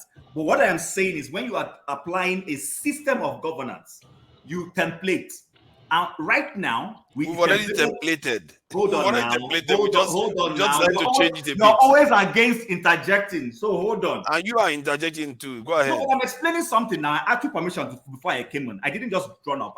And I'm consistently doing that. I always raise my hand. So you have to give me that benefit of doubt. Okay. Now, the point is this. We originally templated the prime ministerial system of governance, which is cheaper. Why? Because it's the same man that goes to the parliament that whoever becomes the leader of party and the prime minister will go and pick from there to make his ministers. You don't go and find new ministers outside. But in the Nigerian system, which is templated right now after the American presidential system, we have senators who are lawmakers separately, and then the president now appoints ministers separately altogether. The argument I am making, and I hear Loco making, is that, like you would hear, we are trying to create an over-bloated system, something that is too big and too expensive, especially right now when money is a problem for the country. What you would expect a thinking president to do is to say, even if it was contagious and right for him to have 48 ministers, he will say to himself, right now, I'm telling my people to tighten their belt. And the only way to show them good faith that they will tighten that belt is to cut down on the number of political appointees I am making, cut down on special assistants, cut down on the number of ministries, and see how you can use those same ministers to accomplish the same goal. It's possible. People do it elsewhere. But in our own case, like everybody knows, unless somebody who wants to pretend, our leaders are only interested in doing what? In greasing the palms of people and making them settlement. Let me put it that way. You settle your friends, you give an appointment, you create new ministries. And I'm saying that is wrong. See, I get where you're coming from. So hold on, AY. Let's do to and fro with him a bit. Then you can go with him again. See, I get where you're coming from. You are looking at it from the point of view that the Nigerian government are corrupt, and most of all this is just to grease the arms of their ministers or whoever phantom ministers that they create. For me, this is more of a thought experiment, whether it's a good thing, good or bad thing, to have a large cabinet or a small cabinet. There's no real reason why having a larger cabinet necessarily means a bad thing. It depends on what you do with it. You see what I mean? Because you can have a small cabinet, you perform terribly, and you can have a large cabinet and you perform terribly. They both are terrible. In the end, it's about whether they are actually going to govern well. If they govern well, it doesn't matter whether it's big or small. And this is the thing that I said earlier on. The idea that we just look at politics like this thing is just a luxury that we can't even afford. You are worrying too much about the details, because if you, let's say you remove, in short, 90% of the ministers there today, how much do you think it's going to save you? It's not going to be anything compared to what we need, compared to what we really need to do in that country. So all this stuff, for me, it's not, we are distracting ourselves. What the work that needs to be done. I disagree with you, but respectfully. Nigeria's GDP is depressed by eating about 10% at least. That's equivalent to 50 billion US dollar, not naira, dollars. So what money are you saving from? I don't think if you take all the money from all these ministers. Can I show you? Can I tell you how the money will be saved? Can I tell you how the money will be saved? If you take all the money from all the ministers they are getting paid, it's not going to be up to $1 billion. That's not true. Can I tell you how the money will be saved? Hold on. You mean for the ministers? How much are they earning? Yes. Can I tell you? Let me just give you. Look, Tony and AY, please condone me for just a second, and then I'll yield the floor, please. First and foremost, when you elect the president, he appoints special assistants. Those special assistants, by culture, will appoint their own assistants. When you appoint ministers, they will appoint their own assistants, who will now go back and appoint their own assistants, and you are making the system bloated. What you do, I listened to I think it was a Tanzanian president or somebody in Africa who has done that. He cut down the number of state appointees. That's what we're saying. Reduce the number, because technically, the president can't be everywhere. But the truth is that when he makes those appointments, even in the US, pardon me, I keep going there, it's the same thing. When you appoint a minister, a secretary, he's going to appoint his own special assistant. He will have a communication person. He will have this. He will have that. He will have that. And all of these people are paid by the state. Once they appoint and giving letter, the state is the one paying their salaries. So the same happens at department levels too. So I don't know. No, but departments are civil servants. These ones are different. Civil servants. Okay, now you're saying departments are civil servants, but yeah, that's the bureaucracy. Actually, many of them are still political appointees because the ministers go on to decide who stays and who goes. They are also political appointees to many of them. The heads of departments. They are political appointees to the extent that because they now take political decisions, but they are civil servants. You can't lay them off. You can move. Actually, no, they can lay them off. Actually, they do lay them off all the time in America. They do that. Oh, come on, you know that now. All the time they lay them off in America. Trump purged the civil service in America and put his own people in there. Okay, but now we're talking about Nigeria, and I'm telling you that the bureaucracy in Nigeria are civil servants. So you can't sack bureaucrats anyhow in Nigeria. The person will go to court. There's a system why how he was employed. So you can't just push him out anyhow. You can transfer him to a different ministry, but you can't push him out. My argument is, I guess it's not so dissimilar. If you can move him to some remote location, it's the same as sacking the person. But the point I'm making is that the money you think you are saving is not very significant. I get what you are saying. It's better to have a small government, make the people feel like you are feeling their pain with them. I get that. That is a valid argument. But my own argument is just based on a restricted area. No, so don't make it like now. If you ask me about Tinubu, I would say you should have a smaller government. My own area of this argument with you is that just because it's a bigger government doesn't necessarily mean it's a bad thing. That's my own this thing. Because not all things is just a distraction for us to start thinking that just because it's big, it's a bad thing. So Chim, I understand your point. Good points, forefather. Good point. What forefather just said, that is what you need to pay attention to. So the thing is, I don't know if there is any mathematician here. You have a problem. Try to solve it. Oh, Todd is here. It's a struggle. Oh, sorry. I want so to say you have a problem. You are looking at how do I solve this problem? Mm-hmm. What result do I want to achieve? How do I solve it? I understand your point. You are looking at it from the point of this is the system. You can't just change it. No, you can't touch a system. I'll give you an example. There is one thing President Mohamed Buhari did that I gave him credit for. So he created an infrastructural fund.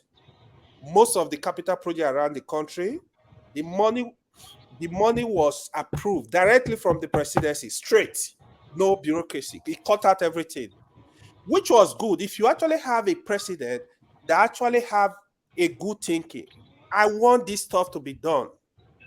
This is the only way we can achieve it. Let it go.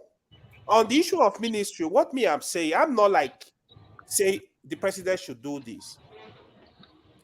Even you don't have to create more ministries. You can call them deputy ministers, whatever you want to call them, but we need the result. When you want to achieve the result, how do you achieve it?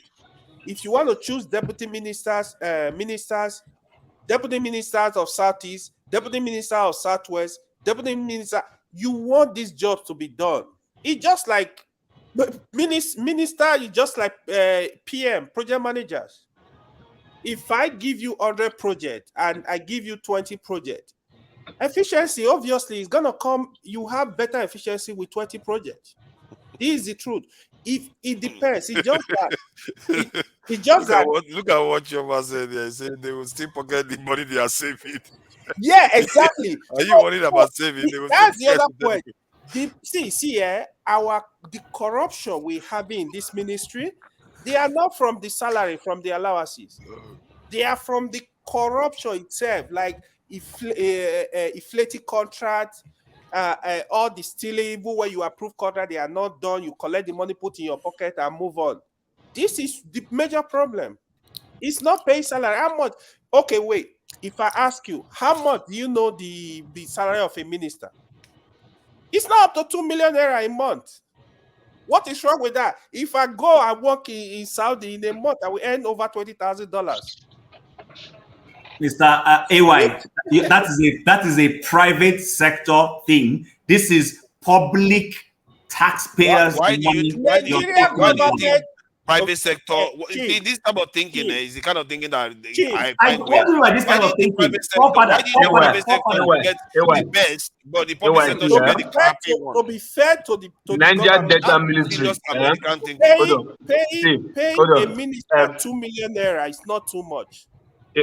AY, listen, we have NDDC, right? Wait now, AY, we have NDDC, Abi. We also have Niger Delta Ministry, Abi. Then we can't get Ministry for Works, Abi. Now, can you please tell me Nigeria is a bad country? We're not trying at all. Right? Now, tell me the function of. Wait now, tell me the function of those three ministries. Why we have it? Tell me. Loco P, you getting the message There's wrong. NDDC. Hold on. Niger Delta Ministry. Hold on. You getting the message completely wrong. Now, if you come in as a president that is ready to work, okay. You have this kind of three ministry already. You have NDDC. Get rid of the one that is not active. You don't need. Get rid of it if you have the power. That is what I'm saying. Look for how am I going to solve the problem? Okay, you ask questions as a president. You want to work. Why do we have NDDC? Why do we have Niger Data Ministry? Why do we have Minister of Work? What are they doing? The one we don't need, look for a way. If you have to go to the Senate, get rid of the ministry, get rid of it. And if you really, because you don't want to waste money, right? That is what I'm saying. What I'm saying is, AY, can I stop? Wait. Hold on, let me finish. What I'm saying. I've been chilling all this while. I'm going to lose my train of thought. You've been chilling with the big boys. No, I've been chilling. You guys are just going. Let Tony talk, please. Let Tony talk. Hold on, just 30 seconds.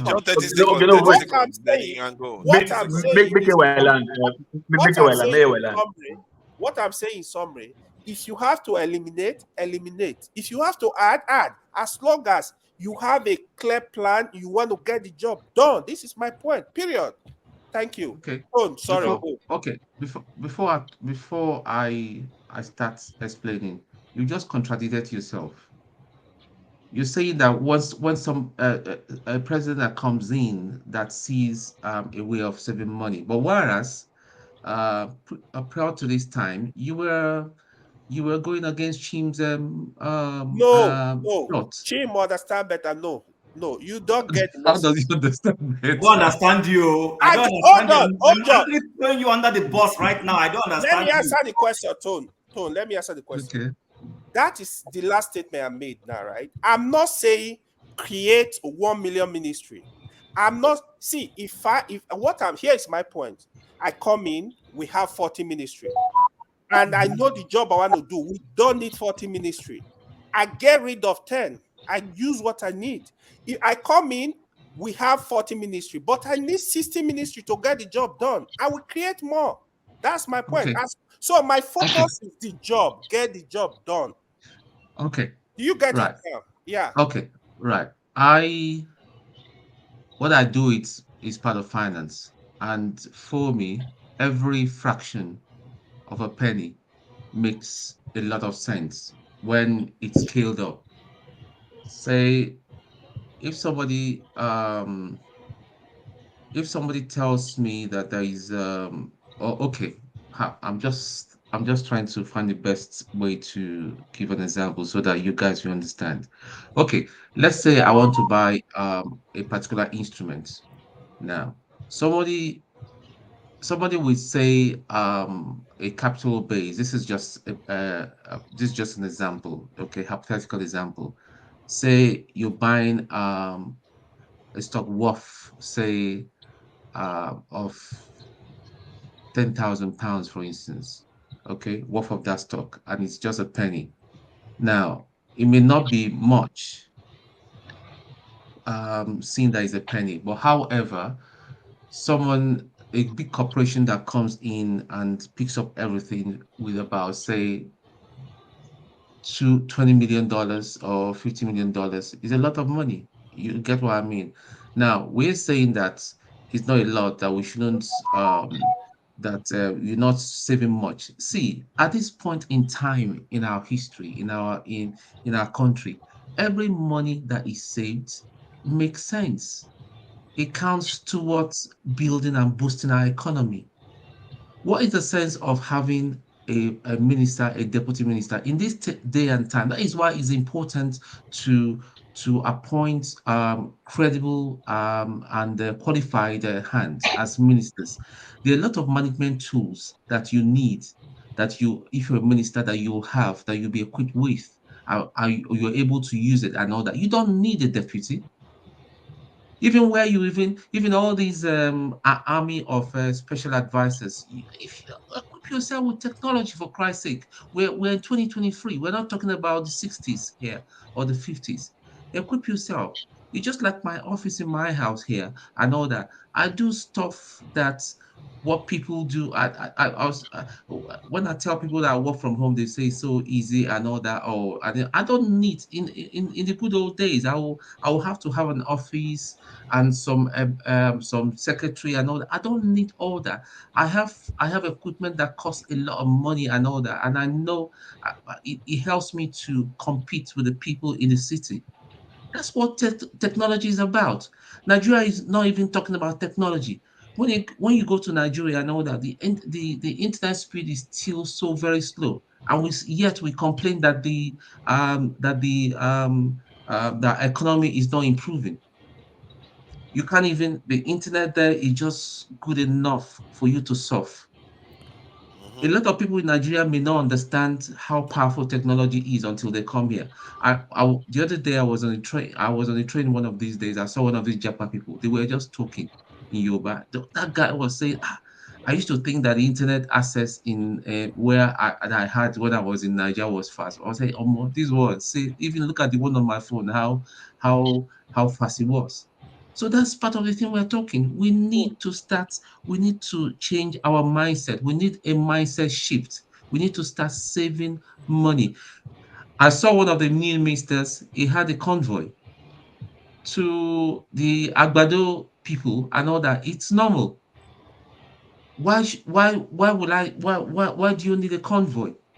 We've got innocent motors that produce very decent automobiles and all that. That should be the government cars. But no, we want the best escalates. Tune, I think you are going out of the point. Let me tell I'm you. not going out of the point. It's part of the it's part of administration. Hold on. It's all administration. AY, hold on. I think there's one person. I need to put one. No, don't worry. We are going to come back to you. But there are people that are calling from Nigeria. AY. So when I speak here, I know what AY, hold on now. There are people calling from Nigeria here. Okay. And I'm sure Body is not in Nigeria. That one is run from Nigeria. Is in Nigeria. Yeah, Masca is in Nigeria. Let's all I'm in Nigeria. Let me go. Not in Nigeria. That one has run for Nigeria a long time ago. Masca, it's been a long time you've popped up here. I don't know where you've gone to. There has been big debates that have been going on here. We didn't see you. You know, you are one of our few representatives in the north, and you abandoned us in cold violation of our covenant here. So, what do you think about what is going on here? And welcome, Masca. And because you are in Nigeria, it makes sense to give you a say first, just before in case. The light to go off. And we are going to make plans for your audio going again. You know, we have to make all the necessary preparations. No, KJ is not there, so nothing is going to happen to my audio. What's that sound I'm hearing? I'm hearing some sound from somewhere. Okay, it's from here. Sorry, go ahead. All right. Good evening, or is it good afternoon? Well, it's late evening here, but happy to see all of you.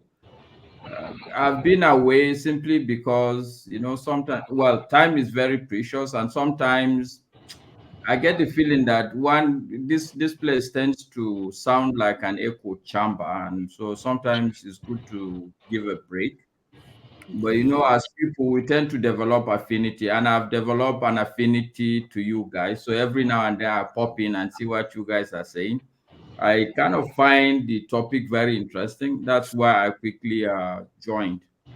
Now, my perspective, I haven't been part of the whole discussion, but on the issue of the over-bloated, well, you could say even our bureaucracy itself, the civil service itself, you could say is over-bloated.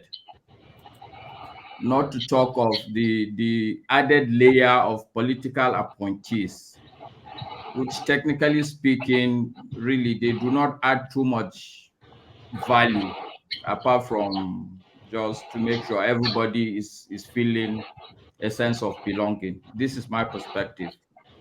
You know, if you look at the appointment of the ministers, every minister, a minister is coming from states and stuff like that. We don't look at the technical. I'm not sure the ministers are the most technically competent people in Nigeria, so to speak.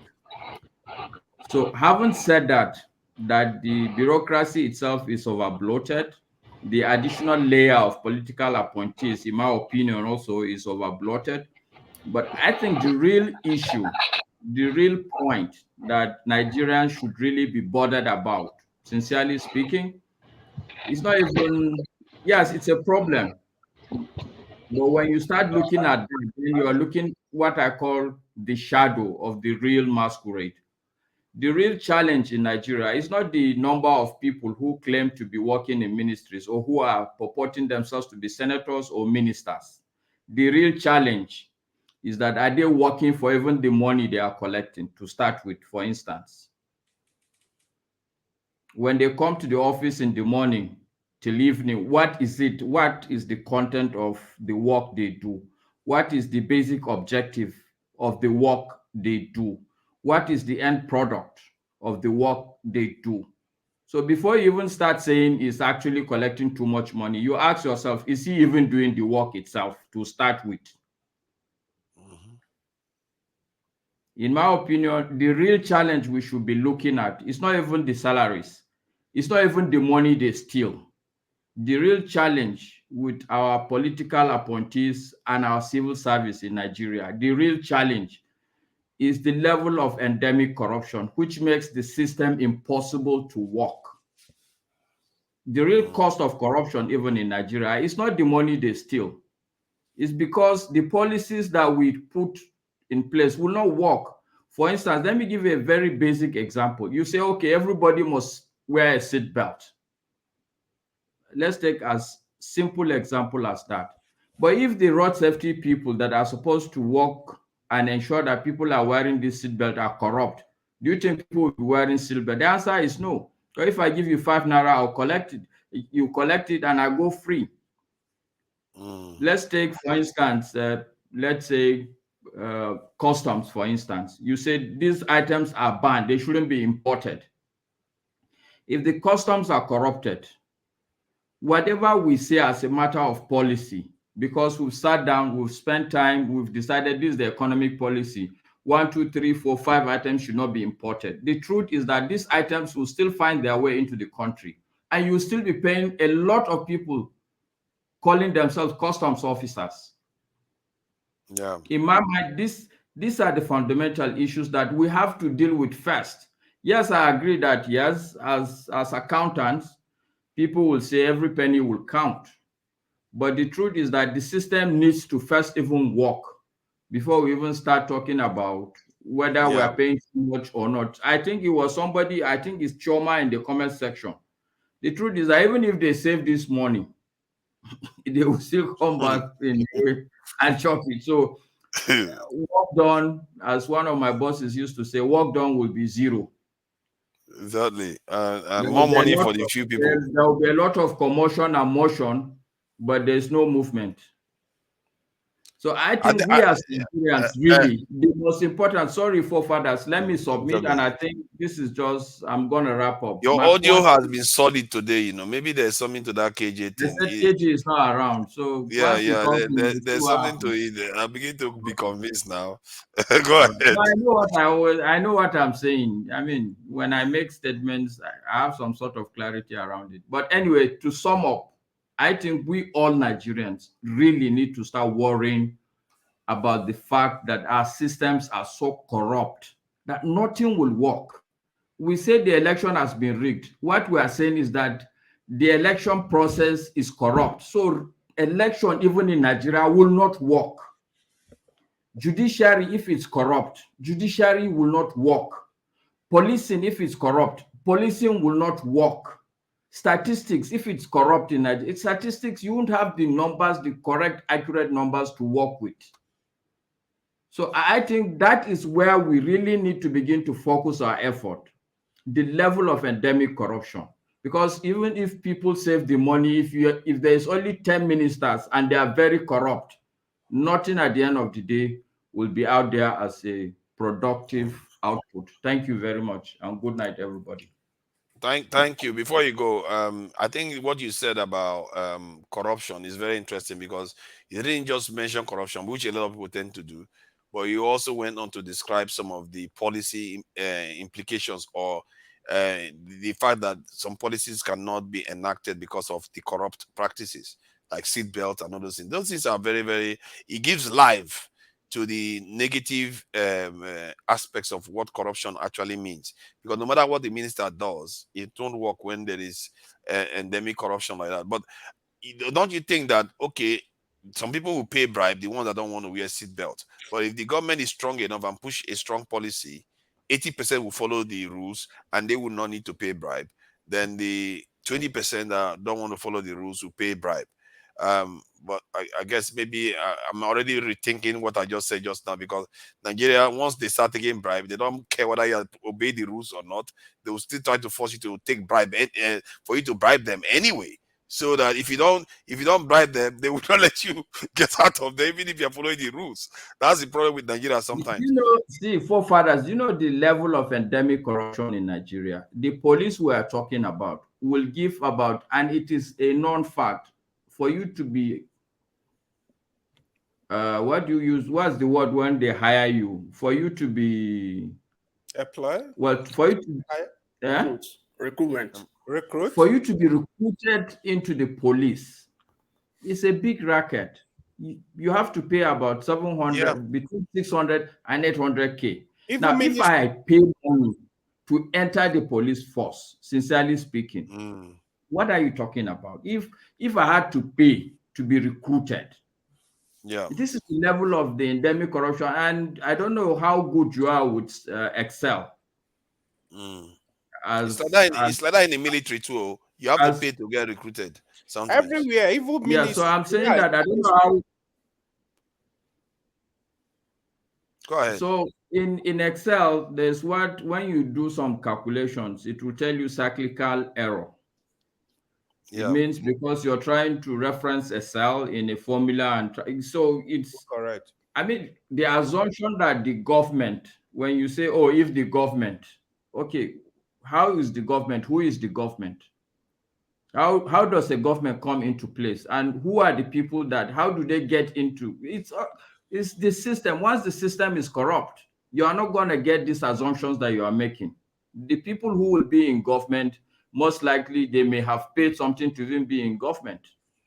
Even the elections. So it's a cyclical problem until we deal with that endemic corruption where the system is not working at all.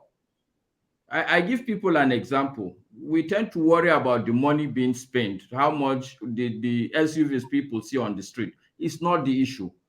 Honestly, I used to work. It's not. I never thought that. The company I used to work at, the company I used to work for, I mean, I think I was about 29 or something. From 29 years old, they were buying me SUVs. Everywhere I go, every country, that's the standard. It's not the big deal.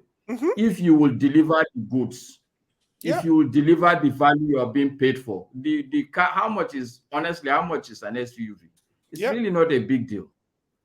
But the challenge is that you But collect Masca, that's it. You are comparing private workplace with private service with public service. So we're talking about let me public ask service. you, Olumide, I don't want to join issues with people today, but let me ask you, in America, yes, in America, for instance, who is the highest paid? I don't know how much they pay private people there, but I am convinced that if you pay your civil servants well and they work well, there shouldn't be an issue. Yeah, I agree with you. I agree with you that it should be well The paid. argument is not how much we pay. But what I'm saying is that let's not compare private service with public service. You understand? Okay, all right. This is an argument that I can have on another day. It's like comparing apple and oranges. I don't agree with you, but it's not an argument I will pursue today. I've agreed with most of what you said. I'm just talking about that aspect, comparing public service with private service. You understand? The perks of private service are always more. Sometimes most times they can be more rewarding than public service. My personal opinion, and I'm convinced that we should pay our civil servants very well. I agree with you. I agree with you. Yes. The only challenge and the point I'm making tonight is that number one, the productivity is not there. We don't see the result, and the system is so endemic. I agree with you in that regard. But you know, like you said, the process, we also lost an opportunity to start getting it right by holding a free and fair election. If the president of the country is freely elected without any rigging or corruption, perhaps he will be bold enough to make the kind of changes we want, knowing that he has the people backing behind him. You understand?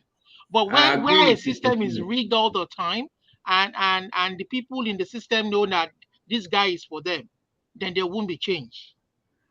So that is why I wanted to submit on forefathers' point that what is important for all of us as Nigerians is to sit down, think, and collaborate with each other. How do we break this vicious cycle? This, for me, I think is the most important thing, not to worry about the money people are. Masca, I have a question. I hope that the judiciary can do the right thing by making sure that at least Nigeria begins to get it right from a particular point. I mean, we have a lot to start getting right, but at least with that election process, they start to get it right. The judiciary can kind of lay a clear path for things to start going right by making sure that the right man is put there. Otherwise, God help us. Well, again, I don't agree with you on that, but I think it will be an argument for my opinion also is that even if they put the right person today, Olumide, he is only going to work for 4 years. And in 4 years, even if you are coming from the heavens, I don't think you'll be able to change this. Master, I think how you do this. Master, do you know the premise of democracy is that for the leader to be truly and freely, to be freely and fairly elected. When that guy comes in for 4 years and decides to put in an over-bloated cabinet of 100 ministry, you understand? And he does what he wants to do for 4 years, then the people can start to judge him based on what he has done. You understand? The next 4 years, they can decide we don't want him anymore. Let us put this other guy from if it is this guy from this particular location, if he will be the one that will deliver for us, and then we can begin to discuss true issues, knowing that the people's vote will count. Gradual change may begin to take place. But if we read all the time, Olumide, what I will tell you, my advice to everybody and all of us is that we cannot rest our hope on the judiciary. If they do it now, are we expecting the next time to do it? What we need to do, and it's possible and it's doable. There's a reason for going to the Master. Hold on. I just want to ask. There's a reason for going to the judiciary. Sorry, there's a reason why there's a judiciary there, and there's a reason why people are going there. So if judiciary cannot give us justice in the face of clear evidence, how do we have a country? No, you see, okay. See, Olumide, my point is simple. That is a tangent I'm not going to go into, okay? My point and advice to all of us is that it is possible that if we dedicate ourselves, elections may not be very free and fair, but we could have credible elections. I go back to what forefathers said at some point. If on election day, all of us decide to be policemen and to be regulators of our polling booths, I am so sure that the But that is why we are in court today now. Because okay, we all decided to be policemen. I said I'm not going to go into an election tangent with anybody Mr. tonight. My point is Oga Master, I hail you. Nigeria will truly change. Nigeria, I hail you. One Nigeria. AY, you wanted to say let something. me get on with it. Yeah. One Nigeria. Yeah, Basca, I wanted to say something. You make very good points, right? So sometimes when they discuss corruption in Nigeria, I try to just stay away. The reason is that sometimes when I hear people speak, it seems they don't know the depth of corruption in Nigeria. To be honest, even before I left Nigeria, let me say after I left Nigeria, I discovered that corruption was like norm. The little bribery we do, we don't even know. Trust me, if you are seeing that country now, they don't know what they are doing is corruption. You go to any little office, they want you to pay money. Whatever you want to do, they want you to pay money. Either you are paying or you are collecting. But they see it as norm. But honestly, people don't even know it's corruption. It was after when I traveled to Canada then the first time, like, this is how a system works. It was like unimaginable. This is how a system works. So that is why when people are saying, oh, this person will change everything overnight, we do this, I say, no, we need a system. I want to get to that point where we have a system that can checkmate everything, everybody. We should stop putting, oh, it's not corrupt, let him come to power. This was, I don't even believe in all those stuff.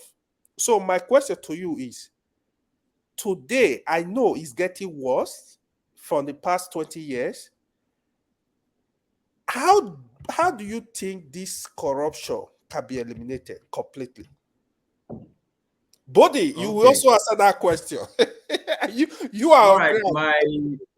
I will start by saying that I think the day we realize the true impact, the true harm corruption does to the society, that's the day things will begin to change. Today, like you said, people see corruption as nothing, as normal.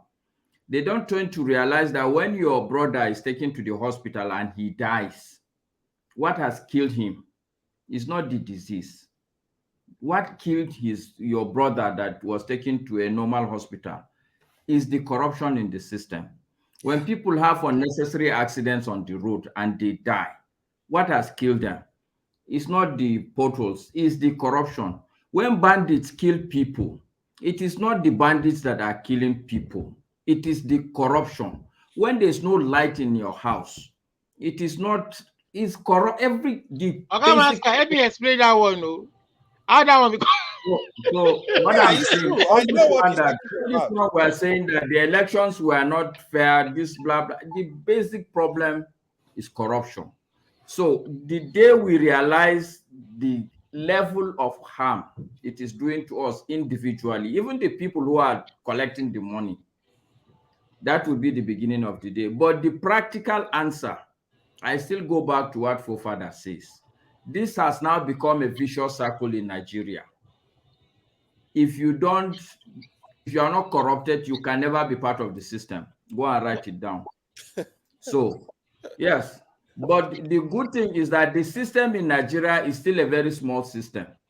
Every aspect you look, take for instance, what you need to look is ask yourself how many people have voted in the last election in terms of percentage.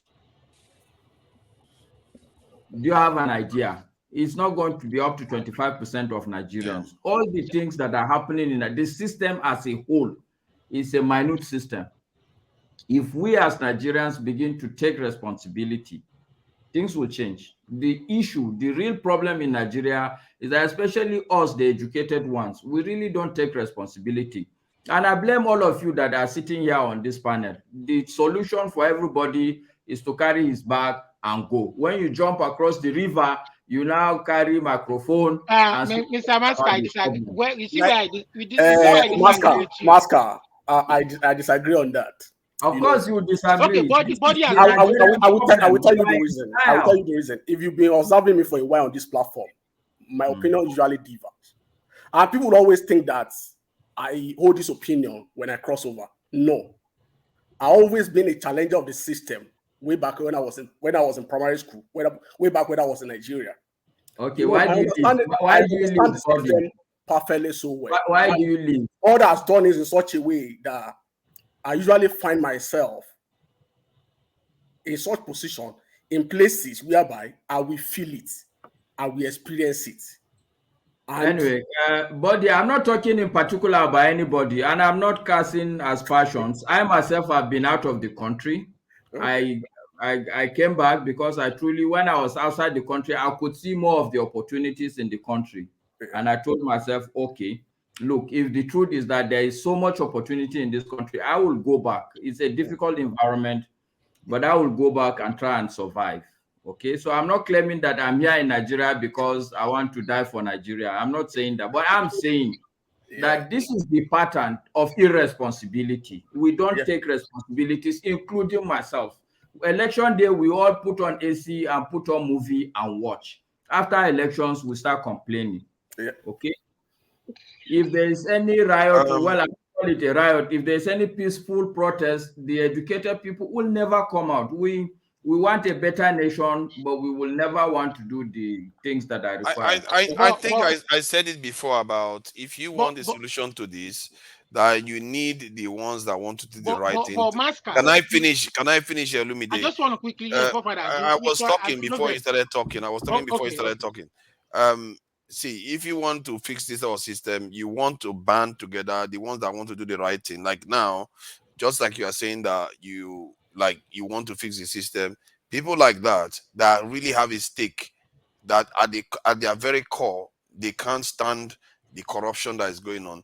Those people need to band together and take over the system, because the way it works is that the corrupt ones are banding together, and it has to start from the top.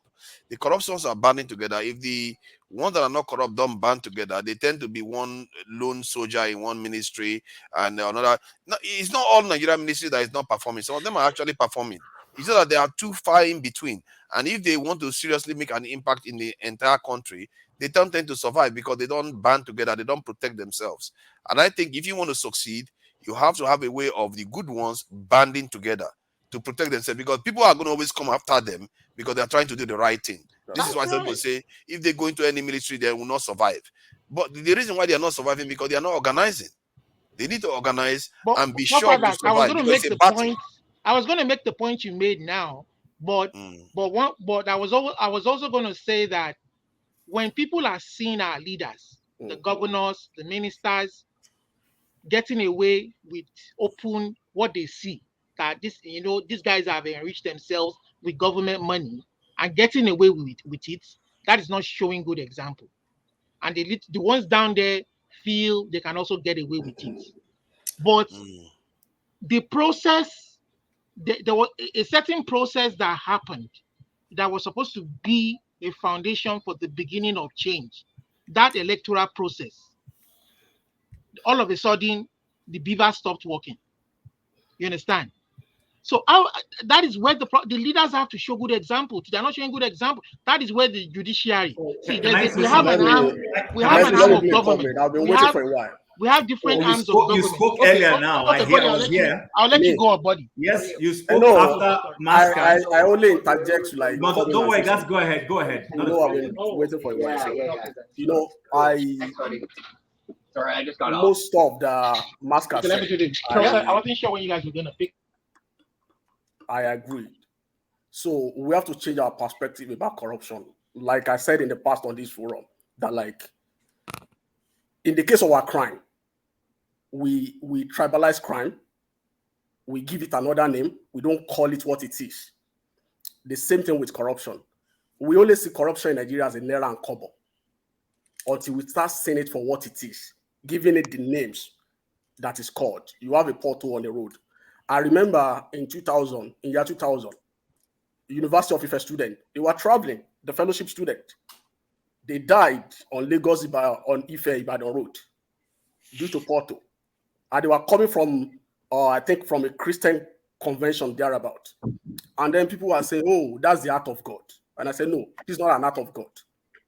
It's our government, it's ourselves that we killed them because of bad roads.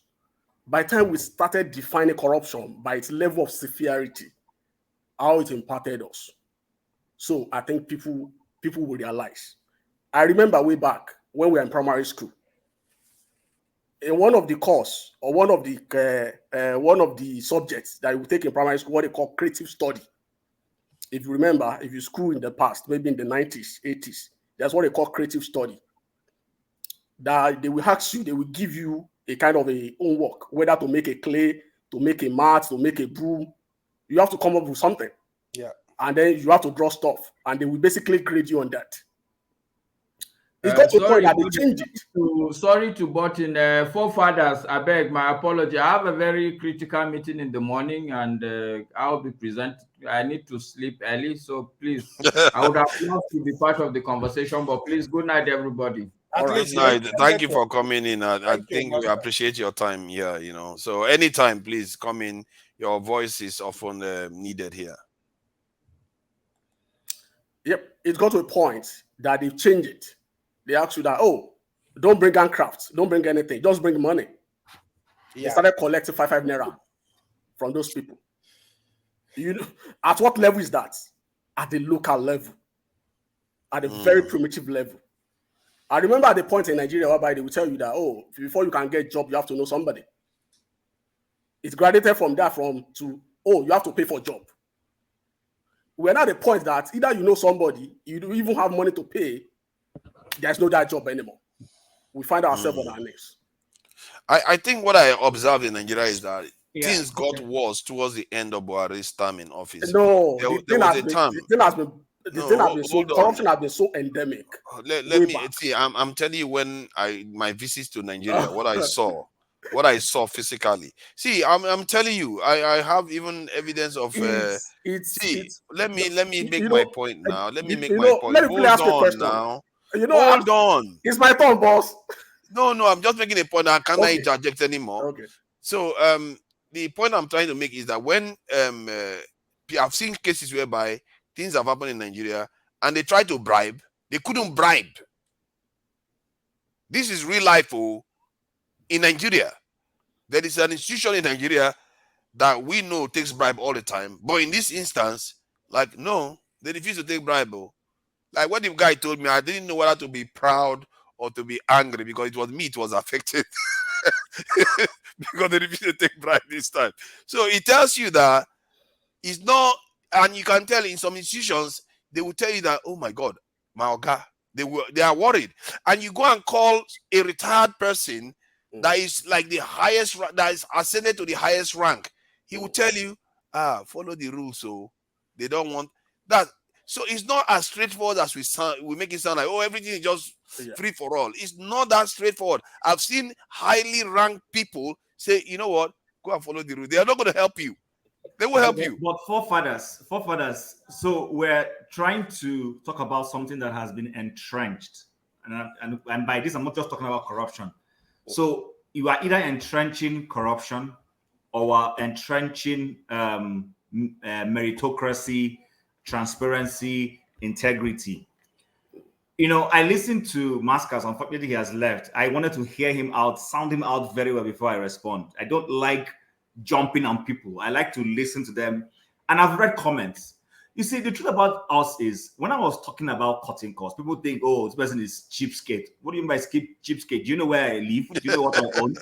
I just laugh Don't worry at people about that. Don't worry about that. No, but see, I'm not worried. But I'm Chim. Don't interject. Don't worry. Tony. You interjected. I gave you 2 minutes of my time. Okay, Remember? go ahead. Even you are even using my time. I remember.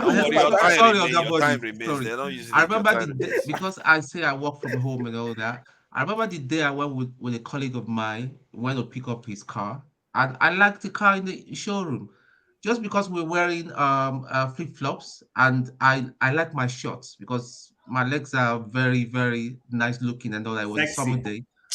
I said, "Do you have this in this color? Do you have this in this color?" He said, "Yeah." And I pulled out my my card, and it was like I saw the face on the face of the salesman. He said, "Do you really want to pay for it?" I said, "Yeah, why not? Deposit half of it, and I'll send the rest later." That was it. The car is outside and all that. See, listen, there's a rich, there is super rich. That's what people don't understand. So what you consider as good money, I can't work for anybody. I am saying this with all humility, with what I know right now. I can't, like Oyedepo would say, I can't get for, I would never be, I can't work for anybody. What you work, what those days I thought I had big, a very, very big job and all that. This is the kind of money I make sometimes in a day or 2 days or even a week. So anyway, sorry, thanks. That's fine, Anthony. So, buddy, please don't be offended. I would hand over to you right. You know, so the point I was trying to make is when we're talking about cutting the cost of governance, which is where we were, people don't seem to understand. And you see, we've talked about corruption. Corruption is also over-bloating the system with an ill intention. Because listen, whether you say it is 0.333% that you're going to save or whatever, like Tony said, every penny, nickel that a government, which is public service. So we're so rich that we're having Makoko. I mean, in a country we want to have 48 ministers, and we have Makoko in Lagos. We have those places where children are sitting in water, muddy water, no roof, and someone is telling me we shouldn't save money. Listen, the whole idea that, even if you save the minister of Makoko. Let me finish. Father, please. The whole idea of that we save the money and somebody will steal it. It actually goes to show that people don't even know. Because if the leader genuinely wants to save money that he will channel into infrastructure, nobody's going to steal the money. But because, like I want to stand and I stand firmly on, people, this is job for the boys era. Create 48 distance to have all those who have helped you to snatch it, to steal it, to run with it. You need to reward them. If you genuinely were coming to work, you would understand your times, understand the season we're in. Globally, what nations are doing that are serious is they are cutting political things so that they can put more money in the pocket of their people and take care of their people. When the economy becomes buoyant, Chim, and this is body's turn now. This is supposed to be an interjection. It's don't a full-blown submission you're giving here. That is just cheating right now. What you are doing? Bobby gave me the space. He didn't give you the space. He just said you interject, not to give your own submission. Just did I steal it? Did I wrong with it? You can hack on your point so that I can continue. So I will just end here. I think people need to understand that we all want Nigeria to work. Definitely. Everybody wants Nigeria to work. What we're all looking at is how can we reduce the poverty level. I know the amount of tech, and I'm not even a very rich man. Thank you for those who are saying it. Yes, I'm not. I'm cheap state. But guess what? The truth about the matter is I know the amount of calls I get every day. Bros, spare me quick 20,000 naira there. Do this for me. But that's also because we're doing that and our leader is employing 48 people to go and do whatever we don't understand he wants to do. And then he says he wants to give people 8,000. Did you see how many bags of rice were sent to states? So shameful. You have 48 ministers to appoint and you want to give a whole local government somewhere 3 bags of rice. My dear, Nigerians need to wake up. We keep enabling certain behaviors that put us backwards. Thanks, buddy. Yeah, you're welcome. Yeah. Thank you. So like I was saying the other time, the focus is cutting costs itself. And then from there, we move to corruption, which is part of it overall. Let me quickly jump on the issue of cabinet. That's what actually brought me here. It's the constitutional issue that we have to understand. Yesterday on this platform as well, I was about coming in. At times, people look a lot, there's a guy that came in from Nigeria yesterday. They place so much premium on this platform, on which whatever that come out of this platform, people expect us to be accurate, not just having your say. My understanding, observation so far, I've stayed away from this platform for like 3 weeks, and I was watching from the background. You know why? Just to see things from afar. You know, by just having your say, some people know next to nothing about Nigeria. People only speak from their head, what they think is right. And for us to provide or to prescribe the right solution to Nigerian problem, you have to understand the system itself, how it works. You have to understand our history, where we are coming from, where we are, and then the trajectory of things, the way we can project into the future. Like Forefather was saying, that like there are still some organization that you will go to today, they won't still take bribe from you. You'll be surprised, you'll be shocked that's in this system. But what I find out in that system is that they have a strong leadership, not that they have a strong system. There's no system in Nigeria. If you understand what they call system, it's inside the system you have a process. An average Nigerian is corrupt because our culture codifies corruption. Our culture embraces it. That's what we don't know. At times you give out stuff, even you get to a particular office. If you don't give them, they will expect it. They are already expecting it. I have someone, he transferred his service from HMB, from Hospital Management Board, to the teaching hospital. They asked them to come to the HMB to come and pick up their letter of transfer of service. You know what happened? Immediately you got there, they already been told that you have to come with 5,000 naira. For you to get a stamp on an official letter in an establishment in Nigeria, you have to pay 5,000 naira to get a stamp.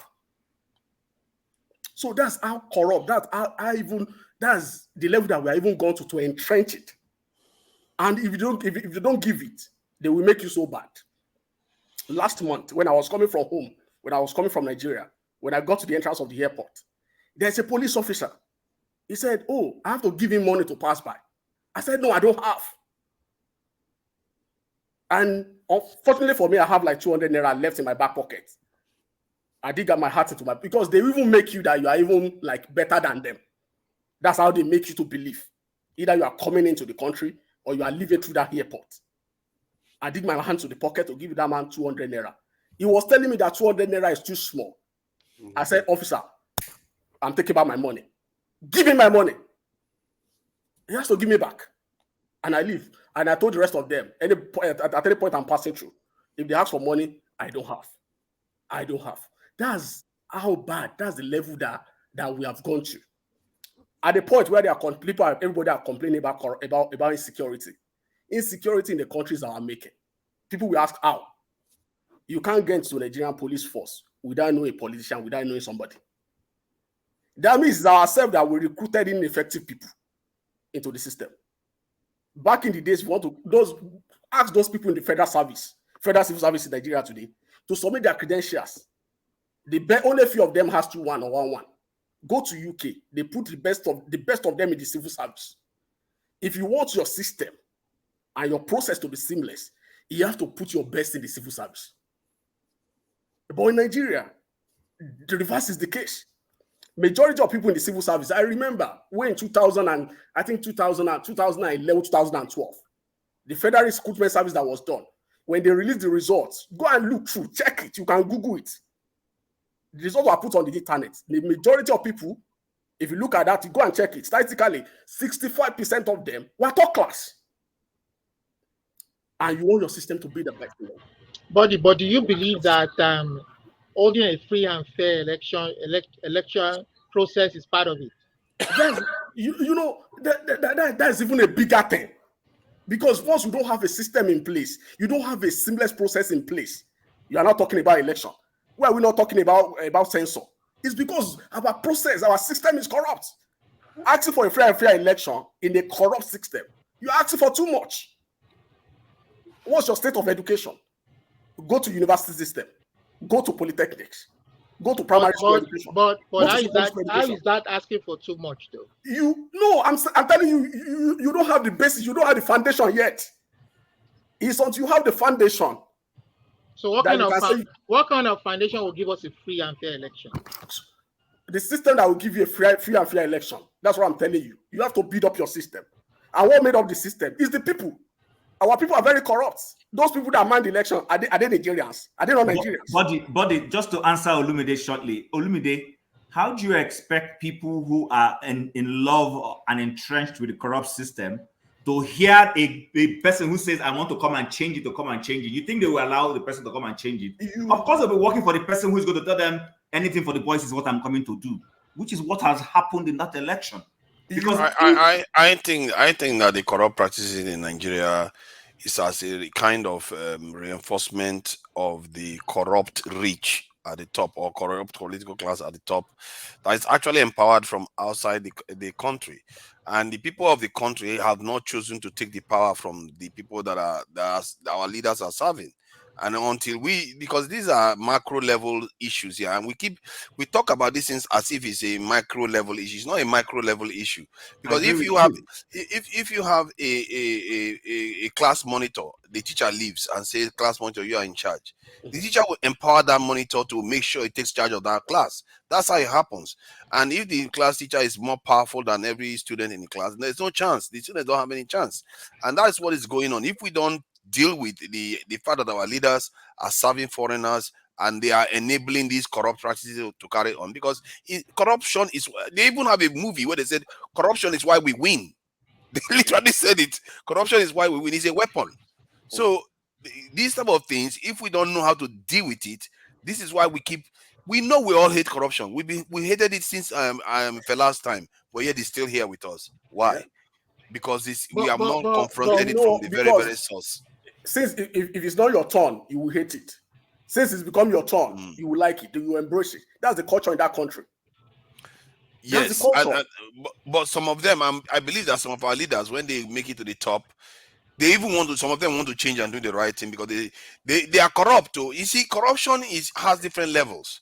Some people are corrupt. Once they have enough money, a certain amount of money, they're okay. They want to do the right thing, but they can't, because they discover that they just can't. A lot of people have not been able to solve what they call personal problem. That's the main issue. What do I call personal problem? I agree with you that our elites at the top are majorly responsible for that. See, corruption is everywhere in the world. But what is lacking? There's corruption in every country of residence. What is lacking is the consequences. The consequences of that corruption is what is lacking. I don't know how many times I have to address this point. Olumide, hold on. I don't know how many times I have to address this point. People can't seem to comprehend two ideas in their head at the same time. How is it that you cannot say foreigners are doing something and also hold your own people accountable? Both of them can be true at the same time. Your head, blessed in Chukuka, your head is not going to blow up if you contain both information at the same time. Just because you are in a house, you are in charge of your house, doesn't mean an arsonist cannot try to burn the house down. Yeah. So you can describe the arsonist. Let me help you, forefathers. Like Alumide just said something about that corruption is everywhere, and that's the truth. There is no nation that is immune from corruption. What is lacking in our own system, which some of those other people have, is the rule of law. See, I have seen people beat traffic lights.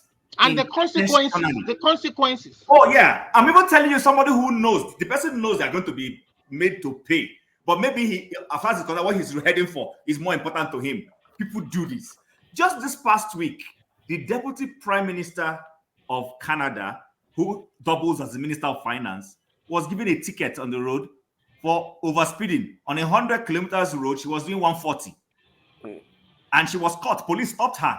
Can you stop? Can I even stop the PA of the local government chairman in Nigeria? You remember case of Rufai Oseni of Channel TV? Exactly. You see, hold on. I need to see. Hold on. I think sorry, Chim. Hold on. See, these are serious issues here.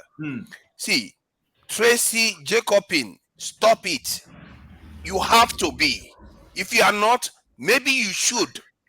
Because this thing that you keep doing and making excuse for foreigners all the time, it's like some of these people. I don't know whether because you have foreign friends, it means that you don't hold them accountable.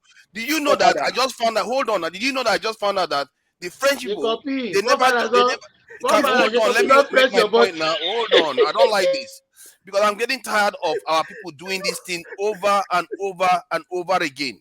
They keep making excuses like these people are just born to be slaves or what? You I know that the people we are fighting for, or you are supposed to be fighting for. It's like, why do you keep making excuses for foreigners? What is your problem with foreigners? They don't understand. They don't understand what you're talking about. Jesus Christ, what kind of brainwashing is this that you can't understand? It's not because I hate them. Oh. See, let me tell you something. If I belong to that foreign group, I'll be more proud today because clearly I don't want to be hearing from people like you. I don't want to be hearing this kind of nonsense from people that excuse other people from taking advantage of them. If somebody's taking advantage of your people and somebody's calling them out and you're here saying, oh, because I want to live kumbaya, I want to live by Martin Luther King's principles. Yeah, that is all good. But if somebody's taking advantage of you, you need to stop it. And that's what I'm calling out. Are you trying to tell me that we should leave the French to keep exploiting Africa? We should leave all these foreigners to keep exploiting us constantly and so that we keep living in this of our head? If you want to solve this problem, you need to nip it at the bud. Don't pretend as if foreigners don't have interest in keeping us where we are right now. I don't understand it. It's common sense. You know what? You see what is going on here is that one way or the other, these foreign people, they have to push us to that position where we have to react because our collective intelligence has not risen up to the level where we can tackle this problem. We are going to keep suffering. And mark my words, this suffering is going to continue until maybe the French or the Americans, stupidly enough, go and trigger a war in Niger, and it wakes us up to the dangers that we are facing. Then maybe our people will realize that, okay, maybe there are an international dimension to this problem. How do you think we got colonized in the first place? You think our forefathers just went to market and found out that the people came to this thing? We had collaborators inside. We had collaborators, saboteurs. They went and had a Berlin conference. When they were having that Berlin conference, none of our leaders were there. None of us were there.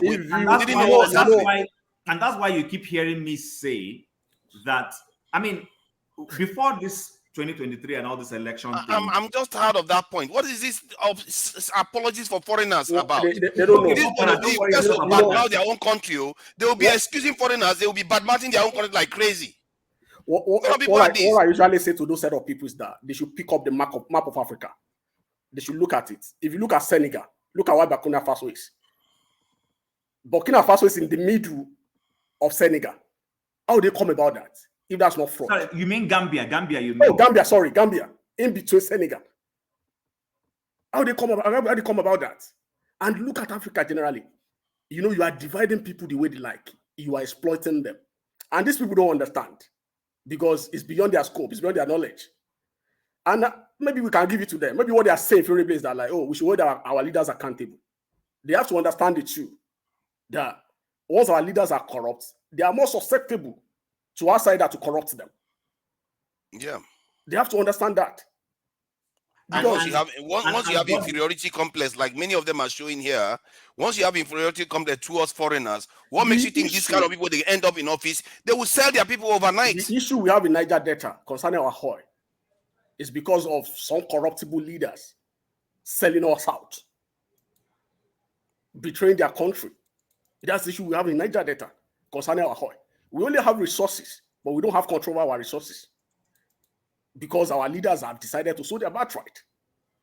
And these people don't still understand. Sorry, just to add, I used to, for many years, I used to be in a particular, I don't want to go give too much of information about that, but I'll just give a preamble. I used to be in an environment where people kept quoting GFK, ask not what your country will do for you, but what you can do for yourself. And I always struggled with that view until one day I had an opportunity to tell someone, I said, come, these things are not right. My understanding about leadership, they say everything rises and falls on the head or the shoulder of the leader. That's right. And there are enough countries to show that as soon as the leadership started getting it right, it cascaded down to the people. See, listen, the guy who gives bribe on the road, I don't even have a problem with the guy who gives bribe. Sometimes people have no choice. They are at gunpoint. And they just tell themselves, you know what, let me get out of this environment, take and let the person go. But you see what? The moment the leadership starts doing the right thing, and the people know that, this leader is going to do the right thing, and then it becomes an entrenched process in the system. You understand? Then you will see the citizen who will have the confidence to start asking for their rights and not giving a bribe before they get what is their due. Listen, before I left Nigeria, I had a driver's license I needed to get. I had applied, my driver's license was expiring, so I needed to renew it. I went to the licensing office. I refused to give any bribe. I filled out the form, did everything, and I went there like 3-4 days until eventually it was my time, my opportunity to do the biometrics. I did everything. They gave me a slip. Every day I will go there. Where is my driver's license? It's not ready. It was ready. They were playing games with me until I got tired and I just said, you know what? Since I'm leaving the country already, to hell. When I left, the person started sending me WhatsApp message asking me, your driver's license is ready. I ignored him till today. I just ignored him and moved on with my life. Oh, how did I get my driver's license here? I read the book, went and wrote the computer test, passed it, registered and went and wrote this thing, got my this thing. The day I got my driver's license, it was posted to my house. No long story. Nobody asked me for anything. I don't even know where the office where they do it is. But when I see people, so I feel bad for the guy at the lower rung. Sometimes our ordinary people, they have no choice. They are between the Red Sea and the devil. You understand? Somebody is in there's a skit somebody did. I think it was one of these former musicians. I don't know his name. I'll remember. The police people stopped a medical doctor on the road. It's just a skit. It's a skit. It's a comical skit just to teach us a lesson. And the doctor was saying, I have an emergency. They told him, come here. They took his phone from him. They disturbed him. He said, I have an emergency. They just kept him there. Then the Oga of the police, his phone rang. It was his wife. Don't call me, I'm at work. His wife told him, our son is in problem. He dashed out and told they left that guy there. He dashed to the hospital. Before he got there, his son was dead. Guess who? He was screaming, where is the doctor? And guess who enters into the room? It is the same man he kept on the road trying to collect bribe from. That was a doctor that was telling him, I am running for an emergency. It ended up being that it was his son that doctor was going to save. That is the cost of corruption. That is the cost that people are not seeing. Let me quickly say something. Let me just address this in chat again. Oh God, what am I going to do? Forget about that chat. No, because sometimes these points are quite pertinent. It's the same guy. It's the same. I'm not. I hope it's a guy. Because it could be a lady. Blessing is here. So see, this question goes to the core of some of our problems. They were interviewing Dr. Arikana yesterday on, I think, Channels News. She said at the core of our problem is the mind. The mind of our people, they still haven't woken up to it. This person can't seem to understand the idea that you can criticize your a foreign this interference in your system, and you can still be responsible for your country. Because we are ultimately responsible. When we talk about foreigners, I think I'm beginning to worry that some of all these people, they are being put up to say some of all these things. Because you see it regularly. They say, stop blaming foreigners. It's like regular. Stop blaming foreigners. They will just say it all the time. When in reality, you are describing a problem that our people need to overcome. Our people need to overcome. Not the foreigners need to overcome. Our people need to overcome it. Why? How is that blaming foreigners? I'm one of those people that sit here and say black men are the most ineffective men on the planet as we speak right now, because they have not defended their people at all. How many countries do you see that you ask foreign troops to leave? The foreign troops say, I'm not going. Blessed you go, I say it's a lady. Do you think Japan will ask America to leave? America will be like, I'm not going. That was another World War situation you're facing there. But no, it's only us that this happens to. So don't tell me about us, not me, not holding our people accountable. It's always about us. It's always about your mind. Instead of worrying about what I'm saying about Europeans, you should be thinking about how are we going to get them off our back so that our economy can flourish, so that our people can flourish. Maybe you are overseas, maybe so that you too can go home to Nigeria to go and enjoy your country. That is all I'm talking about. This idea that we cannot criticize foreigners, no, you have to criticize what they are doing to you. I don't hate them. Why should I hate them? They are doing better than us. They are defending their children. They are defending their women. They are defending their territory. They are defending their little inheritance that God gave them. I don't hate them. I'm just saying we should be just as good as they are, if not better. I hope that clears it for you. Bless you. I'll see you guys some other time. Thank you very much. Take care. All right. Thank you. Thank you. Thank you for coming in, Chim. You know, it's a very big issue. You know, these people are just being myopic, you know, or they have a limited scope. Or at least they can start by making sure that they give justice. They can start with this electoral process. They have to make sure that the winner, the judiciary, has to do the right thing. Let me address you on that. They have a duty to start putting the country on the right footing. The election process has always been a subject of litigation over years. We have to get it right. This time around, there's no messing around. Every time we've always been, you know. Let's forget what has happened in this system. We put so much. There's evidence. There's beaver. There's technology. We put so much to the judges, whereby in the process, you know, we are giving them a bad job to do. In the past processes, they should have less intervention. This electioneering process was based on the Electoral Reform Act. The past processes, it was biro and paper. This one, there's technology. It must count. You know, either way, I don't know what you call justice. You know, maybe there's a particular expectation you are having. I'm saying that based on the evidence presented, evidence presented, they have to do the right thing. By the parties, they have to put the country on the right path. You know, people that are two parts in the election, they know who actually won that election. Who do you think won? I don't know yet. Either Atiku or Obi. Let me make my point. Either Atiku or Obi. They knew. Among them, they knew who actually won that election. You now went to the judge. That wasn't part of the process at all. But that is what is in the law. Let me make my story. Let me make my point. The only way you can challenge it again now. We don't discuss bigger things. We just keep discussing all these minutiae details every day.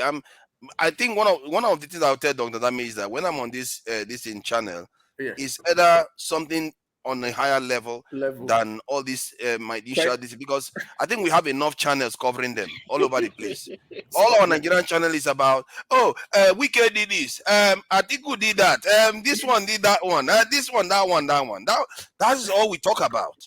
Okay, Mr. Forefather, you are the anchor. What do you want us to talk about? Oh, there's an issue we are discussing. We have a point at hand that we are talking about. Now. The title is there now. The title is there. There is Brics. There is Trump. There is Prigozhin. You know, I tried to join the platform yesterday. I did, but I later went somewhere.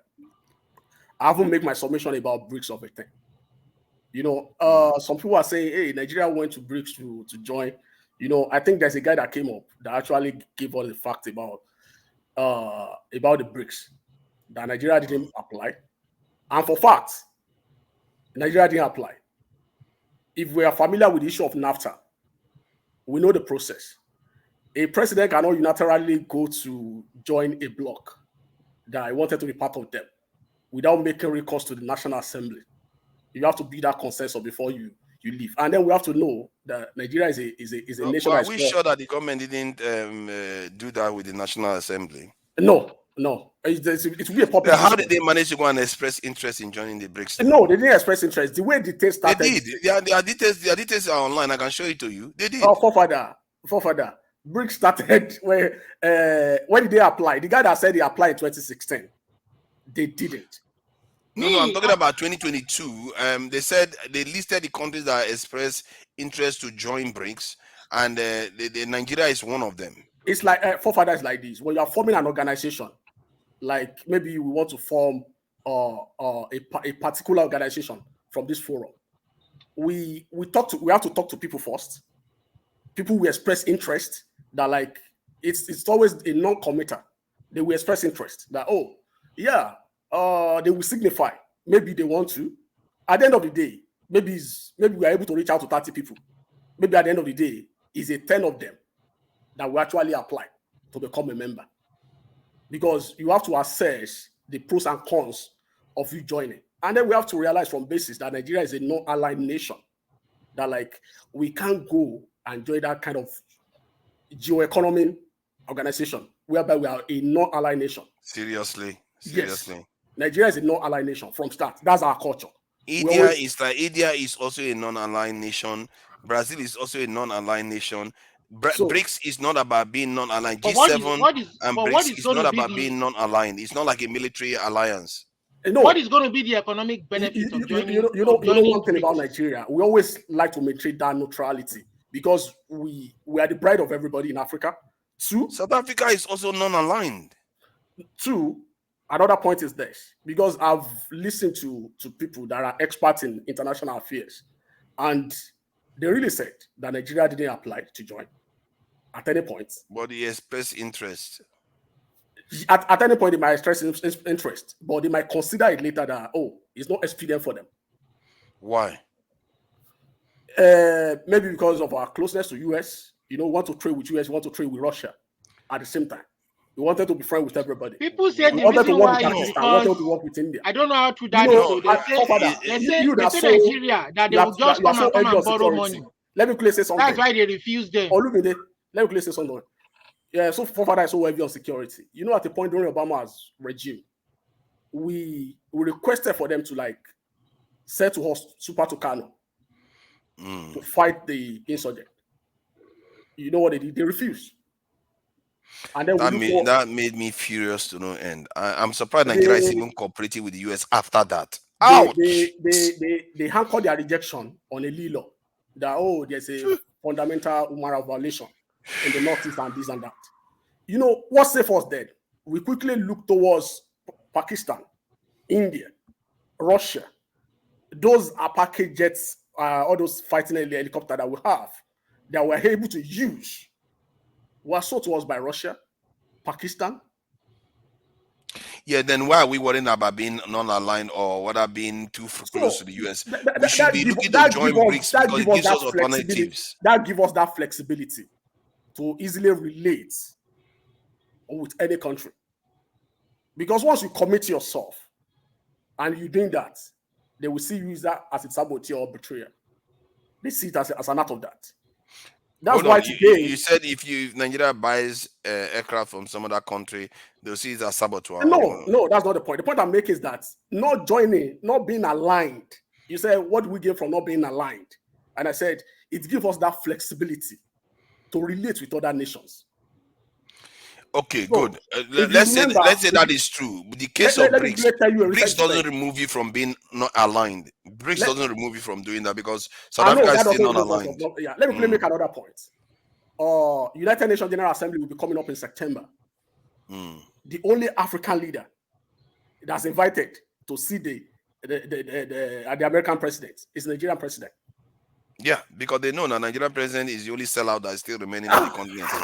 That's the only problem. It's the only sellout remaining because Kenyan president is moving away from this nonsense, and South Africa is moved away from the Ethiopia has moved away. Which has there is nothing stopping us from being an institution of ourselves, a strong contender of ourselves. But we are not doing it. See, you can't be a strong contender on your own. Even China needed the Soviet Union. India needed the Russia. This is Pakistan. You have to align yourself. Iran needed Russia. Syria needed Russia. You have to align yourself.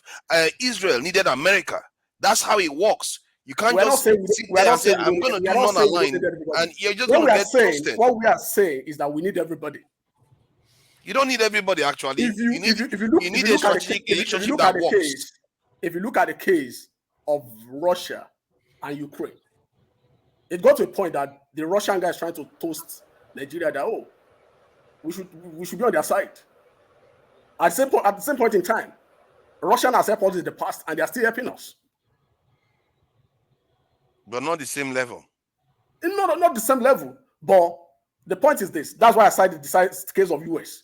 Well, the US, at the point where the US is not coming through for us, we quickly look at Russia, we quickly look at Pakistan, and they came through.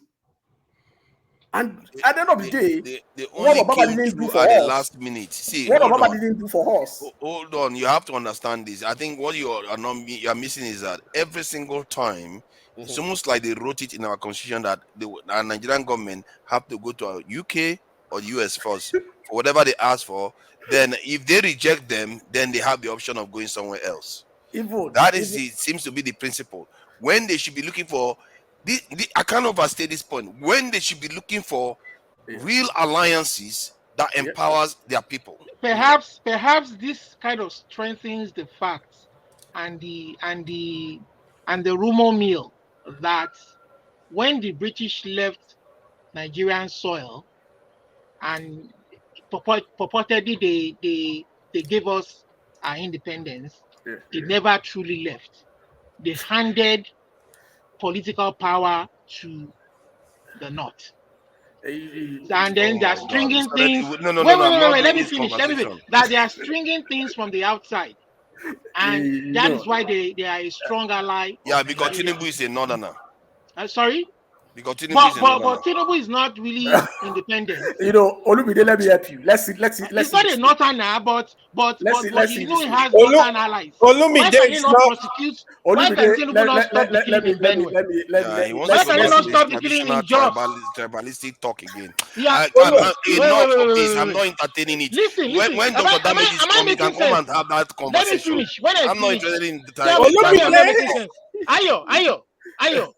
Hold on. If you want to talk tribalism, go when Dr. Damage is coming, you can go and talk to him about tribalism. I'm fed up of it. Are you happy with the people of Benue dying? Forefather. Dying daily without accountability. Let me even say something about the Brics again. Even the idea of Brics. The idea of Brics. You are looking for power. You are not strengthening your country internally. You want to go and be world power. You want Nigeria to be world power when you have not do that. You don't want to start with tribalism. You don't talk to everybody. Forefather, Uncle Brics. Uncle Brics. Forefather, yesterday I'm tired of tribalism. This is what they said. I should let people speak. I'm tired of tribalism. The talk never ends. Almost all platforms this thing.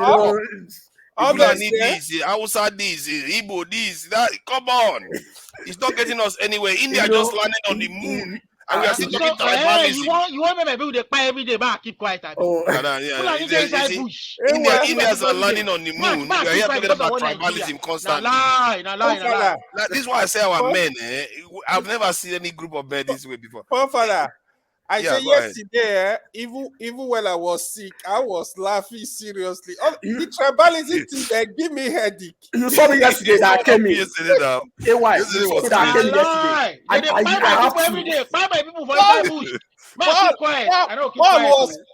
Paul was laughing seriously. I'm like, what is this? Honestly, it was crazy yesterday. It gave me headache. Once I see yesterday, I have to leave. Once I see people doing tribalism. That one Nigeria slogan, alive. Olumide, yeah. You know, some days I'm going to be putting signs. I'm going to be putting signs on the title that says, when you see a T there, no tribalism that day. Talk about something else. On the day where tribalism is on the show, you can talk tribalism. Because I'm tired.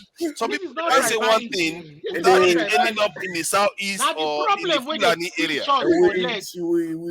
Which problem? You guys, you are just trying to twist the narrative. Even the subject matter that you discuss, either you even talk about the Nigeria. They keep bringing us down. They don't want us to know anything about the geopolitics of the nation. They keep dragging us into this tribalistic discussion constantly.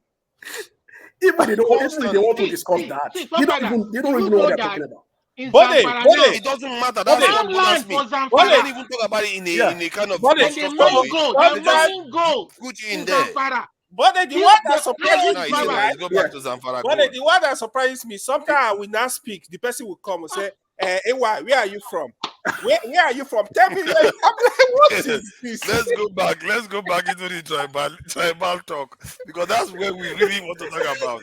We need to talk about your tribe. Honestly, Nigeria is scary. Sometimes when I see people with this tribal, I'm like, what is this? Some people just believe it's only their place that is good. Every other person is bad. No, you would have never been out of their conclave. Nigeria. every part of Nigeria is good, to be honest. Hey, why? Let me ask you. Let me ask this question. How many of you hold on now? How many of you have seen that movie they call Watchmen? None of you have seen it. Which one? Oh my God, Watchmen. When was it? Seriously? Seriously? No, oh my God. See, the Watchmen, the concept was that at the end, this guy that was, gifted with all kinds of powers, they thought he attacked the world. He was like the enemy of the world, and he forced the whole world to unite to fight him. But when he came back, then they found out, then the guy that found out the information that he wasn't the person that attacked the world. Inadvertently. So, but the person wants to go and reveal the truth. The person wants to go and reveal the truth that he didn't attack the world. He told the person, no, don't do it, because if you go and tell the people the truth, they will go back to fighting themselves. He destroyed that person instead of the person going to tell the truth. So you see that sometimes unity, sometimes he preferred unity of the people than exonerating his name. Yeah. You see what I mean? And it took having a common enemy for the world to come together. And maybe that's something Nigerians need to learn from, because until something hits us hard, we are not going to wake up to what the world represents. Whenever they want to say something, they will say, oh, they stop history in school. Majority of them never read history in school, even when they're in secondary school. As a science student, you know history is not part of your course in secondary school. It's only their students that take. But why did they stop history though? They did. At what point? The military did. No military. History was in school up to 2003. So why did they remove it from the curriculum then? At a point, there is what we call there's this adjustment to the curriculum. Even as a science student, they are not taking Greek anymore. They are not taking geography anymore. There's this adjustment they carry out. I've forgotten the name. Well, I want to ask you again. The killings going on in the south. Which killing? Which part of the south? Hey God, you've gone back to Fulani herdsmen again. I thought I said we need to say Fulani herdsmen free people of Yewa went to Benin, even in Benin, those states where AY is from, they kill people on the farms. Buddy, why are you indulging him? This is not going to end though. Take your time. Why don't you want to talk about this? Go and study. You keep talking about Fulani herdsmen constantly. It never ends. Take your time. Of course, because there's no justice. These people died in vain. There's no justice. Yeah, we have Oduduwa. Where Biafra joined now, not sure. Nigeria lost how many this is soldiers the other day? 22 soldiers, if I'm not mistaken. In Niger. So we lost 22 soldiers. I think until Nigeria, I keep saying it, if Nigerians don't wake up to their responsibility. Is that in the West? Is that in the South? Okay, Ogun, on your state. The insecurity is insecurity. Lagos Ibadan Expressway. Lagos Ibadan Expressway. People were kidnapped for ransom. Hey, let's talk about serious matters. I'm suspecting Olumide. Maybe it's the one kidnapping people. I'm suspecting. When they took away your brother, we have some respite. So do you know that one of the news I found out today was that the French, all this while where they said they were how many lives that guy saved? Okay, see, Olumide, if you don't want to talk about anything higher, please let us that want to talk about this. So you want Nigeria to be world power when they have not even defeated the Boko Haram in their backyard? Maybe if we stop talking about tribalism constantly, our consciousness is going to change. He's taking us back. See, Olumide, let it go. Let it go. I'm not for that. Not for today. Not today. Okay, today is Sunday. Maybe we should be doing it Saturday. Then on Sunday we move on to something different. We are going to work tomorrow. I had enough yesterday. I was. Oh my God! Yesterday. You want to be world power when you have not defeated Boko Haram in your backyard. Yeah. India hasn't defeated open defecation. They went to the moon. Stop going on. Even here, we have plenty of militia. So if you want to be world power, why are you disturbing Tinubu from going to Niger? Let him go now. Let Tinubu go to Niger now. Okay, you know what? You see, that's an interesting point. I'm beginning to think that maybe we need to experience this. But I can't wish that because it's an Experience evil thing what? to wish. It's an evil cause to wish on your people They, that they should experience conflict. They should experience conflict because it will wake them up to the realities Nigeria of to be life. world power. That's No, because sometimes if you don't experience these things, you don't know what it's like. Your collective intelligence, as they say, doesn't grow. You don't understand that you need to work together. For me, I can't fathom that concept of one Nigeria in the midst of chaos, in the midst of things not working. Is it division that you want to phantom it? In You want to phantom it in division? Is that what you want? And then they empowered a few elites among all the ethnic groups. Empower them, let me give shock them you. political position, give them money, and then they suppress the rest of the population. Let me shock you. I think But that is the ones you want to get rid of. You want to remove them from office. You want to put people that are responsible, and they cannot hold for a the people. free and fair election. But you can't hold them. We have to change them, and they know it too. How do you want to change them? How do you want to change them? Hold on. You see what Dr. Damages Rudolf was saying to Declan, that even they are aware that the people's mind is beginning to change. People's mind are now aware that foreigners are messing with their country. So when the people get to a point that even their leaders, see Olumi, the leaders that will elect soon will be aware of this change that is happening in the people, and they will also take it into account before they get elected into office. If there is a democracy, if they don't do it, they're going to see a coup. There was this official that went to Niger Republic that is representing ECOWAS. He was in Niger Republic. You know what he said? You know what he said? Hold on. The moment you mention, let him go. Let him go. He's coming back. This guy, he just like to interrupt people constantly. He would keep bringing us back to this thing. He will not let us go to this system. He wants to keep talking about tribalism constantly. If you watch this place yesterday, now whoa. You know, I couldn't hear it yesterday. You know, I have to look at what Tone was doing. Even Tone now and again, Tone was like, stop it. The moment said he's not supporting they said, oh, they start calling his name. Almost like the idea you don't like the person in the office doesn't mean that we can't discuss issues. You're talking about Brics. You're talking about the Nigeria Foreign Reserve. The way they are discussing about it, you are talking about the new cycle released by MBS. You guys, you don't know what you're talking about. You don't read it. You've never taken your time to read about this thing. And people come on platform, they talk from their head. I think they are saying I should continue with what I was saying about the French, because there was something I discovered about the French just today. That it turns out that the so-called aid that they've been giving Africa, it wasn't aid. They were just printing out the money out and giving it to Africans. So they print about $40 billion every year and used to take natural resources and give us aid. All this while, they've never spent $1 of their own penny on Africa. All this while. That's another one they discovered now, that this is like this is what they call it. They call it a Ponzi. What do they call it? They call it like counterfeiting. That they just print the money and use it to buy our this thing. But what people don't understand is that how is that different from what the West is doing? The other day when I was saying that from 2000 during the COVID-19 this thing till date, they've given themselves more than $30 trillion worth of loans. They just printed it from thin air. We didn't get a share. They gave it to themselves. That is just the same thing as the French is doing. But we don't see it because we don't understand. Finance is a diabolical thing. I'm telling you what they use finance to do. So Janaba is back. You see, Olumide is talking in the background, just in case anybody doesn't know. He's still talking, Olumide, you know you can stop talking even in the background.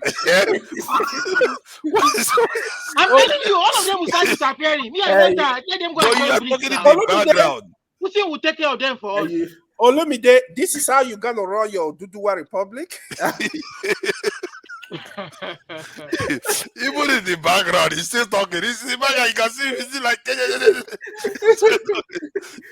Oh my God. Nigeria is a funny country. Jesus Christ. We have a lot of tendencies. Yeah, when they go join Brics, so let them go and join Brics. One by one, all of them go disappear. I'm telling you, make them go join Brics. Welcome, Janaba. Welcome, Janaba. We are not doing tribalism today. We are talking about geopolitics today, about what is happening with the French, the Trumps, the Prigozhin, and the Brics. You know higher level stuff, macro, geopolitics. I'm not doing tribalism today, but the chief tribalist is here. So what? I'll tell you, he will let it go. But it's all right. Everybody entitled to their own opinion. This is the way we're gonna live the Dudua and the Biafra and Iowa. Even before he won't allow you to talk at all. He's calmed down a bit. I think one of my, everybody is entitled. I watched the interview and the question and answer from the young African white man that came to the show today. African white man. He's more African than all of us. He's living in Africa. We are not in Africa. So in Kenya, isn't it? Yeah. Yeah, that's what I mean.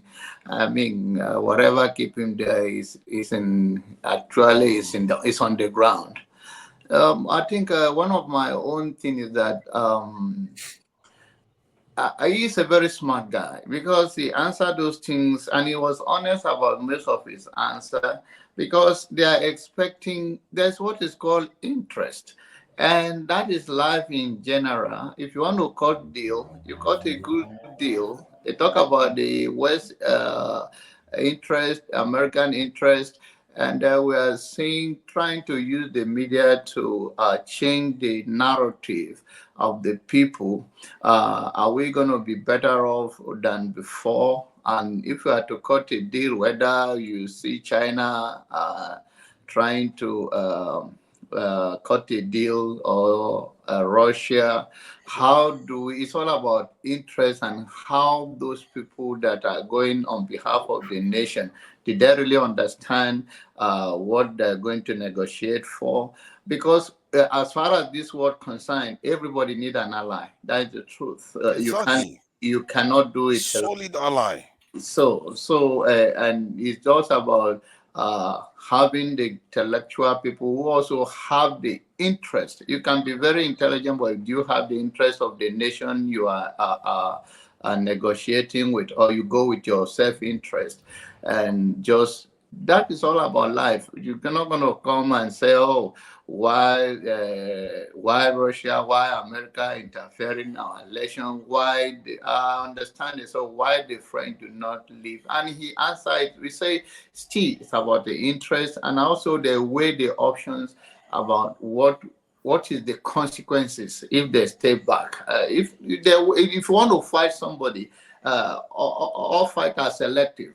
You weigh the person you want to fight with. Sometimes you give up because you know that the consequences will be devastating to you. Then you pull back. So I think the reason why they're in Niger and they refuse to pull out while other nations have pulled out is because they think they still have a ground there. But maybe as the thing prolongs and the people continue to make their case, I think they will eventually leave. If not, they'll come to a certain compromise because you cannot say they don't also have infrastructure over there that they are protecting. So it's all about the game of how do you negotiate? How do you, that is part of diplomacy. How do you use the people to say, okay, we bargain for this, we change it. This is not going to change overnight. Africans have been in their, been the focus, and the new generation of, we see the best, we have the best resources in the world. We are still a growing country, the continent. So it's all about having the good people who have the interests of the continent, have the interests of the country. And I think that is the negotiation we're going to be having onward. You're not going to say that the Brics issue, this and that. What will be the 10 years from now?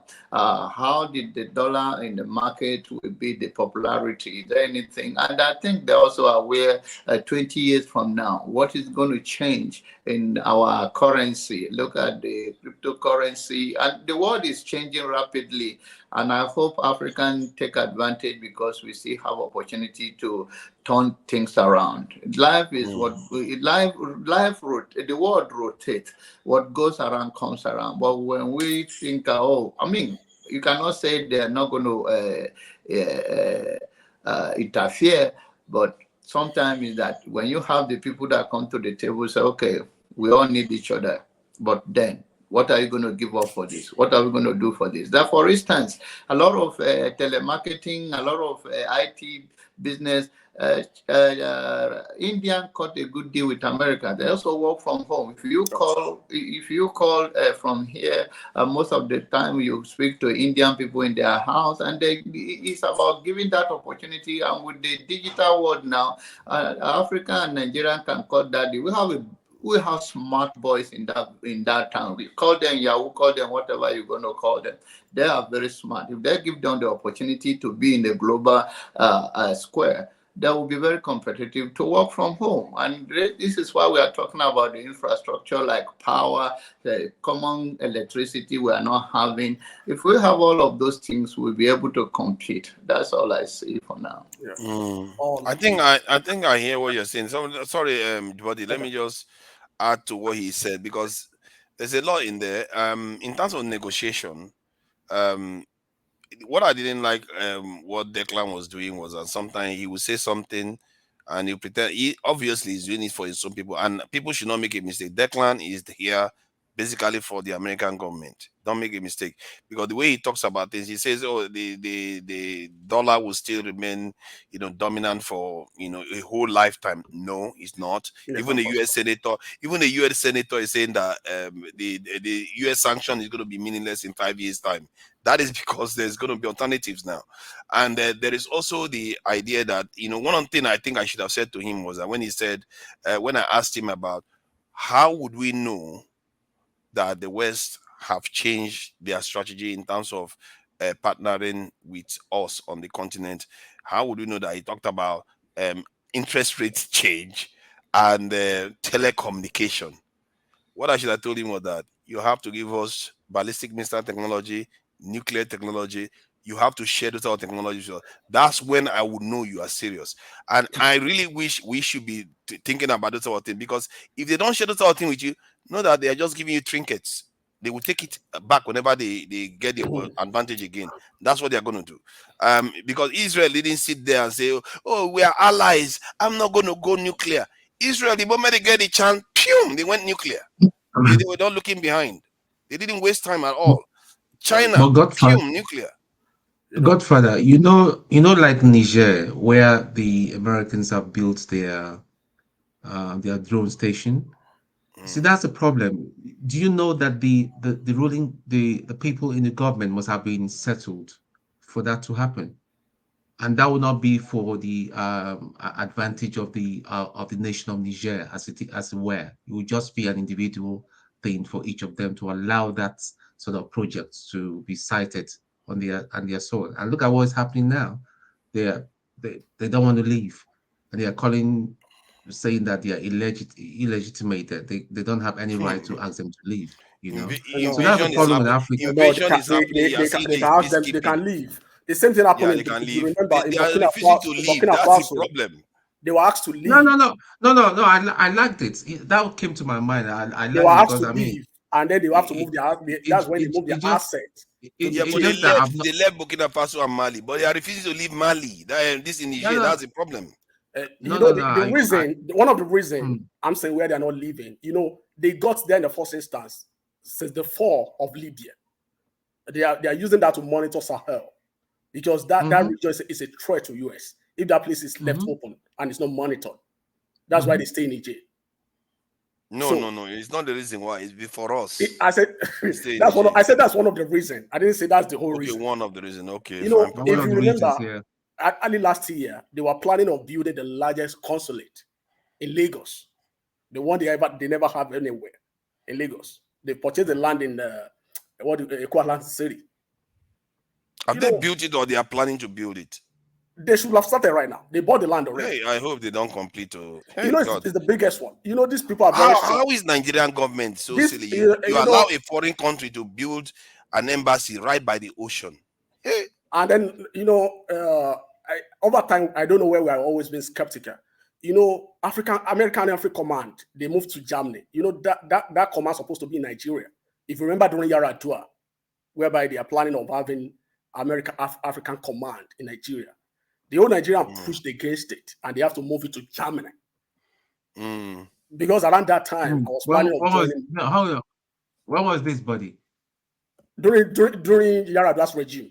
You can Google. I think I heard about it. You know, yeah. so but America has already got a very large base in Germany anyway. I know that's why the Africom was moved there. Africa Command is supposed to be in Nigeria then. Okay. There was a lot of protest against it during Yaradwa's regime. So that's why they moved it to Germany. So that's why at the point in time, America has a program where they call MAVNI, Military Accession to National Fighter Interest. If you remember that program, whereby they recruit people that can speak Igbo, Hausa, other African countries, Swahili, and the likes. Once you are recruits like that, they move you to Germany. I didn't mean that center is located in Nigeria. They'll be moving most of our guys down there because Africa is strategic to them. Very, very important. That's why it's very difficult for them to leave Sahel, to leave Niger. They will see why are we worried whether it's going to be difficult for them? Let's worry about how it's going to be difficult for us. Have this plan. It's bad enough that they are there. They need to leave. Even let me even shock you about Brics. This idea of Brics was even like coined up, bring up by most of these by research associates in an American company, Goldman Sachs. And the first meeting of Brics was held in New York. No. Fact check me. Buddy, wait. Let me explain. Wait. The idea, the concept of brick, it was BRIC. There was no S there. There's no S there, brick. Yeah. It was by Morgan Stanley. Yeah. Where's it working? Where was it working? It started from the US. Yeah, you're correct. Yeah, I just wanted to. Yeah, you're correct. You're totally correct. But so that's what I'm saying.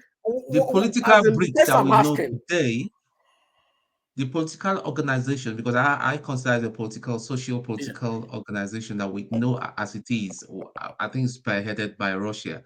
And you know, with Putin, you can't really tell what is going on in his mind. You can be staring at him. He's a very deep man. I mean, look at the way he dealt with this guy.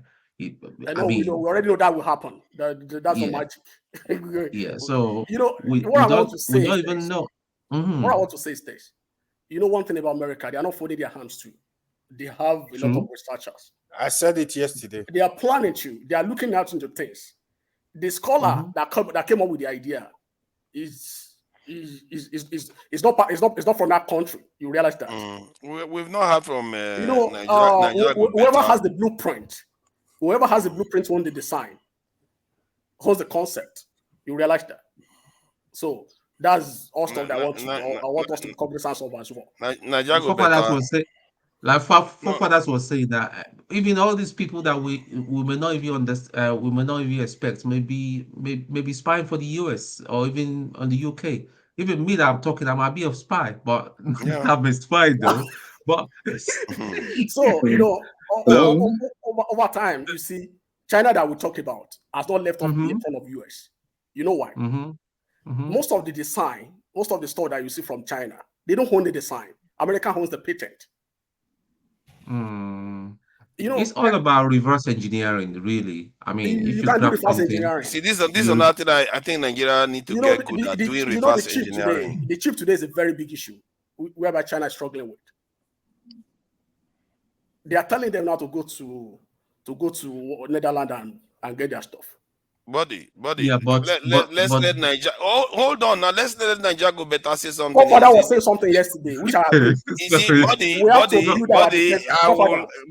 I would let's let Nigeria go better. Say something. We have to build. We have to. You see, body's not listening at all. Are you not hearing it? Body, yes, I agree with you on that. But Nigeria go better. It's been a while I've seen you on the platform. Are you in Nigeria? Oh, yeah, it looks tired though. Not sure which one I should answer first. Yeah, it's been a while, but I think I do listening, but maybe not as much as I used to do during the election. And also, maybe because of some other personal commitments, so I've not been had the opportunity to part of this establishment. But in terms of, am I in Nigeria? No, I'm not in Nigeria. I'm in California, in the US. Niger go better. So, and that's our prayer. So I think it's better we have positive. We need to be positive about it, but it looks like a Titanic ship, and it's like a rotten apple. Yesterday, it's all wrecky. Hi, somebody called Nigeria better start with rotten apple. It's all right. Let me finish my thoughts, because we need to be sincere with ourselves. If you want something to be better, to be good, you need to understand the current state of that particular thing before you can actually. Because if you are lying to yourself, if you're having headache, and you're telling people, and you're saying, "Oh, I'm fine," you're gonna die, right? So it's best to understand, to acknowledge that, oh, I have headache. What could be the cause? How do I solve this problem so that you become a healthy person again? So that's the way I see the situation of the country as well. Is Nigeria doing very well now? No. Is it looking that it's going to be a very good country tomorrow? The parameters are not that positive. But is it beyond redemption? No. If we have good leaders, things are going to turn around. There's no rocket science. Even Nigerians' expectations are not that much. I tell you this, when this administration got there, people don't like, it's not like a very popular administration. For me personally, I'm not like a big fan of the top 3 candidates in the last election because I don't believe in any one of them. But if you look at Nigerians' expectation, when this guy got there, pegs 2-3 weeks, gra. If you look at the social media impression, change a little bit. So it means that Nigerians are not expecting much. If this guy is doing well, most people will say, "Oh, we never thought he's going to be a better president, but he's doing well now." And if you look at all the coups that is happening, like on the Nigerian shoulder, like all those 7 countries that they're having issues. Though before now, I always tell people that France is still colonizing quite a lot of countries in Africa. I think about 12 or 14 of them, 14, right? 14 of Yeah. them. It's still really colonizing them. But if you look at it, the problem is this. If those people that are actually like saying they are fighting France in those assets, I don't think they are fighting France. They are just opportunists. If you look at them very well, the one in Mali had been there for quite a while now. World revolutionary move or whatever as the guy made. And it's just like coups in Nigeria those days. Go and listen to all those coups. There's a particular word that is always recurring in Nigerian coups those days. Corruption. That they will say whether it's a civilian or military administration that they try to unseat, they will say, "Oh, that administration was corrupt," right? But So there's a difference, though. There's a difference that the Nigerian coups never brought in Russian mercenaries to pick out the Europeans. No 2 events, it's 100% identical. It's pattern that you need to look at. What I'm saying is, when military people are taking over, they play on people's sentiment. That's what I'm saying. In Nigeria, because you say an administration is corrupt, I'm not praying for it now. It's not a good thing for people that have witnessed military administration. I've witnessed a couple of them, starting from Buhari as a young guy, as a child, growing up then. But if you look at it, when they come in, then they'll say the administration was corrupt, so another one will take over. So they play on people's sentiment because everybody believes the current administration is corrupt. If in Nigeria today, I think Nigeria is also a little bit divided, whether military should take over, right? If they take over today in Nigeria and they say, "Oh, because the administration is corrupt, because of blah, blah, blah," they will win it. They'll be able to play on our sentiment, on our hatred for the administration or the way things are going on in Nigeria, right? The same thing is what is happening in Mali, Niger, Somalia, wherever. France needs to take its leg off the neck of those countries, right? But these military people that are taking over, if you sit behind and look at it very well, I don't think that's what they're doing. They're just playing on people's sentiment. If you look at it, for example, this same one that took over in Niger, I think, if I'm correct, there's some news around that the president was about to fire the guy or is about to retire, maybe the week. Right. And you came back. Or it's a disinformation that's coming out to discredit them. That's what I'm saying, like some news around. It could be disinformation, it could be anything. How do you know? But if you look at the coup also, the coup also took like more than 24 hours or to 48 hours before the coup actually planned the way they want to do it, like for all the military people to agree that do we really want to do this, how we want to do that, and all of that. So I wish they are taking over to actually like rebuild the country, to actually make good use of the resources that the country has. I wish that's what they're trying to do. But however, the way I'm looking at it, it doesn't look like it. But do you think the democracy we have now in Africa that we can go forward with the kind of democracy that we practice in Africa? Not only in Africa, except they say something about the democracy. Yeah. It's actually a pill that is actually forced down the throat of everybody. I think it's a. Let me finish my thought so that, because I know this is online, so that people understand what I'm trying to say. Okay. Especially presidential system of governance. I say this all the time. I think you hardly find it anywhere in the world where they use presidential system of governance to rebuild a country, to change the course of the country. Except the country that has developed, that just need autopilot. And second thing is this presidential system of governance is very, very expensive. If you as an individual today now, you want to govern Nigeria, the cost, you are not bribing anybody, you are not doing anything. The cost, the money, the stress that it's going to take you to campaign around Nigeria is going to be billions of naira. Go and ask people like Adewale and Showore and the likes how much it cost them in terms of time and everything.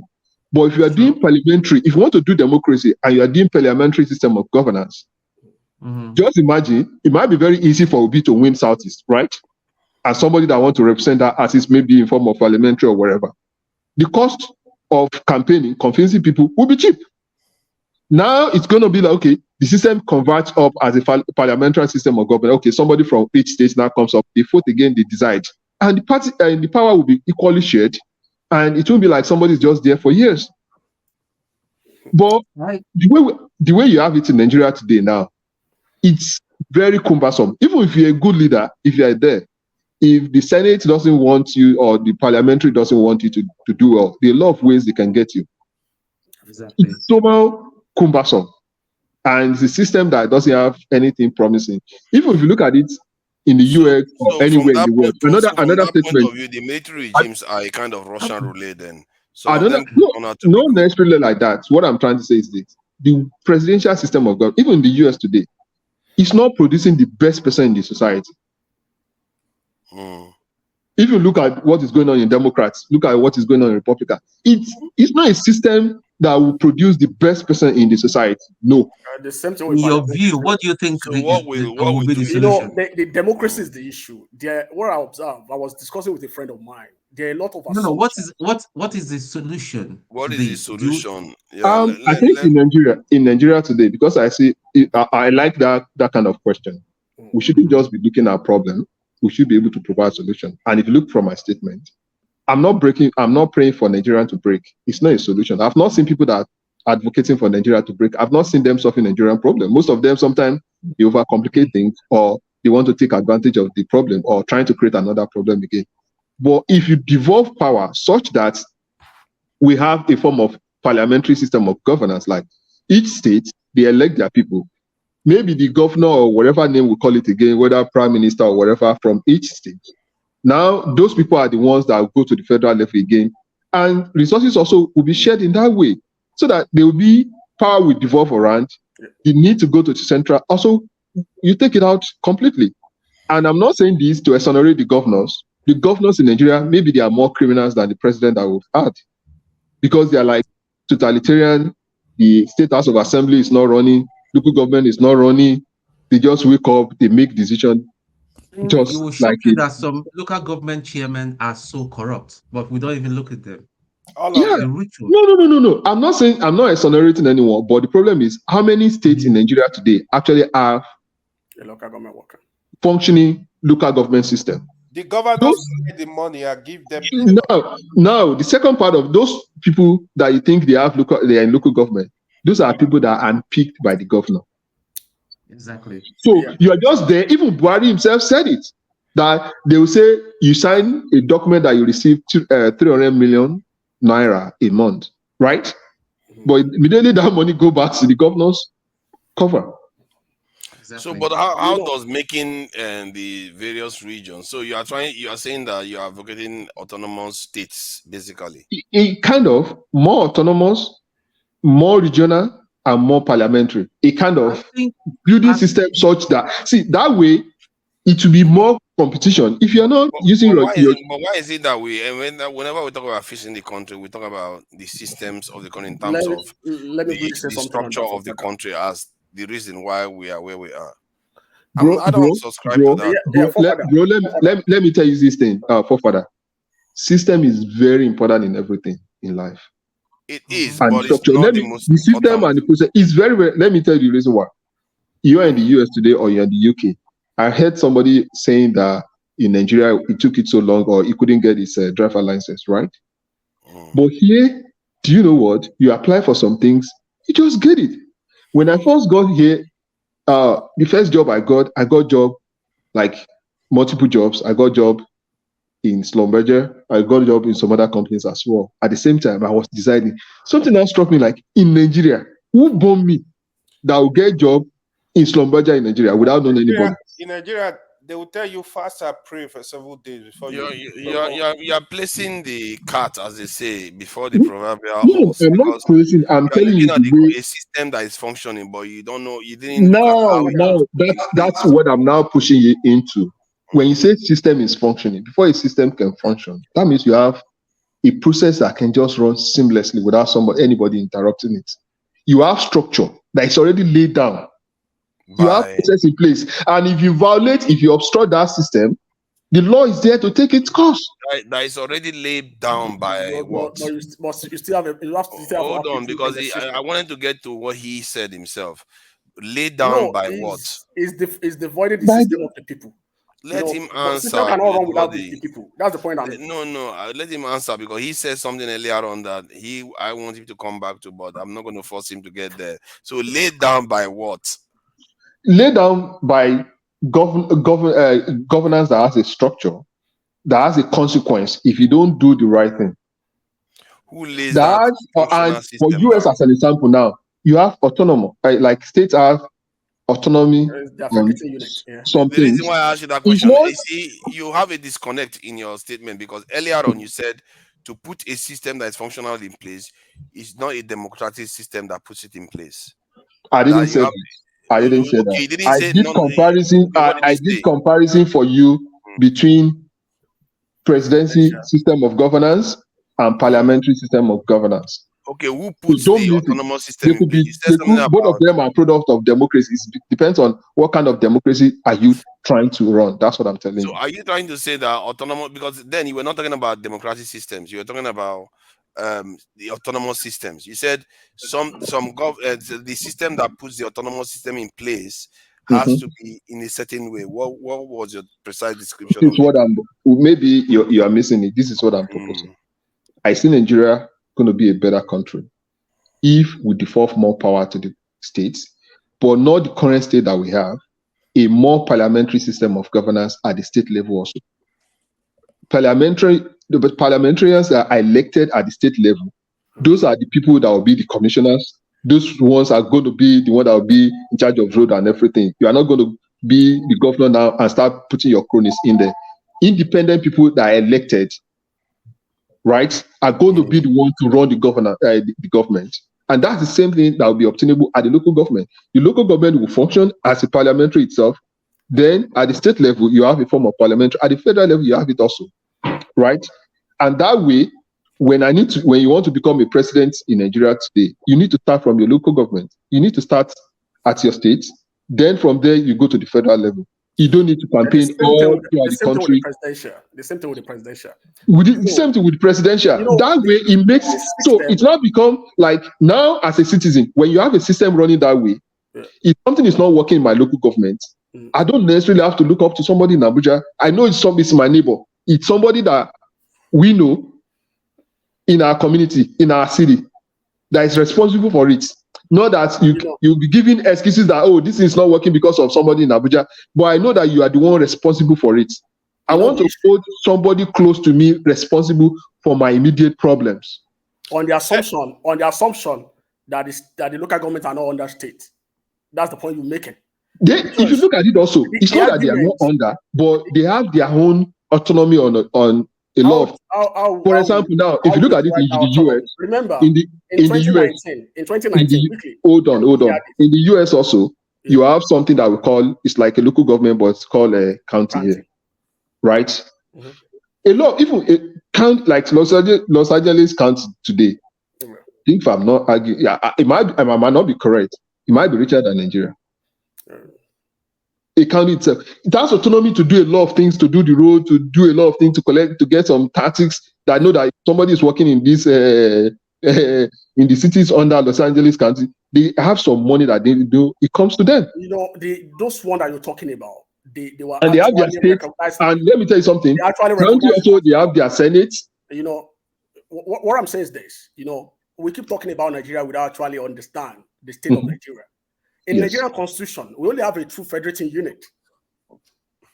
Which one and which one? The federal government and the state government. No, you have local government. No, you have state. You have federal. That's why you see states creating Ministry of Local Government Affairs. In 2019, whereby Buhari signed an executive order that he wants to see every local government getting his allocation directly from the federal government. Let me say something there. When I was growing up in Nigeria, we had functioning local governments. Is that? When I was growing up in Nigeria, we had. What time that's so that I can explain to you. I can give you the background. Like in the 80s to the 90s. Before this democratic dispensation, even like the feds, like from 99 to like 2003 thereabout, local government was still functioning. Those times that you described, so when governors realize that when they want to, I was in Nigeria then. Those times that you described, none of them are under civilian regime. They are under military regime, whereby local government election is being conducted across the nation. You remember in 1994, that's what we call zero party, whereby everybody can just come up and contest for a local government chairman. Whereby like more like an independent candidate. Independent candidacy. So those times that you are talking about. But when we get to democracy in 1999, the first local government election that we had in 1999 was conducted by INEC. That's why you see at that point in time, you see every local government in Nigeria have a local government chairman. Yes. You get that point? So under what now question there, I understand where you're going, but what I'm asking is that under what law was that local government election conducted in 1999? Because we don't have electoral at them. We don't have constitution. That was under 1999 constitution also. So, you know what they come up with then? They come up with an ad hoc constitution then for us to have an election. You know, it's just a transition from military to civilian regime. There is even no electoral act then. You get that point? No electoral act. Immediately we have an electoral act. The first electoral act that we have. That's when the issue of State Electoral Commission comes in place. That's why you see 1999 local government election was conducted by National Electoral Commission. That's why you see at that point in time, in 1999 we have local government chairman for good 3 years. Yes. And immediately, you know what happened under those governors then? There was paucity of what at the point where they started killing the local government. Paucity of funds. They are started having paucity of funds. That's at the point in time they now come with the idea of having a local government joint account. And that local government account was started by Osun State. Go and check in history. That's why at that point in time, you will see a local government like Oshogbo local government having just like 1 million in a month. And then you will see a local government in Ife North having like 3 million a month. And at that point in time, is an obligation of a local government to pay primary school teachers. They couldn't fulfill their obligation. Those local government chairmen have to send primary school teachers to motor parks to go and be collecting tax. You see them in the parking garage, in the trailer parks. So the state government has to take that responsibility. No, but if you look at it, somebody destroyed the system, right? The state governors destroyed the system. That's what I'm saying. They destabilize the structure, right? They remove something from the pillar so that they'll be able to hold the local government chairmen into ransom, right? Yeah. So that's what I'm now saying, that to make, you're not going back to my point now, to make the system work again, let the local government have the autonomy that they had up to like 1999 to 2003. That's the thing I said. Niger go better. You see, when people say something to me and I start having double kind of vision or double hearing. I go and check it again. You literally said when Tone asked about democracy in Africa, and you said it looks like they are forcing democracy down the people's neck, that there was no. Maybe you didn't. I can repeat the exact word back to you. Hold on now. I said the democracy we have now is forced down our throats because I wanted to tell you about the structure. I still maintain the same position. I'm telling you that we need to make it the way that is going to work for us. Hold on. I never said no democracy. Point you are driving to, I know your personality, forefather. I will not subscribe to a military system of governance. I've witnessed the horrible part of it. About military system I don't want dictator. A dictator will not turn the country around. I'm not talking about that. You are not letting me talk. It's what you said. That's what I'm trying to reference. Because you said it looks like they are forcing democracy down our throat. Then you also said that there is no system that gets to that point where that is done by democratic presidential democratic system. So what were you referring to? Now, let me now. Thank you very much. From that your statement, I said presidential system of governance, and I've been proposing now that let's have a form of parliamentary system of governance, such that it starts from local government level, which is still democracy, the one that is going to work for us as a country. That's what I'm saying. I don't think how many nations practice a parliamentary system of government?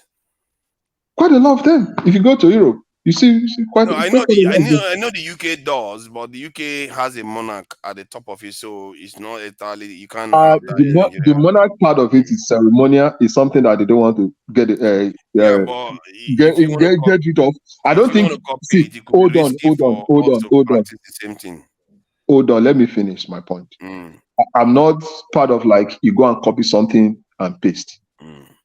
Use parliamentary system of government. And the way I've been saying it now, I'm not saying copy this one like this. I'm saying like the way we can restructure things that is going to work for us, adapt the system, adapt the process that is going to work in our own peculiar case. Now, even in the UK you're talking about, I might be wrong. I'm not a soothsayer or Barbie's here.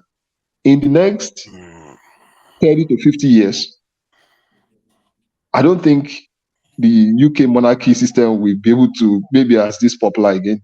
Even right now, they don't have influence that much on the who governs. It's just ceremonial part of it. But I don't want to go into that one. So I'm not saying that in Nigeria, if you have parliamentary system of governance, we need a monarch to go and copy and paste. No. I have a question for you. Yes, please. I hope I will be able to answer your question. This question is for you and Body. Here is my honestly, like we discuss all this stuff every time, you know. So sometimes I get a little bit frustrated. Here is my fear. It's a fear, kind of fear. I'm forced to actually believe that Nigeria, I think there is something in us. We just look for a way to break any system. So the system can be perfect, just like the beavers, for example. If you actually look into last election, the beavers was good. It was a perfect system, but human error, problem. You know, people will not allow the system to flow. So even when parliamentary system is a very good system. Here is my fear. Even when you come with the parliamentary system, something will happen. Either there will be a leader in the state that will hijack the whole power. I just feel they will look for a way to break. Even the system we have now, if you actually follow the constitution, follow the process, everybody will be good, right? So governor give power to the local government chairman, right? But they are not doing that. They seize their money. Nothing is going on in the local government. They just Naja, can you share the link, please? I think someone is trying to get in. Okay. Can I respond to your question now? Yeah, go ahead. This thing, let me best way I can explain this. I'm an IT person. There's no system that's bulletproof. Mm-hmm. When you're building any system, you expect that there's going to be people that they are not kind of user that you design the system for, people that will take advantage of or explore the system, right? It's normal. Now, when you build a system also, there is why you make improvement on it. There's going to be refinement along the line. But currently, if you start that way, the advantage of parliamentary system of governance is that it's not that easy for one person to hijack the system. Because power devolves, people make decisions from different levels. The only disadvantage of parliamentary system of governance sometimes that it might take longer to reach a conclusion because you don't have just one person making the decision. I don't know where you got that from. That's inaccurate. I don't know. Do you live in a parliamentary system of government? It's in theory. No, I mean the UK that runs a parliamentary There's system. quite a lot of things that, see, for example, now, I'll tell you something now. There's some major decisions that you need to make. You need to go to the parliament and convince them, right? Unlike some things for Tinubu now, he can finish, whether he's going to be president for first time or 2 times or whatever, he can finish his term without stepping his feet inside that Senate chamber to go and convince them on anything. It's just a matter of writing letter to them, call them into his house. Like the intervention in Niger that was rejected by the Senate or the Senate House of Senate. So he has to still come to them to demand to do certain things. But you don't get my point. Going to the parliament to convince them live, asking you question is different from when you call somebody into your bedroom and convince them there. Because that way is easy for you to dangle carrot and do all of this. But imagine if Tinubu has to stand in that Senate instead of sending letter to them and talking to them behind the scenes. Sorry. Do you live in a country that practices parliamentary system? Just to be sure. Canada practice parliamentary. Hold on, I'm confirming from him. He doesn't live in a system in a country that practices parliamentary system. He's talking about parliamentary system like this. Yeah, I literally live in a country that practices parliamentary system that I have watched closely. Okay. Let me. Do you know that a parliamentary system, the prime minister has more power than the president? Because the moment it's the majority, a prime minister is the first among equal. You have to realize that it can be sent away, it can be ejected at any. It can be. Let him finish his hypothesis. You are living in the UK. One thing in a. Can I finish my point, buddy? Can I just finish my point? Jesus Christ! So the point is that as long as your party has a majority, you can make any rules. It doesn't even matter. They don't require 2/3 though. There's nothing nonsense about 2/3 majority. Don't forget, win the vote. That's it. There's no 2/3 majority. Now, most of those decisions you come to the parliament to come and argue it, right? Yes. You know, there's something decision that you need to make and convince other people. You know, sometimes if that forces you to actually sit back as an individual to think about it and see how you want to convey your message, and that brings some level of rigorous into the system. No. There is a debate in the House of this assembly too. Hold on. No. In Nigeria Senate or the lawmaker, I've never seen debate. The only time I've ever seen debate in my life in the Nigeria parliamentary system was during the 3rd term, when those people came out and expressed themselves. Outside that one, just them having fun, joking. Sorry, I need to correct this. Niger go better. In the parliamentary system of government, even after the debate, they will end up, if you have the majority, once they go for voting, the majority party will still have the power. Yes, that's democracy. I agree with that. Yeah, I'm not arguing that. But you need to convince. See, let me tell you something. Can you allow somebody that actually lives in a parliamentary state condition to talk? They have a whipping system. You are confusing something. You living in the UK or England or wherever you are living doesn't give you authority about this topic. You don't know whether I've done research, whether I personally, whether I've lived in a country where they practice parliamentary system of governance. You are just no. You can't use that one to ambush me. You can use that to ambush you to an extent because I also hold on. Go ahead. Here in the UK, I also got involved in politics. I studied how they operated and everything. So, do you actually like politics or democracy? Because you sound more like a dictator, if I may say. No, what's wrong with the dictator? Yeah, see, I don't care. A lot of things are wrong with a dictator because you don't follow other people's opinion. That's what it means. I do. You just have to convince me. See, if you call me a dictator, it's up to you. If it is to convince you, Your problem is that you think that you're giving me a wrong, what they call it, this is a bad pejorative term, because you have been brainwashed to think that being a dictator. No. You are just you are using words. You are using words. Was a dictator. Mao You are Zedong using. was a dictator. These people I turn their countries around. So I can explain the reason why I said dictator. Okay. You want me to explain? And we are going around. Get one point. Let's just go to the main issue. Get one point. I will say what. No, hold on. Get one point. I believe in having conversation, right, to establish the facts, not to force people to believe in what you're saying.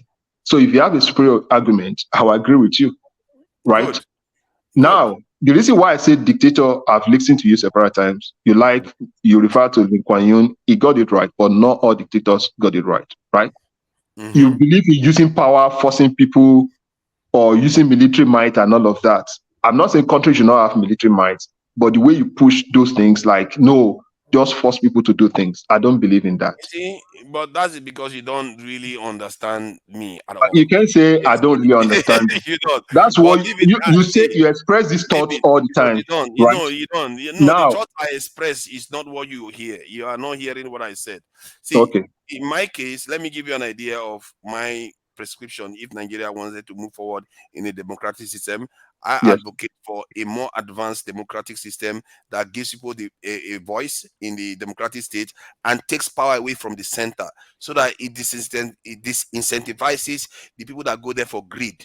Because if you give the people the ability to make decisions like the way they do in Switzerland, and even make it more transparent than the way that you have it in Switzerland, the people will actually have the power. This idea of regionalizing the power structure goes away. Mm-hmm. The power belongs to the people, and the people truly become sovereign.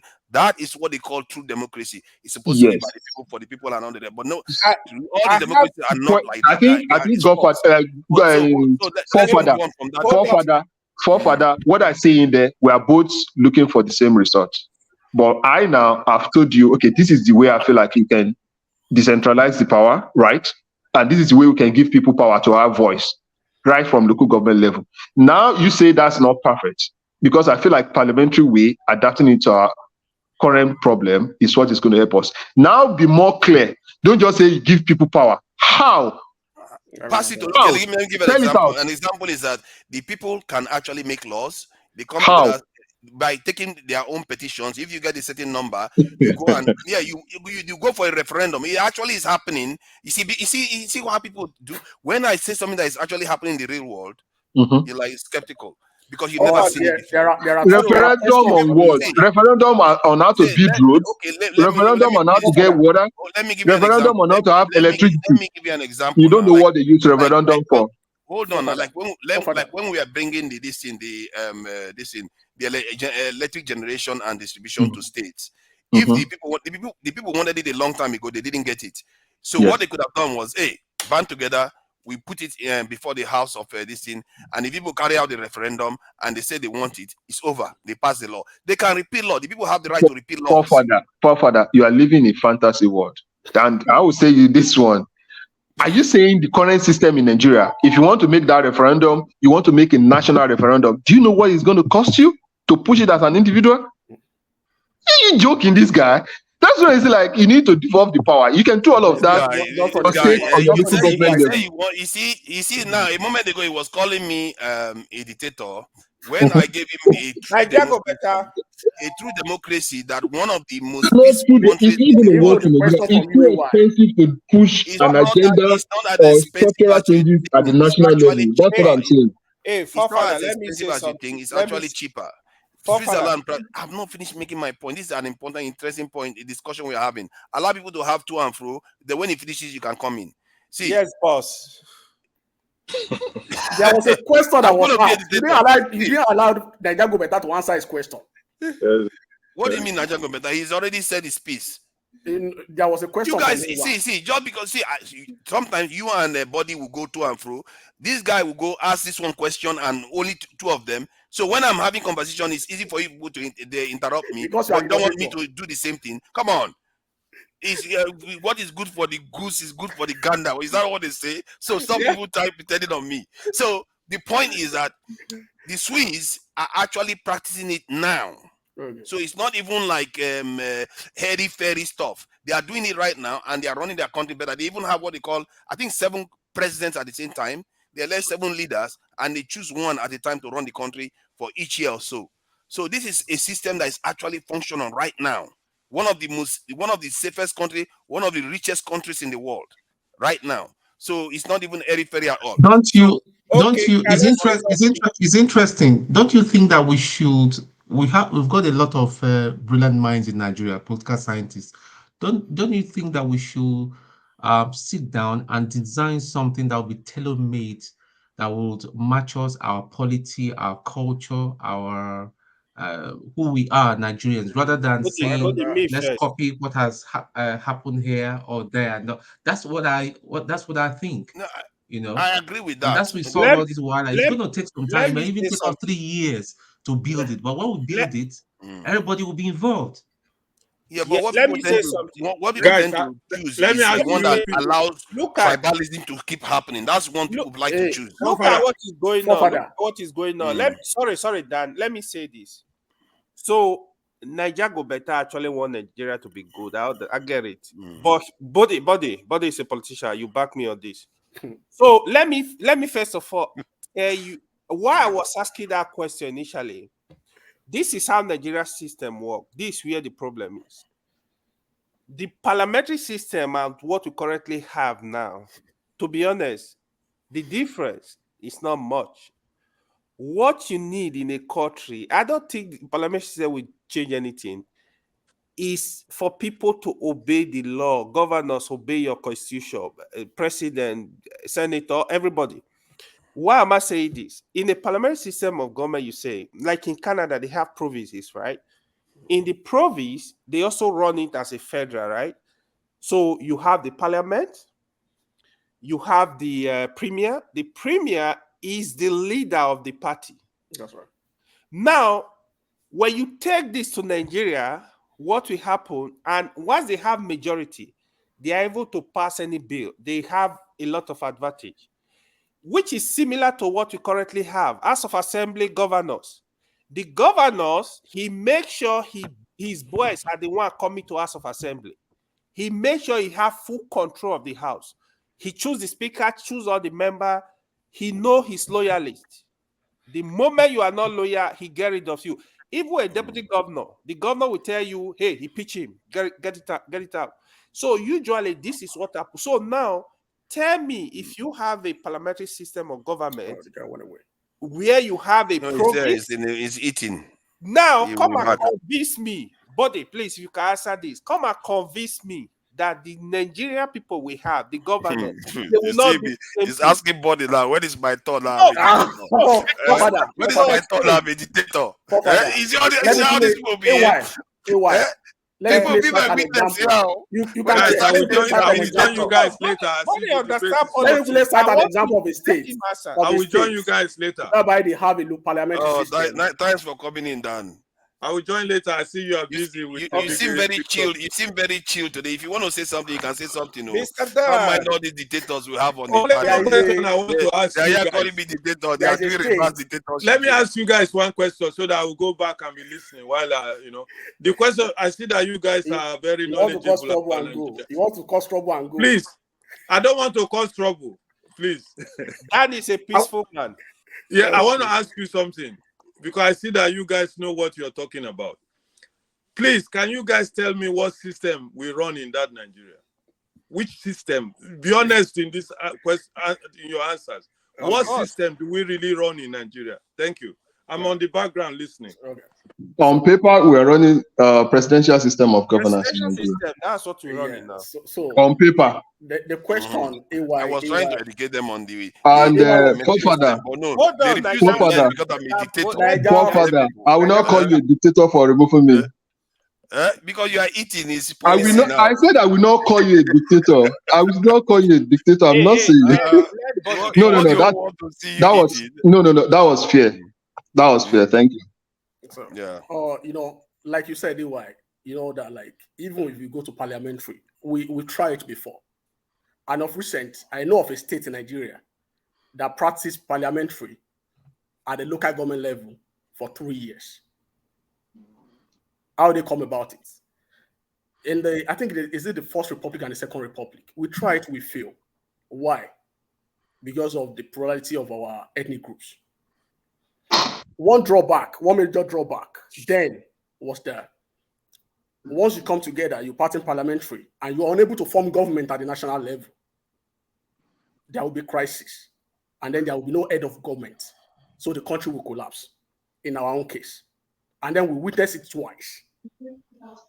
So, but that's your point. In between 2000 and I think 2015, they're about 2015. Sorry, what do you mean we witnessed it twice? The government collapsed in Nigeria? Yes, go and check.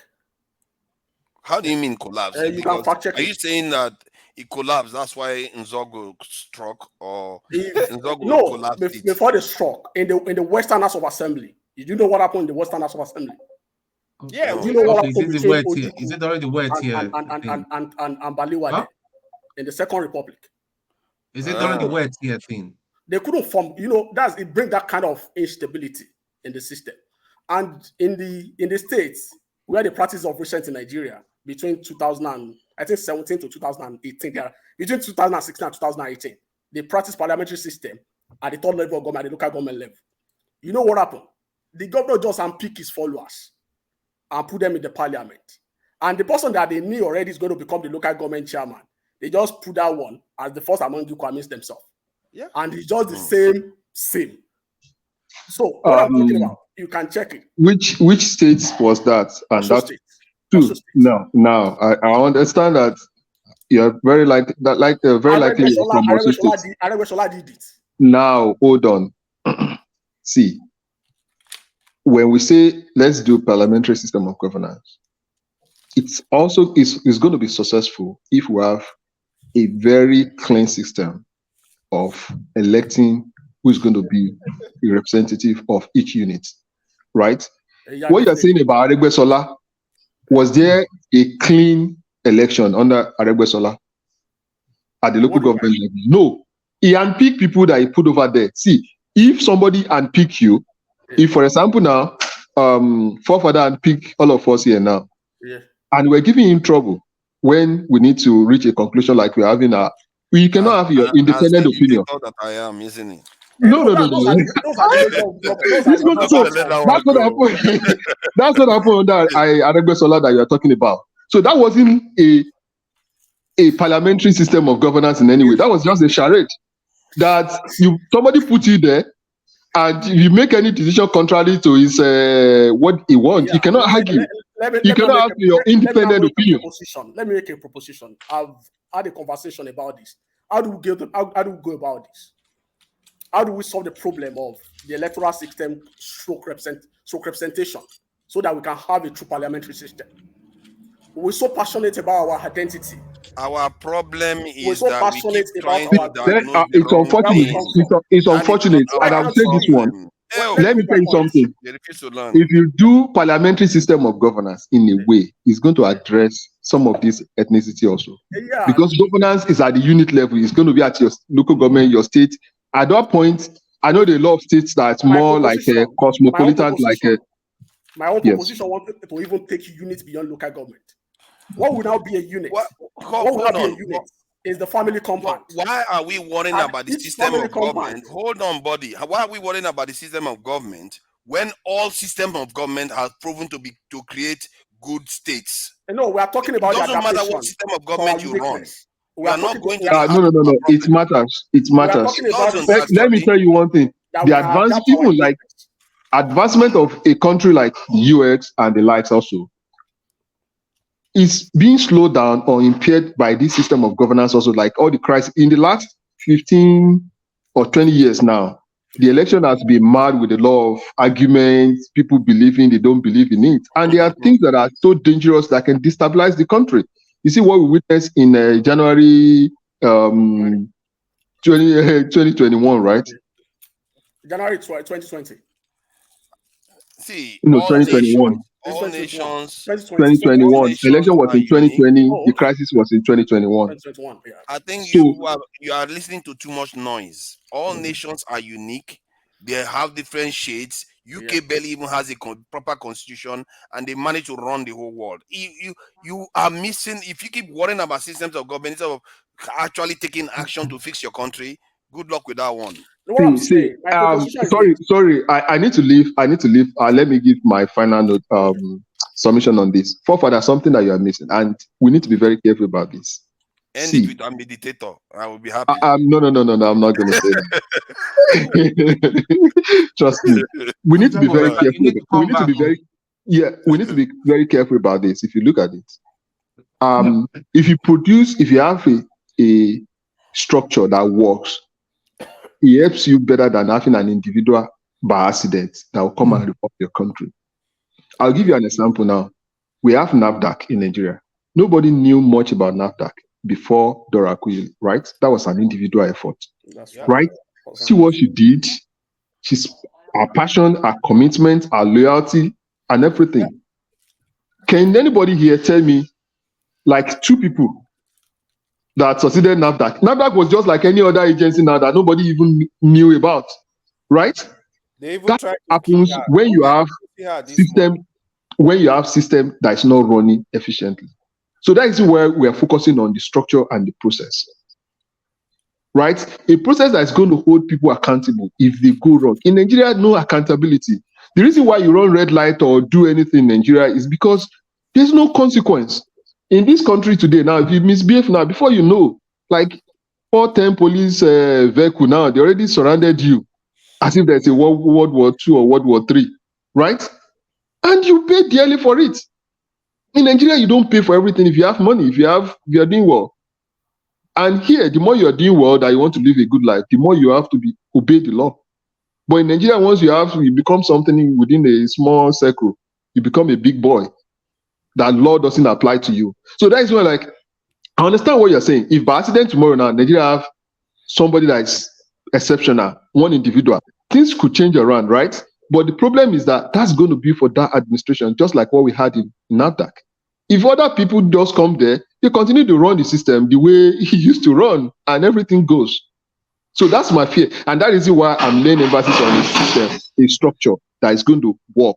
Like, I think Obama said something when he went to Africa, then if I'm correct, that in Africa, we have strong individuals and weak institutions, which reverse supposed to be the case. We need to have strong institutions, right? And whoever is in charge of it, it's going to work. It was like Barcelona those days, whether the coach is sitting down or on the line, the team is going to play well, regardless whether the coach is good or bad, right? So once you have a formidable system that is very good, we're going to grow. We have everything that can make us one of the best countries in the world. Yes, agreed. But that system is not going to change anything. That's what I know. But we should look for a way to build our institution, get our system working. But parliamentary, I don't think it's going to be different from the trash we have now. It might even be worse. People are the problem. It might even be worse. The people are the problem. But I think it's more efficient, though. I think, is it not cheaper? I think it's probably cheaper, too. One other thing I like about parliamentary system is that when you're going for an election, you know the cabinet you are electing. You know, because they call them shadow cabinets.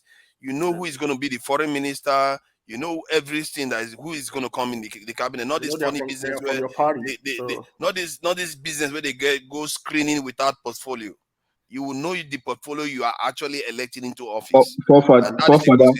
Welcome to my world. Those are the things I'm looking for. The cost, like I said earlier, like if you want to become a president in Nigeria, see the cost of moving around the country. Your hand, if you are sincere. It's expensive. Even your state, it's expensive.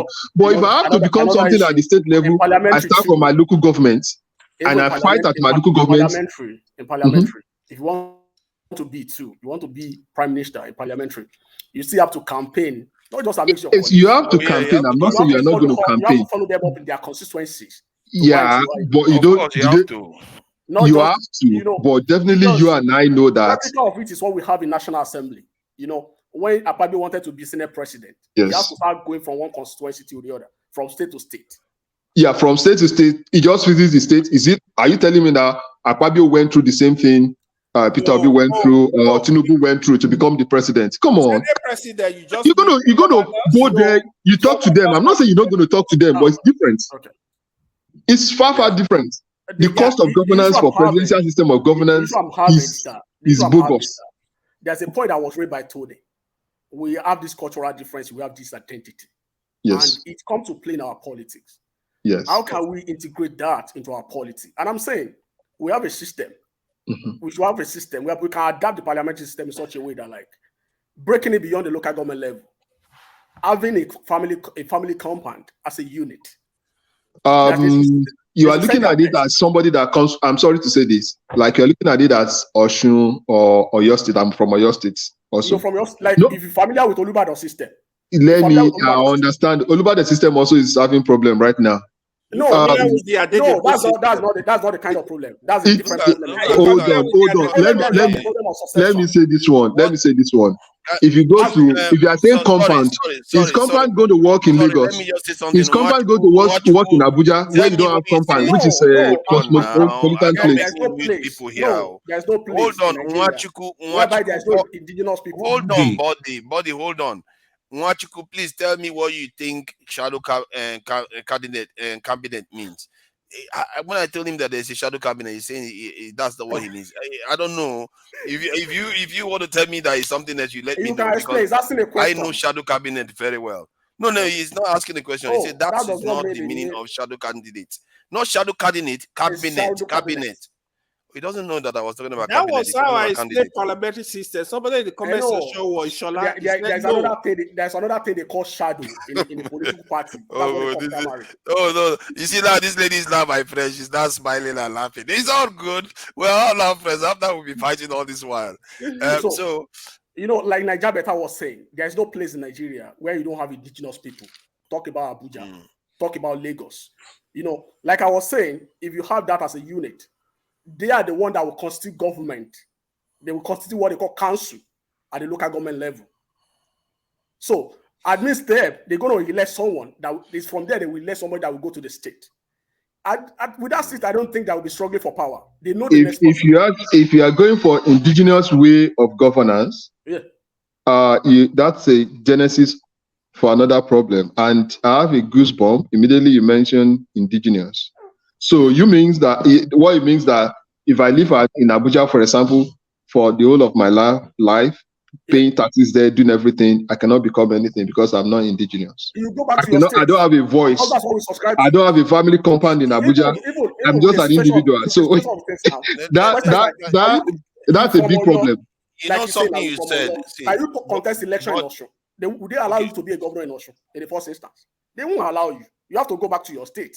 Since we all know that, why can't we adapt our system? Can I address the point Niger Beta said? You said something about, you know, building the systems and you know, the systems and the system. What I've seen dictators come and build systems. If you look at Rawlings, he came on, stayed a very long time. He did manage to put a system in place that is enduring in Ghana right now. Lee Kuan Yew, dictator, came in, put a system in place that is still enduring to today. So most of these nations that you see today, because you were saying something about if it's in the individual that came in, what if he leaves? I think you can put a system in place, an individual can put a system in place that endures over time.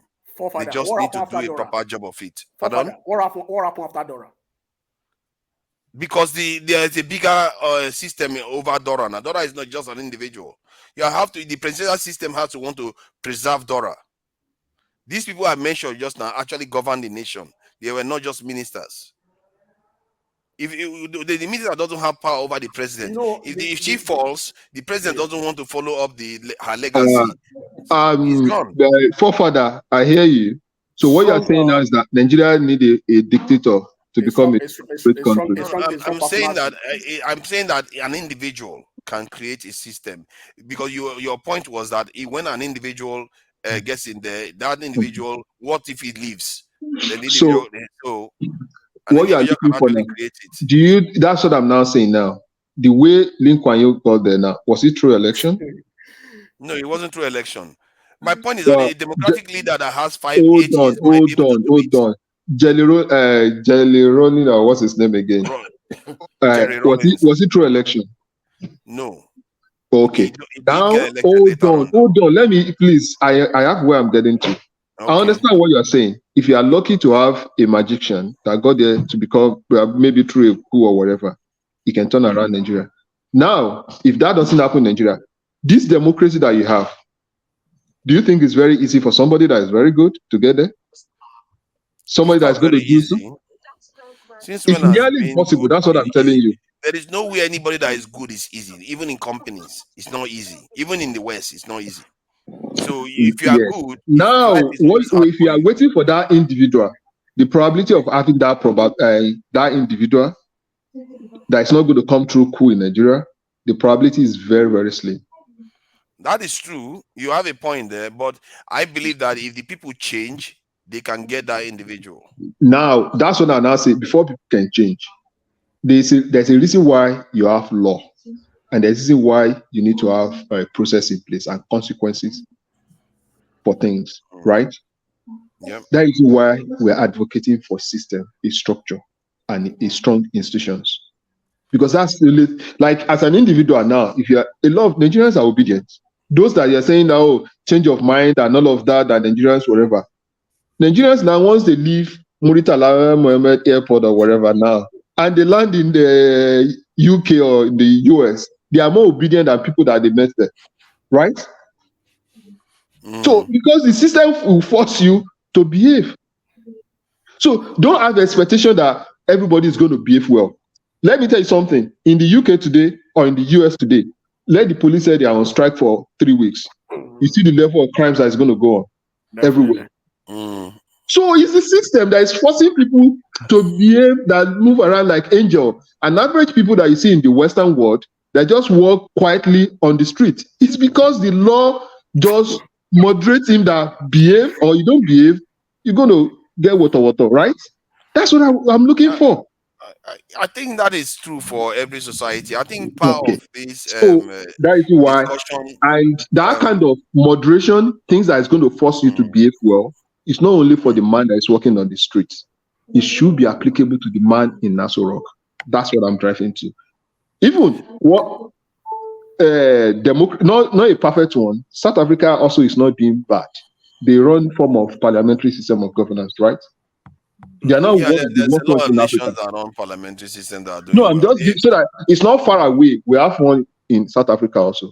And you see the way they challenge their president and the way they kind of come to him and they scrutinize him and a lot of other things. In Nigeria, the president in Nigeria is like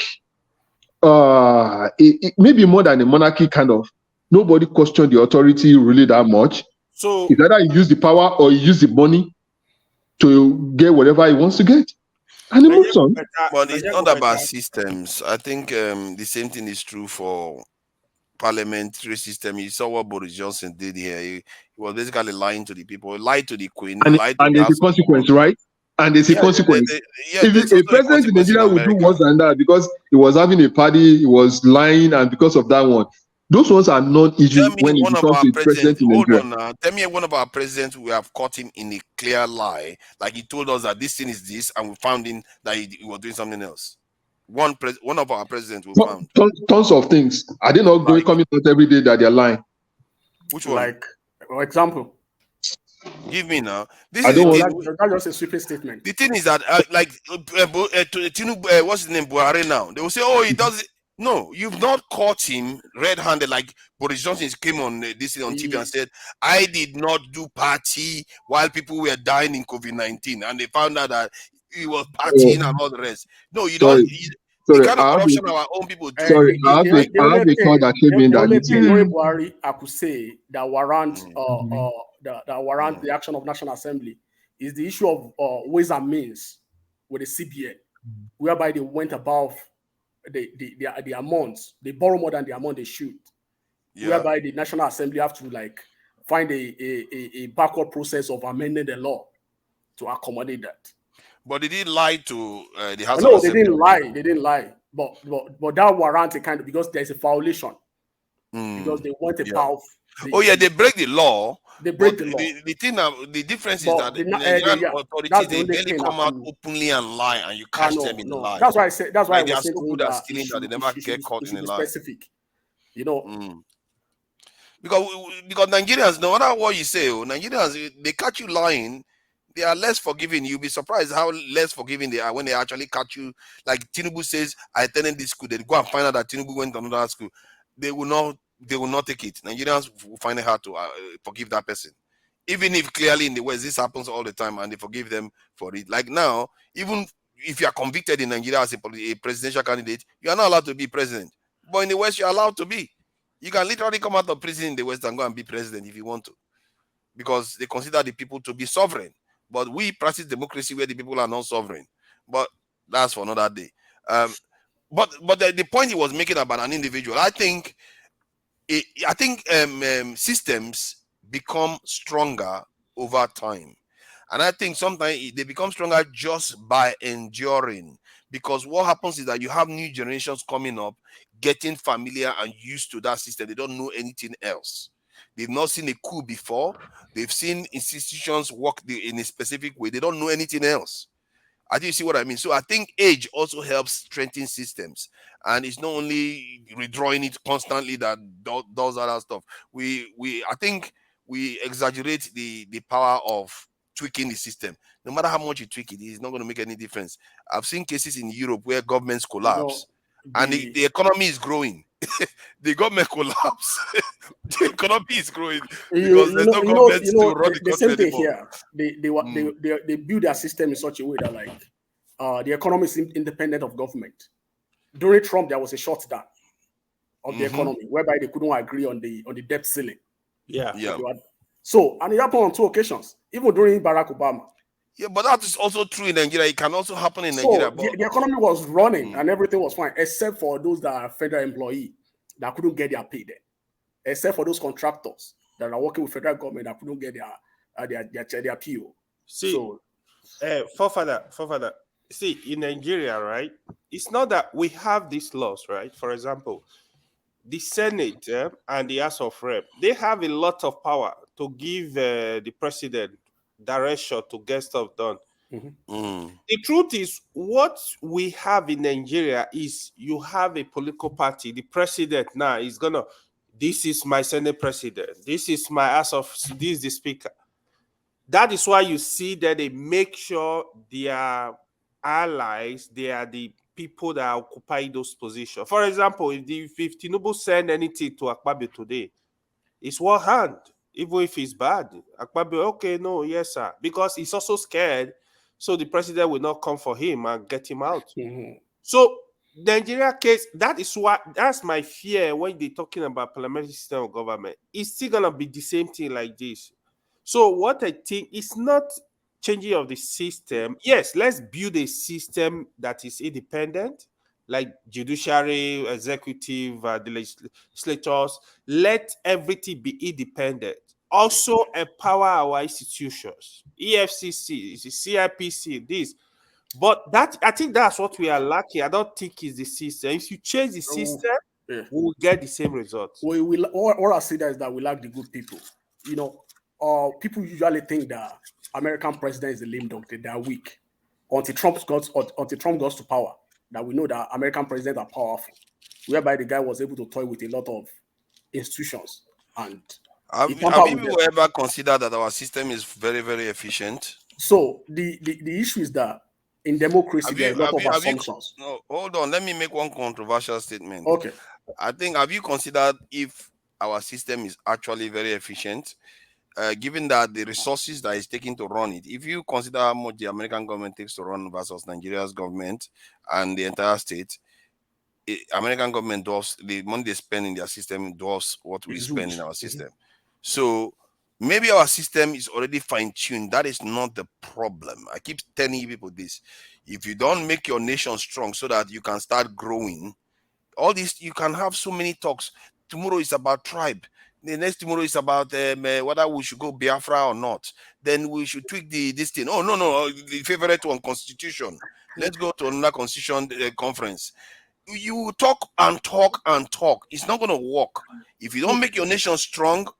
Run, you know how Thanos said it now. Some of you have seen Thanos. Like, you can run from it, hide from it. Destiny still arrives. You can run all you want. You still have to confront the fact that your nation is weak and it's not going to prosper in this world. It's just that simple. We have to keep having that conversation. We can't run away from it. Even in an established, you have to go for therapy. In a country, even Germany, even in America, there are still some people that still disagree with the system. They are still contending with it. But it's a conversation that will be forever ongoing. We can't run away from it. So that doesn't stop the main system from running. The people that believe in this established system will continue to play the game and continue to ensure that the system is running, whereby those that didn't believe, they will continue to have the conversation. As we are saying as well. I think that because in Germany, there are some people that are opposed to democracy, that they don't like it. The same here in America, we have a lot of militia groups, a lot of that, like, hey, this system, they don't like it. The system is fraud, is this and that. So in the case of Nigeria, there are still some people that are still opposed to the constitution of Nigeria or the composition of the country, that we have to dismantle everything. That does not say election will not come in the next 4 years. That will not say election will not come in the next 8 years. And these people will still participate. They will still say representative. So that's the conversation that we cannot erase. So it will be ongoing. But whatever that is on right now, we have to make sure that it's efficient, it's working, it's serving the greater good of the people, not just the few. The only area of the Nigerian society I would say, okay, yeah, it's not as efficient as it can be, is the House of Assembly. The amount they are getting paid, is exorbitant amount. That's what they get paid there. And the fact that we are wasting a lot of money that we should be plowing back into this economy. However, if you take all of them into account, we're still not spending anything remotely close to even a moderately small country like Singapore spends on its economy or its national budget. It is not. And Singapore is just about 5 million people. So it tells you that we are spending little for a lot of things and expecting results as the West. You can't. What you are getting now is what you should expect to see. Yeah, and that is the epiphany of it all. What you get now in Nigeria is what you should expect to see if you are doing. If America starts doing what Nigeria is doing, you will get exactly the same results, no matter how pure those people their mind is. The concern with the people is that, like, with the little that we're even having, if they can adequately deploy it, it will solve basic problems. No, it won't. It will go an extent.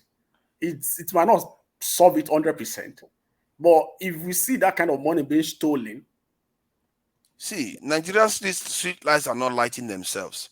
Nigerian roads are not making themselves. Nigerian hospitals are not building themselves. So nurses are not paying themselves. The soldiers are not paying themselves. How much have we got as a nation? We don't have that much money, really. And we don't, like 30, 40,000, $40 billion or so. What is that? That's chicken change. And we spent 96% of that money servicing debt. No, not the recurrent this thing. Servicing debt alone. Just debt. Then we remain about 4%, then the rest we borrow. How do you expect? What else do you want from that country? People, the way I like to think, I like to think logically, because once I diagnose a problem, I don't want to start beating about the bush. And people find it frustrating with me that I stick at this. I say, why are you moving me to talk about tribalism? Why are you moving me to go and talk about constitution? Look at the real problem here. Why you keep moving me away? Don't stop distracting me from the real problem. Because all that stuff is noise. Until you confront it and fix your nation, the problem remains. It's not. You can't run away from it. You are very correct. The little revenue that we get is going to debt servicing. That's why you see the report by JP Morgan of recent that says, our foreign reserve is not true value of itself. Well, they are very correct. We know that already. We already know that, because most borrowing that you said. I said the nation is bleeding. Yeah, the nation is bleeding every single day we are bleeding out. the borrowing that the country made were made against those money. And immediately they take off those money that we borrow, our foreign reserves is going to left with $3.6 billion. Yeah. Basically, so which are very correct. So when they Wow. say we have 36 billion, the question we should ask is that, is it the gross or the net? You see that? So that's the conversation that people are not having. So I wonder why people are so astonished, like when they hear like, oh, we have 3.6. No, they shouldn't be surprised because we borrow against those money. And what determines our foreign reserve, our gold, forex, everything. This is why they need to get their refineries built, because then all that exchange we used to buy petrol goes away. Now we can have more foreign exchange in our reserve. Yeah. And so our production was even doing bad because. And did you know that Tinubu's spokesman didn't even address this point? That guy, I feel like I need to knock him in his nose. Guy? That Tinubu's spokesman, he's so annoying. He comes around, you know what he said when they reminded him about Nigeria refinery? He was like, oh, people think that when refinery come, petrol price will come down. Why? They should not think that the petrol price is not going to necessarily come down because they build the refineries. Then later on, he went on to start saying, yeah, but we will save from not having to buy petrol from overseas, the transportation costs. We'll save from the fact that we'll be selling it at cost price. We'll say, so if you are going to save from all these, one thing he didn't mention was foreign reserve, and that is a big which one. Is very critical. Yeah. That is a big one because now we don't spend almost $20-30 billion buying petrol overseas. Yeah. That is crazy. I think I'm not sure 30 billion. Maybe I don't know how much we spend. I think almost 30 billion, if I'm not mistaken, 20 to 30 billion. That's what we spend on buying petrol. That is crazy. Yeah. So we will have that money in our foreign reserve. Nigeria will start becoming more and more buoyant every single year. We don't, and then our debt will start coming down, or at least we can be able to get more money. There will be stability in forex market too with that. Then why is Tinubu not prioritizing? You know what he's doing instead? He's saying, "Oh, let's go CNG." It's like these guys don't have any interest in having the refineries come back. They are talking about CNG. No, the refinery is on because I saw in the news yesterday whereby the Minister of State for oil and gas, they went to Port Harcourt. They said Port Harcourt will be ready by December. When? December is going to be ready by December now. So followed by every quarter, I keep moving to the next quarter. Because they awarded it in 20. They awarded the contract to, is it the Wu? Yeah, in 2019, I think. Yeah, the one Italian company like that. It was supposed to be out last quarter, last year. It was to be to the third quarter, but they shifted to December. Hopefully. If Dangote comes on, I think that spokesman said October. Dangote should be on. If Dangote is able to come on, and Nigeria's one comes on in December, oh my God! I think now Tinubu can start dancing if he's still in office. That's when he can start dancing. That he has a chance. The issue I have is that, like, if they didn't do anything about our refinery and Dangote refinery came up, probably we should forget about our refinery. You think so? Because why? You know, the issue is this: is a private player is going to dominate the market. So that means not necessarily, because the one that is from Nigeria is selling for literally cost price. He's selling for profit. You have to understand that our refinery is being run by not privately, by government employee. Yes. With this kind of government employee with company certificate. That's all it is. See, they will sell at cheaper prices. You know, they have NNPC petrol stations. They will sell it at marginal prices. Probably, since the NNPC has become the property of NNPC, so NNPC is now NNPCL. Probably they're going to do something good with it. Hopefully. I think if people pay attention, they will. See, people don't understand how powerful they are. Look at when Nigerians clearly don't want the war in Niger. The Senate rejected it outright. The Nigerian government hardly is able to force the people to do anything. The reason why the people are able to take this fuel subsidy removal is because they also want it removed. That's why they accepted it. Otherwise, the road will be full of mess right now. So the Nigerian people have power over their government, but they don't just seem to realize it enough. If they did, they would be more organized about targeting the government for whatever they want, and they are going to likely get it. You are very correct. You know, two things happen. One of them is what you mentioned. You know, the issue of 8,000. Yeah. People shouted. Yeah. And the government pulled it back. you see, but people didn't realize. They don't realize they have power. They don't see it. They don't see it. And You know, like the even with issue of this case, they refinery. can see it. You know, people keep pushing it, and government started talking. Yes.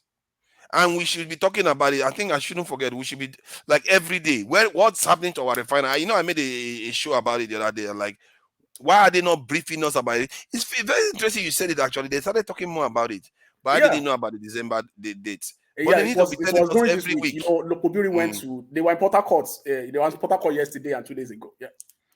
We need to be knowing about it every week and knowing about what's happening with the ones in the other states so that people know what they are expecting in the future. If they know, they are more likely to accept the suffering right now. If they know there is hope in the future, they will accept the suffering now. Not this one, Tinubu will be like, don't worry, it will be all right. You know, let's just go through this. I feel your pain. And that's not going to, they want to have concrete evidence that things are going to be better.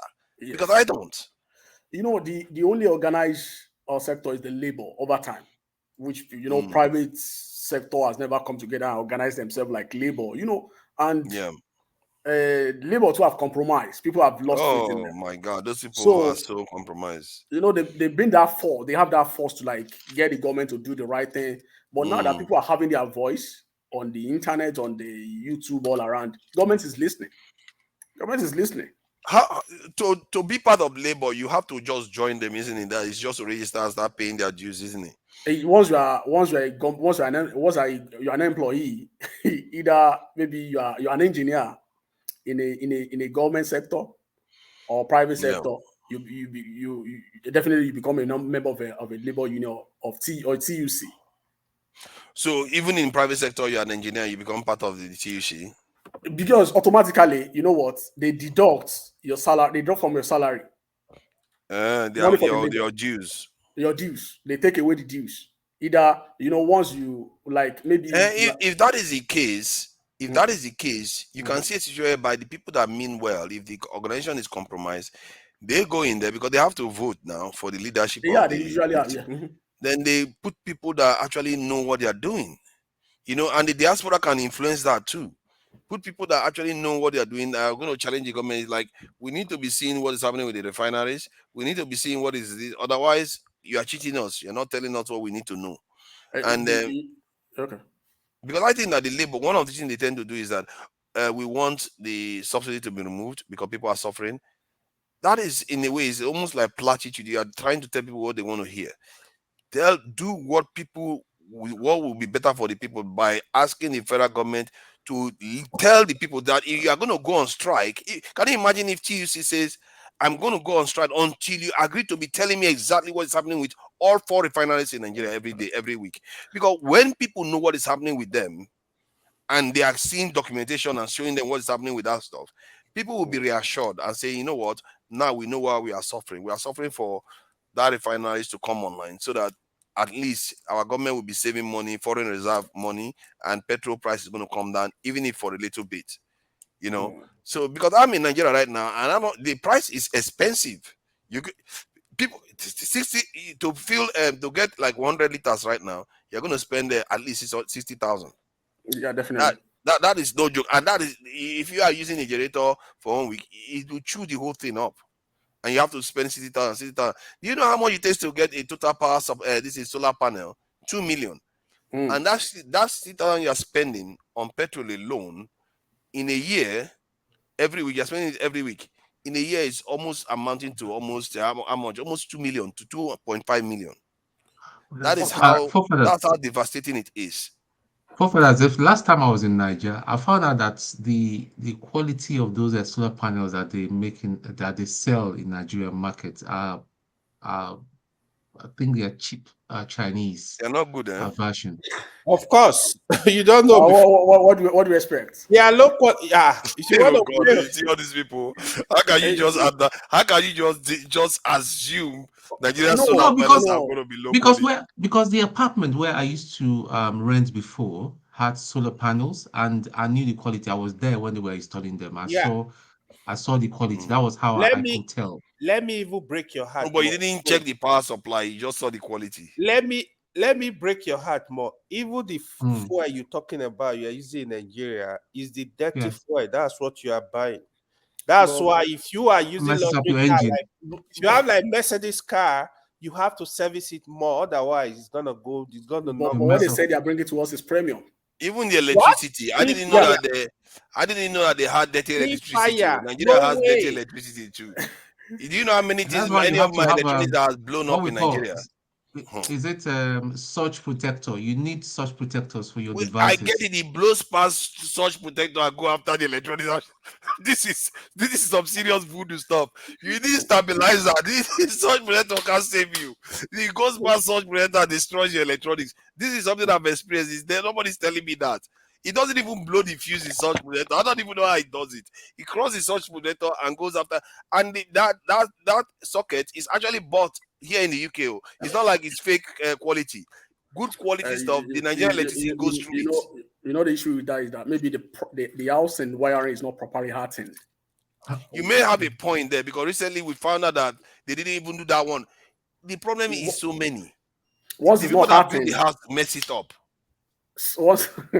Because once it's not hardened, even if the light is off, you will still be looking like, oh, the bulb is still on.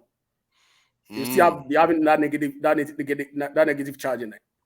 And I've not seen that one before, but I know that they complained recently that the earthing is a little bit cagey. The people that did the earthing. They don't understand it. That's why they're having a lot of it. If people are doing solar too, because that's why whenever there is lightning, there's thunderstorm.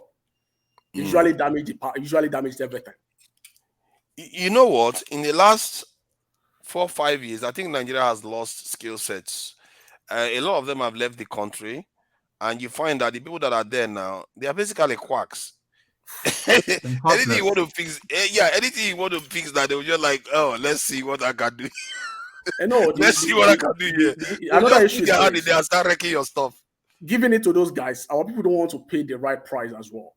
That's the issue. They want people to like, oh, can't you bypass this? Can't you do this for me? There are still some skilled ones though, but you have to pay. You have to pay. And our people don't want to find them. They don't want to pay. Find them too. You know, our people don't want to pay. You know, they always prefer cheap stuff. So for the quality of the panel, the issue is that our standard organization is not working efficiently because they're supposed to inspect it and supposed to certify. Well, how can you tell a panel is bad? Because when you test it and it's giving you current at a certain level that you need, so for that kind of product, they have standard. They have to know the thickness of and the size of it, because once you check the ISO or whatever, they used to usually check at the point of entry or whatever. The standard organization, they have it for every appliance that's being used in the country.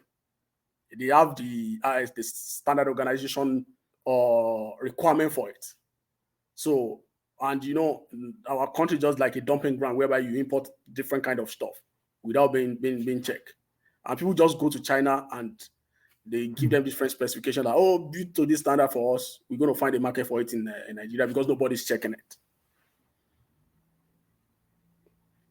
So those are the corruption in the system that we're talking about. Nigeria can be a wonderful place, you know, if we can get it right, man. Do you know if Nigeria is gotten right, I believe that 40% of the people that are living in diaspora will consider going back. Yeah, definitely. Because you know, because it just like I was looking at what are you looking for? What are you looking for? It's true. It's just like, I mean, it's crazy here in London. For you to even buy a decent apartment, so I'm not talking about a house, an apartment that is decent. You're looking right now in London. If you don't have 500,000, forget it. Yeah. But I know if I take 500,000 back home, I know what I can buy. 500,000 pounds. You know, you know, that would be huge. Mm-hmm. So because you know our leaders have not been thinking, so that's everything still boiled down on the leadership. So if the leadership can get it right, people will be forced to comply. It's the corruption, because it's ingrained into the fabric of the society. You send money to your relative to give somebody. the person will not give Takes the out of person it. the real exchange rate and not those are the little things. I keep saying, listen, for us to deal with this thing, it has to even start from organically, you know, from family and all that things. We have to start changing things from grassroots, you know. So it's a very big issue, down to that level, you know. It's You buy well, properties right now, you'd be wondering, even if you have a contractor that's building a house for you, you have to ensure that he's truthful, that he's buying the right mix of cement and all that, you know. And you spend so much, they will charge you. In fact, they will even overcharge you for it. But I mean, at least do the work, you know. Okay, look at they that don't want guy to do, that. they don't want to do the Okay, work. look They at that want to. guy that building that collapsed in Ikoyi. You know, they never. You know, the matter died For because first cause, what they call it, first cause. yeah, because some powerful people. I believe that the governor's hand was there and all that. They all have a hand. You know, I used to know the guy from London here when he had nothing. He used to sell. He used to sell ties and shirts from the boot of his car. That was how he started hustling. Honestly, in London here. Very funny guy, very nice guy. He will come around where he knows that Niger boys used to be to watch football and all that. You know, he will come, socialize, and then he will sell. Even he will give credit. So he's quite known down here in South London. And then I think it was from here he bought the first property when the property boom was happening here. That was how he started with property. They bought with two of his friends or three of his friends. They bought, and that was how he had some few properties here in London. And then obviously with his contacts now, that was how he went. He blew. And the thing is that it's sad. I mean, I'm not happy that someone died, but then that was how he had to die. And right now the matter is dead. Nobody's It's dead. talking about it. Nobody's talking about it. No, do you know how many laborers that died in the in that site? on the night? Yeah, in that site. Just You know, because someone that's was what people greedy. don't realize, that how grievous the consequence of corruption can be. Consequences, corruption. But That's how thank grievous it God, can though, be. it could have even taken more lives if it has been finished and people had And moved people are in, and living in then there. offices out there, because there were going to be some highbrow offices on the lower floor, you know. And man, that's why to buy even an already built property in Already Nigeria right now, built you're just building. taking a chance. It's very dangerous. That's why I'm so fearful of those houses they've been sold in Lekki area. Those, Nah. yes. Lucky for me, I don't think it's something I want to do. But I think because when I was living out, I'm a proper Sulere boy. I'd Okay. rather go to Sulere, buy one of those older Okay. properties and knock them down and build Okay. whatever I want to build. It's gonna cost you a little bit more, but I think it's better, you know, and just knock them down and build. And there are lots of those properties that are coming up to the market, and most of them are distress sales, Okay. you know. So right now in Sulere, you can pick up a four wings of 3-bedroom flat now for about 60-70 million. That's You not know, bad. yeah, and they are old. Those are proper houses, so you can even renovate them and re-rent Okay. again. Yeah. So, but that lucky thing, man, they're just churning it out every day. And even the They land again, that they're building on, they don't do proper checks and all that. After some time, people start complaining that the walls will start. They notice that their walls have started cracking.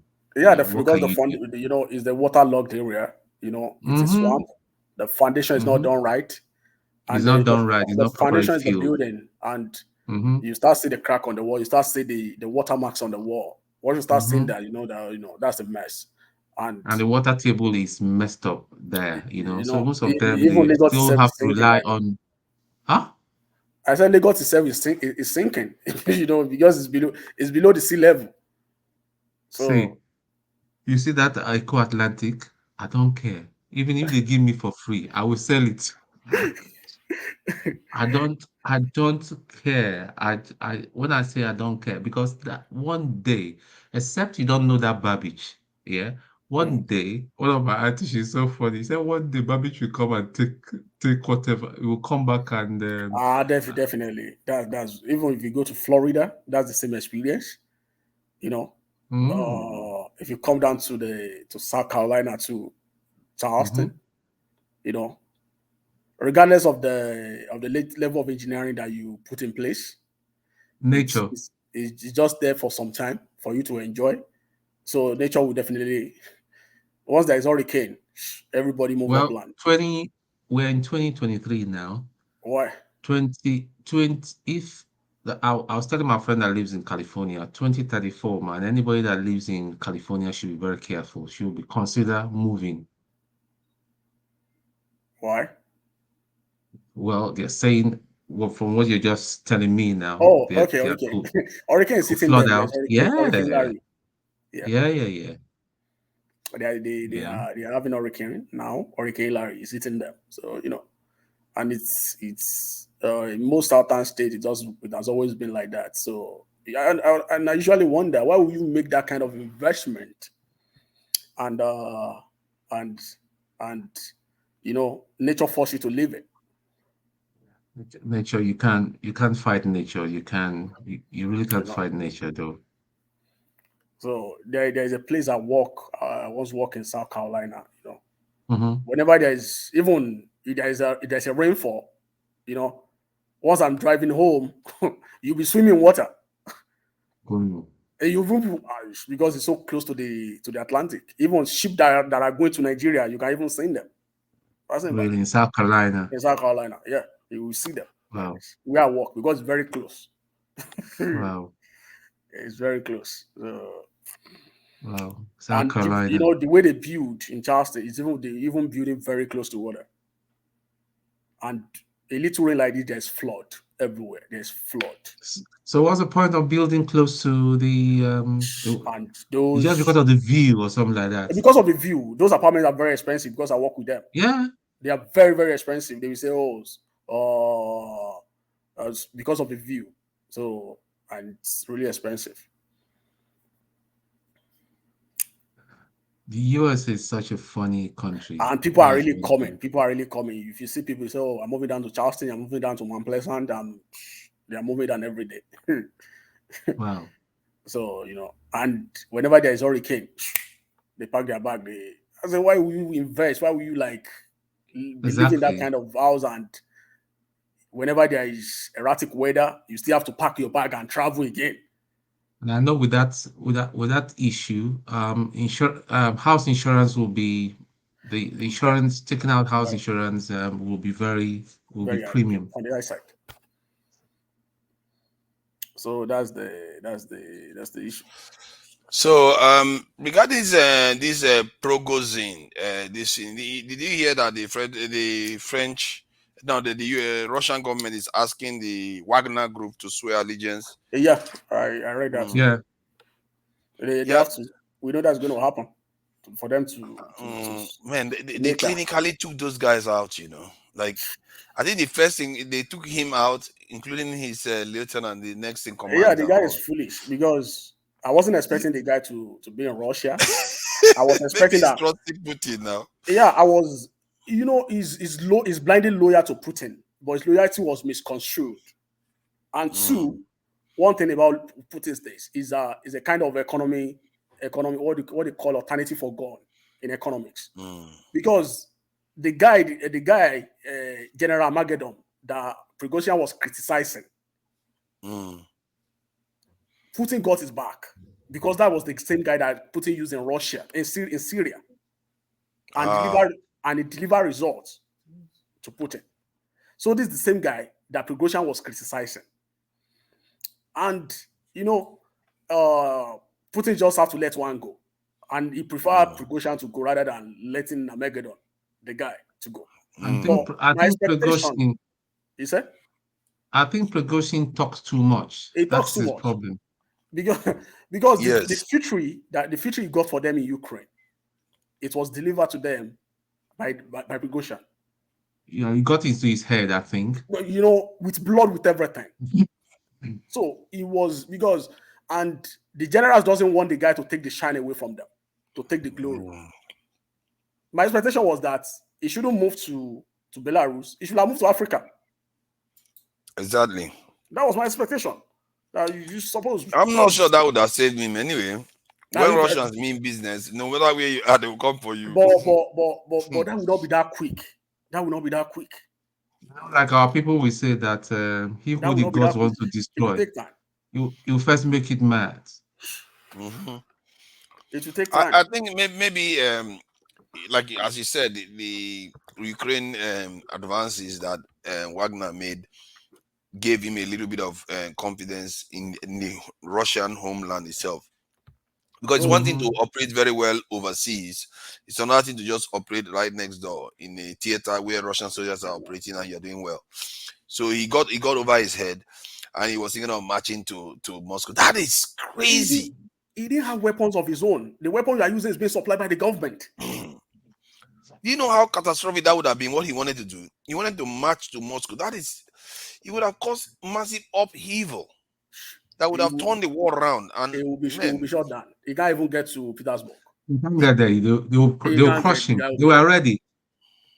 And the funny thing is that when he did that on TV, I was watching it here, and the person that was reporting it said, "This guy better watch his back."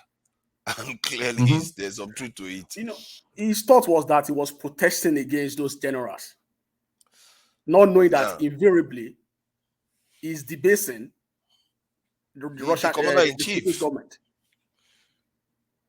And Putin wasn't having it, you know. It's not like when this stuff happened, he was like shying away from the media. He came on and like, he said the guy made a lot of mistakes. Outside and getting cross. Putin was ready for a fight, man. He would have been the guy bloody. made a lot of mistakes. He would have been killed in Belarus. I didn't mean that I stay in Belarus. He would have been killed in Belarus. And they would have known him as a hero now. Sure.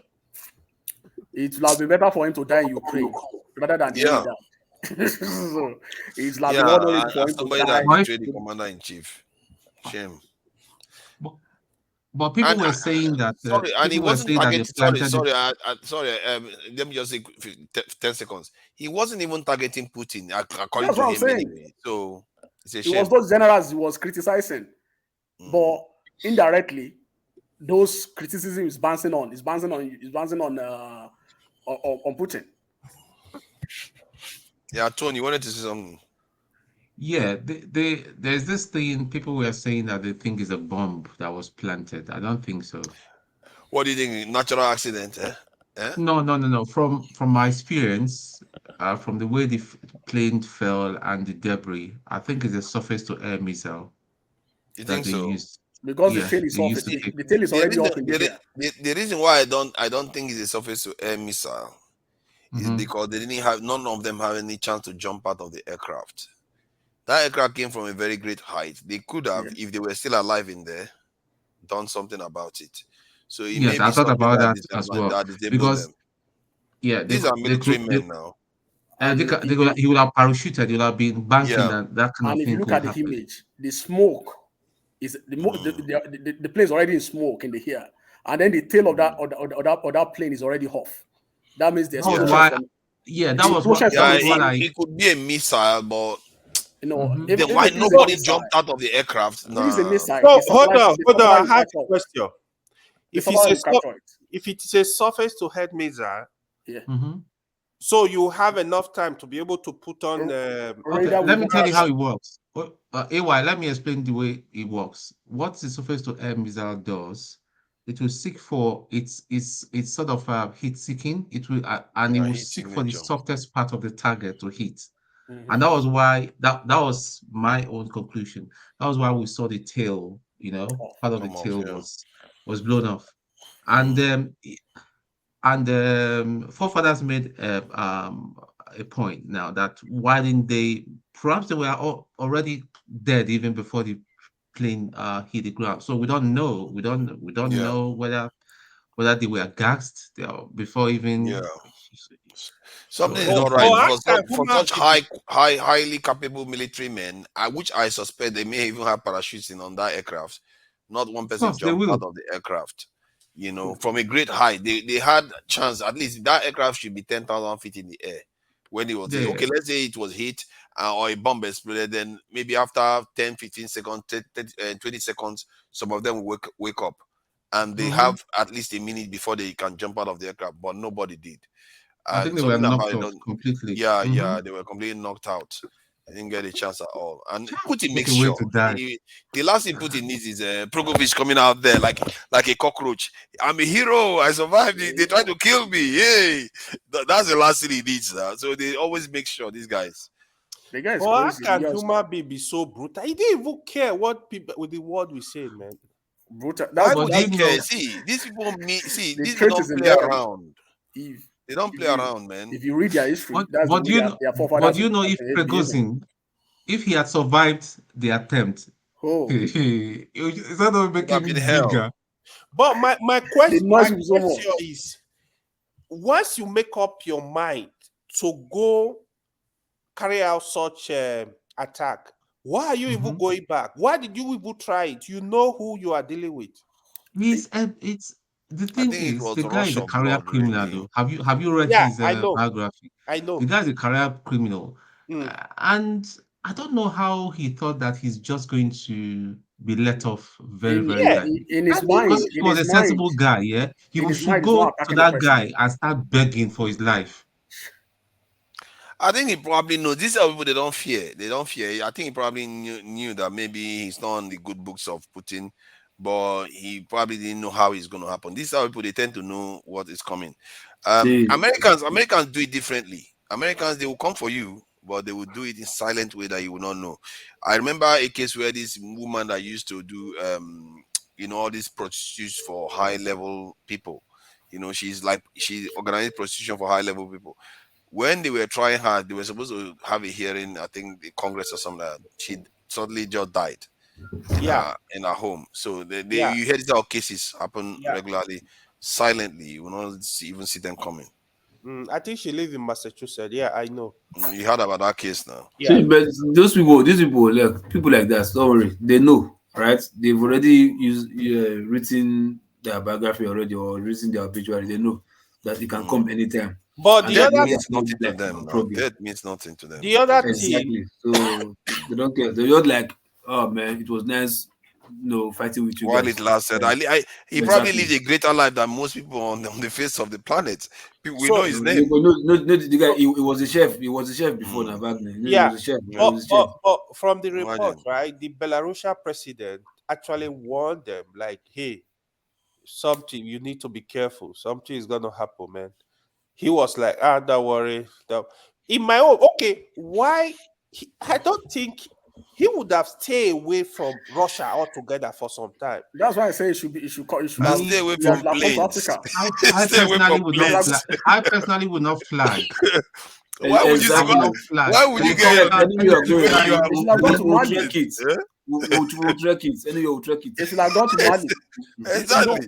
If you went to Mali or Burkina Faso, he would be able to fight it off because he have his own soldier there. See what you should have done. What you should have done within is the Russian Federation, within that area, I would not fly at all. Yeah, exactly. You know how the North Korean president travels. Even with Poland.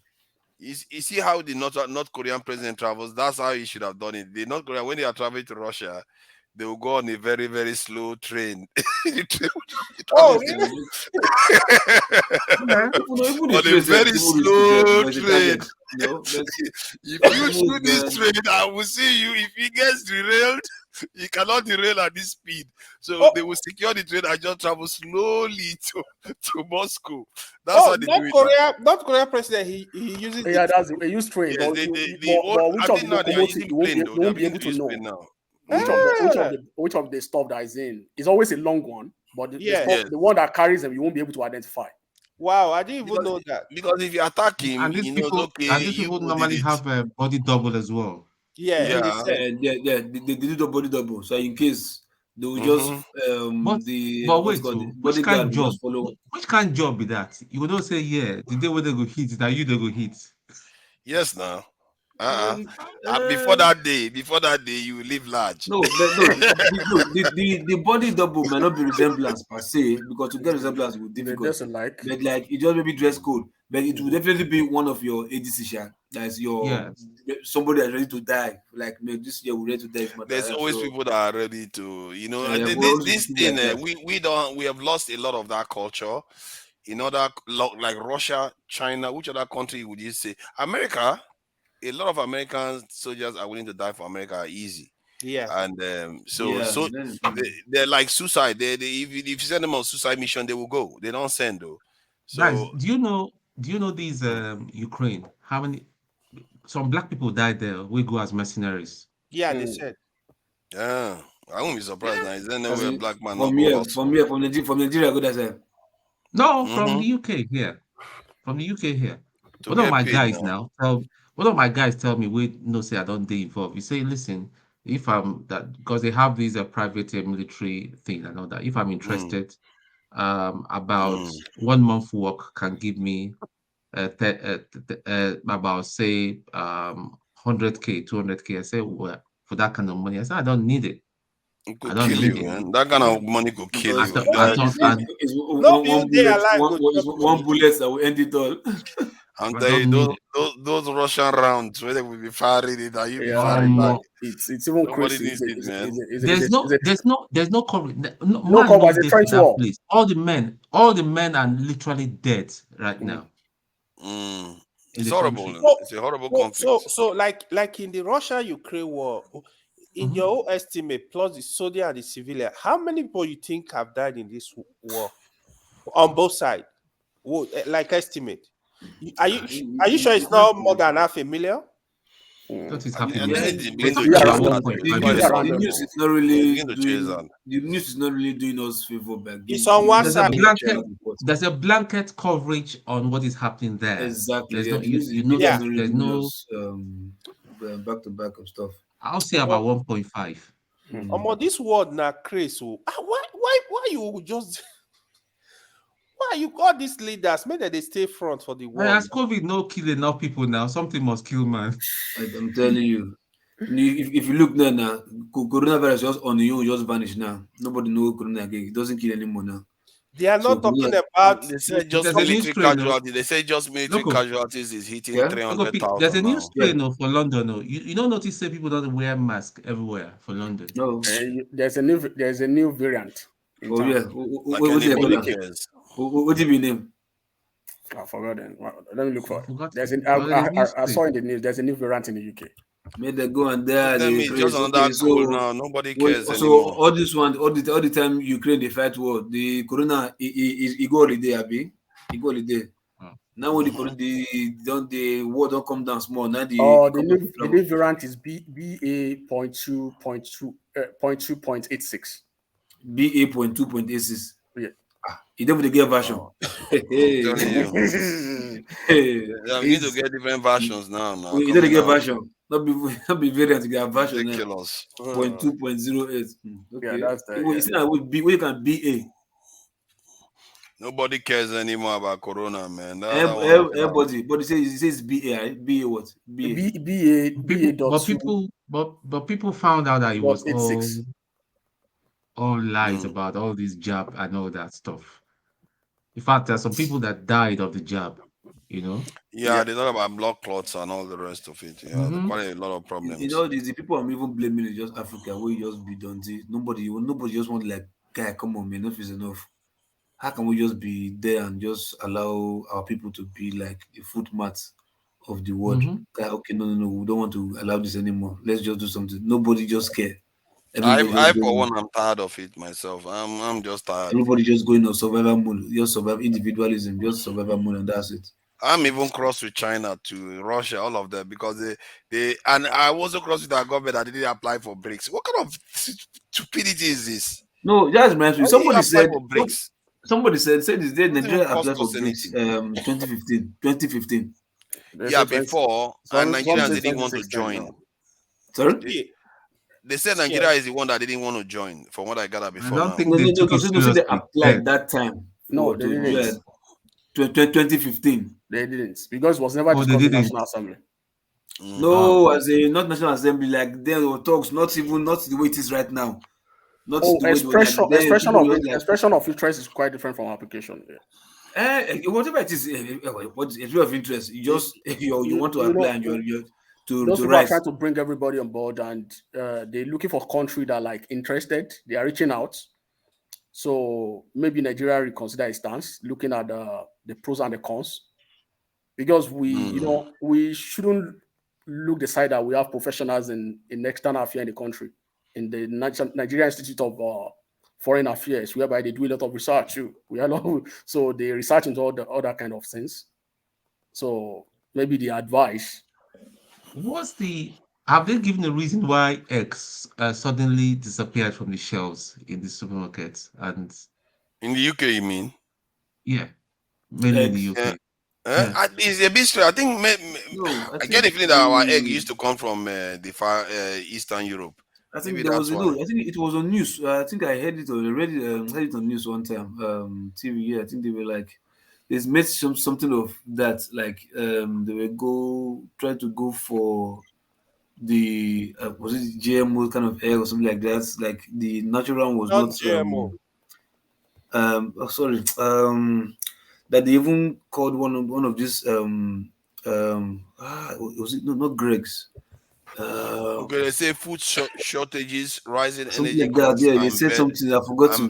Probably are contributing to the ongoing egg shortage. And then meat, and the meats now, they are going to be manufacturing the meat in the lab. That one I don't understand. I'm not exactly. Wait. That advert is that advert? I'm not eating that thing, man. Is the advert true? Yeah, we'll say it now until later that on. Advert, is it true? I've not seen it. I've not seen it. The human meat, is it true? Manufactured meat. What do you mean human meat? Did he just call it human meat? Who is going to eat human meat? I heard it. Yeah. Have you seen the advert? No, it's not for the human. It's like from a cow or something. No, I think they did some documentary, but little whatever. I don't know whether it was acting or just joke or whatever. Like say like human, like from human, not human. Yeah, from human. Yeah. Yeah. Cow is beef now. This is just from human. I say it tastes so delicious. Hey, stop it! Stop it! That's even like here talking cannibalism about now. it is disgusting me. No, Yes, now. no joke. It's cannibalism. No. Just check the advert. You see the advert. I've seen the advert. They have to be joking. They have to be joking. Nobody will buy that. Especially people will get children, man. To get small child at this time, man. Not believe. You not believe, Abi? Local P, stay one place. No, not true. Not true. He's not joking. Are you serious? No, if it's a joke, he's not joking. Yeah. No, it's not human meat. They manufacture it in the lab. People are going to lose it. The meat is going to be synthesized in the lab. Even if it's synthesized and you tell them you synthesize with human cells, they will lose it. Even if you add Maggi, add the little the sauce, where's the sauce we are concerned about? And the advert is saying human. And people tested it or whatever they say they did test run and said it was delicious. I don't buy it. I don't say nobody's gonna eat any human cell. No other human being will eat a human cell. We still have a lot of cows around. Why they even meat they will make in the lab. If they are turned vegetarian, we will not eat it. Let me say lab made meat. Wait, hold on. That's impossible. Is it the lab grown meat you are talking about? Yeah, lab grown meat, yeah. It can't be human meat. Okay, listen, listen. Okay. I'll open the link here. The Mirror. Yeah. Newspaper, like say Greg Wallace horrifying human meat documentary slapped with let me see. Say with Channel 4, right? 2013. This was even the Mirror. Horrifying, they call it horrifying now because they know nobody will eat that kind of garbage. Who wants to eat human meat? That's ridiculous. Human meat will be starving before they even consider that kind of stuff. Are you trying to post a link? Pure vegan. Straight vegan, I'm telling you. That kind of stuff that will give me turn me to. God forbid. What is the point? The usefulness of eating meat is gone now. What's the use of that? But they've tried it now. At least I don't understand if they can do plants, egg, orange, seedless orange. I don't understand what is and you accept that one. What is the difference between that one and human meat? But do you know those seedless fruits are not good for you though? Before, why want it good? Something that not good. You are made of clay, and why roots is supposed to the seed is supposed to be from clay, and you're not eating it. I want it good for you. Yeah. The one I'm seeing here is they're making one for real chicken in a lab. They grow the chicken meat. Who knows what that is all about? I'm sure they got the cells from the chicken. I think that makes more sense. You get goat, you take a bit of it and use it to create more meat. And the same thing for chicken and all the rest of it. Instead of human beings, why would you want to use human beings? That's just not right creepy. Pokoli will share people. But it's possible if he's reading that it's horrifying, then it must be that. Okay, you know. see, type Greg Wallace human meat advert. Greg Wallace human meat advert. I should say that Canada they first start all those crazy things from. Yeah, they say it's a hoax. The hoax documentary. They say it's a hoax documentary. People saying it. Yeah, you see, Loco P, you want to be careful about these things. They say it's a hoax Go documentary. sit down. They say I say find this thing now. I'm sure you know it's a hoax. Greg Wallace talks about eating human meat. They say it's a hoax. Let me send it. Here's my question. The Russia-Ukraine war now, like, when do you think it will end? What do you think has stopped that war? Of course, it's going to be negotiation someday. Or they will look for another People war don't to die start. finish. All the men don't die finish there now. You see that the hoax documentary? Okay. It's a hoax. That shocked the UK. Yeah. You see? All right. Loco P, no scare also, I beg. They do now video where I see you now. Loco P has come to share. I'm waiting for my day when I will go and share wrong information. What information? I know, sir. The information is there. It's the guy that is give wrong information. But he didn't tell us I'm the reporting the information. So just go wrong. I'm telling you. But the top says it's a hoax. You're still not getting the point. I say How about if it's real? They just want calm us down by saying it's a hoax. I tell you, the advert is there. I saw the advert. I'm telling you. You're telling me I'm reporting fake news. All these bloggers are what people they eat now. The person that did it, if we do fake news, the person will come down. What do you call the person? What the person do? The advert. I think you have a point to an extent because normally when they show this type of document, they won't tell it's a hoax until the documentary finishes. I don't know why they do that. I feel like documentary channel shouldn't be doing that. How can you be deceiving people? They have this one they do about aliens too. And if that's their trade, that's what they profit from. They can do it, but the scientific community have to verify it. So, so as once it's been verified, they can debunk it because you can't debunk what you don't have facts about. See. Somebody in the comment section say insects. You know, be Niger person for the East during the rainy season now. You get one kind of yeah. Would the job is now? Yeah, those termite ones. They will catch them during the. There's this fly that usually come during the rainy season. It's termite. They'll just catch them in the villages and all that. So that people now start thinking that we eat flies. It's not fly or body, just in case. It's insects. So there's this insect that usually insect during rainy season. Once you hold on your light, they fly. Termite now body. Don't call it termite. Leave him. They keep telling him. He keeps saying insects, flies. Yeah, it's not just insects. It's just termites. Let me see. No, I think now the male now with the eat because the male. I think the male ones. Now the female will be the wicked one. Yeah, I think the female will be the wicked one. The female is the queen that goes on. Once you just put a bowl of water under the light, they fall into it. Wait, true. Wow, could it be one of the secrets of the people who live during those times when they take this strong, then they get cancer and all that? There could be some nutritional properties in those things. Say we know they eat again. They said what informed us that they are not having cancer because there is nothing to verify. There's nothing to check against. Hold on. Let me say something that I found out recently. Paste link. People have a link. Who's asking for labor? I know Oh, you okay, know. I'm coming. Nigerian Patriots.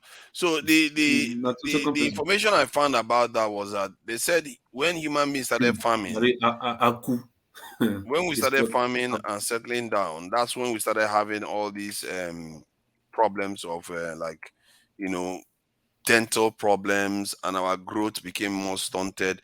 When you think that we should be doing better, they said when we were doing foraging, you know, hunter gatherer, that the bones that they found, those people lived healthier life, they lived longer, and Exactly. They didn't. their teeth their teeth were all in Yes, place I read it. compared to Yeah. people that.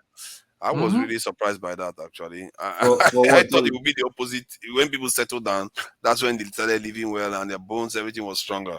But it's when we lived as hunter gatherers. I think we are doing cardio now. Guess clearly hunter gatherers, their job is to move around all the time, and they eat fresh food all the time. They don't have to store food. Everything is ready made that they eat. So they appear to be very, very healthy the way they describe them, that they are quite solid health that they've got compared to when we But actually started even back, settling if, down. if even right now, even if you look back, say 60 years ago, 70 years ago, our grandfathers and all that live. I think they were even more stronger. They went to I mean, like they go to the farm, they will harvest yam, they will roast the yam, eat with red oil. Those things were rather I there was think But they less do die processed younger food. though. no, Overall, for they me, still do die younger though. no, I for have to me, say. I think. See, let's look at the body like a machine, right? So your body needs a workout. Your body system needs to be busy. You understand? Your heart needs to palpitate well to pump blood. Circulate your system. You have Local moved. P, So as you are doing my that, great then you are. grandfather, my great grandfather at the age of 80, he still married 2 wives. Yeah, of course, that's what I'm saying now because you get Most energy now. men Things now, there, even the at the heart is age still. of 40, 45, they don't all They their get head on the you go and understand, all that, so things they and the thing is like as in you're eating good too, not thinking much, but I think these days we've given ourselves too much pressure. You Yeah. understand? Pressure for money, pressure for marriage, pressure for Pressure from women. competition. Yeah, just competition. Too I'm much, not there too yet. much stress. Stress is Pressure from just the women, bread. Abby. Then Local P. whatever, so work is still there, then those ways they do side corner, say they get stress from small girls from one corner, say this and this and that. So many stress just they come. So you absorbing it, you think yes, you are living, but psychologically and systematically your body is going down. You may not know. Then the environment that we are these days, the air is no longer as fresh as It's it so used to. polluted. Yeah, you understand. Then The even the food, food we are eating, the source of the food right now. That's why sometimes people don't know if you leave Africa, the kind of food you are missing, you don't know. Well, You I come tell abroad, so you, you are living life. The food you are eating here is junk. You understand?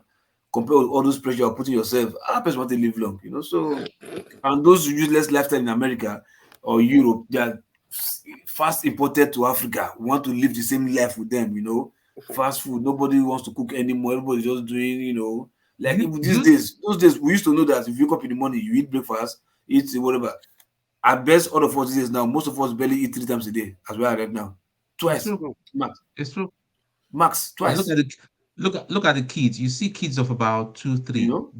Their mama no go eat cook better food though. It's Yeah. all takeaway. Indomie, They Indomie, are Indomie, all so Indomie, Indomie, fat. Indomie, not those, Indomie, Indomie, Indomie, yeah, in the morning, Indomie, and then going to in the the morning. chicken shop. And those chicken cells that they sell sometimes they're not. I It's don't eat them chemical. anyway. The chicken Huh? is chemical. Because if I eat chicken, once I Those just kids eat are just that kanda, once I eat the back with all this saucy, once I just go inside, I tell you, man, just like fuck it, man, like no need. Chicken rubbish. But in Nigeria, you chop chicken, so you eat chicken, we enter inside well. yeah. When you What do cook you with do a now? goat meat, you don't even have to put all these seasoning. The thing will just when the thing they Yo, cook self, once you don't fry am or roast am sef, the by self don't get salt, some kind salty taste inside by itself. Yeah, You yeah, don't need to yeah. go dey put onions or make am go inside, but this one, you get to one boil, make sure say rubbish. The But chicken don't is you? chicken is But even but fair. If you take that turkey is way bad. but don't body, yeah. Don't you think that our women too don't regress small? So when you meet a girl now, you ask Small be her, well well. you try to get get to know her, you ask her, say, babe, say you sabi cook. You say, no, I can't cook, but I don't do cooking. You have to do your own cooking. You just be looking. Very true. What thing be this thing? I can't. I just can't cook. Forget about it. I can't. I don't do cooking. You know. So what I usually say, don't do cooking now. I think that door you open with enter. You know, open door means make a move. What I usually tell people in that circumstances like, oh, you must have your own specification. What you are actually looking for. So it's not everybody that will accept you. You understand? Oh, this is what me want. So if you don't want it, we part ways. You go. That's it. It's not by force. But the issue I have with our guests that some people still want to stay. Like, yeah, we can work things out. No, that's what I want. What I find, especially in this country, is that all the Niger girls where I know, even the ones that went to university, I even met one some few days ago. Say, she says she still stays single though. I said, well, I mean, guy is there, but when they come closer and all that, you start, because right now for men, men don't want to get married. That's the thing. To be quite honest, if I have a child now, I know that I'll not even be considering that, because there's a lot of, it's not like what it used to be before, because you're afraid of witches or wizards. No. It takes two. You see, it takes two to make a home and all that. Women have just become all under the guise of being like liberated and all that. I'm not saying you should be, but it's like, I don't know what they've become. The system they're just very, very hard to figure out. They make the system in such a way that they're making the stronger more weaker, empowering the weaker to be more stronger at the detriment of the stronger. So, which are really, we have, there's a statistics, there's a particular data that a friend shared with me. That like 46% of men that are in marriage, they say, oh, they are happy in marriage with children and wife. Yeah. But for the other way, for the lady, 10% of the lady says, oh, it's only just 10% of the lady that says, oh, they are happy in marriage with kids. I was also surprised. And there's another statistics that like there's a greater number of people right now in America that they don't want to marry at all. Same here. They want to marry before that, and the number kept increasing. If you see the anguish against the system, like, because the system is like empowering, and the bad thing is if you can't check them, you can't see that now black women, they come say they plenty pass. Now black women, exactly. They're not my anger, that's my precision. I don't want to be verse. Something that's not our culture, right? We can't so agbada for inside. Hey. Where did this come from? I have, that stuff worries in my church at a point in time, and then we have a conversation around it. My understanding of it is like, where we came from.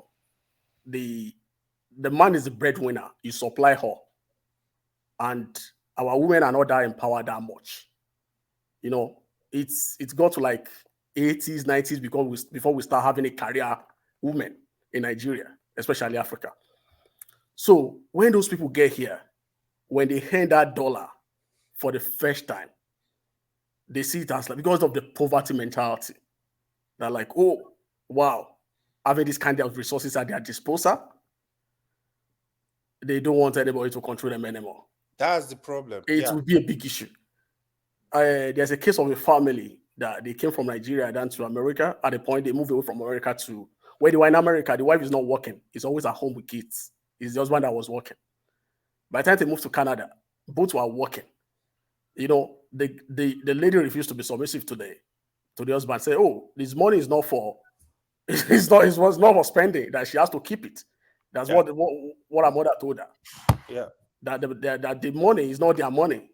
That is a husband money that is their money. I was like, yeah. So where is she getting that from? And for that family, the husband sold everything for them to come over here. So I see it as a poverty mentality, because what's it all about money? And the issue is like, this is a lady, your husband will come at night, will sleep with you. You trust your husband with your private stuff. You couldn't trust your husband with your money. What kind of madness is that? Although in saying that, we have some brothers that are irresponsible, but Oh no, then I even understand. I understand. But it's more on the part of this, because the story that you hear every time is like, it's more on the part of these ladies than the other than the male folks. That's the issue. That's why the noise is all around. And we have this kind of attitude. We easily assimilate whatever environment we find ourselves. And in this country, there's a template for that thing. After this, there is another step. So, because I have a friend, there's a friend of mine. He called me one day. I was in South Carolina that day. He called me. I said, "Oh, he's having a problem in his house. There's a problem right now." I said, "What's going on?" That he should explain. I said, "You have to be very careful. If there's a way you can go back home now and beg your wife, or you write a letter, just put it in the mail, whatever the begging that you can do, because this is the next step he's going to take. And after this next step, this is the next step. And don't take this matter to church. If you don't take this matter to church, this is what your pastor will say." He said, "I know that this is the experience in this country. That's the pattern. There's a template already that they follow. And they will drag you. Just look for a way to for you to beg your wife and resolve the issue amicably. If you are not careful, it's going to wreck you. Because it's not going to be in your favor. And there's nowhere you will go. It's not going to favor you. So going that kind of guys has to be very careful as well. That's why I see some guys, they are not married, right? They are not married here. They go back home. I would say, buddy, what I say to every brother that I meet now, try to make yourself a man of high value. When you make yourself a man of a high value, no woman can mess you up. Do you listen to Kevin Samuels because of that word you just used? Because of the word you just used, high value man. High value man. Yeah, I'm saying, do you listen to Kevin Samuels, the late Kevin Samuels? No. Yeah, because that's a word he uses a lot. I mean, I don't listen to him a lot, but I see some contents.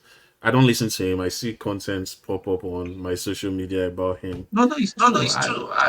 I agree with your sentiments about doing as a man and even as a woman.